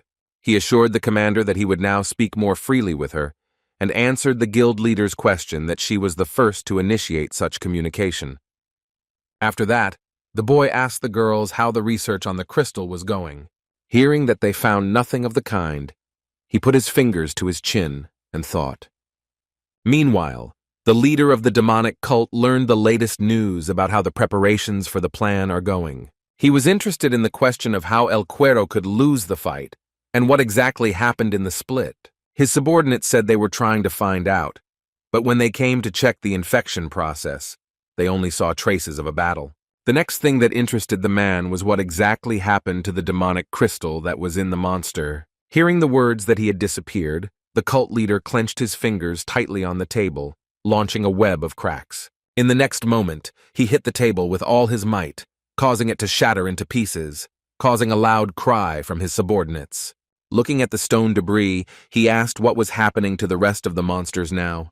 After hearing that most of the monsters were fine, the leader sat down in his chair, feeling annoyed that El Cuero couldn't finish 5 years. When asked how their plan would progress now, the subordinates replied that due to the event with the monster, their plan is moving forward a little in time. Lowering his head, the leader suggested that they use another method. His subordinates immediately rushed to convince him that this method carried too many risks. However, the leader explained that he is not going to use this method just now. The followers explained that if they used another method, their plan would be put into action. However, they reminded the cardinal that this method would attract the attention of all world rankers. After hearing this, the leader clenched his hand tightly on the back of his chair, which caused cracks to appear. Hearing how he calmly asked what the world players would do to them, one of the subordinates raised his head in surprise. Wearily resting his head on his hand, the man asked what exactly they would do if they paid attention to them. Exuding powerful demonic energy, the cardinal warned his followers that he was not afraid of them at all. Covering himself with sweat, one of the subordinates lowered his head and apologized, but was surprised that he had such a strong thirst for blood. Meanwhile, the cardinal clenched his fist tightly, due to which the veins stood out noticeably. However, he quickly calmed down and pulled himself together, asking the followers if they still had any demonic crystals left. Hearing that they still remained, the cardinal ordered his subordinates to put them in the hands of the monsters. At the same time, he warned them that if the plan fails again, their safety will not be guaranteed. Crossing his arms over his chest, the leader inquired as to who had managed to defeat El Cuero, to which he heard that Cha Yeonju was involved. Covering his face with his hand, the cardinal said that she was getting in their way again, just like in the case of Kim Jae-hyun. Looking in front of him with red eyes, he added that if she decided to go against them, she would get her revenge. When the leader ordered the shadows to be summoned, the followers warned that it would be difficult to defeat such a strong player with just the shadows. However, hearing that their target would not be the head of the Red Rose Guild, they raised their heads in surprise. Crossing his legs, the cardinal folded his fingers and looked in front of him. Placing a hand to his face, he explained that one of the newcomers, namely Oh Kang-woo, had taken a liking to the pink-haired man, so they could just capture him. Meanwhile, the black-haired man himself was sitting in his car, heading to the split where his team was. The same ones would go outside, rejoicing in a good hunt and discussing who had made a greater contribution. As they were planning their next hunt, Oh Kang-woo suddenly caught their attention. He was standing opposite the gate, smiling at them and waving his hand in greeting. Tzi Isu and Kim Si-hoon were happy to see him, and noticed that they had not seen each other for quite some time. Choi In-bi was also happy that the black-haired man decided to meet them today. Oh Kang-woo, meanwhile, noticed that they were doing quite well since they were already hunting in the B-rank fishers. When the gray-haired man asked why he came, the boy answered that he had a present. Kim Si-hoon immediately assumed that the gift was meant for Han Seol-ah, but he handed the gift to him. Everyone looked surprised at the weapon element when Oh Kang-woo explained that it was El Cuero's blade. He added that it was a legendary equipment that was fashionable to use only with chi energy. In a moment, the black-haired man watched as Tae-soo told his partner that he was jealous of the good. However, Kim Si-hoon said that he was too weak and therefore not worthy to accept such a gift. After saying that he would decide who was worth what, O Kang-woo explained to the surprised gray-haired man that he would become much stronger in the future. His words and the confidence in his voice brought tears to Kim Si-hoon's eyes. Lowering his head, the boy passionately began to thank for such a luxurious gift. Hearing that he was rather uncomfortable because he was being so nice to him, the black-haired man tensed up. When he said that he felt repulsed by him when they first met, O Kang-woo thought that he was the protector of the world, and he himself was the one who broke Gaia's system. The guy was not at all surprised by the interlocutor's feeling, as if their souls were connected. Suddenly, Kim Si-hoon suddenly knelt down in front of him, which confused O Kang-woo a bit. Grasping his hand, the gray-haired man swore that he would only serve him to fulfill his expectations. He mentally asked him not to look at him like that. The brunette asked him to let go of his hand as Kim Si-hoon reached into his pocket for something. O Kang-woo looked down at his hand as his friend explained that one of the monsters looked suspicious to him, and he decided to take a closer look. The gray-haired man smiled as he said that it couldn't be considered a gift. However, O Kang-woo could know something about it. In his palm was a large red demonic crystal, the same as El Cuero's. Seeing him, the black-haired man himself firmly grabbed his friend's hand, taking the artifact away. Looking at him with big eyes, he said to himself that he and Kim Si-hoon would always be together. With a broad smile, O Kang-woo asked him exactly where he got this stone from. Kim Si-hoon explained that he had a very strange feeling during this hunt. Hearing that the feeling was similar to what he felt when they first met, the black-haired man stared at him in surprise. The gray-haired man continued that when he followed that feeling, he came across a strange minotaur that had dark skin and was already fierce. Looking closely at his friend, O Kang-woo realized that he could sense demonic energy. When the black-haired man asked if he felt anything when he and Echidna visited him, the boy answered that there was nothing unpleasant. Hearing this and putting his fingers to his chin, O Kang-woo thought about what else he and the demonic monster could have in common. Suddenly, before his eyes appeared a picture of the nucleus, near which he was before returning home. He realized that Kim Si-hoon had reacted to him as the main rift and the monster that had become a fragment of the rift due to the demonic energy. And all this happened because the gray-haired man was the guardian of the world, who was supposed to protect the broken system. Placing a hand on his shoulder, O Kang-woo thought that he could subconsciously sense animals from the crack. With a wide smile on his lips, the black-haired man offered him to do something together. When the team boarded the train, Tae-soo and Choi and B immediately fell asleep, tired from hunting. Kim Si-hoon took a seat by the window but silently stared at it, clutching the new sword tightly in his hands. O Kang-woo meanwhile was walking to the car with Han Seol-ah, explaining to her that it would be just the three of them hunting for a while. Climbing the stairs, he added that since they had leveled up well, the three of them would be quite enough, but he advised them not to forget about caution. Meanwhile, the girl stopped, lowering her head and not daring to say what she wanted. Hearing her uncertain voice, the black-haired man stopped and looked at her. Looking up at him hopefully, she asked permission for them all to go with him and Kim Si-hoon.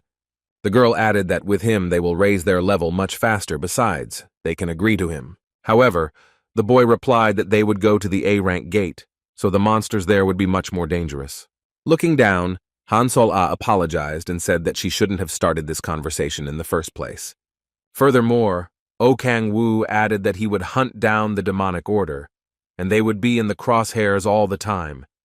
And the more people there were to protect, the harder it was to do so. At that moment, seeing that she was continuing on her way, the boy held out his hand in front of her, saying that now was just such a moment.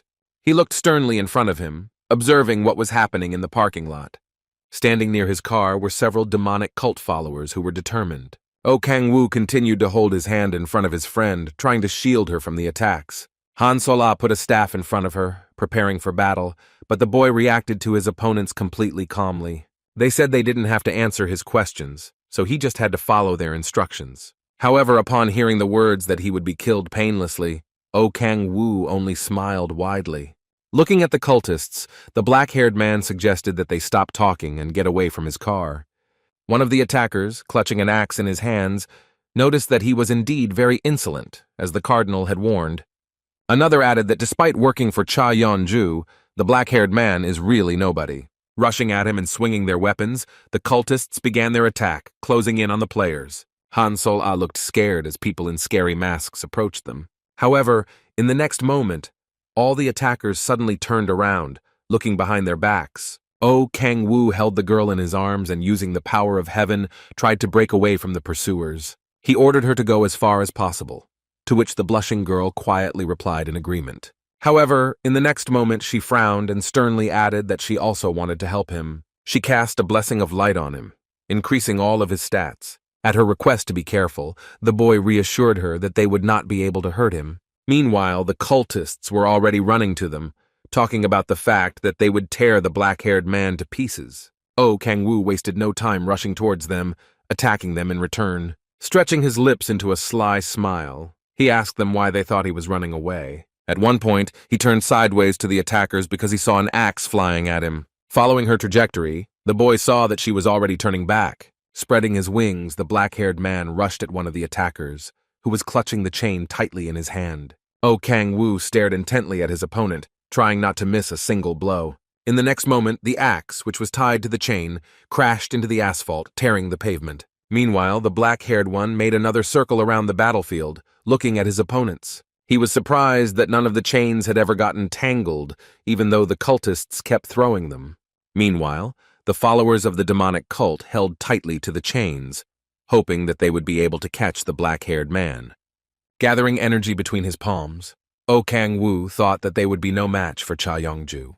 In the next second, the boy loudly clapped his hands, releasing power to his opponents. A bright blue light immediately surrounded him, breaking the chains flying towards the boy. The cultists froze for a moment, staring at the blinding light. Not understanding what was happening, the attackers decided that they had been misinformed and that the cardinal had underestimated him. Looking at the ice approaching them, they thought they should report it to the leader, but in the next moment, they found themselves chained to it. Han Seol-ah watched what was happening while Oh Kang-woo warned the cultist not to turn into a demon. Coming closer, the black-haired man asked one of the followers why they shouldn't have a serious talk. With a wide smile, the boy removed the mask from the cultist's face, and it became noticeable how fear flashed in his eyes. The demonic cultist glared at the player, trying to figure out what to do.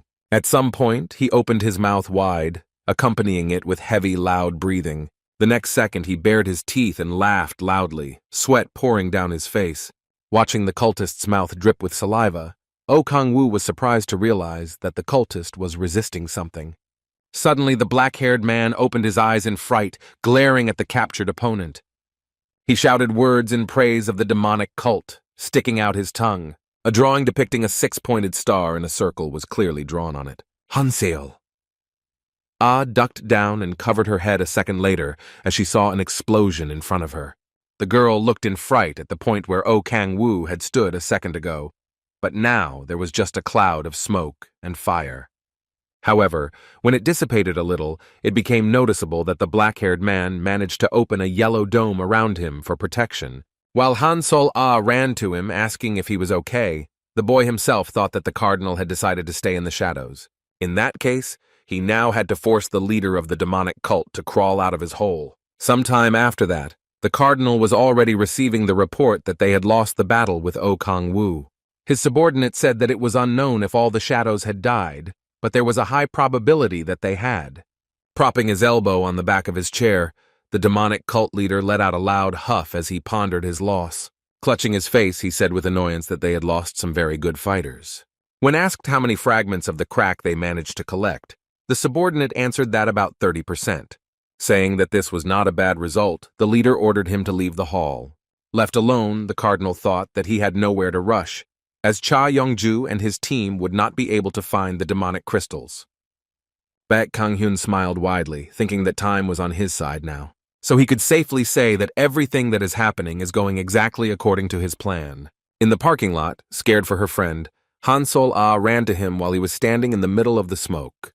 He thought about the fact that the followers of the demonic cult were constantly hiding, and they would have to be taken out almost by force. The boy looked sternly in front of him with a stern look, thinking about what he should do now. Han Seol-ah worriedly asked him if he was okay since the explosion was big. However, the guy put the receiver to his ear and asked his girlfriend to wait a little. He was very uncomfortable that he couldn't tell the girl everything, but the boy wanted to clarify everything first, so he dialed Kim Si-hoon's number. Han Seol-ah listened as he arranged to meet a friend at the gate at 6 a.m. Patiently waiting for the boy to finish the conversation, she gripped her staff tightly in her hands. After hanging up, O Kang-woo turned to face her and asked if she saw what just happened. He explained that he had no idea what else the demonic cult would do, so he had no choice but to keep his distance from her while hunting. Violet smiled and said that he was very considerate because after what happened he was worried about how she felt. O Kang-woo stared dumbfounded at his friend, who said she wanted to be like him. But to do that, she needed to become stronger.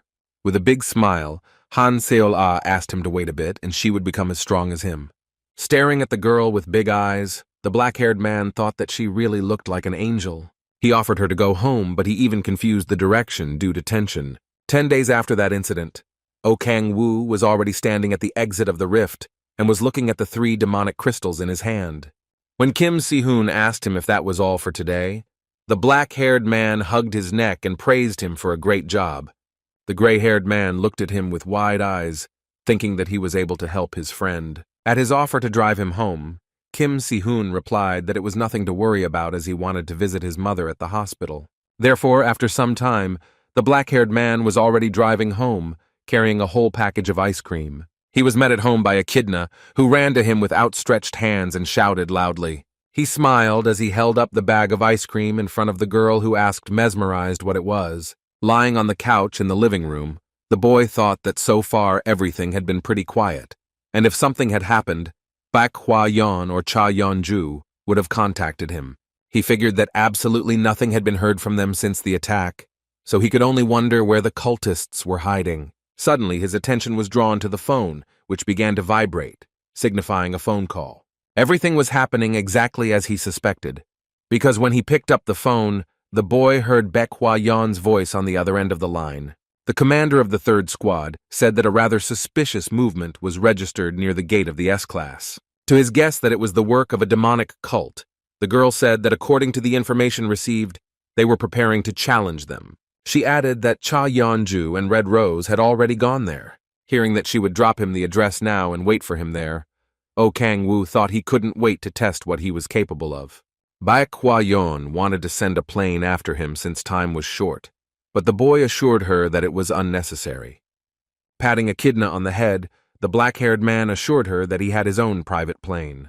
He smiled and said that he was not going to use other people's planes. Standing in the wasteland, where there will be no extra eyes, the boy thought that it would be good to implement his plan. At that time, Echidna was glad that he took her with him. When he called her name, the girl joyfully jumped up to him. Raising his fist, O Kang-woo told her to assume her true form so they could fly on their mission. In a moment, there was already a large dragon in front of him, who was smiling joyfully, anticipating the work. When the boy climbed onto her back, Echidna asked him if she could have some more ice cream after that. After hearing the promise to buy her as much ice cream as she wanted, the familiar said she would work even harder. As the dragon flew into the air, O Kang-woo decided he had to do something to avoid attracting attention. Placing his hands on Echidna's back, he used the power of projection, spreading blue light everywhere. Noticing this, the familiar asked what exactly he did, to which she heard that he simply used a skill that would hide her a bit. After some time, they already flew out of the city, heading to their destination, where the business awaited them. The only thing that worried the boy at this moment was the scale of the demonic cult's capabilities. In addition, it was unclear how widespread their power was. He knew perfectly well that those cultists were receiving support from one of the largest guilds in Korea. However, the question remained as to which guild they were receiving help from. Pointing to an empty area at the dock with the cargo containers, O Kang-woo ordered the Echidna to sit there. With his hands at his sides, the boy thought that Baek Hwa-yeon had promised to send the Hwaran squad, and since there was no one there, they landed far from the gate. Looking at the familiar, he ordered her to transform back as he was about to walk to the rift. Suddenly, the boy heard a loud slap and how someone screamed in pain. Turning to the direction of the sound, O Kang-woo was surprised to see a person there. He thought about the fact that he sent the dragon here so that no one would see her, and the dragon managed to hide thanks to his skills. The boy who made a squeak with his dragon tail suddenly screamed, begging them not to attack. Grabbing its head and lifting its head up, the boy asked in surprise if it was a real dragon. The black-haired one, meanwhile, was watching the boy intently, drawing his spikes and preparing for battle. He remembered seeing him on the hunt when he was paired with Baek Kang-hyun. Oh Kang-woo was well aware that Cha Min-hyuk, who was the leader of the Onuri Guild, was sitting in front of him right now. He explained that he just saw a strange shadow and decided to follow it to find out what was going on. He asked if he was really under Cha Yongju's care, but the black-haired man cut him off sharply, asking who let him talk. He put his hand on his chest and replied that he was just trying to clarify the situation, because he understood that he might seem suspicious now. However, Oh Kang-woo, raising his spike aloft, recalled the demand to shut up immediately. Echidna stood between two boys who were preparing to fight each other. Oh Kang-woo thought that even if Cha Min-hyuk had a red crystal, it didn't mean he was involved with a cult at all. He was more annoyed that the head of the guild was just hanging around the docks, so he decided to find out why he was here. Looking at his opponent, Cha Min-hyuk realized that he wasn't even going to listen to him. Taking out knives, he added that in such a case, he would have to use force. They stood for a moment, looking at each other and studying each other's positions. In the next second, Oh Kang-woo lunged at his opponent, trying to attack him with his spikes. Watching him carefully, Cha Min-hyuk clenched his teeth tightly and let out a loud breath.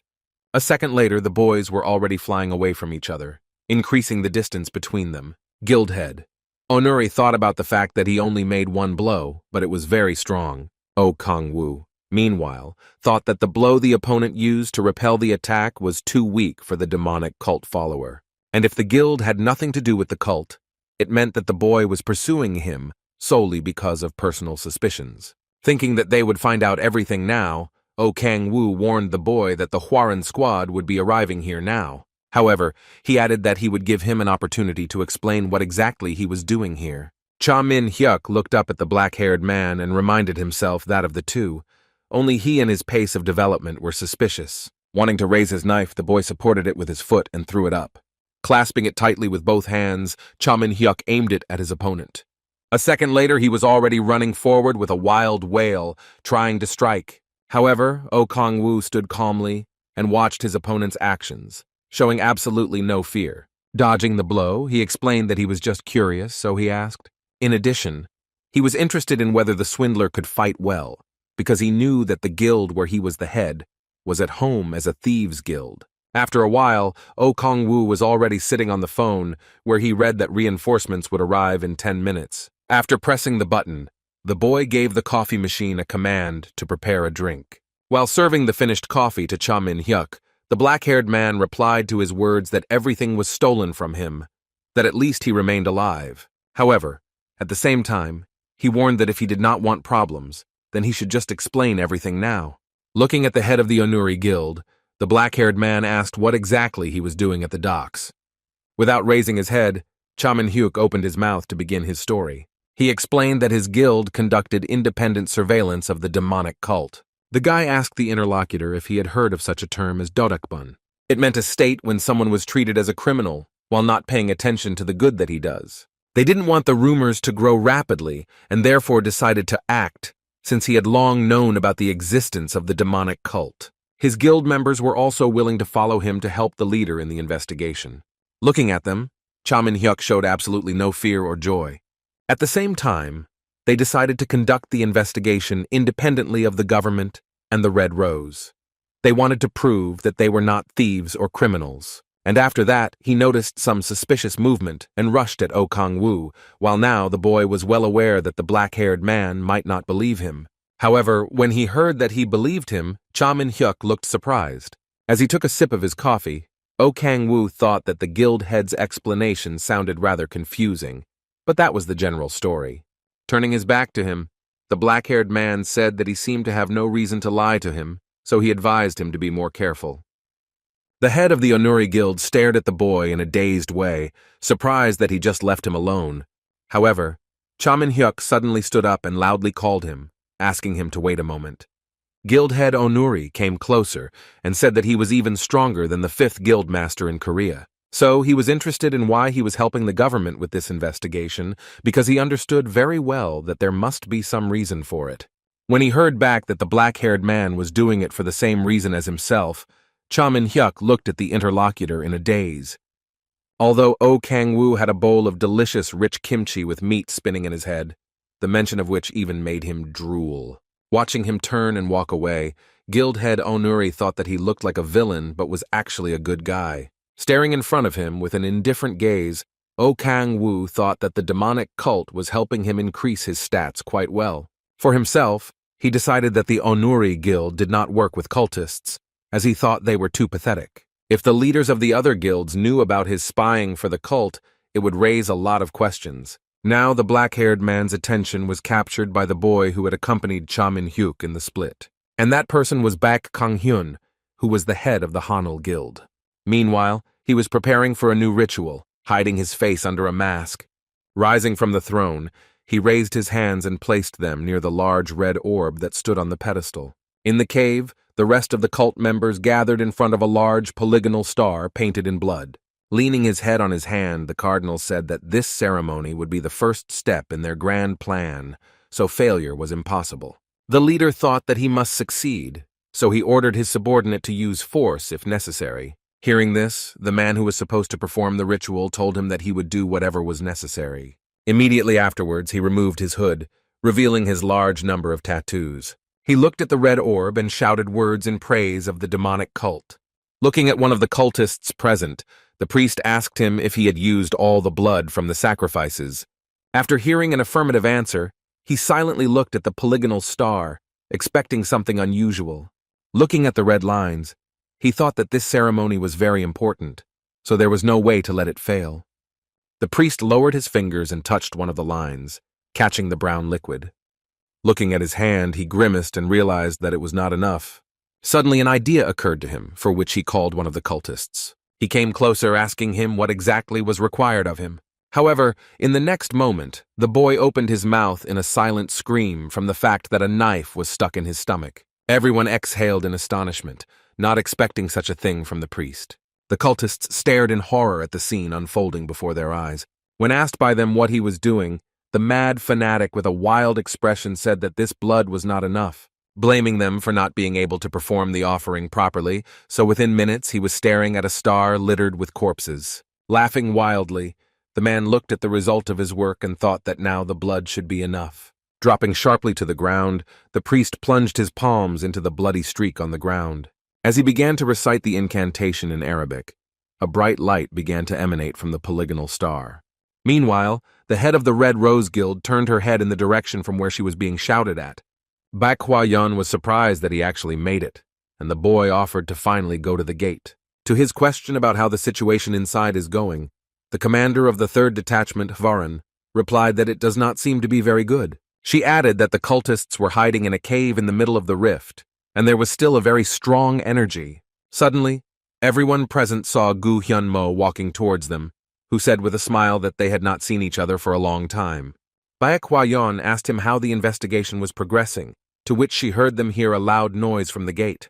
Suddenly, Echidna suddenly grabbed Oh Kang-woo by the sleeve and squeezed tightly with her small hand. A bead of sweat rolled down her face as she tried to say something about the gate they were about to enter. When Oh Kang-woo heard that there was a very strong smell of blood coming from them, his gaze became tense. It was at this moment that the priest looked at the bright light coming from the polygonal star and was glad that everything worked out for him. Raising his head, the man saw a big hole for which they had started everything. A crazed smile shone on his face as he asked the demon to show him his great power.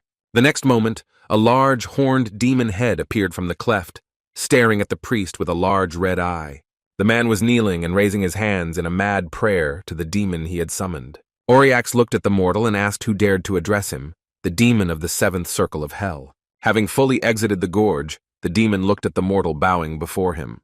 The priest bowed fanatically, welcoming his dark master who had managed to be summoned.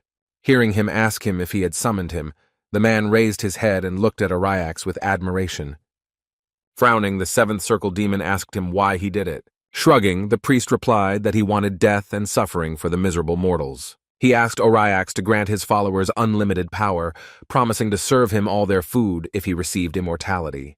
They didn't even notice how in one of the passages in the cave, a guy was watching them, holding a walkie-talkie in his hands. On the surface, meanwhile, Gu Hyun-mo heard a walkie-talkie on his belt screeching as one of his subordinates demanded that he hurry to the cave. Hearing that the message had been interrupted, the commander of the 2nd squad, Hvaran, grabbed the walkie-talkie and tried to call his subordinate again. Oh Kang-woo, observing this, said that it was better for them to go out in groups than to stand at the gate and talk. Looking at the gate, The boy added that the cultists were no longer going to hide their dark deeds. Meanwhile, the other team of players on the other side of the gate watched the rocks in a daze. A giant demon suddenly flew out of there, raising a cloud of dust and rock fragments behind it. People looked at this picture, unable to take their eyes off it. Suddenly, the players noticed that the monster turned its head and looked at them with big red eyes. In the next moment, the monster landed directly in front of them, holding a large scythe in its hands. Glaring at them with red eyes, Auriax laughed and said that they would make perfect victims. The team leader shouted for them not to be afraid as he was going to hold out until reinforcements arrived. It was at this moment that the demon swung his scythe, intending to attack the people. He snarled wildly, bared his fangs, and said that he really enjoyed the heat of battle. Swinging his weapon, he cut down one of the group of players in one blow, flashing red eyes. When Gu Hyun-mo saw this picture, he froze in horror for a moment, not knowing what to do. Meanwhile, the priest was madly happy that the first demon he summoned had such great power, and therefore the next ones would be even stronger. Staring down at his bloody scythe, Auriax growled that all their efforts were not enough. Baring his sharp teeth, he added that they all looked like ordinary miserable insects. The leader of the player group raised his shield covering his body and let out a frightened snort. Suddenly his attention was drawn by a voice telling them to wait. Turning his head, the boy saw Gu Hyun-mo coming towards the monster already running, holding his swords in his hands. Raising his scythe for another strike, Auriax growled that what he had done was rather foolish. In the next second, the commander of the second squad, Havaran, barely had time to draw his swords to block the blow. Flying forward with his back a few steps, the boy thought that the demon was quite strong. However, instead of landing on solid ground, Gu Hyun-mo saw a large blue ball form around him. Returning to the girl who gave him protection, the boy smiled and said that they were waiting for them. Getting to his feet, he saw an archer in front of him and invited them to show their monstrous strength. Looking at their coordinated work, Oh Kang-woo froze for a moment, not knowing how to react to this. When Cha Yeon-ju said that it would be easier with people from her guild, Baek Hwa-yeon replied that nothing would help here. The team was going to defeat him in the split, and Gu Hyun-mo was interested in the question of who is stronger, the demon or El Cuero. When a priest approached him and asked him to show the people his power, Auriax said that he would have done it without him. The demon shook his head and measured all the present opponents with a stern look. The commander of the second squad, Varan, did not take his eyes off the monster, being ready to engage in battle at any moment. Looking at the team, the demon suddenly snarled that there was no one among them that he could engage in a decent fight with. He continued to scrutinize the people when suddenly his gaze stopped and the demon snorted in interest. Meanwhile, Oh Kang-woo tried not to look at him, his hands tensely in his pockets. The monster looked at the boy, chuckling in interest and pondering his actions. Oh Kang-woo knew full well that Auriax was a demon that existed in the seventh circle of hell. Trying to ignore the monster's surprised look, the black-haired man thought with annoyance as to why the cultists had summoned an actual demon. The boy clenched his teeth tightly from powerless rage and his face was covered with sweat. Everyone in hell knew him because he was the one who defeated the 7 princes and was the master of the Demon King's castle. Trying to find a way out of this dangerous situation, Oh Kang-woo began to think hard. Suddenly, the demon's face stretched as he realized who was standing in front of him right now. He glared at the boy, wondering how it was even possible for such a person to be in such a place. Noticing the demon's surprised gaze focused on him, Oh Kang-woo tried to turn away and cover his face with his hand. He grimaced, thinking that out of all the demons, the cultists had managed to summon the one that knew him to his face. Noticing how badly Auriax's body began to shake, the priest called out to him quietly. Hearing his name, the demon turned sharply and fiercely bared his fangs at the mortal. Looking at the man, Auriax began to apologize to him, much to his confusion.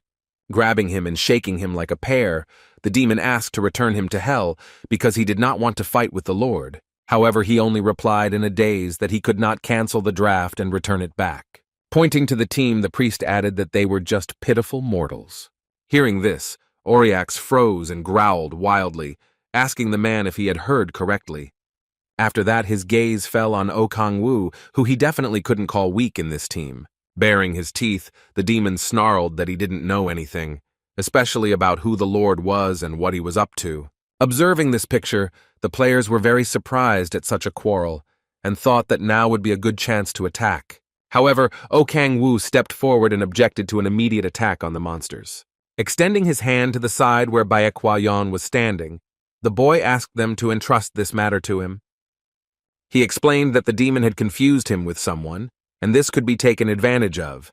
The boy launched a particle of energy in front of the monster's nose, attracting its attention. Stepping closer, causing sweat to form on the demon's face, O Kang-woo asked him if his name was Oryax. He added in his mind that he was ordering him to talk to him like this in the future, so that others do not hear their conversation. The monster was tensely silent, listening intently to every word of the demon lord.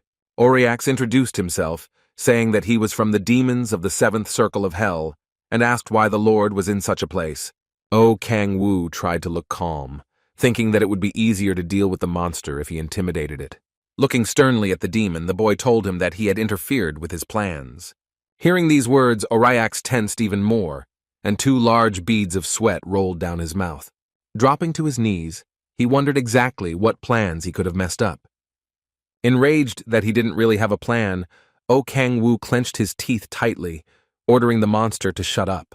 Realizing that he was in big trouble, the monster narrowed his eyes and started apologizing feverishly. Stuffing his hands in his pockets, the black-haired man said that his sudden appearance had caused quite a bit of trouble, but he was going to give him a chance to make things right. Tears welled up in Oryax's eyes as he rushed to assure that he would do whatever he ordered. Stretching his lips in a noticeable smile, the boy said that if he really did everything he asked, he would be accepted into the family. The demon's eyes lit up with red fire as he thought about how good it would be to become part of the family of the Demon King who defeated the 7 supreme demons. Quite a few demons have achieved such an honor, and even they didn't have it easy. Remembering the Demon Palace, one of the worthy, Oryax thought it was the highest honor. In addition, becoming part of the family, the demon expected to receive part of the Lord's power. Kneeling before him, the monster bowed his head and said that he could command him. Pointing his finger at his team, O Kang-woo ordered to fight them without using his scythe to make sure it was strong enough. Looking at how he immediately hid his weapon, the black-haired man thought about the fact that the monster did not even have a single doubt. The girls looked at the demon's actions in surprise, trying to understand what was happening and what exactly the boy had done. Baekwayan said that this gives them a perfect opportunity to attack the monster. With a swing of her sword, she gave the command to activate the West Wind skill. Having landed, the girl carefully began to watch how her colleagues entered the battle. Oryax tilted his hull, keeping his predatory gaze on the commander of the 3rd squad, Havaran, ready to engage her. The next moment, seeing her jump up to him, the demon stretched out his paw. With a loud cry, Baekwayan swung her sword, attacking her opponent once again. The wild pain in his shoulder made Oryax growl loudly, not expecting to be wounded. Throwing a fierce look at the girl, the monster cursed quietly. With a loud growl, the demon folded his fingers into fists and slammed them on the ground with all his might. The rest of the team also watched intently as their colleague fought the monster. Hearing his words about them being just an insect, Cha Yeonju pulled out her chains, indignant at the statement. In the next moment, she launched the shackles at the opponent, attacking him. Oryax froze for a moment, not expecting such courage from a mortal. With all her might, the head of the Red Rose Guild pulled the chains on herself. The demon turned his head and looked at the chains that wrapped around his body. The next second, he screamed loudly, feeling wild pain from many severe wounds. Gritting his teeth, Oryax thought that the humans were strong enough that even with a scythe, his victory would be in doubt. However, for him, it was a test given by the bishop, so he could not give up under any circumstances. Cha Yeonju, meanwhile, watched the monster's actions carefully, trying to figure out what to do next. Meanwhile, Baekwayan was approaching him again, swinging her sword. On the other hand, with swords at the ready, Gu Hyun-mo attacked the demon, watching the monster's every step.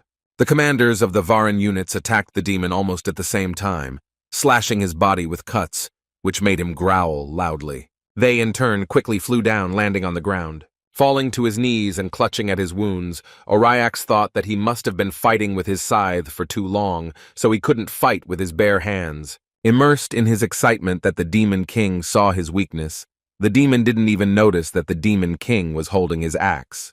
Suddenly, Oryax turned his head and saw the Lord behind him, clutching his weapon element in his hands.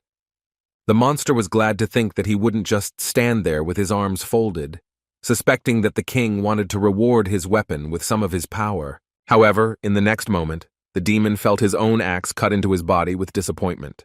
Coughing loudly and spitting out a clot of blood, Oriax tried to understand how this was possible. Cutting the demon in half with his own weapon, O Kang-woo thought that there was nothing personal here. Stretching his lips in a satisfied smile, the boy admitted that he bought into his deception. Meanwhile, the cardinal at headquarters was watching what was happening in the schism where the draft was taking place. He kept his eyes fixed on O Kang-woo, who had just defeated a rather strong demon. Looking at the notification that the level-up restrictions had not yet dropped, the black-haired boy thought that he had high hopes for defeating the Seventh Circle demon. In the meantime, the girls were already running to him, asking, however, what had just happened. Turning to face them, the boy said that the demon was dead and their plan had worked. A ball of dark energy began to form in his palm, indicating the use of a predator's power. It quickly began to grow and wrap around Oriax's body to absorb his energy. Hearing the surprised exclamation of the head of the Red Rose Guild, the black-haired man turned around as if he was also curious. Taking a lick, O Kang-woo thought that 3 units of demonic energy was quite a bit, but he understood that as the level increased, it became more and more difficult to score points. And he also understood that after the 6th awakening, the power of the core of 10,000 demons had greatly weakened.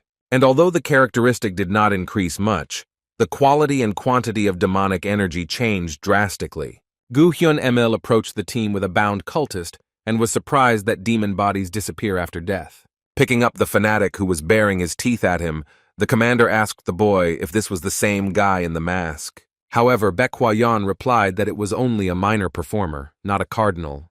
Looking at the priest, Gu Hyun-mo concluded that the leader still did not want to show himself to them.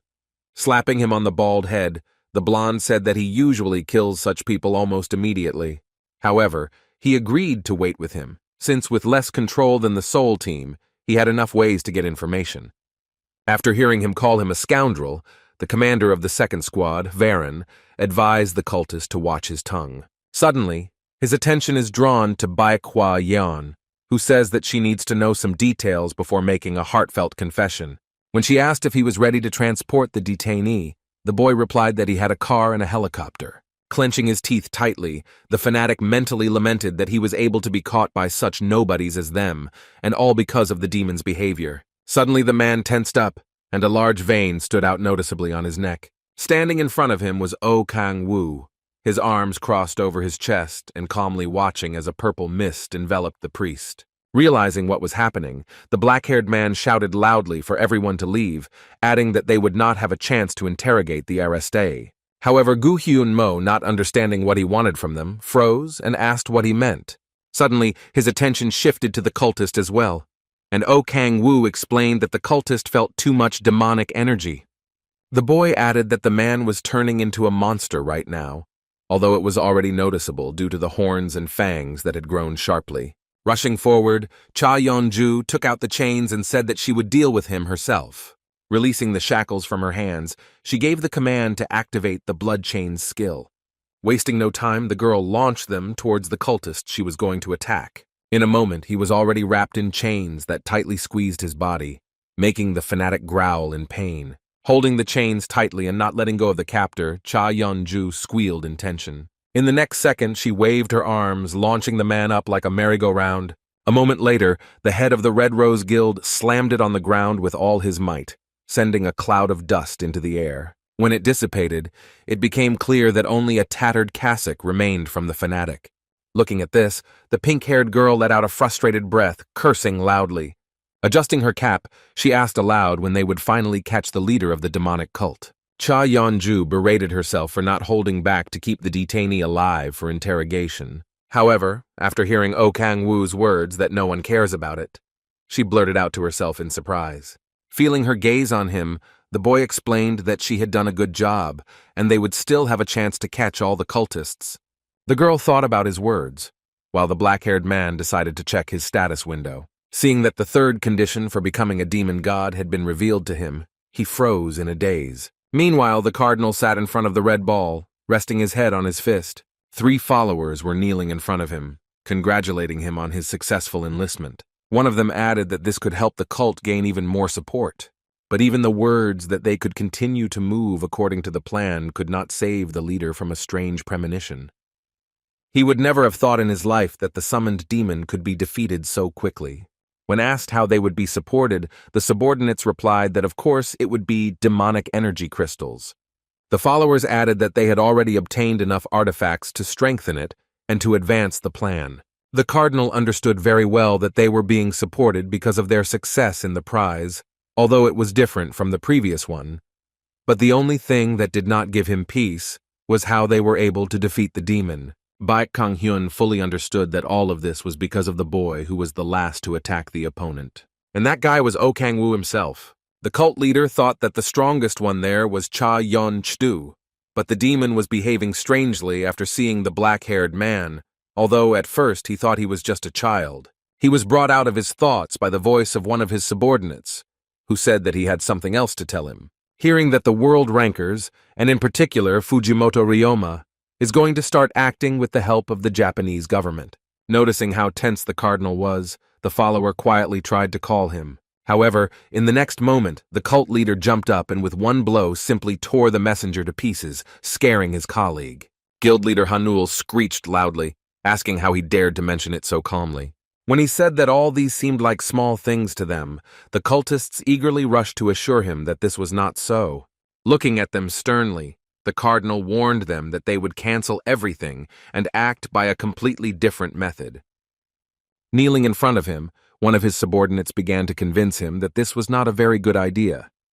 The cult leader started down the stairs, hearing the words that he could turn the whole world against them. However, when the cardinal grabbed him firmly by the neck and lifted him off the ground, the follower fell silent, gasping for air. Bringing his masked face closer to him, the leader of the cult said that he himself was well aware of this. Releasing the boy, who was already shedding tears under the mask, the cardinal ordered him to go and make the necessary preparations. A few days later, at ISU station, one of the boys noticed something strange. He stared at what just now appeared in front of his eyes and was accompanied by a bright light. Just in the air, like a scar that cut through space, a great split appeared, behind which gaped emptiness. Several more people suddenly appeared near the boy, who were surprised by the gates that were just now forming on the flat ground. At that time, Oh Kang-woo was lying at home with his hands behind his head and thinking that everything had been quiet lately.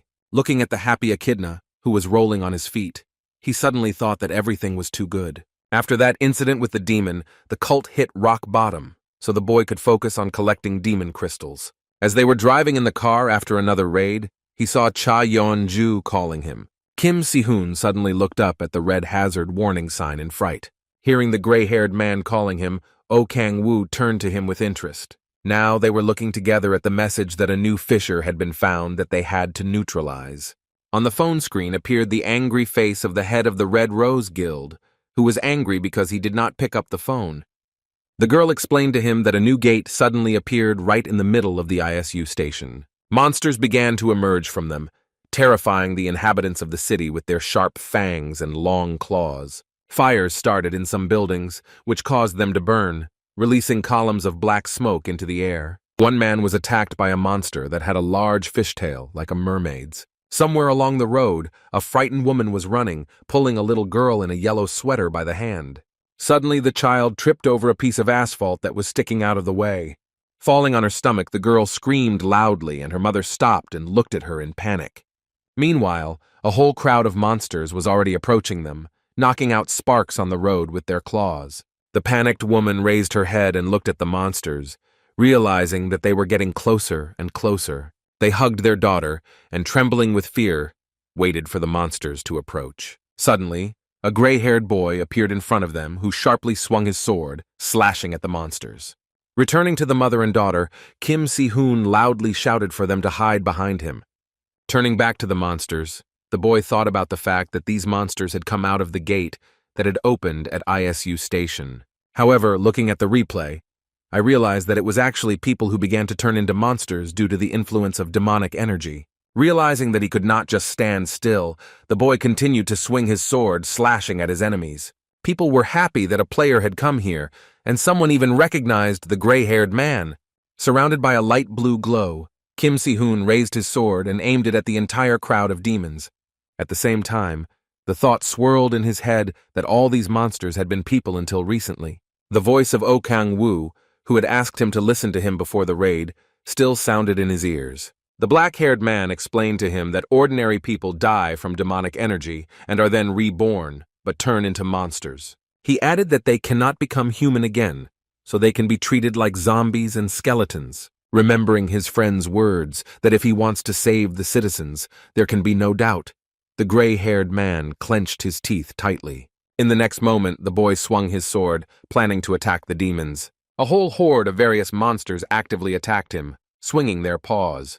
Suddenly seeing Kim Si-hoon in front of him, he saw a notification that the sentry quest had started. After reading in one of the messages that he had to defeat 2789 monsters, the gray-haired man got to work. However, for him, this meant that almost 3,000 people were turned into monsters. Realizing that he did not have time for such thoughts, the boy rushed into battle again, cutting down his enemies. The monsters fell to the ground, growling loudly and bleeding. Kim Si-hoon thought that luckily they weren't as strong as true demons, so their level could only be determined as D at most. He paused for a moment, scrutinizing his opponents as they continued to advance. A bright blue light appeared around him again, indicating the use of the heavenly dragon breath skill. Surrounded by a haze of energy, Kim Si-hoon jumped up and flew towards the demons. They didn't even have time to understand what happened when a player rushed past them, chopping their bodies. Landing behind the crowd, the boy stared intently ahead, not planning to stop. His gaze was determined, and his lips tightly pursed as the boy thought about moving faster. He again rushed at the demons, who, sticking out their tongues, ran at him, lashing at him with their red eyes. People watching this started waving their arms and shouting words of support for him. Pausing in front of one of the notifications, Kim Si-hoon thought that things were not going well. He glanced at the gorge, realizing that there were too many monsters, and more. And he should have thought that he would not be able to cope on his own when he heard the powerful voice of Tae-soo calling him. Staring in shock, the gray-haired man turned in the direction of the sound. There he saw his team in full force, as well as Baek Hwa-yeon and the head of the Red Rose Guild. Without taking his eyes off them, the boy asked how they managed to get here so quickly. Han Sola calmly replied that Echidna helped them, pointing at the little girl. The gray-haired man looked down as Cha Yeon-ju came towards him with a loud cry. Snarling at him, the head of the Red Rose Guild asked him where Oh Kang-woo was now. Frowning, Kim Si-hoon hesitated, not knowing how to choose the words to answer. Looking at the crack in the space, the boy finally said that he had entered the middle. Meanwhile, Baek Kang-hyun was standing in the gate itself, looking at the dead people lying around. Suddenly someone's footsteps caught his attention, and the boy turned around with interest. Oh Kang-woo stepped closer and looked sternly at the dark-haired man without saying a word. With his hands in his pockets, Baek Kang-hyun looked surprised, asking if he came here because of the news he heard. Pointing to one of the killed, the boy pointed out that they had lost quite a lot of people. However, Oh Kang-woo remained silent, measuring the Hanul Guild leader with a stern look. He also kept his eyes on the interlocutor, adding that he was glad to see him here. While he was talking about dealing with the monsters and taking out the bodies, he saw the black-haired man charge. In the next moment, a powerful attack was already flying at the head of the dark-skinned man. Baek Kang-hyun didn't even have time to draw his weapon, so he had to raise his hands to protect his head. Despite his injuries, Guild leader Hanul asked his opponent when he realized everything. Sometime before, Oh Kang-woo had warned his partner that he had his own business, so he stayed here. Kim Si-hoon turned to him and assured him that he understood everything. For some time, the black-haired man watched as his partner headed into the thick of the monsters. He watched him in silence, staring intently in front of him and pondering his future actions. Jumping onto one of the broken lampposts, the boy decided to look around. The scale of the disaster was horrifying as monsters roamed the city, devouring human remains. Looking at this post-apocalyptic picture, Oh Kang-woo thought that the cultist who started all this must be nearby. Closing his eyes, he understood that he would not be able to miss the amount of demonic energy that would come after the death of so many people. Glancing at the street again, the black-haired man used the power of the observer. Sitting on the pillar, the boy felt that the fanatic was nowhere to be found, so he left those places. Suddenly, something caught his attention, and he opened his eyes wide, surprised by what he felt.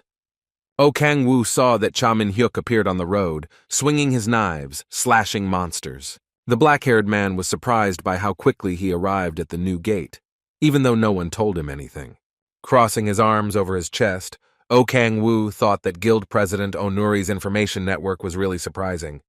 However, it still caused quite a lot of suspicion on the account of the young guy. Judging by his behavior, he clearly knew exactly where to go, so it was quite likely that he also knew something about the culprit. Meanwhile, Cha Min-hyuk himself had no idea that he was being followed, so he headed towards where his device was pointing. He hid behind the car, looking at someone's figure, and thinking that according to the information he had, the culprit was simply slipping through the cracks. Keeping his eyes on the silhouette, Guild Head Onuri was thinking hard about what he should do now. Meanwhile, Baek Kang-hyun was actively devouring one of the men who was screaming loudly while hanging in the sky. In the end, he just fell on the asphalt with a loud crash, smashing his face into blood. Watching him kill a man with demonic energy, Cha Min-hyuk clenched his teeth tightly in impotent rage. Suddenly, the dark-haired man, surrounded by a dark haze of energy, froze, feeling that he was being watched. Returning to Onuri's guild leader, Baek Kang-hyun said that he was waiting for him, because even though he was pretending to be friends, he was still suspicious of him. Realizing that his presence had been declassified, Cha Min-hyuk tensed, not knowing what to do next. The next moment, the boy found himself in rapture as the guild leader Hanul grabbed him by the throat and lifted him off the ground. Clenching his teeth and trying to loosen his grip a little, Kim Min-hyuk wondered how this was possible. With a wide smile on his face, the dark-haired man explained that the path of evil could lead to a power he had no idea existed. Also, it was obvious to Baek Kang-hyun that he was obsessed with becoming a hero, but he should have been more careful. With his whole body tensed, the head of the Onuri Guild asked the boy if he was the same. At one point, Cha Min-hyuk smiled slyly and said that he was still angry about losing to Fujomto Ryome. Watching how the smile disappeared from the face of his former friend, the boy continued that he was angry because he did not become a world ranker. In the next moment, he fell silent, and the sprays of his blood flew in different directions. Throwing his dead partner's body to the ground, Baek Kang-hyun let out a loud hiss as he looked at the result of his work. The thought appeared in his head that it was worth prolonging his torment with the help of demonic energy. At this time, Oh Kang-woo was approaching the split with all his might, hurrying to the scene. Stepping inside, the black-haired man froze for a moment, analyzing the picture spread before his eyes. A few seconds later, he was already attacking Baek Kang-hyun, swinging his spikes at him. When asked about when he guessed, Oh Kang-woo clarified exactly what he meant. However, instead of answering, he gave his opponent the middle finger and added that he didn't want to waste time talking to trash like him. Upon hearing the order to attack, guild leader Hanul laughed wildly, and a large vein swelled on his neck. Concentrating demonic energy, the swarthy man promised his opponent that he would end him quickly enough. Meanwhile, a black and blue haze of energy was already gathering around Oh Kang-woo himself, indicating the use of iron energy. For a while, the boys froze, measuring each other with attentive, stern eyes. In the next moment, they were already rushing to meet each other, and neither of them was going to give up. Approaching the opponent, the black-haired man sharply used the power of ice against him. Baek Kang-hyun's hands looked like those of a demon, but even they hurt when the frosty air touched them. In a moment, approaching his opponent almost at close range, Oh Kang-woo swung his axe at him. The head of the guild, Hanul, put his fist forward to protect himself from the powerful blow. Gritting his teeth, the dark-haired man thought about the fact that the opponent turned out to be much stronger than expected. Pulling away the hand that had the thorn on it, Oh Kang-woo glared sternly at Baek Kang-hyun while using the power of the blades. Guild leader Hanul, noticing the blade attack, raised his demonic fists, covering his face. Meanwhile, his team watched in horror as a large explosion rang out behind the houses, exactly where the gate was. Baek Kang-hyun clenched his teeth tightly in rage, realizing that the fight would not be as quick as expected.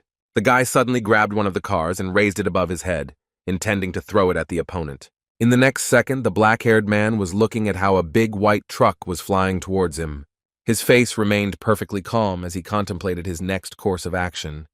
Finally, having made a decision for himself, the boy frowned but did not move aside yet. As the car approached him almost head-on, the black-haired man jumped up and swung his spike, slicing the truck in half. However, when he landed on the ground and looked up, he saw that Baek Kang-hyun was already rushing towards him. Gritting his teeth, Oh Kang-woo cursed loudly as he watched his opponent's actions. Concentrating the demonic energy around his fist, the black-haired man used the power of the destructive abyss. It was at this moment that the head of the Hanul Guild rushed at him with a wild roar, planning to hit him with a demonic fist. Meanwhile, Oh Kang-woo used a skill called Heaven's Break against him. Another large explosion rang out behind the houses of the town, sending a ball of fire, smoke, and heat into the air. Baek Kang-hyun flew away from the opponent for a few steps and, trying to stay on his feet, caught on the asphalt surface, cutting him off. Looking up at his opponent, the dark-haired man was breathing heavily, but he was able to say that finally everything became clear to him.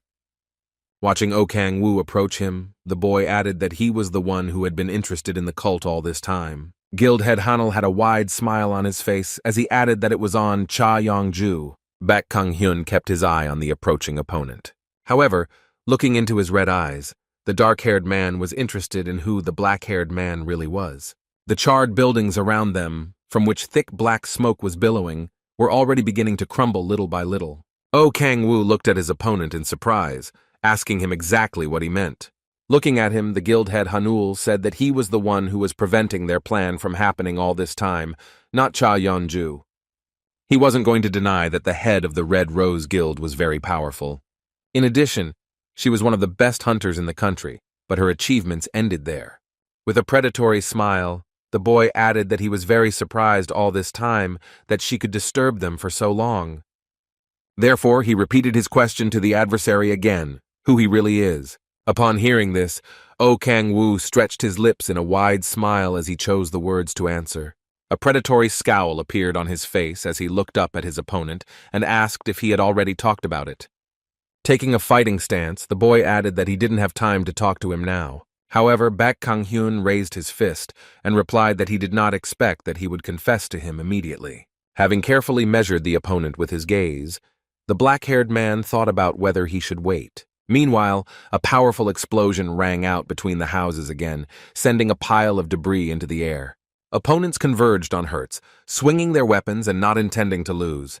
One of the cars was flipped upside down by the shockwave that went off as a result of their attacks. Oh Kang-woo wasn't going to give up under any circumstances, so he continued to strike methodically. In a moment, Baek Kang-hyun let out a loud growl as he felt a noticeable cut on his shoulder. Vini froze, glaring at his opponent and realizing that he had a chance of losing. Before his eyes suddenly appeared the figure of the same Japanese, who dared at the last moment to snatch the status of the world ranker from his hands. The boy hated this feeling, but looking at his hands, he added that the black-haired man could make a great test subject. Not understanding what he was talking about, Oh Kang-woo kept his eyes on his actions. Raising his hands and raising his head, Baek Kang-hyun shouted that he had enough crack fragments. In the dark haze of demonic energy shone a large red crystal that was the carrier of this energy. Suddenly, it split into several small and large fragments with a sharp sound. Immediately after that, a large hole appeared in space, from which a bright violet light came. The head of the guild,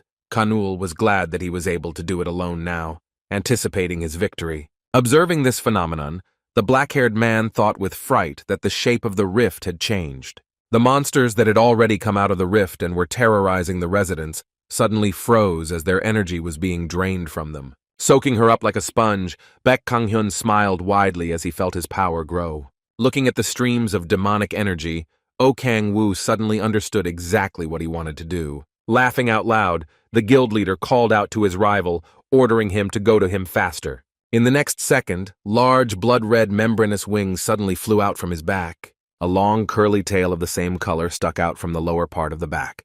In a moment, the black-haired man saw in front of him a huge red demon, which was impressive in its size. Two growths appeared on his head, which quickly turned into brown horns. Baek Kang-hyun looked at his opponent, grinning widely and baring his fangs. Oh Kang-woo couldn't even move, not believing his eyes and what he saw in front of him. Having put his axe forward, the boy realized that the head of the guild Hanul had summoned a demon inside him. Now he was interested in the question of whether he had only summoned a demon soul, or if the matter was much more serious. Suddenly, a powerful attack flew past him, and the black-haired man heard the wall behind him shatter. Watching the demon slowly approach, swinging his fists, Oh Kang-woo remained silent as he contemplated his actions. Clenching and unclasping his fingers, Baek Kang-hyun growled that he really enjoyed the feeling of great power. Towering over the black-haired man, the demon looked at him, flashing a pair of eyes. Smiling widely, he motioned for his opponent to begin their battle again. With a loud hiss, Oh Kang-woo pondered how this madman managed to merge with a demon. Baek Kang-woo suddenly rushed at the opponent, extending his giant paw towards him. Catching the moment in time, O Kang-woo swerved back sharply, avoiding the demonic attack. Having become properly angry and sticking out his tongue, the head of the guild Hanul rushed at the enemy again. However, the black-haired man had already prepared for battle, for which he put his koma forward. He stared at his opponent in silence, trying to learn as much of his movements and tactics as possible. Baek Kang-hyun clenched his fingers into a fist and slammed it with all his might onto the asphalt surface, sending a web of cracks across it. However, O Kang-woo used the power of the heavens at this moment and flew up sharply, glancing at the demon. The thought was running through his mind that he could finish this fight in exactly 1 minute. Guild leader Hanul raised his head and watched the opponent use the Kraken's fury. Combining it with the heavenly power, the black-haired man rushed at his enemy, striking him in the face. The blow was so strong that the monster's head even slightly deviated to the side. Observing the results of his attack carefully, O Kang-woo concluded that the damage from it was not much. Just at that moment, a loud explosion rang out behind the houses again, causing a bright blue glow to rise into the sky. Taking back the hands that were tightly gripping the scythe, the black-haired man swung to apply a new ular. Immediately after that, he slashed with it on the asphalt right in front of the place where the demon was standing. However, he only smiled widely, showing his fangs, and snorted, trying to hold back his laughter. However, in the next second, he couldn't help himself and laughed at the top of his voice, spitting saliva in different directions. In a moment, his paw reached out to the player, grabbing him by the elbow, quite visibly confusing him. A second later, O Kang-woo watched as the scythe he had been attacking with disappeared from his hands. Realizing that his energy was dissipating, the boy loudly asked his opponent what was going on. Without letting go of his hands, Baek Kang-hyun continued to laugh and said that he knew his intentions very well. Snarling fiercely at the black-haired man and stretching his lips into a predatory smile, the demon replied that it was the power of a true devil. Hearing his words that it was a blocking force, O Kang-woo looked at the enemy in a daze. A large drop of sweat ran down the boy's face as he realized what this would mean for him. Looking at his confused face, the demon growled loudly that his power was blocked. O Kang-woo looked at the demon hand that was tightly gripping his elbow with hatred, blocking not only his skills, but also his dark energy. Baek Kang-hyun let out a loud laugh, warning the player that as long as the glove was on him, he couldn't do anything. At that moment, the demon began to raise his leg to deliver a powerful blow to his opponent. He was so strong that she pushed the black-haired man forward several steps with his back. Landing on the ground, O Kang-woo thought that it couldn't get any worse. The head of the guild, Hanul, repeated his words that there was no point in resisting, counting on the fact that he would not disrespect him anymore. Looming over him, Baek Kang-hyun said, very familiar with brats like him. Such people usually thought that the world belonged exclusively to them, which perfectly demonstrates their low intelligence. While he was saying this, he saw a Japanese man standing in front of his eyes who would forever become his bitter enemy, taking away the victory in the tournament. Staring at his opponent with eyes that glowed with a red otherworldly light, the demon extended his paw towards him again, grabbing the black-haired man's face. He growled loudly that it was time to pay back. O Kang-woo wrapped his arm around him, trying to pull him away from him as quickly as possible. Suddenly, the voice of Echidna was heard from the side, who was running to help her master. Throwing a frightened look at the girl, the black-haired man realized that he had to do something immediately. Putting her hands forward and accumulating her energy, the familiar ordered the demon to move away from the boy. However, she suddenly noticed that all the magic she had been gathering had suddenly begun to dissipate. Looking at this picture, O Kang-woo thought that the girl couldn't use magic because it was his dark energy that was currently blocked. Looking down at the dragon, Baek Kang-hyun remembered seeing her split then. He grinned widely, baring his sharp fangs, and said that the two of them got along quite well. O Kang-woo knelt down on one knee, preparing to attack the demon and sensing danger for the familiar. The head of the guild, Hanul, meanwhile, grabbed the girl by the neck, wondering aloud how the black-haired man would react if he tore her to pieces right now. Taking out the broken sword, O Kang-woo slowly rose to his feet, not wanting to give up. Hearing his voice, which advised the opponent not to succumb, Echidna glanced in his direction. With a wide smile and a predatory look, the black-haired man added that it was simply impossible to listen to. However, Baek Kang-hyun laughed even louder, asking if he was really going to fight him in this state. And while he was expressing his skeptical reasoning, the player was already attacking him at full speed. Seeing this, the head of the guild, Hanul, froze, absolutely not expecting such a thing from him. Echidna, on the other hand, watched the master's actions in fear, realizing the danger he would be in. In a moment, the boy's hand, which was held by the demon's paw, fell off, and several drops of blood fell on the ground. With a big smile, O Kang-woo said that he would now answer his question about who he was. Baek Kang-hyun lashed out at his opponent, not knowing how to react to what he saw in front of him. He dazedly thought that the black-haired man had cut off his hand to remove his gauntlet. The player, meanwhile, thought that he could feel the dark energy in his body again, but due to the use of several powers, it was very little, and even without a hand, he was at a disadvantage. Throwing the echidna away, the demon asked the opponent what he was planning to do with such a body now. Watching the enemy carefully, the black-haired man thought that he was about to use a method he didn't want to use. Although he didn't have a choice now, he would have to use it someday anyway. The boy smiled as his body began to become covered in a dark and viscous slime. He found himself again in a place illuminated by a red big moon, but now a real tsunami was raging here. He was standing in front of 3 doors, which were surrounded by tongues of flame and which he was about to open. The boy raised his head and looked at one of them, thinking that he would use them first. Coming closer, the black-haired man reached out and pressed the door handle. There was no emotion on O Kang-woo's face as he slowly opened the door. Meanwhile, his body was slowly draining away, becoming more and more like melted candle wax. Baek Kang-hyun was watching his opponent's transformation carefully, and he didn't understand what was happening. The demon couldn't take his eyes off what was happening to his opponent's figure, which was literally melting before his eyes. Turning his attention to his hand, Guild Head Hanul realized that his gauntlet had already recovered, although he did not understand what was happening. O Kang-woo calmly watched as the red demon flew towards him, promising that he would be finished. After the first blow, when a large hole appeared in the black-haired man's head, Baek Kang-hyun shouted that he had simply turned into a slug. With her eyes full of tears, Echidna screamed desperately, also not understanding what was happening to her master. Suddenly the demon lashed out at the enemy in surprise, carefully observing his metamorphoses. In an instant, O Kang-woo's body began to return to its original form, forming an entire head from the slime. But Baek Kang-hyun's own hand, which he used to hold the opponent's hand, began to be covered with the same slime. Lowering his head, he cursed, noticing that giant fangs and a black hole appeared on his stomach. Suddenly it dawned on him that there were many mouths around him, which were equipped with sharp, long teeth. Echidna got up from the ground and covered her mouth with her hands in fright, watching what was happening before her eyes.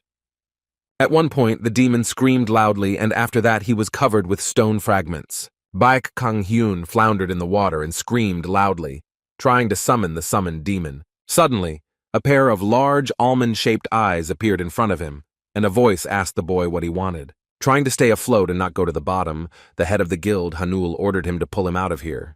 Hearing the demon's demand to launch him into his consciousness, the boy thought that one mistake could destroy him, but there was no other choice. The demon that had a horse's face with one horn stretched its face wide in a smile. Sensing a scowl in the person who summoned him, he said he wanted to take a look, causing Park Kang-hyun to feel his eye being taken over by someone. In front of him, the demon saw the legs and arms of a person who was crouching in front of him, patiently waiting for something. Raising his head, he was amazed to see the face of an unknown person, who was looking at him with an indifferent expression on his face. Hearing the demon scream loudly, Guild Head Hanul looked around in surprise. The demon continued to look at the opponent summoning his boyfriend and asked why he had contacted this monster. He added that it would be better for a dark-skinned person to get into a fight with a great demon, such as Satan or Baal. However, Baek Kang-hyun did not understand anything, as he did not think that the black-haired man was on par with the supreme demons. Suddenly the boy screamed loudly, and the demon loudly called him crazy. As O Kang-woo looked at him, the demon explained that the 7 supreme demons no longer existed. Baek Kang-hyun continued to flounder in the water, trying to get out. The black-haired man watched him as the demon explained that they had all been destroyed by the demon lord. At the information that O Kang-woo was the demon lord, the dark-haired man froze for a moment, looking at his opponent. There was no way he could believe that he was the one who stood at the top of the 9 circles of hell, because there simply could not be such a person on earth. Meanwhile, surrounded by a black haze of demonic energy, the black-haired man entered the water, approaching the opponent. Behind him, a tall branch of energy rose up, and with each step it became larger and larger. Suddenly, Bak Kang-hyun saw in front of him a large face with large, sharp fangs. Oh Kang-woo's face shone with a predatory smile that resembled the same monster's expression. Meanwhile, the black-haired man himself was in the water, not hearing a single sound around him. Drifting in the watery depths, he wondered what exactly he was doing here. Staring into the impenetrable darkness of the depths, he did not remember anything, not even who he was. Suddenly, a large, dark shadow appeared near him, causing the boy to turn in fear. Looking down, the black-haired man noticed how the haze of demonic energy was dragging Baek Kang-hyun into the depths. He tried to shout what the air bubbles were saying, but there was no sound. After making a few smooth movements with his hands, Oh Kang-woo thought that he should get out of here himself. At some point, seeing rays of light above him, the boy stopped and thought. Looking at the locked door, he thought about why he was going out now. At that very second, dark tentacles of demonic energy grabbed his leg, not wanting to let go of the victim. The boy looked down at them, kicking away from them. Struggling desperately in the water, he thought about the fact that he did not even remember who he was. Stretching his hand up, the black-haired man had a thought about why he should fight. Sinking into the depths and staring blankly in front of him, he decided that the easiest way would be to just give up. However, when he was already surrounded by dark tentacles of demonic energy, someone's voice suddenly broke through to him, calling his name. Hearing him once again, the black-haired man stared in front of him in surprise, as if he had woken up from a dream.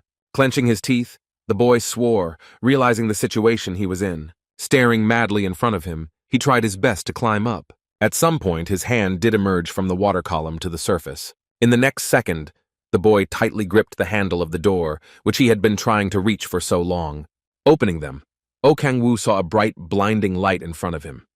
The first thing he saw when he regained consciousness was Echidna's crying face reaching out for him, as well as the frightened faces of the rest of the team. Looking at them and trying to understand what was happening, the boy giggled softly.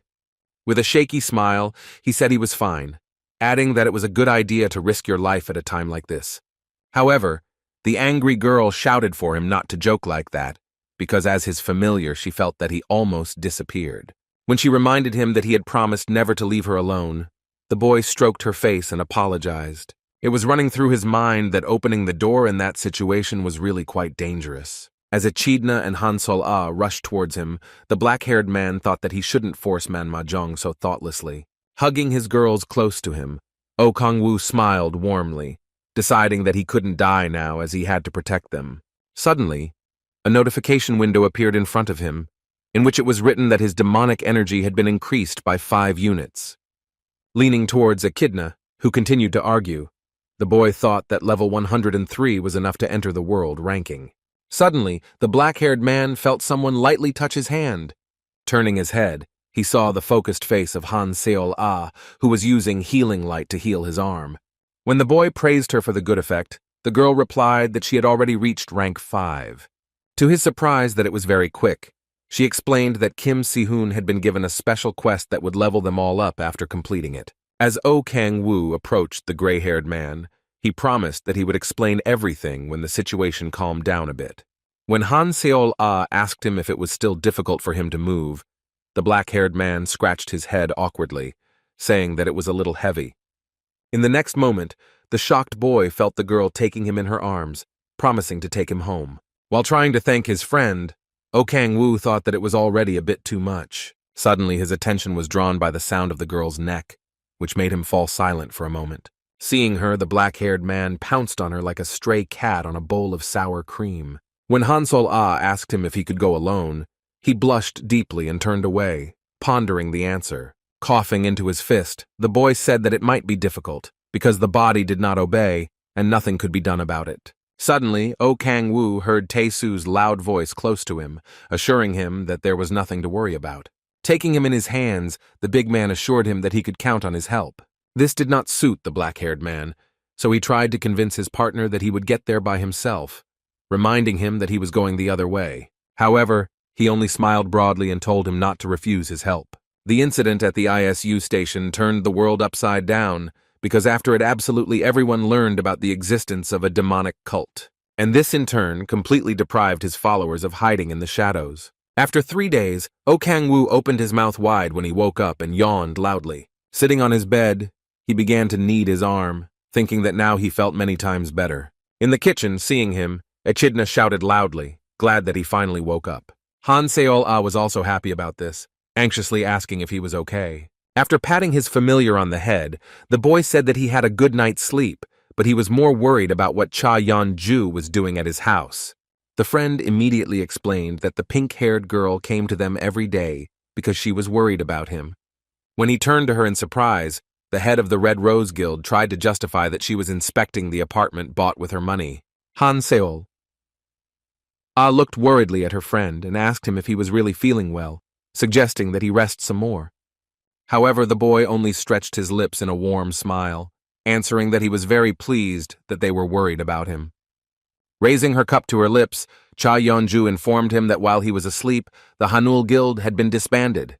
Since he was more worried about the remnants of the cult, the girl said that they were caught, but they turned into monsters. Now, most of the cultists on the territory of their country have been destroyed, and in other countries they have not manifested themselves so much. Hearing that the country is still in turmoil, Oh Kang-woo picked up the phone and said he would check the news. There, he saw that the news headlines were mostly about a demonic cult or Kim Si-hoon. Leaning her head on her hand, the head of the Red Rose Guild asked the black-haired man if he was going to give up because of the events at ISU Station, to which I heard in response that he would not rest until he completely eradicated the demonic cult.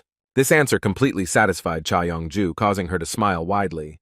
When she asked him not to be jealous of Kim Si-hoon because there were so many stories about him, Oh Kang-woo only said that he wasn't going to. Suddenly, the pink-haired girl remembered that one of the world's strongest rankers had arrived in Korea.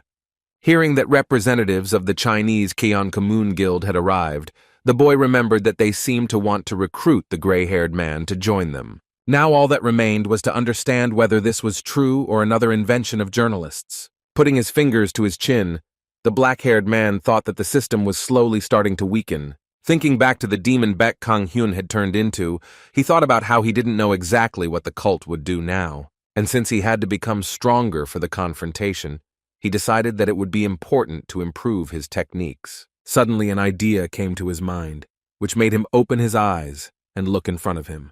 Glancing at the phone, Oh Kang-woo thought about talking to Kim Si-hoon, who was a descendant of the god of war. When they met at the Red Rose Guild headquarters, the happy gray-haired man asked him how he was doing.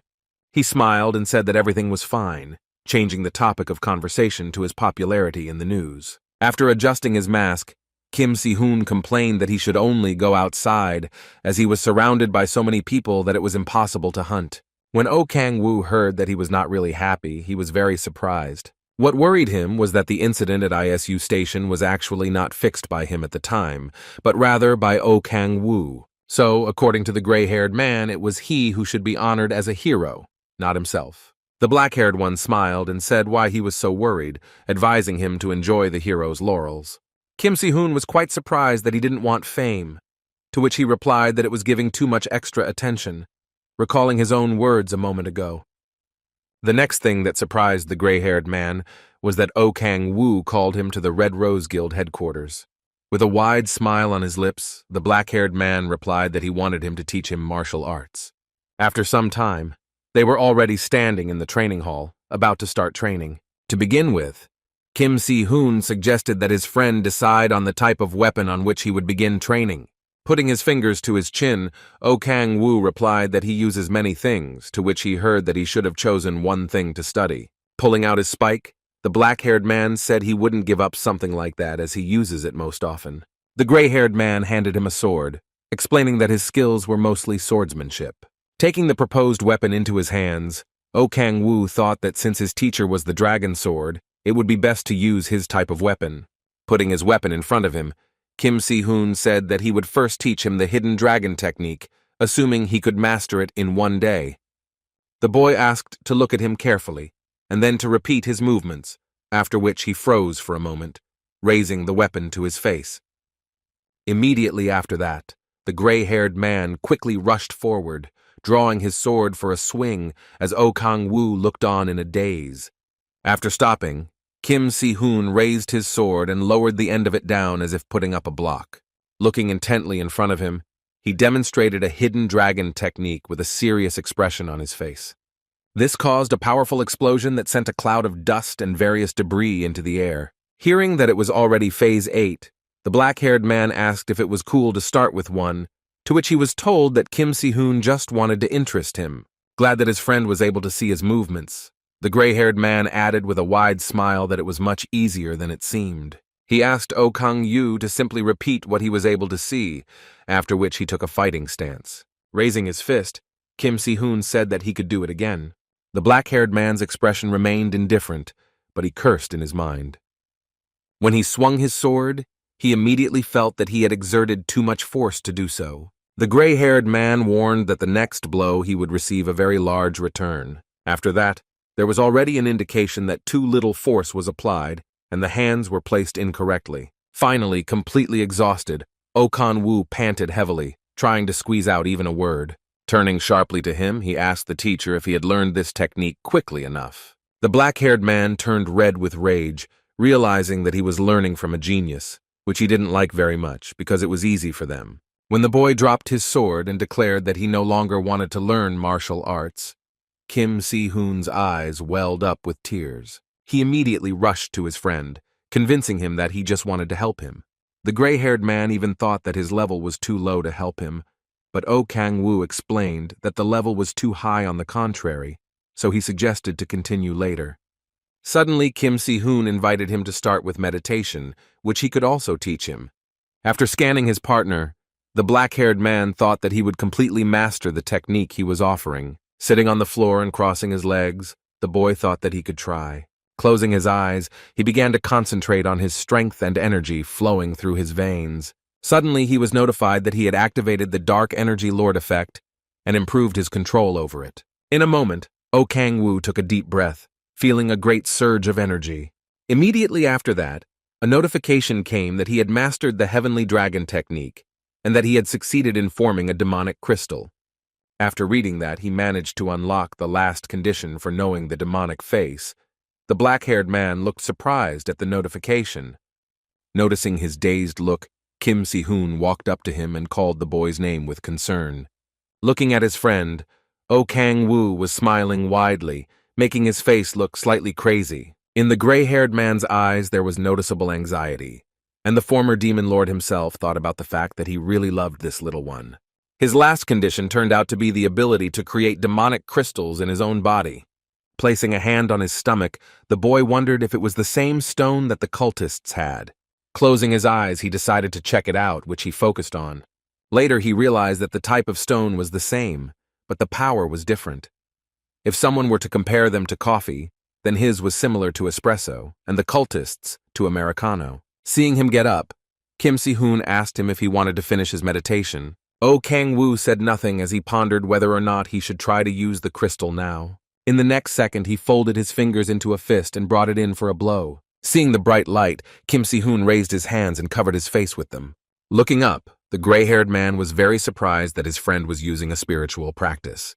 Oh Khan, meanwhile, assessing the damage caused by his punch, realized that one punch took about a third of his health. He was approached by Kim Si-hoon, who said that he was simply delighted by what he had just seen. To his question about whether meditation had helped him, the black-haired man agreed, adding that it had helped him a lot. In his mind, Oh Kang-woo thought that although the crystal was small now, he was going to continue training. However, hearing that he was going to meditate without taking the right posture, Kim Si-hoon objected. He passionately began to assure us that the position is very important for proper meditation. For a moment, the black-haired man froze, not understanding what exactly he was talking about and why the position was so important.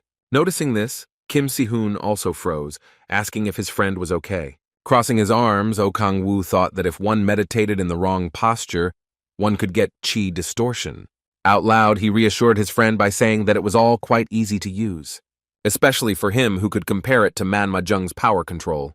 Putting his fingers to his chin, the black-haired man thought that meditations and crystals were new prospects, so it was worth focusing on the growth of the latter. When asked if the technique shown is the best, the gray-haired man replied that when he accepts the power of a god, others will also be revealed, but so far, this is the best. Patting his friend on the shoulder, Oh Kang-woo suggested that he finish training for today. With a big smile, he added that next time they would go to the S-Rank gate with him. Entering the hall of the building, the boys overheard someone talking about the arrival of the Cheon Chinese Guild in Korea. Seeing Oh Kang-woo calling him into the car, the gray-haired man hesitantly said that he could safely return to the subway. However, he refused, and after some time, when they were already sitting in the transport, the black-haired man said that he would pick up a car for him soon. Hearing that he was planning to give him his car, Kim Si-hoon loudly objected, while thanking him for treating his mother. However, the boy said that he wanted him to have a car to come to him if necessary, and seeing his devoted look, he wondered what would have happened to the boy if they had not met. For him, the machine was a real trifle compared to the techniques that Kim Si-hoon possessed. After some time, the boys arrived at the place where two thugs in kimonos with the image of a Chinese dragon were standing at the entrance. As he got out of the car, Oh Kang-woo measured the guards with a careful and stern look. Approaching them, Kim Si-hoon asked the men who they were and what they were doing here. Zdravilo, with a large scar on his face, answered that he was the commander of the 3rd Squad of the Cheon. Hearing that he had to follow them since the swordmaster wanted to see the Korean dragon, the gray-haired man froze. Looking at the guards in a daze, the boy asked if they meant the leader of his guild. However, Nam Gun-jin bared his teeth and ordered him not to mention their leader's name just like that. Hearing him sternly order Kim Si-hoon to shut up and follow them, Oh Kang-woo tensed up and prepared for battle. Gromolo added in the same stern tone that the plane had been ready for a long time and was waiting for them.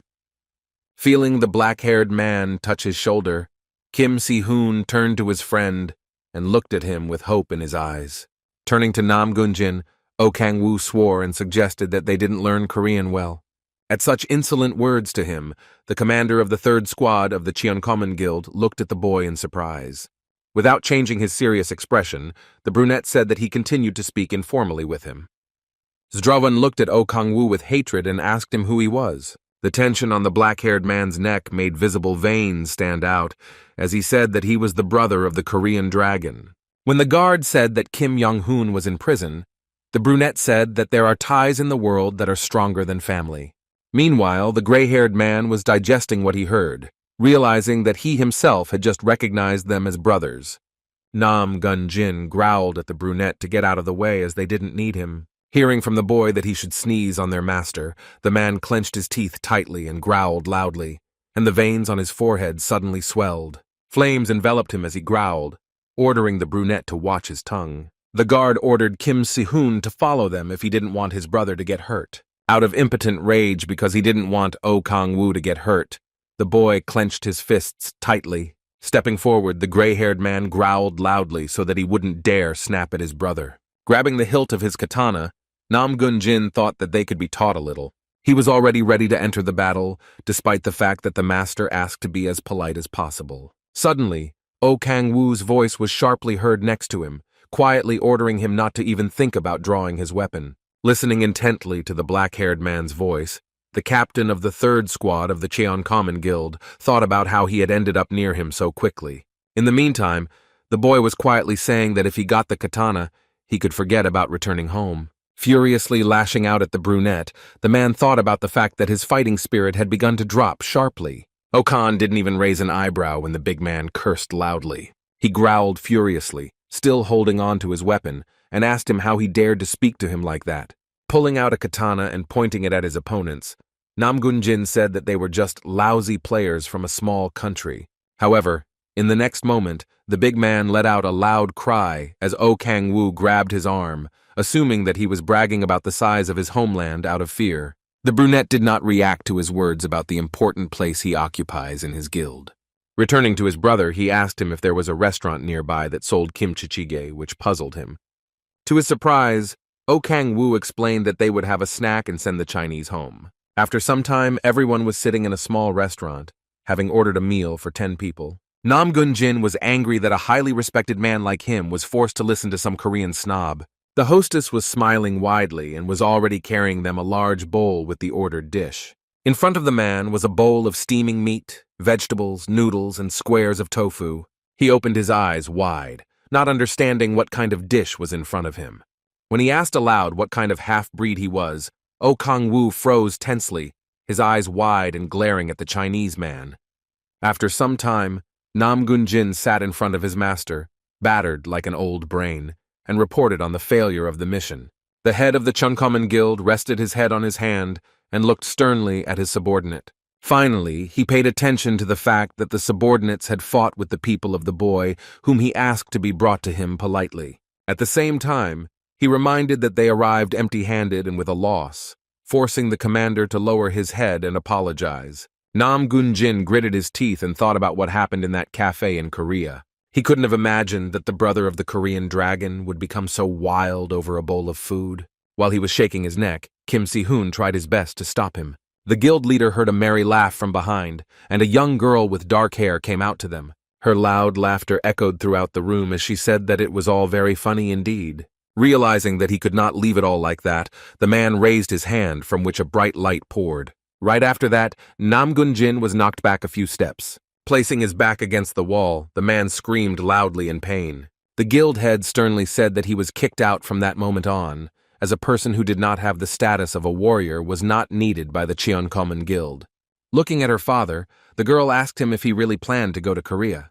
Glancing at his daughter, he replied that he could not ignore the invitation that was sent to him. Oh Kang-woo, meanwhile, sat at home and drank coffee, thinking about the fact that he had been concentrating on cultivating the demonic crystal all this time.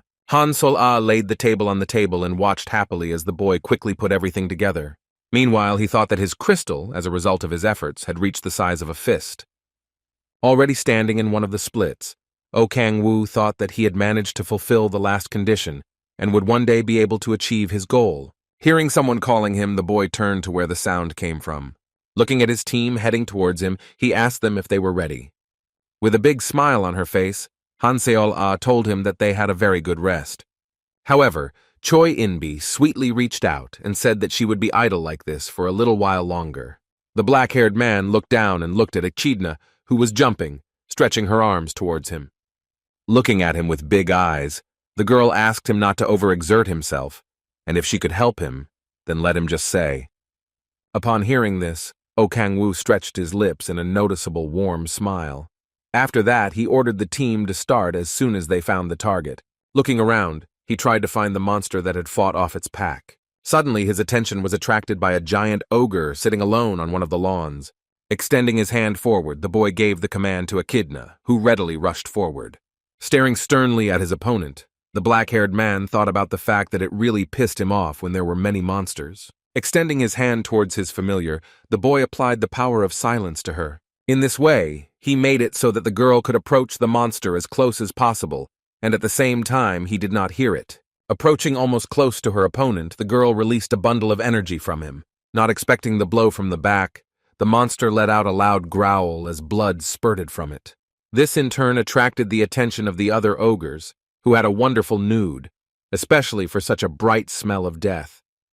The monster that the team attacked at first turned towards them and flashed its fangs fiercely. Opening his mouth wide, Oh Kang-woo ordered Tae-soo to charge into battle. He gasped, stepped forward, and put his shield in front of him, covering himself completely with it. Echidna returned to her master and asked him if she had done a good job. Han Sol-ah spread her arms and told Choi In-bi to prepare to attack. The redhead held out a staff in front of her and began to chant a spell in an unknown language. Pointing their weapons at the enemy, the girls attacked him in unison with lightning and magic. The ogre growled loudly as yellow and blue tongues of electricity ran over his body. And this time, Kim Si-hoon was already standing in front of him, raising his sword above his head and preparing for battle. Looking at the monster with a determined look, the boy used the hidden dragon technique on it. Jumping up, he hit the monster with his sword with all his might, drawing admiring glances from the entire team. Looking at the remains of the monster, Choi In-bi said that it was extremely strong. The team was happy that they were able to defeat the monster that carried the status of S rank. Looking at his friends, Oh Kang-woo thought that it was not only about leveling up, but also about gaining experience to develop the necessary skills. Glancing at the gray-haired man, he thought that everything seemed easy enough for him.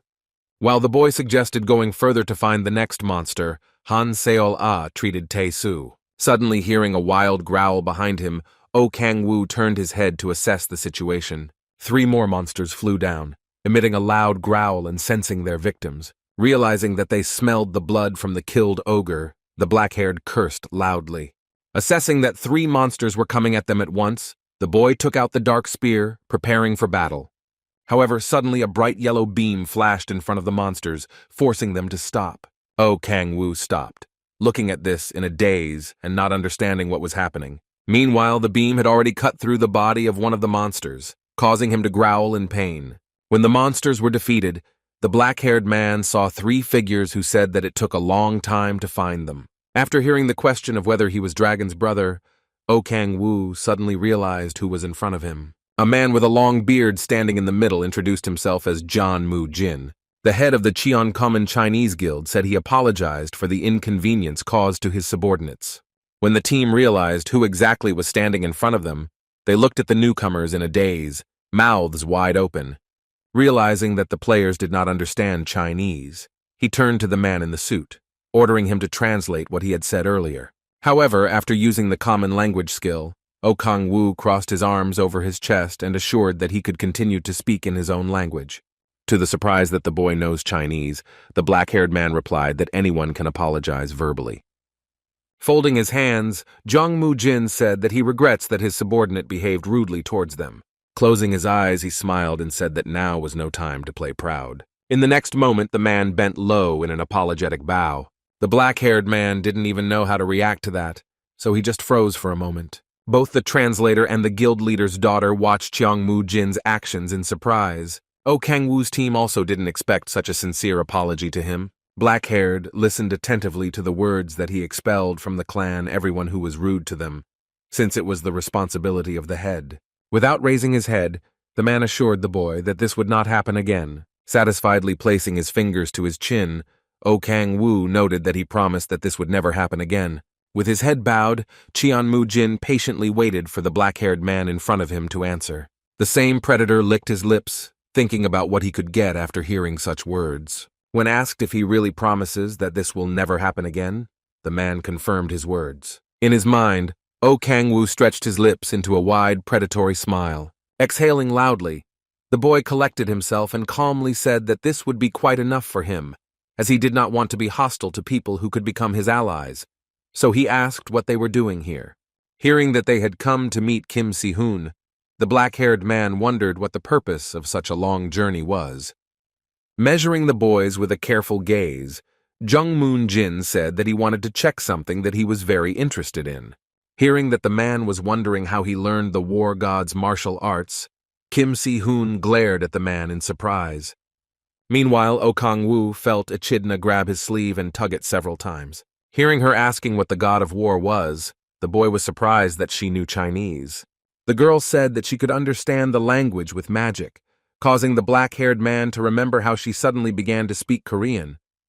When he asked if it was okay to use magic on other people, the familiar happily said yes. Hearing the order to use it on the rest of the team, the girl held out her hand, and in a moment everyone was enveloped in a green glow. Hearing the gray-haired man's surprise, the head of the Chinese guild noted with a smile that he knew Chinese. However, Echidna, proudly raising her head and putting her hands on her sides, explained that it was actually her magic. At her words that they could communicate without knowing the language, the man laughed, saying that they didn't even need an interpreter, at which he lowered his head gloomily. Having calmed down, he was glad that their conversation would go faster, after which he decided to repeat his question. Kim Si-hoon didn't understand how he found out exactly what martial art he was using at ISU Station. Patting the echidna on the head, Oh Kang-woo also asked how he learned about these techniques. Cheong Moon. Jin put his hand to his chest and said that they couldn't help but recognize this technique. He explained that his family were also descendants of the god of war, Zheng Tai Huan. Oh Kang-woo thought about his words, which implied that the god of war had indeed once lived on Earth.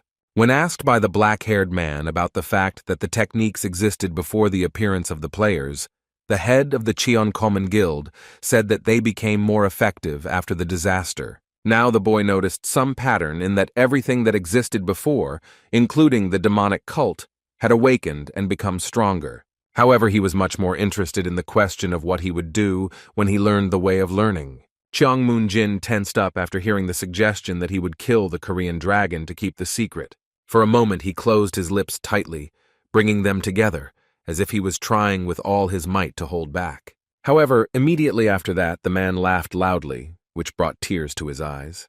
When O Kang-woo heard the words that he had reread war novels, he thought that this was said by a man who himself seemed to have stepped out of such a novel. Approaching the boys, the head of the Chinese guild explained that the dragon sword technique only remained in the annals, so they needed help in restoring it. So for help in this case, he promised to teach the gray-haired man other techniques. Returning to the shocked gray-haired man, O Kang-woo asked him what he thought about this. Lowering his head, the boy looked intently in front of him and said that he wanted to become stronger. Recalling the events that took place at ISU Station, he added that he did not want such a thing to happen again.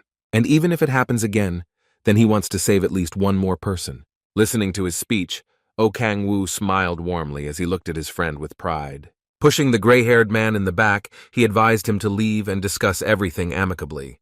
With a smile, the black-haired man recalled how he burned with the desire to live up to his expectations. For a moment the boys froze, standing in the middle of the clearing and looking at each other. There were tears in Kim Si-hoon's eyes, and wild devotion also splashed in them. After hearing how he assures that he will try very hard, the girls from his team watched intently what was happening. After some time, the head of the Cheonkoman Guild and his daughter were already on their way to the place where they stopped to stay. The man was smiling, happy that they had managed to make a deal with the Korean dragon. He recalled how he and Kim Si-hoon shook hands, agreeing on all the terms. One of the conditions was that O Kang-woo demanded that the training be conducted on the territory of Korea. When he asked if her daughter would mind staying here for a while, Seo-yeon smiled and said that she still wanted to be here. The girl added that here she met a boy who interested her, which shocked her father a little. As he looked at her, he thought that she wasn't interested in those weaker than him, so he was surprised that she was interested in the dragon. Thinking that this somewhat followed his plan, the man said that the gray-haired man was quite a pleasant young man. The man thought that he had mastered the art of the sword perfectly without even studying, so it was safe to say that he had an innate talent sent by heaven. Chang Moon-jin said with a smile that he is quite interesting and the seat next to him is free. However, the girl replied that she was more interested in a boy named O Kang-woo, and her face turned red. Upon hearing this, the Cheonkoman Guild head paled as he looked at his daughter in a daze. The black-haired man's voice immediately rang out in her memory when he said that anyone can apologize verbally. Placing her hands on her chest, Seo-yeon said that only a strong person could apologize so boldly. Crossing his arms, the man thought about the fact that falling in love with someone other than a dragon was somewhat out of his plans. He fully understood that O Kang-woo was really strong, but in 10 years, the Korean dragon would surpass him. The man understood that the gray-haired man was a much better match for the daughter he dreamed of marrying. He tried to shift the conversation to Kim Si-hoon, but Seo-yeon coldly said that she wasn't interested in guys weaker than him. Cheong Moon-jin gave a strained smile as he agreed with his daughter's words, deciding to check on the black-haired man. The next morning, O Kang-woo was frantically trying to figure out if he had heard correctly what exactly they wanted from him. The head of the Chinese guild confirmed his words about his intention to fight him. The black-haired man was surprised that he suddenly wanted to fight, moreover, with him. The man explained that he personally wanted to make sure of his abilities, and of course, it was not just like that. After hearing that he would be able to count on Cheonkoman's help later, O Kang-woo decided that this was a good chance for him. In addition, he himself had long wanted to test the powers of the demonic crystal he had recently created. Therefore, the boy smiled widely, answering that the offer was quite good. His face took on a predatory expression as he invited the Chinese guild leader to begin the duel. In an instant, his fingers were tightly clenched on the handle of the axe, with which he used the power of the metal axe and the power of icing. Commanding the Leviathan skill, O Kang-woo rushed at his opponent. However, he deftly put his sword in front of him, blocking a strong axe blow. The man looked intently at the enemy, trying not to let anything out of his sight. In the next second, the head of the Chinese guild struck back, knocking the black-haired man away from him. The distance between them gradually increased, but the opponents did not take their eyes off each other. Suddenly, in the next second, O Kang-woo saw Cho Moon-jin abruptly standing right in front of him. Out of surprise, the boy put an axe in front of him, trying to cover his face. He dodged sharply, avoiding a direct blow from his opponent, only to see his sword pass right in front of his face. Wasting no time, the Cheonkoman Guild head swung his sword again, attacking once more. However, O Kang-woo only smiled widely, showing confidence in his victory. Noticing this, the man lashed out at him intensely, not expecting such a reaction. The next moment he was also dodging the attack as the boy suddenly thrust his weapon forward. Immediately after, it was thrown back by a powerful explosion that sent a cloud of dust and debris into the air. Looking at his weapon, Oh Kang-woo thought that the weapon was quite good and dangerous as expected. He smiled as he realized that the demonic energy's first advantage was speed, which was now doubled. Firmly clenching his fingers on the handle, the boy realized that the second characteristic was also adaptability, since even without improving his body he could achieve good results. In the next second, Oh Kang-woo threw his spear right where Cheon-moon-jin was standing. He calmly watched the attack, holding his sword in front of him. In the next moment, he raised it up, and a small disk of energy appeared around the blade of the weapon. But everything grew, and after some time the man was surrounded by a bright light that formed the silhouette of a dragon. He gave his opponent an intense look as he contemplated his next attack. With a swing of his sword, Cheon-moon-jin launched a wave of energy at the opponent using the skill Heavenly Dragon Strike. From this blow, Oh Kang-woo saw his weapon split into small and large cracks. The head of the Chinese guild froze, looking at the red debris flying around him. Suddenly, the man heard the boy snap his fingers and looked up at him in bewilderment. Right after that, the black-haired man stared at the cloud of fire, thinking about the destructive power of the demonic energy. Smiling widely, he thought that concentrated magic was quite enough for a powerful attack. Kim Si-hoon and Seo-yeon let out an alarmed cry, fearing for their father and master. However, the next moment he shouted loudly, appearing from a cloud of dust. Seeing his opponent surrounded by bright blue fire, Oh Kang-woo raised his hand to cover his eyes. The boy felt goosebumps run up his spine when the man said he had underestimated him. The man pointed his sword at him, saying that things were serious now, as he could sense the power of a world-class ranker in him, and he wanted to see her at her best. Putting his hand out to the side, the black-haired man used the power of the blade and the power of hellfire. Clenching his fist, he added the beheading power to everything. A large sword appeared in his hands, which he swung with a predatory expression on his face. Cheon-moon. Jin stretched his lips in a smile and asked who he was. However, he did not answer, saying only that he would attack him with full force. Suddenly, everyone froze when they heard Oh Kang-woo's cell phone start playing in his pocket. Seeing that Cha Yong-ju was calling him, the boy apologized to the opponent, but the latter assured him that everything was fine. He picked up the phone and asked the head of the Red Rose Guild what had happened. However, the next moment he was already taking the phone away from his ear, as the angry pink-haired girl reminded him that she had asked him to wait for her at the entrance to the guild. The girl was furious, saying that a captain from Japan had come to them, who wanted to join the Hwaran detachment. After hearing her threats to drop the car right where it is standing, the guy said that he would come to her now. He apologized to his opponent for not being able to continue and walked out, leaving him thinking that he had never been able to make a final decision. Seo-yeon's voice was heard from behind, admiring Oh Kang-woo's strength, as well as the gray-haired one, who completely agreed with her.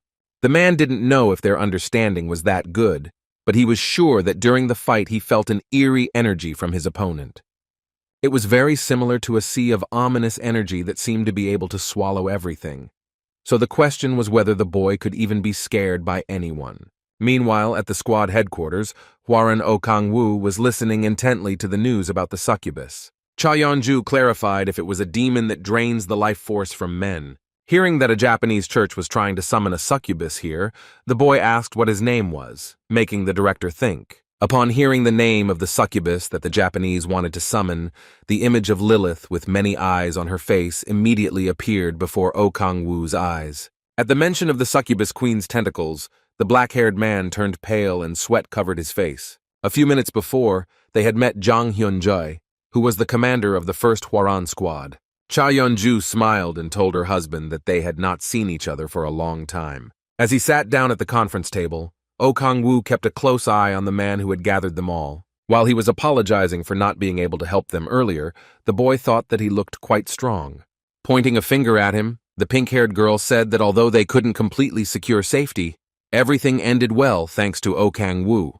Hearing that the commander had news for them, the girl replied that she did not think it was necessary to summon them personally. However, hearing that it was related to the sect, the girl froze in surprise and opened her eyes in a daze. Jang Hyun-jae explained that the Japanese segment of the demonic cult is also preparing a demonic draft within the country. Upon hearing this, the head of the Red Rose Guild immediately remembered how the priest had once summoned Oriax to their world.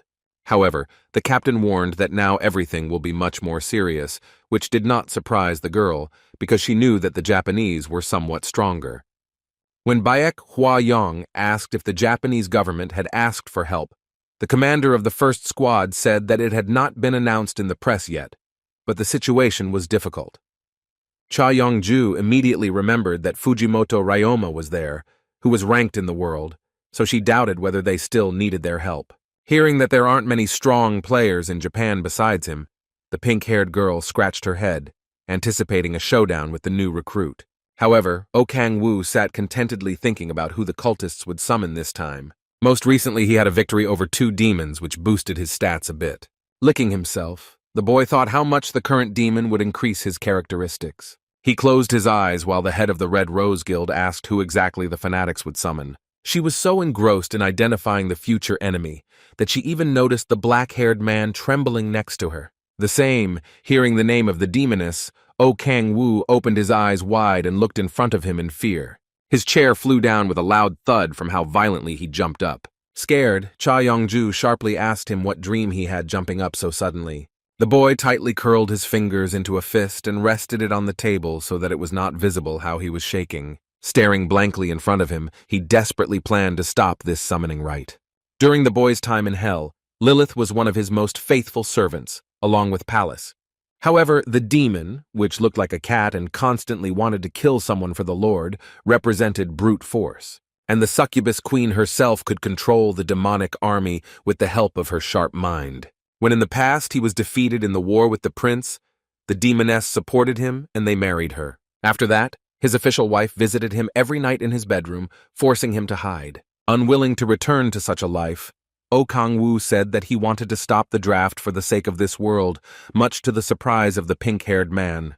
The commander of the first squad said that he had heard of his developed sense of justice, but Cha Yeon-ju suspected that he had just eaten something wrong. Answering the question about what exactly is happening in Japan, the man first of all asked not to tell anyone about it. First of all, he remembered Kurosaki Yuri was captured by the cultists. At the same time, the captain's face remained extremely serious, which betrayed his concern. Hearing this, the girls jumped up from their seats and asked loudly if it was really true. Oh Kang-woo alone approached the head of the Red Rose Guild, asking her who it was about. Casting a cold look at him, the girl was surprised that he knew nothing about Kurosaki Yuri. She explained that 5 years ago, during the disaster in Sapporo, the gates of the SS level opened. A lot of monsters came out from there, which simply did not provide a peaceful life for citizens. At the same time, the government itself at that time generally lost the ability to function in any way. It was at that moment that the shaman of the heavens, whose name was Kurosaki Yuri, appeared.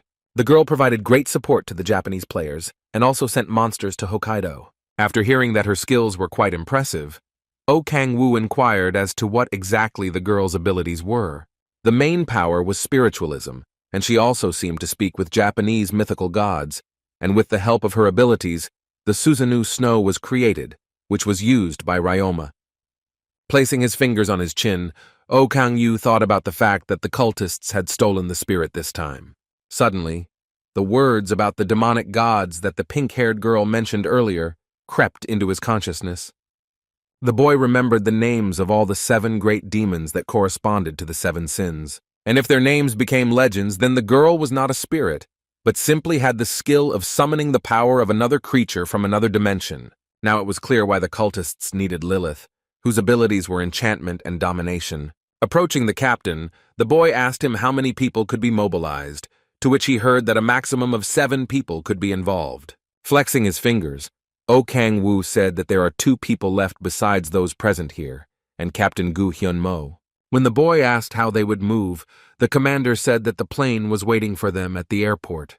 However, he heard how the black-haired man suggested asking the echidna, since the road was quite far. After some time, the dragon flew between layered clouds against the background of the yellow western sky. She was on her way to Japan, looking carefully ahead and trying not to miss a single detail. On her back was a large purple ball in which the passengers were. Cha Young-ju bent her finger and tapped it on the wall, making a ringing sound. She turned to the boy and asked him with a smile when he had time to prepare for such a trip. Crossing his arms over his chest, Oh Kang-woo replied that he had just had to fly the echidna before. The commanders of the 1st and 3rd squads of Hwaran tried to calm down Gu Hyun-mo, whom the dragon had promised to throw down if he molested her. Han Seol-ah approached O Kang from behind, uncertainly wanting to talk to him. The girl doubted that she was the one he needed on the team, as she thought Tae-soo or Kim Si-hoon would be a better fit. However, the black-haired man replied that it was on this journey that she could be of more use than they were. He remembered that she had the Grace of Light buff, and with its help, the 3-digit stats could become even higher. Suddenly hearing a voice saying that they had arrived at the place, the boy got up and looked down. Looking at what had happened to Sapporo Station, Han Seol-ah wrapped her arms around her friend and covered her mouth in fear. Everything around resembled a documentary about a long-abandoned place, as the windows were broken and the buildings were streaked with cracks. A large demonic hound lay among the wreckage on the destroyed road, now sleeping peacefully. Not far from her, on the other side of the road, there was a large stone snake. At the height of the flight, approaching the blood-red gate, the players saw that the city was on its last breath and could not cope with the monsters. O Kang-woo looked down carefully, trying not to miss any important detail. He understood very well that the magic had already spread throughout the station and began to work. The boy turned to Jang Hyun-jae, who was trying to calm his colleague down, and asked him if the draft really took place here. Hearing that this was what the Japanese government had reported, the black-haired man thought that they didn't have much time. On the landing site, it was noticeable that the military and the government were already waiting for them. Hearing that the guests had already arrived, the bespectacled man put his hand to his forehead and looked up at the sky, trying to see them. Meanwhile, the players descended to the ground, and Echidna turned from a dragon into a girl again. The soldiers looked at the arrivals, while 2 people were already heading towards them. One of the soldiers raised a machine gun and asked who they were, but Prime Minister Amada immediately recognized Jang Hyun-jae. They shook hands, and he thanked the commander for the reinforcements and speed, but he assured that the countries should help each other. Leaning over to Echidna, O Kang-woo asked her to use her magic so they could all communicate. Adjusting his glasses, the Prime Minister asked who had just arrived with the commander. As Sang Hyun-jae explained that they were players that would help in the fight against the cult, the pink-haired girl was surprised that she understood Japanese. Meanwhile, Han Seol-ah was worried that the Hwarren unit commanders had gone somewhere, as Gu Hyun-mo had become completely unwell. A guy who was with him approached the Prime Minister and asked if he could introduce himself. He smiled as he extended his hand and introduced himself as Fujimoto Ryoma. O Kang-woo watched as he approached the Hwarren First Squad commander and thanked him for his support. Paying attention to his left eye, the black-haired man assumed that it was the eye of Susano. Turning his attention to him, the boy added that it had calmed down, but O Kang-woo said that it could end there. Information about the location of the sect and the stage of the recruitment ceremony seemed much more important to him now. Ryoma agreed to his words, but his face was clearly displeased. Pulling out a large map, the boy offered to immediately start discussing the plan. A little later, they were already approaching the station, where sparks and ash flew into the air from the fire. Large hellhounds and other monsters were climbing there, emitting loud growls. Descending, Echidna prepared for battle, concentrating energy in her palms. Immediately after that, the girl launched a magical blow at the monsters standing in front of her. Smoke immediately began to envelop them, causing their eyes to water and the monsters to suffocate. O Kang-woo, along with Han Seol-ah, watched this silently with their arms crossed over their chests. The commanders of the 1st and 3rd squads of Havaran were already charging at the infernal demons called golems, and Cha Yeon-ji threw her chain on the face of one of the Cerberus, causing him to growl and grind his teeth. The girl held the monster by the muzzle, preventing it from escaping from its strong grip. Meanwhile, Gu Hyun-mo was dealing with the other head. After hearing the pink-haired girl asking him why he wasn't helping them, the boy turned to Han Seol-ah and asked her for the blessing of light. Raising his hand and seeing a yellow light surrounding it, the boy smiled as he realized that the buff effect had improved even more. Intending to test his strength immediately, he clenched his fist tightly and used the power of hellfire and crushing power. The boy immediately directed a large column of fire at the Cerberus, finishing him off. Burning in hellfire, the dog snarled wildly and howled in pain, sticking out its tongue and spewing saliva everywhere. Covering her face, Cha Yong-ju felt a great destructive force from her partner's attack. Suddenly realizing what had just happened, the girl angrily looked at the black-haired man. She was indignant, asking about the purpose of using such skills when there are people in the way. Han Seol-ah covered her mouth with her hand in fear, and O Kang-woo crossed his arms over his chest, and offered the pink-haired girl to remember his kindness. Looking around, the boy thought about the fact that there was something that was bothering him very much right now. Explaining their plan, Ryoma said that the area of Sapporo Station was currently teeming with summoned monsters that they would be exterminating. And while the sect does not know about them and chaos reigns in it, one of the players will sneak into the ritual. Crossing his arms over his chest, Jang Hyunjae asked if this someone would act alone. Pointing to himself, Fujimoto said that he would take care of it himself. And now Oh Kang-woo thought that he just wanted to stand out, underestimating him at the same time. Suddenly, the attention of the trio was attracted by large dark clouds, accompanied by bright lightning on the roof of one of the houses. When asked by the head of the Red Rose Guild what it is, the black-haired man replied that Ryoma is so varied. Putting his foot forward, Oh Kang-woo used his observer power to take a closer look at everything around him. However, he did not take into account that due to the magical energy, everything around him would be seen quite poorly. Looking at Fujimoto fighting off the monsters, the black-haired man wondered if that was where the ceremony was located. Ryoma, meanwhile, used his Eye of Susanoo, trying to deal with his opponents faster. Looking at the streams of energy that were flying around, chopping up the monsters, Oh Kang-woo thought that this was all very strange. There was a real bacchanalia going on around, as the energy released by Fujimoto was cutting down the monsters non-stop. Finally, they were all defeated. But despite everything, not a single person belonging to the cult could be seen. Finally realizing where they could be, the black-haired man smiled widely. Seeing that he raised his hand, the girls asked him to share the guests with them. Oh Kang-woo clenched his fist tightly using his heaven power. He felt from the energy that the place of the ceremony was located here, but everything was not happening on the roof. With all the force he was capable of, the boy hit the asphalt with his fist on which they were standing.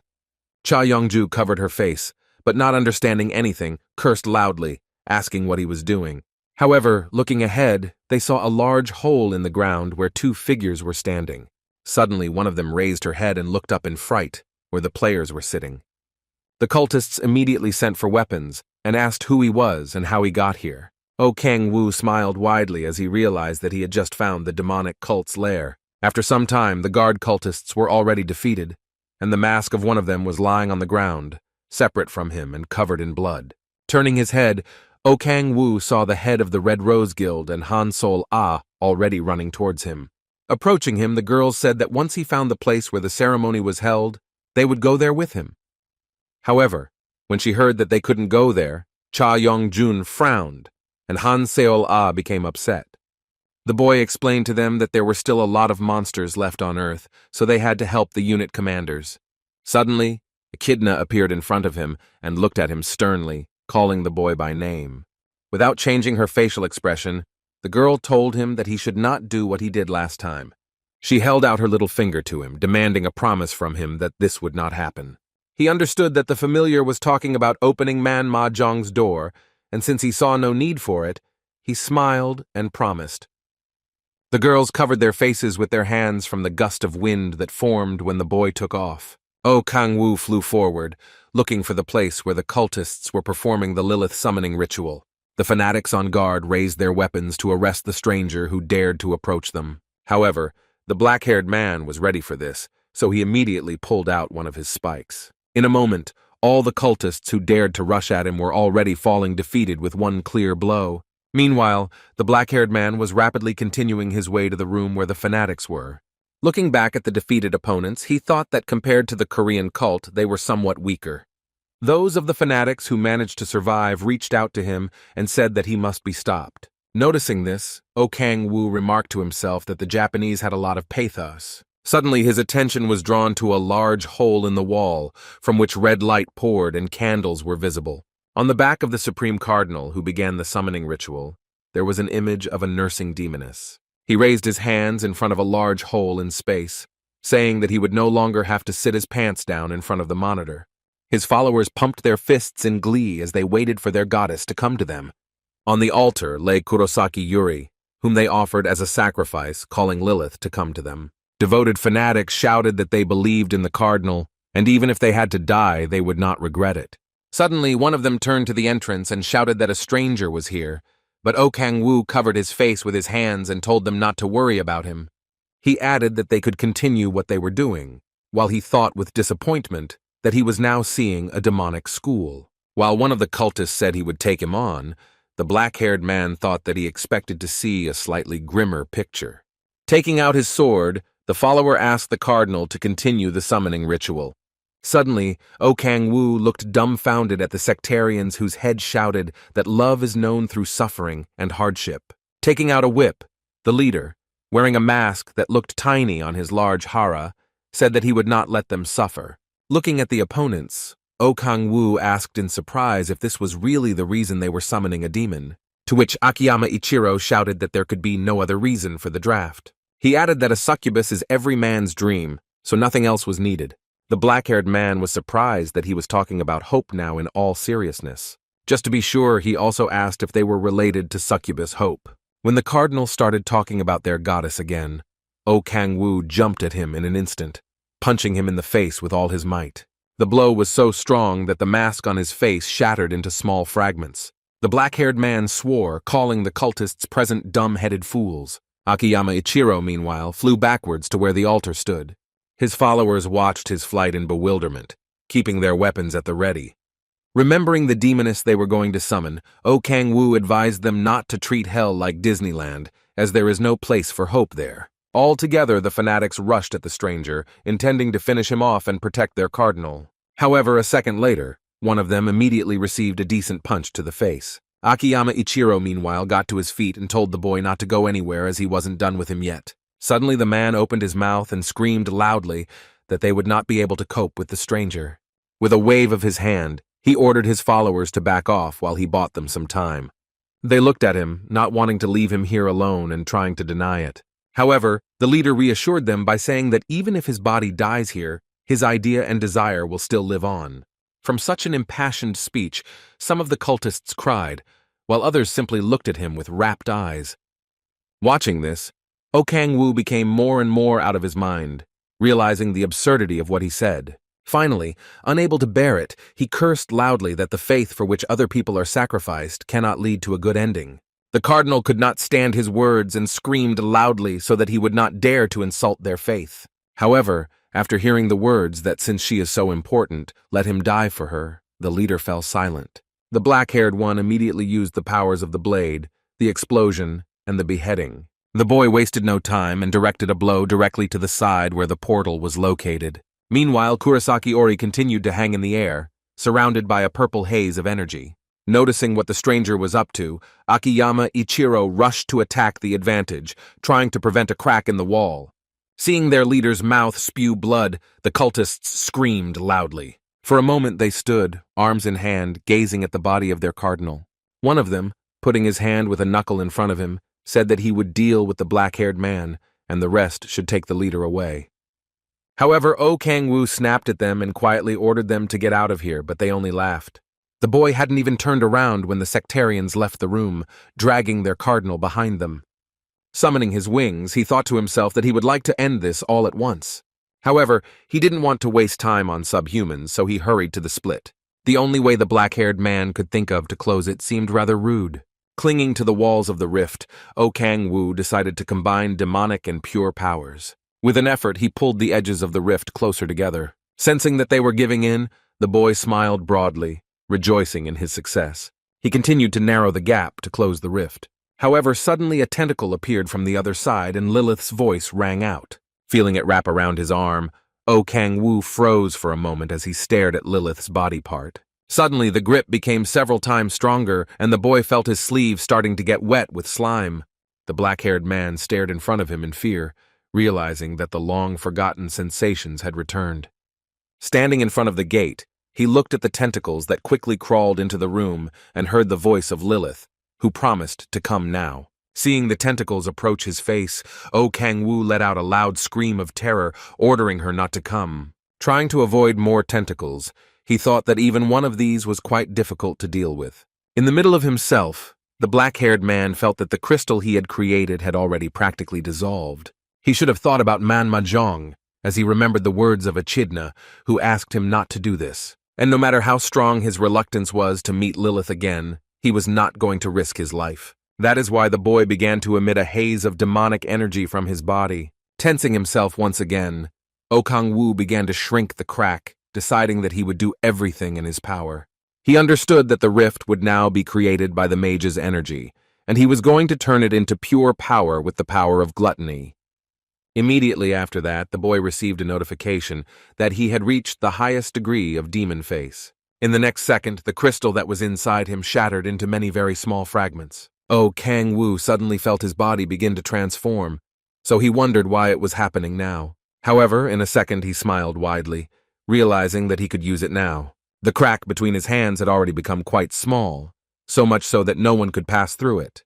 When his fingers folded together, the black-haired man knew that this would be the end. As the rift finally closed, O Kang-woo felt himself being pushed back a few steps. Lying on his back and breathing heavily, the boy thought that when Lilith suddenly appeared it was quite scary. Looking down at his hand, he thought he didn't feel any changes in himself other than pure energy flowing through his body. Suddenly, his attention was drawn to a notification that he had received a rank 6 special ability. The black-haired man was glad that he could see her now, as she had been hidden before. Having read that he can now create equipment above the mythical level, the boy glanced behind him. He remembered that the shaman also had the ability to create weapons of the same level. The girl herself was still unconscious and lying on the altar without regaining consciousness. Leaning on the stone table and standing on his feet, the boy froze for a moment, looking at the shaman. He remembered Ryoma again, who was the bearer of one of the elements of the equipment that she had created with the help of her spiritual powers. However, he had to decide that it was time to get out of here, when an explosion rang out in front of him, which raised purple smoke into the air. Levitating above him was Ryoma, who asked him if he understood that the ritual would take place below. Smiling broadly, the boy asked O Kang-woo how exactly he found out about the location of the draft. With a wide smile on his face, Fujimoto asked the black-haired man why he had come here. Grabbing the shaman in his arms, O Kang-woo replied that he himself could see everything perfectly.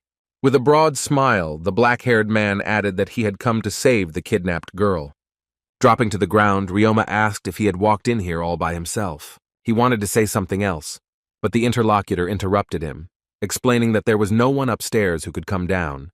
Realizing that he wanted to take all the glory for himself, O Kang silently walked past him, thinking that he had nothing to worry about. Hearing his words that he would ask for a few pieces of mythical equipment, Fujimoto froze, glaring at the boy in fear. Suddenly, the black-haired man stopped when he heard the Japanese champion shouting an emergency. He took out a communication ball and asked for the support of all members of the unit that participated in the operation. The black-haired man continued to hold the shaman in his arms as Ryoma said that there was a demonic cult spy among the Korean players. In disbelief, O Kang-woo listened as he said that he wanted to kidnap the shaman and was now in an underground passage. After some time, the boy was already sitting in a prison for players, chained in a ball that could restrain the prisoner's magic. With a wide smile on his face, Ryoma said that he locked him up here because he couldn't let him escape to the court. Narrowing his eyes, Fujimoto answered the surprised question that the court hearing was scheduled for tomorrow. He added that he had kidnapped the shaman to use her powers, so the demonic cult spy should be tried. He advised to hire a lawyer and left, but when he heard the detainee say something, he stopped. Stretching his lips in a wide smile, O Kang-woo explained that he had already accumulated 5 mistakes. However, the Japanese only snickered at this, saying that his words were very interesting. Glancing over his shoulder at him, Ryoma said that he was saying all of this because he was stuck, advising him to enjoy his free time. Before leaving the black-haired man alone, he remarked that his free time would last until the morning. Thinking that there was a trial scheduled for tomorrow, O Kang-woo smiled and decided to hurry. He remembered how shocked Cha Yong-ju and Han Seol-ah looked when they were told he was a spy. The echidna also looked frightened at the owner, not understanding what was happening, but having a premonition of something bad. The entire Korean team was outraged by such an accusation because they looked like complete delusions. However, while Ryoma was telling everyone about how he wanted to kidnap the shaman, the black-haired man was smiling widely. Taking out her chains, Cha Yong-ju said she wanted to see how much more he would slap his tongue. After hearing O Kang-woo's words that she should calm down and that he would be back soon, the girl already lashed out at him. She didn't see how he was going to come back soon if he was being blamed, but the boy repeated his demand to calm down. Holding Echidna's shoulder, Han Seol-ah asked him if he would really be back soon. O Kang-woo smiled widely, saying that he would definitely come back, so he asked his girls to wait. Deciding that now is the time to prepare for the trial, the boy began to separate the blue shadow from his body. She rose up, surrounded by a purple haze of dark energy. He thought about Fujimoto's first mistake as he watched the smoke coming out of the window grill. Freeing his arms and crossing them over his chest, the black-haired man thought that such bullets would not affect him. He smiled, thinking that magic was radically different from a mage, then said he had to hurry. Using the power of the heavens and hovering over night Tokyo, the black-haired man decided that he would respond in kind to the assassination attempt. The next night, they were all sitting in the courtroom where Oh Kang-woo's trial was taking place. Crossing his arms over his chest, Fujimoto mentally tickled as he thought that the trial had started quite late, so he hoped it would be quick. Blushing, he thought that after the trial he would become a hero who saved the shaman, and maybe he would even manage to marry her. In happy thoughts, the boy decided to look to the side where his opponents were sitting. While the black-haired man let out a bored yawn, the girls looked angry as they wouldn't have time to get ready in one day. Unlike him, who brought the judge a decent amount of money before the meeting, the boy knew that he had already sorted out some of his affairs. Meanwhile, the judge turned very pale, looking at the case materials and offering to start the session. As the prosecutor read the evidence of the defendant's guilt, Fujimoto wondered why the judge was so scared. The prosecutor adjusted his glasses and said that the defendant voluntarily left his position during the operation to participate in the demon prize. At that moment, Cha Yongju couldn't stand it and jumped on the spot, outraged by the words that he had stolen the shaman. Looking at how the pink-haired man was being restrained, the judge asked if he had anything to say. However, Oh Kang-woo only smiled and assured that he had nothing to do with the demonic cult. Ryoma watched all this, barely hiding a smile, and thought that such protection would not save him. Hearing the judge call the witness, Fujimoto was sure that the black-haired man would not be able to win the trial. In addition, he also agreed with the witness, and the first witness was the most important. In a moment, Prime Minister Yamada entered the court, shaking visibly, with his arms around his shoulders. Looking at him, Ryoma tried to understand what had happened to him and the judge, assuming that they were like that because of their age. In the next second, the boy was in for a shock, as the Prime Minister began to say something that was not exactly what they had agreed on. He held himself firmly by the shoulders, barely squeezing the words out of him. The man said he had received threats from Fujimoto until today. Hearing this, the boy was surprised to speak out against the Prime Minister, not expecting such a turn. When the man said that he deliberately accused the Korean player of helping a demonic cult, the reporters looked at each other. After saying that he and Oh Kang-woo were just victims of a devious plan, Ryoma couldn't take it anymore and loudly slapped his hand on the podium. Standing up, he asked him what hidden secret he was talking about. However, after saying that he himself is a demonic cult teacher, Ryoma froze in shock. Journalists could not stand it and almost broke the partition when they heard such a sensation. At the break, they rushed to clarify with the Prime Minister the details of what he had just said. Yamada continued by saying that Ryoma kidnapped the shaman and threatened him if he told the truth. Pointing his hand at Oh Kang-woo, the man added that he was actually the one who saved the shaman, not Fujimoto. Standing up, Ryoma said that these were false accusations, since the Prime Minister was not in his right mind, and besides, there was no evidence against him. However, the Prime Minister suddenly said that the evidence was there, causing the Japanese player to look intently in his direction. The man held a transparent bag in his hands, in which lay a red crystal, which was called a stone of pure power. As Yakamada explained exactly what the crystal did, Fujimoto wondered what he had to do with it. He understood very well that if he had it, he would use it to accuse, so he asked where the evidence came from that it was found in his house. Suddenly, Seo-yeon entered the courtroom accompanied by two people, who said that she was in charge of the investigation regarding Ryoma. Pointing to Cheon-gomun, who was with her, the girl said that he had searched Fujimoto's apartment. Noticing the sign, the boy began to open the suitcase that he was holding in his hands, and from which a purple light was pouring. Looking at its contents, Seo-yeon said that it was in possession of items belonging to a demonic teacher. And while she assured that he really belonged to the demonic cult, Ryoma laughed loudly. He knew he had to do something, because at this rate he could really be accused of belonging to a cult. Looking at the girl, he calmly asked her how this proved his guilt. Wanting to buy time, the boy shouted that their accusations were baseless, while recalling their difficult relationship. However, another person, who was accompanying Seo-yeon and who had been standing in the hood before that, spoke up. Looking at him, Kurosaki Yuri asked him to finally confess. Not expecting to see her here, the journalist froze, looking at the girl in fear. The shaman continued and said that she could not give all the details because she was unconscious, but she knew for sure that Oh Kang-woo had saved her. She returned to the crowd and bowed low, apologizing for being kidnapped. Seo-yeon, meanwhile, turned to the judge, saying that once the incident was resolved, Fujimoto could be arrested. Hearing the order to arrest and search him, Ryoma's lips stretched tightly, and a drop of sweat rolled down his face. He was amused by the fact that the Prime Minister and the shaman decided to enroll him in a demonic cult. He suddenly had the idea that this was all done by someone on purpose, so his gaze returned to where Oh Kang-woo was sitting. Noticing his wide, victorious smile, Ryoma thought that it was all planned. Rising into the air, Fujimoto loudly ordered him not to laugh. In the next moment, the boy quickly left the courtroom, raising a cloud of dust behind him. Cha Yeonju didn't stay silent and cursed loudly, saying that he just ran away. In the next moment, the girl turned to Oh Kang-woo, saying that Ryom must be caught immediately. However, her gaze came across the broken shackles, and the black-haired man was nowhere to be found at that moment. Fujimoto, meanwhile, quickly ran away, suspecting that he was being chased and trying to break away from it. However, he had to think about getting out of Japan when he saw a fireball flying in his direction. Immediately after that, a bright flash of yellow-orange color appeared in the sky above Tokyo. Oh Kang-woo dropped to the ground, standing firmly on his feet and staring at his opponent. Lying on the ground, Fujimoto thought about how he had dared to attack him. Hearing the black-haired man's voice asking if everything was clear, Ryoma raised his head and looked at his opponent. While he was getting to his feet, Oh Kang-woo slowly approached him, holding a fireball in his hand.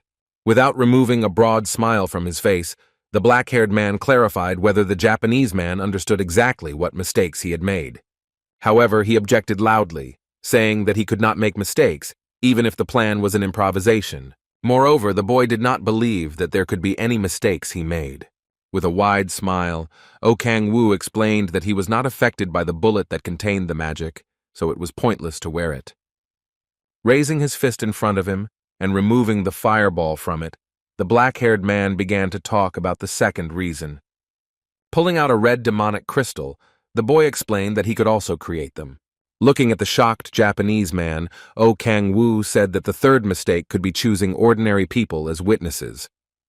He could not understand how people could be chosen as witnesses who could not resist skills. Now it was clear what was going on with Yakamada and the judge, so Fujimoto wondered what he had done to them. He made the fourth mistake when he thought that the black-haired man was an ordinary player who had no connections behind him. Coming almost close, Oh Kang-woo put his hand on his opponent's shoulder and finally explained the fifth mistake. With a big smile on his face, he said that first you should make sure that the person you want to get rid of is an ordinary pawn. Fujimoto clenched his teeth tightly in impotent rage and growled. Ryoma rose into the air, preparing to attack the black-haired man and sending a gust of wind into the air. A bullet made of gusts of wind immediately appeared in his hand, which he was about to aim at the enemy. However, Oh Kang-woo continued to stand still, making no move to dodge the attack. Already imagining what a difficult death the black-haired man would die, Ryoma smiled widely. Throwing a wind ball at him, Fujimoto pointed to it and said that he should have done this a long time ago. However, a loud laugh suddenly reached his ears, which greatly puzzled him. Surrounded by dark energy, Oh Kang-woo said with a smile that he had been waiting for this for a long time. Covered by the power of the Iron Curtain, the boy smiled condescendingly and said that he was very disappointed. When asked what he was talking about, the black-haired man explained that although he pretends to be sociable, in reality he is a skilled manipulator. And now he was disappointed as he managed to get his mask off him pretty quickly. Fujimoto was angered by word of his low intelligence and many mistakes, as a result of which he lost. He raised his hands up and began to form a large ball of wind above his head.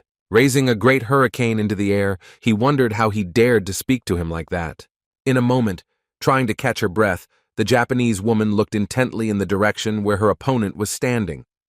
However, the man's voice came from behind, drawing attention to the fact that he started cursing every time he had nothing to say. Seeing that he rushed at him again with a new attack, the black-haired man thought that this was much better. The boys suddenly headed towards each other, intending to finally meet in a fight. When they did come together, a loud crash sounded around them. A moment later, everyone was pushing away from the walls of the tall tower, trying to get to the top as quickly as possible. After that, they pushed away from each other, flying in different directions. Crossing his arms over his chest, O Kang-woo asked his opponent where he could eat sushi. However, Fujimoto looked at him and could not understand how he could remain so calm. With his arms out to his sides, he summoned several tornadoes, asking him how dare he mock him. However, the black-haired man did not react to these words, calmly observing the new attack. Ryoma again directed strong currents of wind at the enemy, trying to deal with him immediately. However, O Kang-woo only laughed, surprised that he took offense at him. Deftly dodging strong cyclones, the black-haired man admitted that he was wrong and that he was the best of his enemies. Attacking him again, he promised the boy that after the victory, he would take him to a sushi restaurant. Swinging his sword at him, O Kang-woo invited him to finally end their fight. However, in the next moment, he was stopped by a bright blue light that came from the enemy's eye. At that moment, he noticed that something very powerful and large appeared behind him, which was rapidly approaching. A second later, he was sitting on the ground, clutching his jaw, which had been hit. The boy smiled widely, not expecting to see a real god in front of him. In front of him stood the gigantic figure of Susanoo, who was reaching out to him. Looking at Ryom, O Kang-woo thought that in a minute, as long as Ryom was supporting the god, he would have to finish the boy off.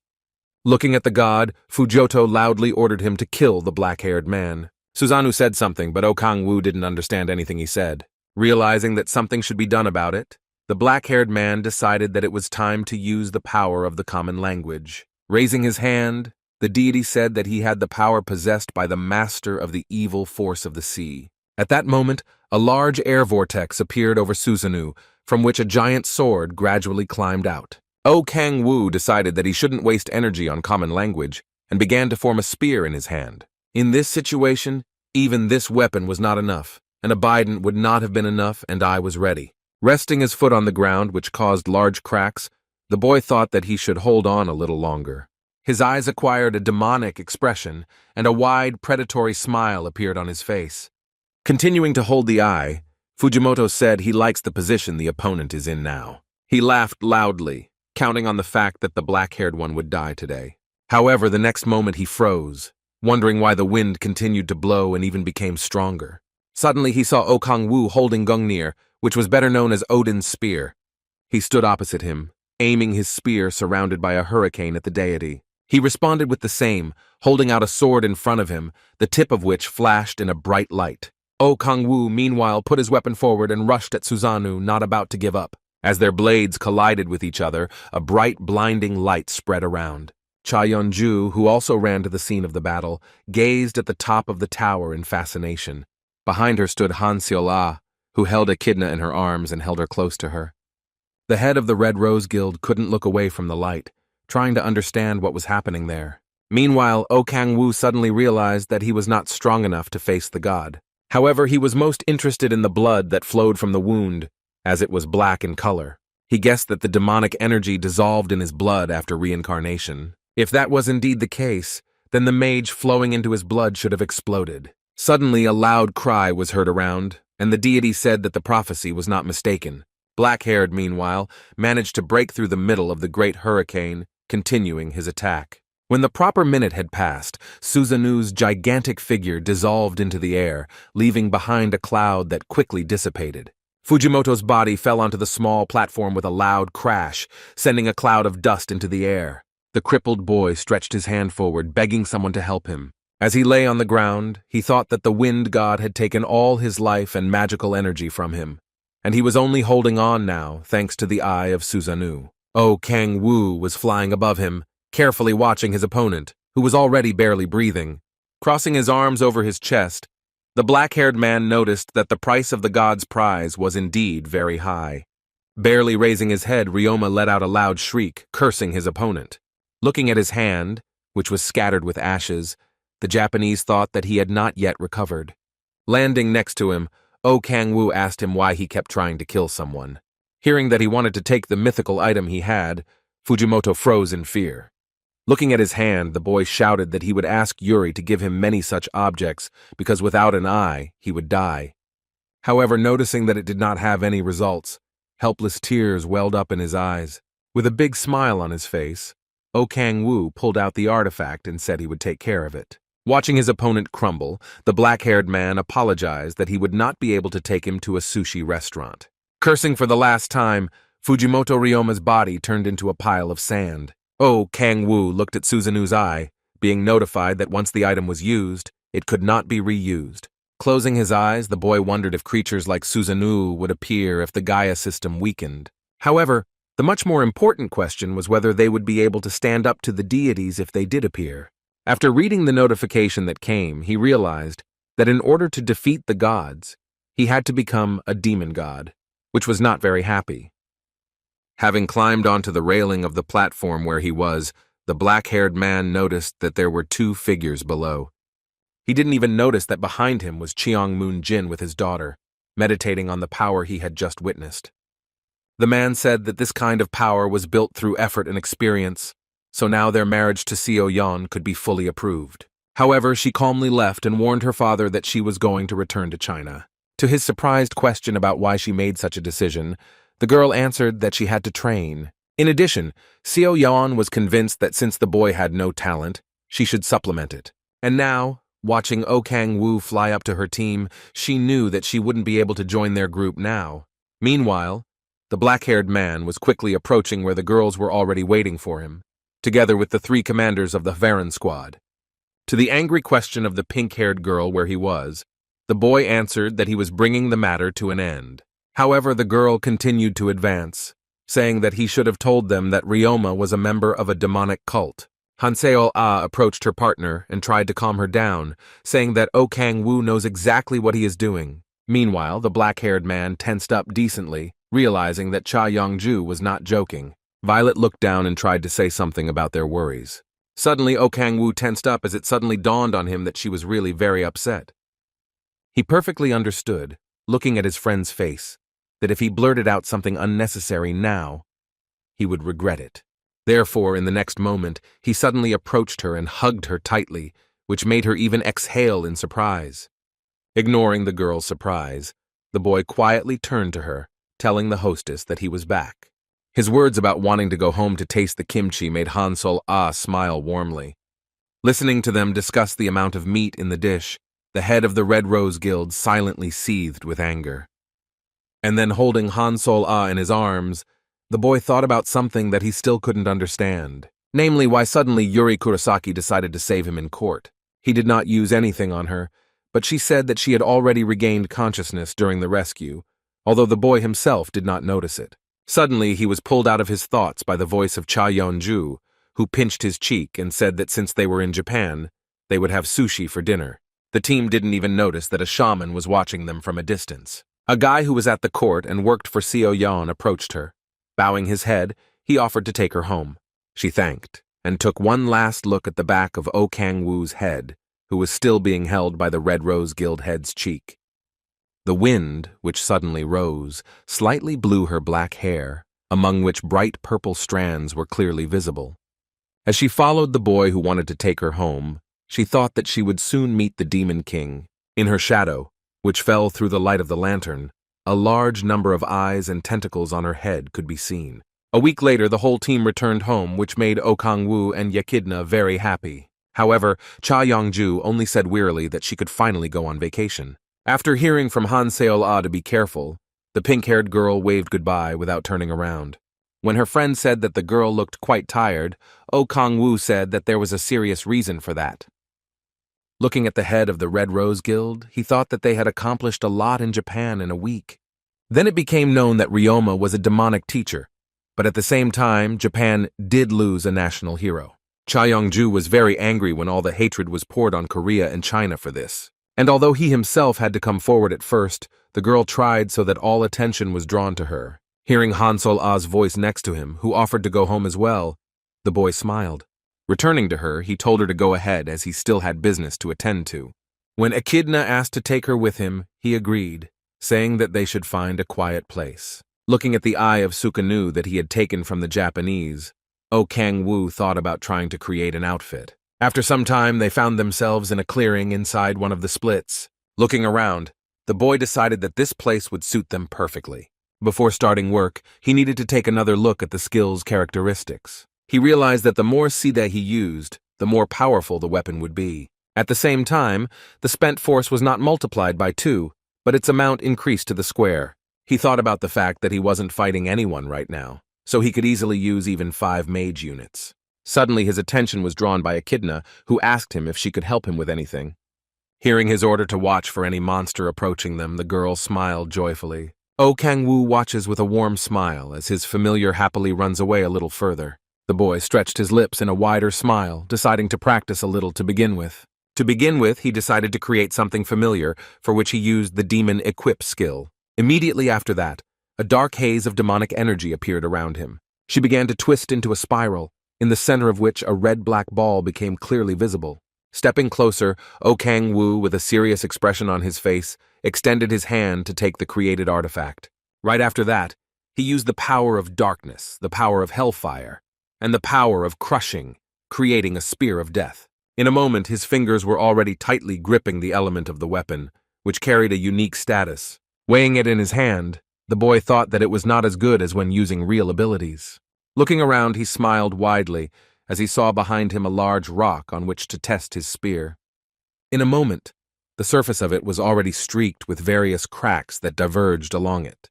A few seconds later, when Oh Kang-woo flew through it, spear forward, the stone shattered into small fragments. Assessing the scale of the attack, the boy turned and looked behind him. Looking at the huge hole that was left in the rock, he thought about the fact that he had only exerted 20% of his strength. Looking at the weapon, the boy thought that the lack of manufacturing could be compensated for by physical strength. Suddenly, Echidna came up to him and, coughing from the dust, asked him if he had decided what he was going to make. Suddenly, a thought crept into the black-haired man's head about whether he should choose one type of weapon, as Kim Si-hoon does. He thought that in such a case, he would not be able to adapt to the situation and change the weapon, but the girl said that it was fashionable to make a weapon that would change shape. Already late in the evening, they were joined by Han Sol-ah, who was ready to start doing whatever the black-haired man said. Holding her staff forward, she gave the command to activate the Grace of Light skill. The boy put forward the Eye of Sukanu that he had in the Kraken's Rage skill. In an instant, he was enveloped in a demonic energy that indicated the extraction of materials from a mythic-level item. The black-haired man focused his energy as he launched the skill towards the red orb. Recently, Echidna made a proposal to him to create a weapon that could change shape, which would give the opportunity to attack in different ways. Clenching his teeth tightly, the boy made an effort to add transformation power to the new element of the weapon. He stared intently at his hand as he read the words that the new weapon would be ready in 10 seconds. The gigantic figure of Sukanu immediately appeared in front of my eyes, since only mythical artifacts could summon deities. And the statues of the 7 princes of hell, with the help of which he got to Earth, were also mentioned. Suddenly the boy realized that all this was not enough, so he added more devouring power.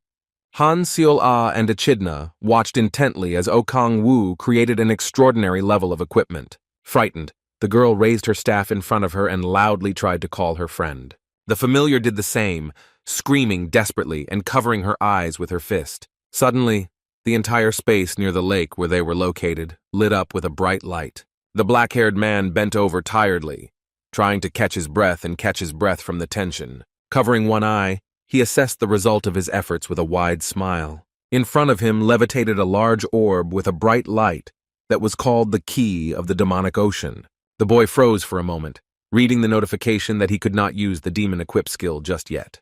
He reached for the orb, now understanding exactly what this special ability was for. Looking at the characteristics of the newly created item, the boy was surprised to notice that it had an evolving type. In addition, he was very pleased that he could turn into a mounted weapon. He aimed the bullet at the death spears as Han Sol-ah and Echidna watched intently.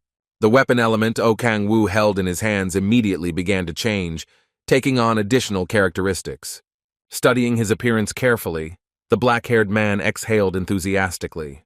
Looking at how the spear quickly changed into a large sword, the boy noted that the speed was simply incredible. Smiling, he finally decided to see how Gungnir would change right now. However, immediately after that, a notification appeared that changes to the weapon, which was created using the 4 powers of the lesson, were impossible. After reading this notice with disappointment, Oh Kang-woo thought that the full potential was still unknown. Suddenly, the voice of Han Seol-ah, who approached him from behind, caught his attention. To her question about whether everything worked out for him, the boy answered yes with a smile. Showing her a hand with a large ring on it, he explained that this item could also be changed like this. Noticing her surprised look, O Kang-woo explained that he found it to be the most comfortable form to wear. A week after that, he was staring in frustration at a notification that said there was a level cap. The boy let out a frustrated breath as he wanted to see if there was a way to remove the level cap with the Demon Ocean key. Seeing that the result was not enough, he put the ring back on his finger. Realizing that a whole week could not achieve the desired result, O Kang-woo thought it was time to look for another way. He had heard that a demonic teacher had appeared in Russia, but he quickly dismissed this idea, as there was nothing devilish to be found in those swamps. Feeling his stomach rumble, the boy thought that he hadn't eaten anything properly for several days. After licking himself, he decided that it was time to get up and go to the kitchen. O Kang-woo knew that Han Seol-ah made the kimchi, but when he got to the kitchen, he saw Lilith's tentacles sticking out of the dish. At what he saw, the boy screamed wildly and almost threw the lid of the pot on his leg. But when he heard Echidna's voice asking what happened, he noticed that it was just ordinary kimchi. He immediately repented that the octopus, which was in the dish prepared by his friend, looked like Lilith. Suddenly his attention was drawn to the bags standing in the room, and he asked the familiar what they were. The girl explained that Han Seol-ah went to the A-rank gate with the team. And the bags, like the octopus he was so scared of, were brought by Cha Yeonju yesterday. When Han Seol-ah asked what kind of bags they were, the pink-haired girl explained that she had sent them to Yuri. She added that she apologized for the inconvenience and promised that she could be contacted at any time if needed. The head of the Red Rose Guild began to muse aloud about how successful O Kang-woo was, but after hearing the confirmation that he was indeed handsome, she fell silent. Echidna, seeing the expression on her friend's face, immediately asked, frightened, if she was sick. The black-haired man, hearing that there were 30 billion won in the bags, wondered if it was too much. Besides, he was very puzzled by the fact that the shaman had sent them a whole octopus. Suddenly, his attention was drawn to an urgent news release, which said that Alex Osborne would arrive in Korea. After hearing that he had revealed the purpose of his visit, namely his desire to meet Kim Si-hoon, the black-haired man decided to find information about him. The boy read that he became known even outside of Britain for always taking up a sword to protect the weak. And after the incident at ISU Station, he admitted that he had been hunting demonic teachers for a long time. So from everything one could conclude that he is quite nice. So the question was whether she would get along with Kim Si-hoon. Quite strange pictures of their relationship were already being drawn in my head. While putting on his coat, O Kang-woo asked Echidna exactly where Han Seol-ah had gone, and then heard a question about where he had gone. Hearing that he was going to catch the golden sun and seeing his serious expression, the girl dared to go with him. After some time, Tae-soo waved to him in greeting. Approaching the team, the black-haired man praised them for continuing the hunt. Hearing that they were going to end the hunt for today, he asked the big man if it was because of Alex Osborne's arrival. Upon hearing an affirmative answer, O Kang-woo shot a stern look at Kim Si-hoon. He was sitting nearby, and his face shone with real childlike joy which made his eyes light up. When asked what happened to him, the gray-haired man replied that he couldn't believe that the Sword of Justice had traveled such a long way to meet him. When asked if it's so cool, Kim Si-hoon said it's really cool because he protects the weak. Crossing his arms over his chest, O Kang-woo asked his friend unhappily if he was forgetting to level up, to which he heard an affirmative answer. However, hearing that he had recently reached level 60, he snapped at him in surprise. When asked about the level limit, Han Seol-ah replied that Kim Si-hoon doesn't have one, and Tae-soo and her have already reached their maximum, which angered Choi In-bai. O Kang-woo thought about the fact that he tried his best to pass the level limit, and the gray-haired man didn't even have one. Meanwhile, Kim Si-hoon himself, awkwardly scratching his head, thought about whether he should meet Alex at the airport himself. However, someone's voice was heard behind the door, saying that there was no need for this. Hearing him, the gray-haired man jumped in place, not believing his ears. Turning his head to see the newcomer, O Kang-woo remembered that he was ranked in the world. A tall, fair-haired guy approached their table and politely bowed, greeting those present. Lifting his head, he looked at them with bright green eyes and introduced himself as Alex Osborne. Extending his hand to the gray-haired man, the blonde said that it was an honor for him to meet the Korean dragon. Looking at Kim Si-hoon's reaction to these words, O Kang-woo silently bit his lips in anger. Jealousy arose in him due to the fact that he never looked at him like that during communication. Without turning his head to the guest, he asked what brought the world ranker here. The gray-haired man said that he was like his own brother, which still did not add to the boy's mood. After that, the blonde turned his attention to the girls sitting at the next table. When Alex said he didn't want to cause any inconvenience, Oh Kang-woo replied that he already did. To Kim Si-hoon's surprise, he explained that his guest was clinging to Han Seol-ah. After getting to know everyone, Osborne looked seriously at Kim Si-hoon and said he had a question for him. When asked if they had heard anything about the Guardians, they both looked at him in surprise. Oh Kang-woo immediately thought of Kim Si-hoon and that the Guardians were chosen by the system to protect the world. Looking at the interlocutor in surprise, the gray-haired man assumed that he was also a keeper, which he immediately confirmed. With a sly smile, the black-haired man asked how he knew that Kim Si-hoon was also a guardian. When asked if he came to ask Dragon to defend the land together, Alex replied that he wanted to invite him to the defenders. He explained that although they are still not well known, he assured that they are the hope of mankind. And if Kim Si-hoon joins the defenders, they will do a lot for the earth. The gray-haired man listened, glaring at him with big eyes full of delight. Osborne explained that he had seen him fight monsters at ISU Station. And although he perfectly understood that they had become terrible monsters, he added that they were also innocent citizens. Clenching his fist tightly, Alex added that if they became stronger, they could save them. In addition, they can be subdued without harm until a way is found to turn them back.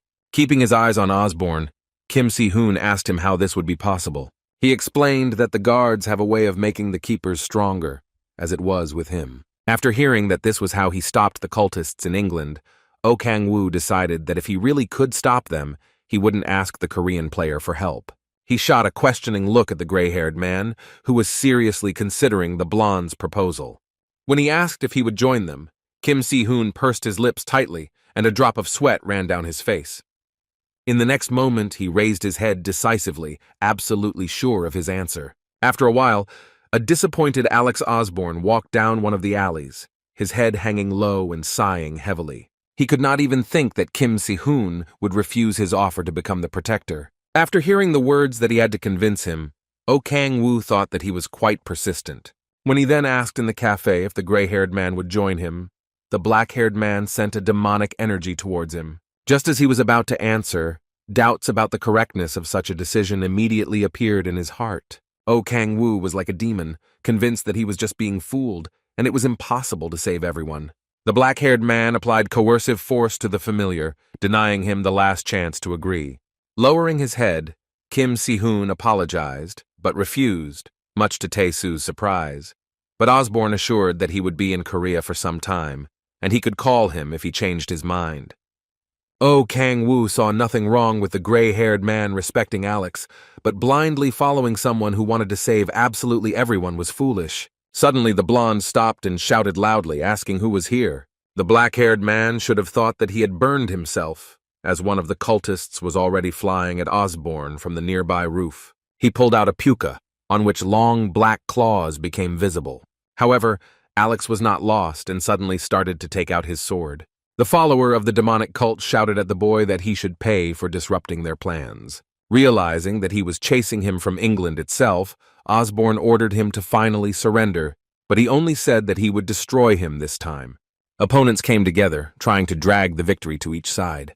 Oh Kang-woo watched the fight with interest, surprised by the words about this time. He carefully looked at the cultist, realizing that he belonged to the European part of the demonic cult. But what was even more surprising was that Alex apparently let them go several times, just like that. In a moment, the black-haired man realized that the difference in skill was enormous, as Alex already held his sword at the throat of the defeated enemy. After hearing a request from the opponent to kill him, Osborne replied that he would not do it under any circumstances. Listening to the blonde talk about the importance of every life, Oh Kang-woo stared at him in a daze. He watched intently as Osborne ordered him to leave the cult, repent, and live a new life. While the black-haired man was wondering why Alex hadn't been killing the demonic cult members all this time, the fanatic pulled out a smoke grenade. In the next moment, he slammed it into the ground, creating a smoke screen between him and the enemy. Osborne shot him a worried look as the cultist promised to repay him for this humiliation. After hearing the order to stop, he added that he would not do it at the request and continued to run towards the girl who came out from around the corner. Hearing that someone was ahead, The fanatic turned and looked at the stranger. In the next moment, he pushed her with all his might to where the wall stood. Rubbing his bruised elbow, the demonic cult follower cursed, adding that she was unlucky. Fleeing through a nearby alley, he promised Osborne, who was slowly approaching the victim, that they would meet again. Alex crouched down and extended a trembling hand to the girl's bloody head. Embracing her and holding her close to him, the boy sobbed loudly, struggling with why this had happened. Suddenly, he heard a familiar voice above him, which asked him what he was doing here.